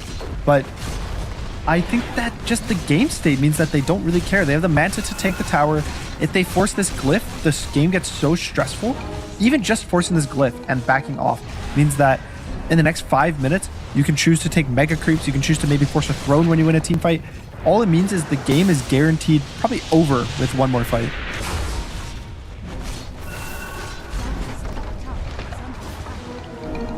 It's going to have to be a perfect last fight here potentially then for Dire.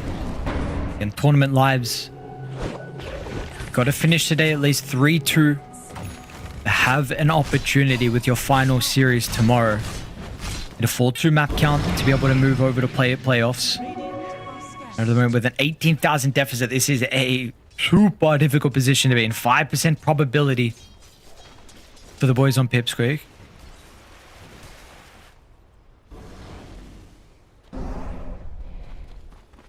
I'm gonna smoke up here. And for the finishing blow, Betboom trying to put the nail in the coffin. The lane's in a pretty good position. Dire gonna leave the base. Kadaro drop the little high gun. Smoke's gonna pop. They just need any catch for the side of Betboom. Any support jump, any core jump, anything that makes a fight happen, I think is going to be to their benefit. Whereas for the side of Pipsqueak, they're also the one that needs to jump, but their jump needs to be so perfect on the correct target in the correct way at the correct time. Whereas Betboom's like, oh, I see a guy, I jump him. Any fight we take is going to be a win.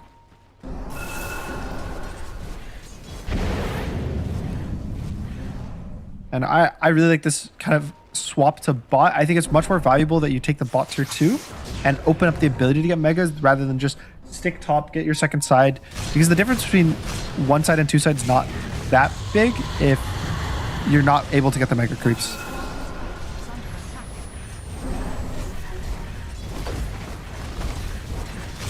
Oh, with the T2 going down now, it'll give them that open if they want to. They got 45 seconds left on the Aegis on Kiyotaka. They're actually going to start to mass TP top where Radiant do have an Observe Ward inside the lane. We'll see Kadaro now. He's looking for more. By the looks of it. Is anyone going to stick around though? Kiyotaka's going to run straight past the Pugna. They don't see him using spells on the Pugna. I mean, surely he dies. But they're pitting in. Oh. Okay, meanwhile, yeah, Kiyotaka did find Eki. I think he's okay. Is he? There's no blink. He's gonna have vision. Oh. What an annoying TP spot. It still means though that's the one death they needed, right? And now it's just a free tier 3, probably a free Rax. Sure, Aegis expires, but Kiyotaka has so much backup between Abba shields, between the bench swaps, and he doesn't ever need to walk up either. The Kiritich can just solo hit the high ground by himself with just Alacrity to buff him up. It's such a hard defense. But Copy's gonna look for it's something. all or nothing now. Yeah, they're going to try and smoke out of the base as well. But the rest of the team with the backline stab, how are they going to be able to find the opening? Nane's going to get the initiation. They're going to glimpse of Kiyotaka with a perfect opening with a sentry, lay it down. If they're going to have the damage for the save, they got him. Kiyotaka out of the team fight, but Nande as well is completely nullified thanks to Doom on Miera. He's going to be ran down. You don't have your carry. Copy's going to be held in place. Root will come out a second time thanks to the Atos on save. And the Underlord, he will get forced out to a little bit of safety. Turns with a pit. Copy's going to buy back. Nande as well is going to look to rejoin. Oh, big dive. All or nothing. Final defense. They're fighting on top of the Firestorm. It's going to be an ultra kill for Kiritic. Make it a rampage. He can look to move on forward to get the double rampage onto Eki. Can he just close the distance? Importantly, Nande as well out of the base. Gets the double raid, gets the triple with the Radiance burn. Oh my god, Kiritic. What a game ender fight there. Double diebacks, Kataomi and Save together. They're even actually going to be able to get the Fiends game. What's Kiritic is buying back now? He's going to be able to TP in the timing. Yep, exactly right. No buys. So he knows he can rejoin the game. Look to close this out. The G's going to be called. A stand-in performance. A hell of a performance from Kiyotaka. 13, 3, and 17. And everyone else from BetBoom gives them a 2-0 victory here. Yeah, and looking really clean. I think BetBoom kind of... The first game, there were some slight issues, I would say, with how their lanes went, especially with just how much credit I want to give BetBoom as a team with their lanes, but fixing all of that in the second game, and then just teamfight execution, spellcasting with a stand-in, Kiyotaka looking pretty amazing today, and I think that at least keeps them in the running for making it to the next phase, but they still have one more day that they need to win the series. Yeah, one more day indeed. Of course, unsure of their opponent and who it's going to be. We'll find out later on, but regardless, man, I want to see what's going on with Kiyotaka. This is some fine performance that he's currently in. He's spamming pubs or something. So good to see him have a good showing. Good to see BetBoom have a good showing. But of course, it's condolences to the boys on Pipsqueak. This was a Division 2 team coming through and still being super competitive in a lot of their series. Keep in mind, I mean, they beat Heroic 2-0. They got one map victory over Falcons. That was a competitive series as well. Their second victory overall was Passenger Way, which we weren't able to cover. But this was a team that showed some signs of life, but unfortunately, BetBoom are going to stop their run short. And I think it definitely sucks because they looked good, but this is one of the hardest group stages, I think, for a tournament. With the amount of teams that are here, it's 24 teams, but only 8 are going through, which means that, 16 teams are getting eliminated? I don't know if my NA math is correct, but yeah, no, regardless, it's tough with all the competition in this tournament as well. You have Team Falcons, you have Team OG's been popping off. There's even Tundras, which I think Tundra hasn't even been doing amazing. I think they're still somewhat in the 3-2 range. They might have lost Enigma. They did lose Enigma as well. I think they're 2. Okay, what is that? Okay, so that means Tundra's out as well. So actually 3 and 2. A lot of these, sorry, my bad. 3 and 2. Yeah. But still, just the best teams are still not secured. And I think just to end the game with the triple rampage from Kiritic, BetBoom definitely, for me, is one of the teams I'm looking for tomorrow to claw their way and make it through on day number 6. Yeah, it's going to be, like you said, there's a lot of other teams as well. But, BetBoom in particular, these are ones that were seeded pretty high from the teams that we heard heading into DreamLeague. People were mentioning your 5th, 4th, potentially even a little bit higher. So we have some pretty good results so far at the other tournaments that have been going on. We'll have to see how they're able to continue their performance. But we do have a winners interview. It's going to be Kataomi joining us. Firstly, Kataomi, congratulations on the series victory. I'm wondering, with the Vengeful Spirit, is this a strategy you guys have been cooking up for a little bit of time? Or is this something you were just waiting for the opportunity to pull it out? I mean, I just played it a couple times. Honestly bored of another post 5 heroes. I mean, there is no patch for a long time. Just bored and trying to play something new. And one more from me. Did you learn your Bane from the legendary Fishman Bane, your ex-teammate? Is this how you got so good at your Bane? Of course. He's my sensei of Bane. Oh, very good. Gunnar, how was it playing with Kiyotaka again? Because it's been quite a bit since you guys were on a team together. I miss this chaotic stuff, when he's all around the map, doing all kind of shit, forcing people to TP, like burning mana, It's pretty fun. Is it a very different... fast gameplay. Is it very different from GPK? Yeah, for sure. There's a lot of more like fast movements, like not hitting some camp sometime, he's just always running on the enemy team. Is he talking a lot, or you just kind of have to follow his hero and just see what he's doing? Yeah, he calls all the game from the minute 10, from minute 10 until then. Cool. Aries? I've got just going to give you a congratulations and a good luck tomorrow. I've got no more questions. You have one more series, and then hopefully a victory, and we see you guys play in the playoffs. So thank you for joining us. I'll let you go take a break, and then you'll prepare for your series tomorrow. So thank you for joining us. See ya. Bye. All right. There we go. Final series of the day done. Heard a little bit from Katsomi. Good to go here. Kiyotaka's vocal. He's not doing some crazy stuff without, the rest of the team. There's some players who play like that, and the team's got to figure it out, and you have to play to follow them, kind of be like, oh, I guess he's going. I guess we're doing this. So it's nice to hear that he's one of the ones that's willing to talk, lead the team, and especially from being a stand-in, I think that can sometimes be a bit of a pressure on you. Like you want to perform to the team, through your kind of placing. Also, you just don't want to mess up the team comms. But I think the nice thing for him is he has played on this team before with all these players, so it's not completely unfamiliar. He's just maybe feeling a little back with some friends, back for some good times, and today was definitely some of the best times.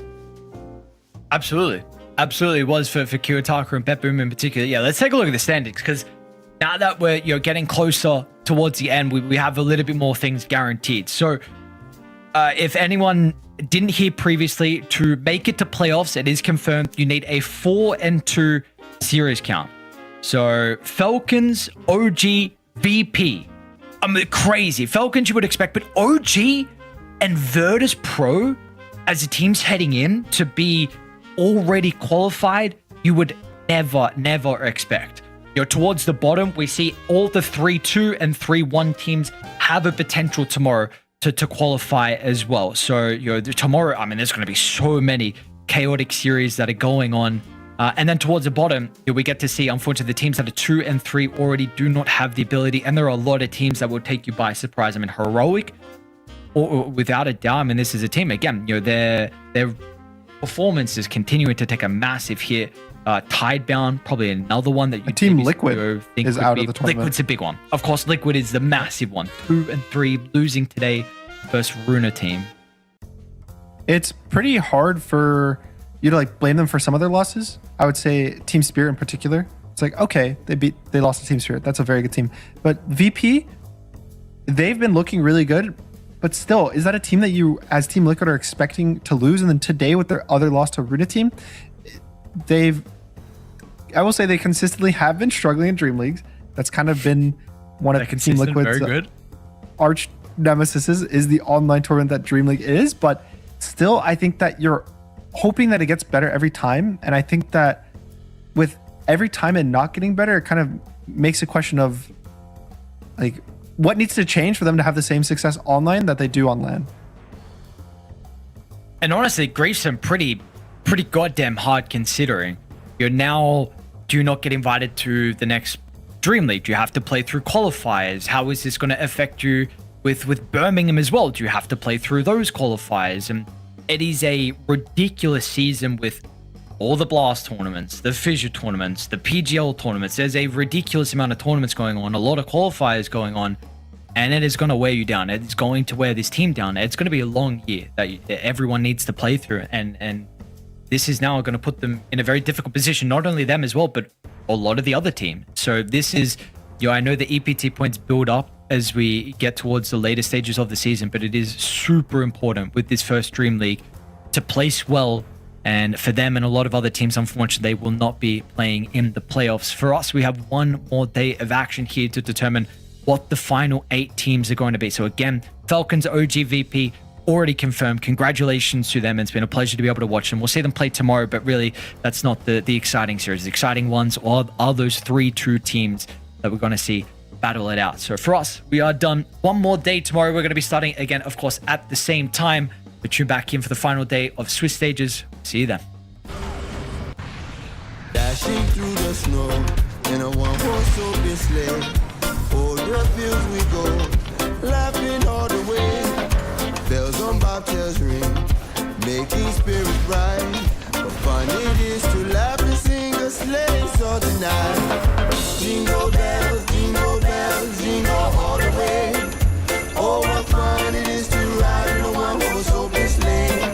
Jingle bells, jingle all the way. Oh, what fun it is to ride in a one-horse open sleigh. Day or two ago, I thought I'd take a ride, and soon Miss Penny Bride was seated by my side. The horse was leaning lank, misfortune seemed his lot. We got into a drifted bank, and then we got a spot. Jingle bells, jingles all the way. Oh, what fun it is to ride in a one-horse open sleigh. Jingle bells, jingle all the way. Oh, what fun it is to ride in a one-horse open sleigh. Dashing through the snow in a one-horse open sleigh. Over the fields we go, laughing all the way. Bells on bobtails ring, making spirits bright. What fun it is to laugh and sing a sleigh song tonight. Jingle bells, jingle all the way. Oh, what fun it is to ride in a one-horse open sleigh. Jingle bells, jingle all the way.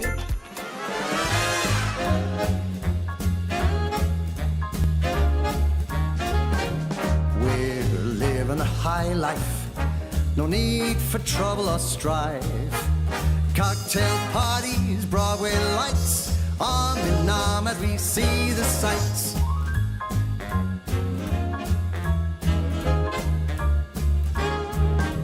Monday morning we catch a plane down the coast to Saint-Tropez.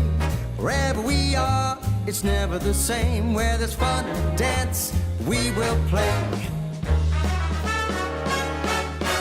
We're living a high life, no need for trouble or strife. Cocktail parties, Broadway lights, arm in arm as we see the sights.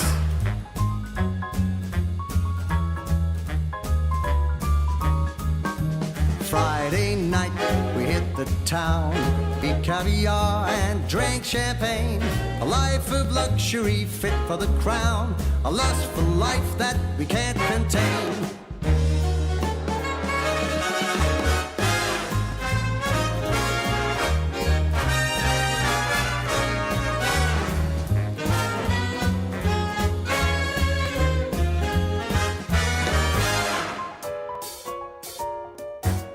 But whatever the party, wherever we land, being with you makes me feel grand. Rags or riches, I just don't care. The love that we share is beyond compare. Because we're living a high life, no need for trouble or strife. Cocktail parties, Broadway lights, arm in arm as we see the sights. As we see the sights.